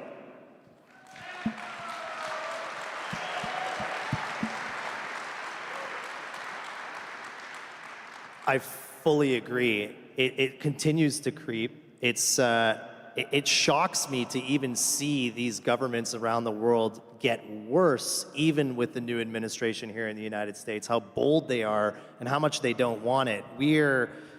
Not only is Bitcoin confronting the whole old system of finance, but Rumble and free speech is not something any of these other governments around the world want any part of. And they're doing everything they can to shut that off. And it's pretty scary. So just like you said, we can't give up on it. It's not over. We need to work on this for the decades and decades and forever. This doesn't come easy. Holding up the freedoms and free speech does not come easy. It's something we're going to have to continuously fight for day in and day out. I know we're running out of time. We're out of time right now. But I wanted to ask one last thing before, and a little bit more back onto the Bitcoin. Where do you see Bitcoin? This is obviously not financial advice, but we got to go. We have to throw in the disclaimer language, right? Because we've all suffered through the lawfare, and I'm sure they're going to start up their usual nonsense again, and you see it. But, exactly. So yeah.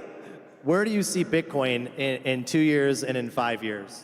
I think I sort of alluded to it earlier, but I think we're going to the moon, guys. I mean, it's going to be awesome. Just stay in, stay strong. We're like I said, we're in it from all these different ways, whether it's Truth Social, whether it's what we're doing with American Bitcoin on the mining side, World Liberty Financial, on the DeFi platform stuff. I mean, we're true believers. We're guys that came from a different world. We saw what was missing. We saw how fragile those ecosystems were, how manipulated they were. I think we want to help and be a big part of the leading edge, of changing the future of that, again, of democratized finance. I think we're just at the forefront, and it's only going up.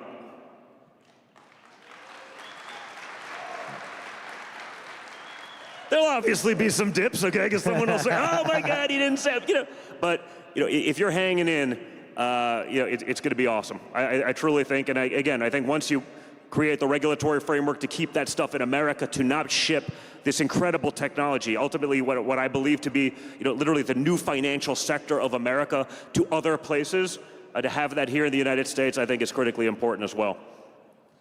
All right. Well, Don, thank you so much for coming up on stage and talking to everyone at Bitcoin 2025. Thank you for helping put Rumble on the map.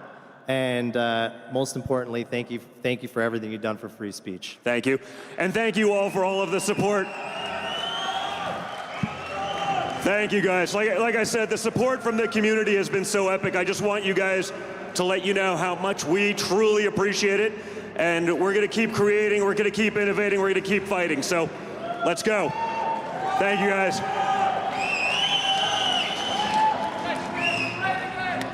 I think the new type of censorship is going to be far more intelligent, and I'm already seeing a lot of signs of it.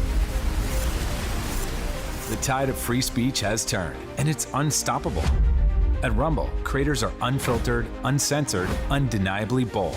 Powered by our own cloud, we are completely independent. Through the Rumble Advertising Center, we're rewarding authentic voices. This is where crypto creators and communities who value freedom and authenticity belong.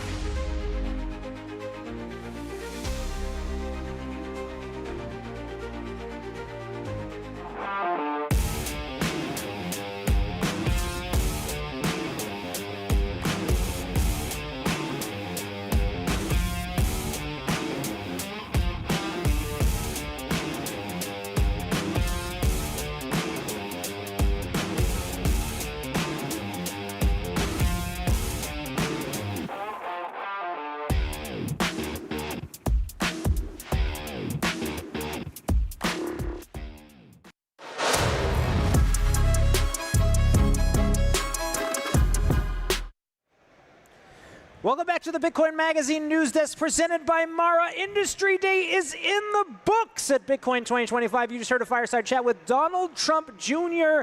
bringing the quotes and the enthusiasm, saying a perfect storm for Bitcoin to go to the moon is brewing, saying it's going to be awesome, saying we have an incredible opportunity as a country to capture the future of finance. Quote, we are still early, a lot to unpack here, and really what has been a day focused on regulation. We're once again joined by a panel of special guests here, Matt Corallo, developer at Spiral, and Kyle Only, CEO of Escape Velocity Partners. So to the panel, moving the question now. In the segment before, we were talking about the need to preserve the rights of Americans to self-custody their Bitcoin, to be able to send transactions, route transactions, without being harassed with undue regulation, a theme we heard. So maybe, Matt, you can take us in. What did you hear in these panels, and what resonated with you? Yeah, I mean, there's a lot of focus here on just making sure that America can be competitive in this industry and hold the developer mindshare in this industry, give developers freedom to build, and then also let people actually use this software. And there's really important stuff coming on the regulatory front there. There's important work that's already been done, but it's really been the focus basically all day.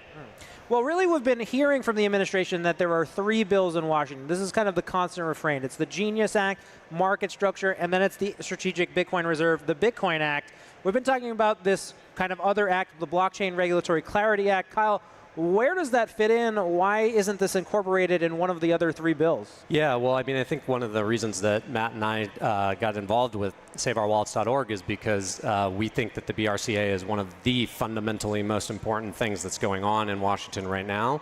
It's great that we have, over the last few years as Bitcoiners, developed a political identity in Washington, and we've been able to exert some of that political capital, let's say.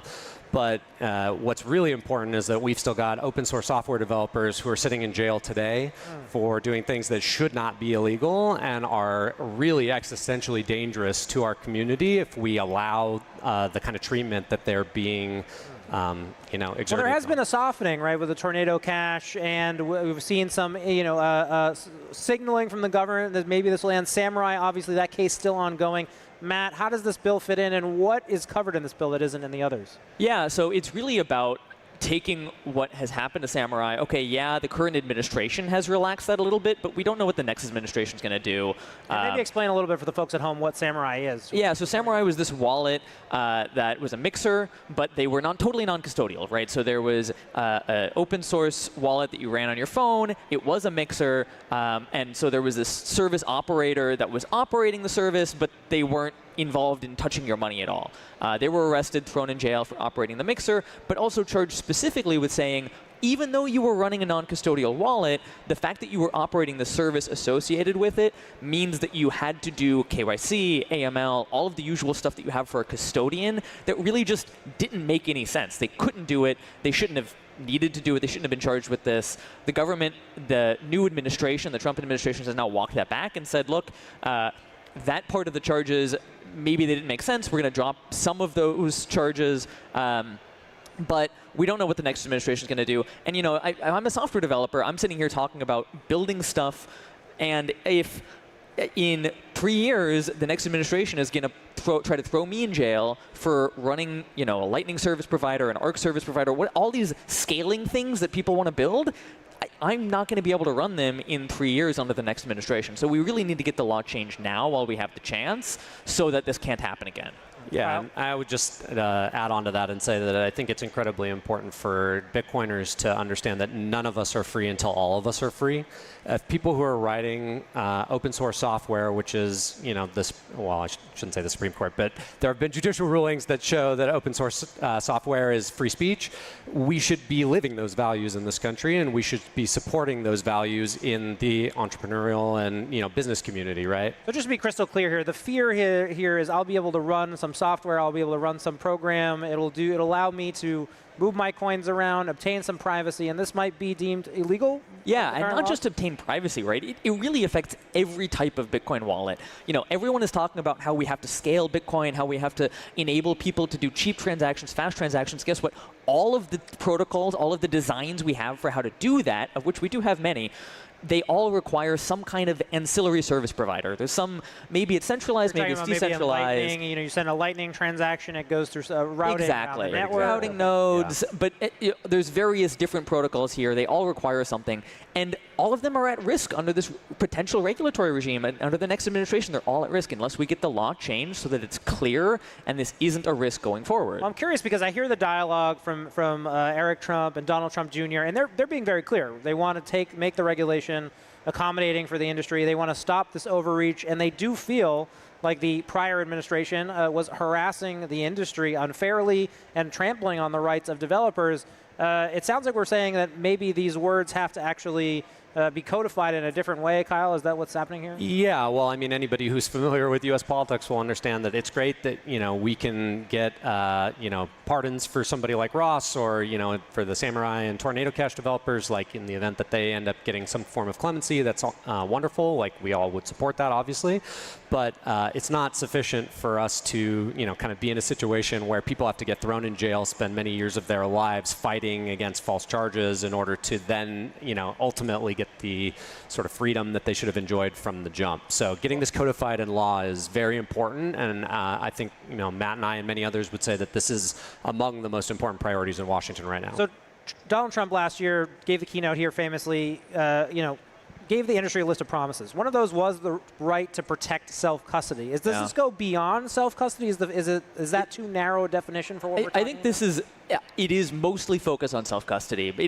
It also covers all kinds of stuff, just the ability to have all these protocols built around it. It is mostly focused on self-custody. And, I don't want to throw the administration under the bus. Obviously, the administration is doing what they can on the executive branch in the White House on that side. But here we're really talking about, like, we need Congress to move. We need the House and the Senate. We need people calling their congressperson. We need pressure on them to say, look, Trump promised this. This is a priority for the White House. And we need them to actually execute on it.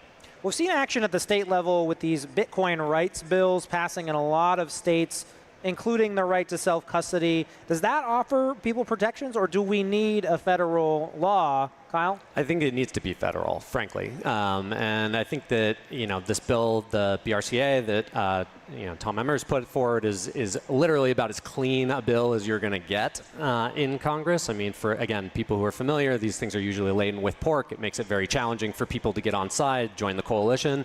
This is like a one-page bill. It will literally take you, if you're not familiar with it, go read it. It will take you maybe 90 seconds to read the bill.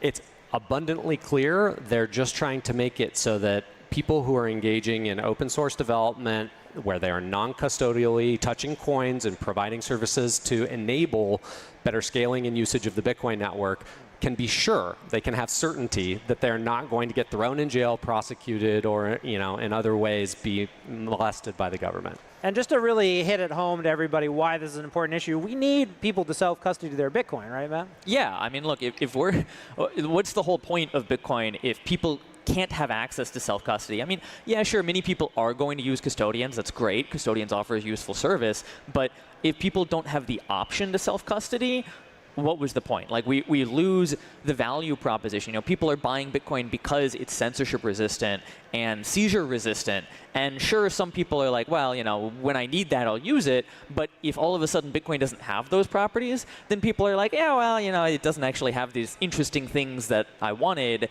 And now I don't have as much interest in buying it. So the price would also reflect that. SaveOurWallets.org. You can find out more about what's being done to protect the rights of Bitcoin users in America. We'll be right back after this short break. Stay with us. There's still more to come.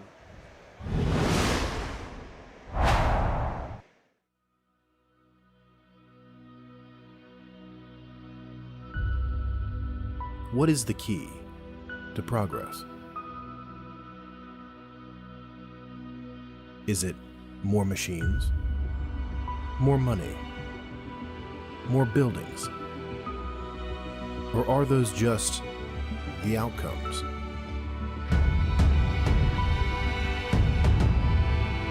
What if progress relies on having purpose?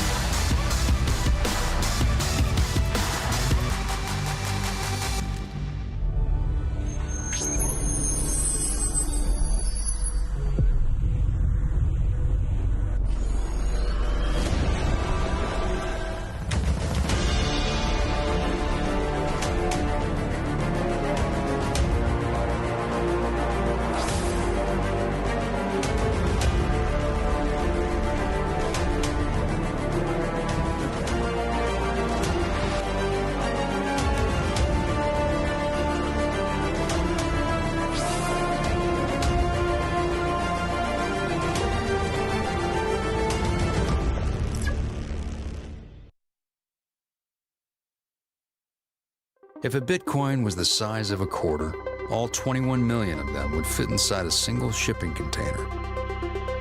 But to fit the dollars the Fed prints on average every day, you'd need 72 shipping containers. Each year, you'd need 26,280 containers.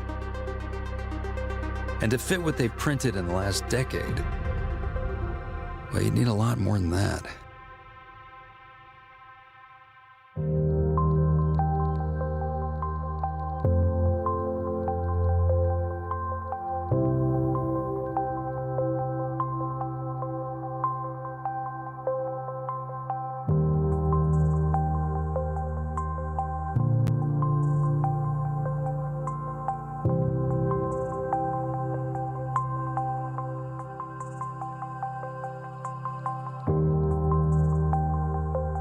I think the new type of censorship is going to be far more intelligent, and I'm already seeing a lot of signs of it. The tide of free speech has turned, and it's unstoppable.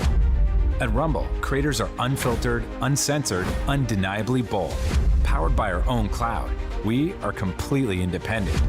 Through the Rumble Advertising Center, we're rewarding authentic voices. This is where crypto creators and communities who value freedom and authenticity belong.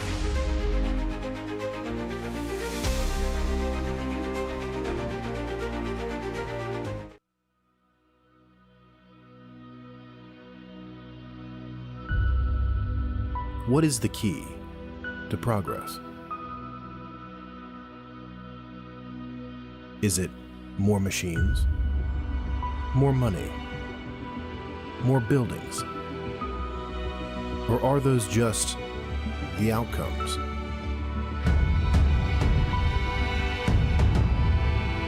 What if progress relies on having purpose?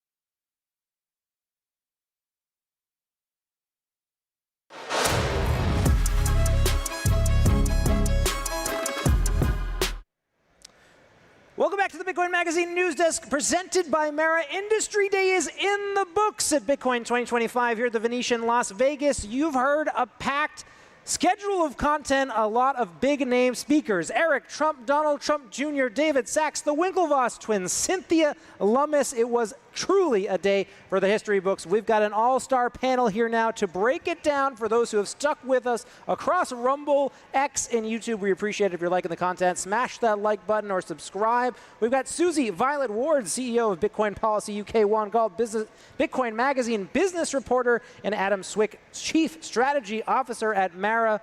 It was a packed day, a lot of excitement, a lot of headlines. News was made. Susie, let's go to you. What did you take away from day one of Bitcoin 2025?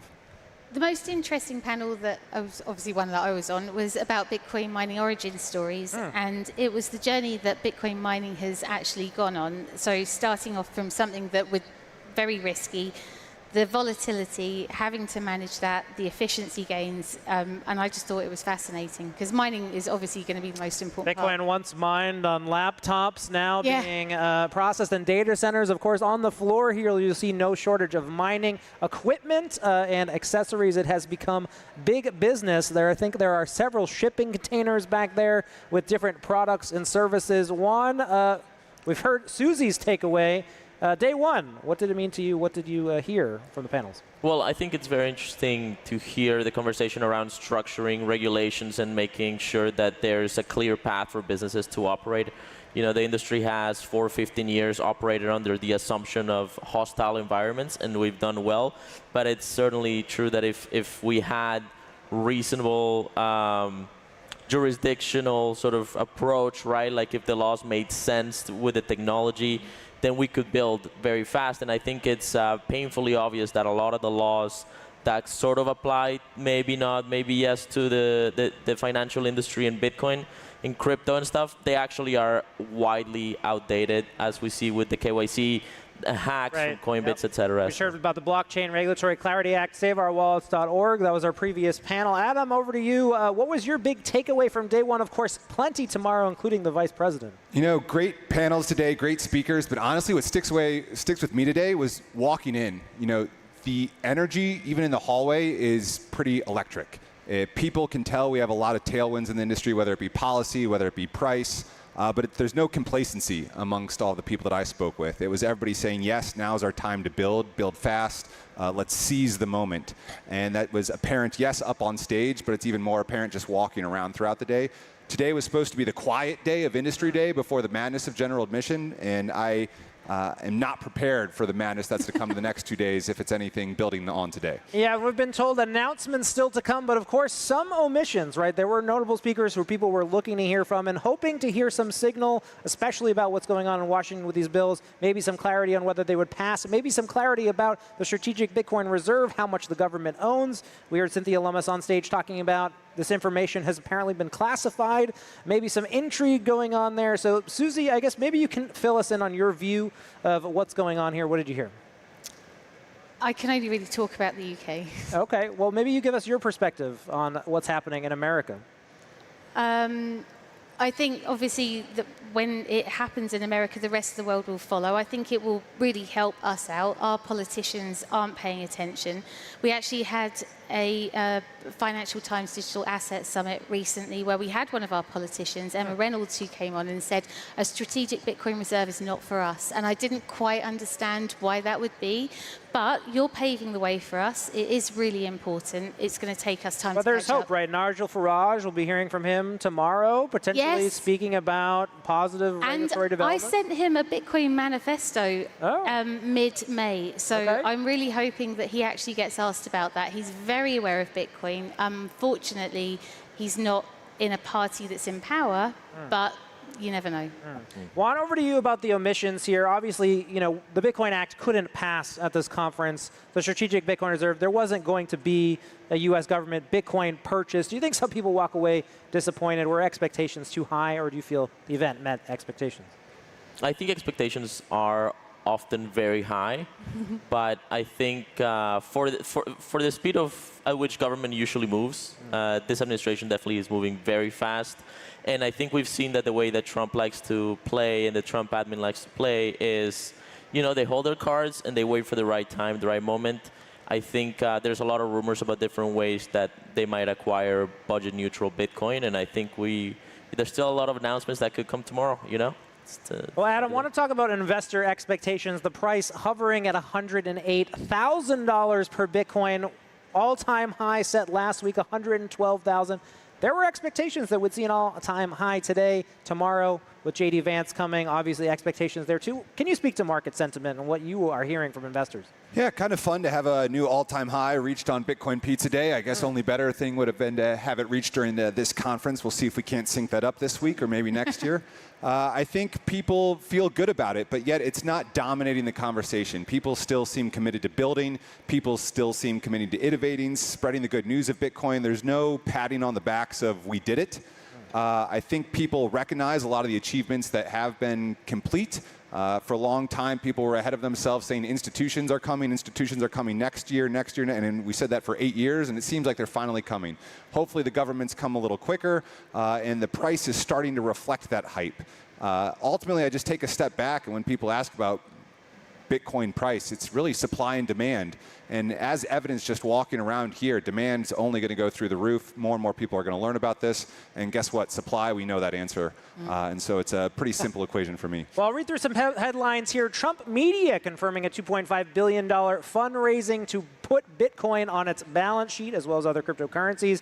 Vivek Ramaswamy's Strive doing the same, raising $750 million to buy more Bitcoin for its treasury. Cantor Fitzgerald coming out, announcing that its Bitcoin lending program is operational and serving clients. And Nakamoto company making its first purchase, but maybe one notable non-Bitcoin treasury company purchase, Square announcing Bitcoin and Lightning payments now accepted at all merchants, all terminals. So some big stuff here, but really the theme, it does seem, is corporate adoption. Susie, maybe what's your take on the fact that this is now the leading narrative within Bitcoin? It's inevitable, isn't it? It's absolutely going to happen. There's so many things being built on Lightning. There's a lot of solutions that are going to help it scale. I think scalability is the most important thing about this being used as a mode for payments. And when you think about how far Bitcoin has come in the 16 years that it's been here, it blows my mind.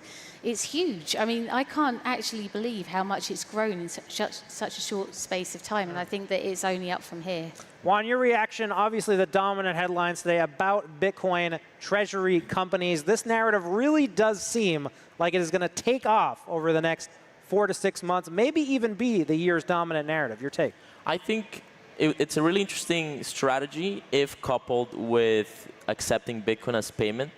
You know, as somebody that's actually tried to onboard retail merchants of many kinds into accepting Bitcoin, the piece that I think has been missing is getting that Bitcoin into the treasury and being able to account for it properly and get loans on it and use the financial tools businesses are used to with the ease of use they're used to. I think if we can combine accepting Bitcoin payments and Bitcoin treasuries, I think that's potentially a flywheel that we've never seen in the industry before. And I hope that if we are going to get this sort of expansion of Bitcoin treasuries, that they also start accepting Bitcoin. I mean, you might as well take it and put it right into cold storage. Well, Adam, this is right in your wheelhouse. One of the top holders, Mara, of Bitcoin. I think number 2 on the leaderboard behind MicroStrategy. Yes, that's correct. Ways to catch up. It's something we've believed in for a long time. I mean, if you have a strong foundational belief in the asset, why wouldn't you hold a ton of it on your balance sheet? So we've been hodling for a while now. Pleased to see others coming along on the journey, and not terribly surprising. We talked about the slowness and hoping that some of the states or some of the governments would move quickly. Obviously, if I were to ask you what moves quicker, a corporation or a government body, all of us would say the corporation. And so maybe that's what's playing out, and maybe this is the leading indicator that those sovereigns are to follow. We'll see. Positive, I think a lot of people are asking questions. I think the narrative is shifting. If you're in that CFO seat, even 5 years ago, if you put Bitcoin on the balance sheet, you risk maybe being fired if something goes wrong. It might be switching now to if you don't, you're going to risk being fired because you missed out on something big. And that's a pretty big foundational shift for the individuals making those decisions at all these corporations. Well, Adam, I want to stick with you because this has been pioneered by the Bitcoin mining space, right? In 2020 and 2021, we saw a lot of Bitcoin miners attempt to build large Bitcoin treasuries that then maybe diminished a bit during the bear market. Some people worried if similar dynamics are at play here. Do you think that this time is different? Well, it's great to see Bitcoin price at all-time high, but miners have to wrestle with this other fun variable of global hash rate, which is also at an all-time high. So the economics of mining are still tough. It's a zero-sum game. There's only a certain amount of Bitcoin that we're fighting for every day. And so efficiency is incredibly important, whether it be electricity price, whether it be the efficiency of machines that you're buying, all of the above. And so it's still a dog-eat-dog world in the world of mining. That being said, Bitcoin price and a lot of these other companies that are adding it to their balance sheet is a separate equation. They more just care about price. Ultimately, all good things. A higher price, I think, attracts a lot of people. They start asking questions. A higher hash rate means a more secure blockchain, and so it's kind of win-win all around the board. Juan, I want to go over to you. Obviously, a lot of administration presence here. People on the desk today saying now Bitcoin is mainstream. No longer it's going to be mainstream. It's happened. It's in the past. We are a mainstream industry. Is the culture being lost? What's your take on how well the administration is speaking to the values of the Bitcoin community in your view? I mean, I think the question that a lot of people have not really thought about is what does success look like? What does victory look like? Let's just say success. And I think this is very much what success does look like. I think we have a very short, probably, opportunity to demonstrate what the industry can do, how fast we can build with a favorable or at least neutral administration, right? And hopefully we can prove to America and the world that Bitcoin is very, very useful and very cool. Of course, much more building to come. We'll be back tomorrow for day 1 of Bitcoin 2025. If you're watching at home on Rumble, YouTube, and X, there's still time to come down and get your tickets. We're at the Venetian in Las Vegas for 2 more days of epic Bitcoin programming. You've been watching the Bitcoin Magazine news desk presented by Mara. We'll be back tomorrow morning at 8 a.m. Pacific time, bringing you all the highlights, the programming, the talks from the speakers, speakers as well as the panelists here. Go to bitcoinmagazine.com, pick up a copy of the latest print issue. Much more to come, including Michael Saylor, Ross Ulbricht, and others. We'll be back tomorrow. Thanks for tuning in.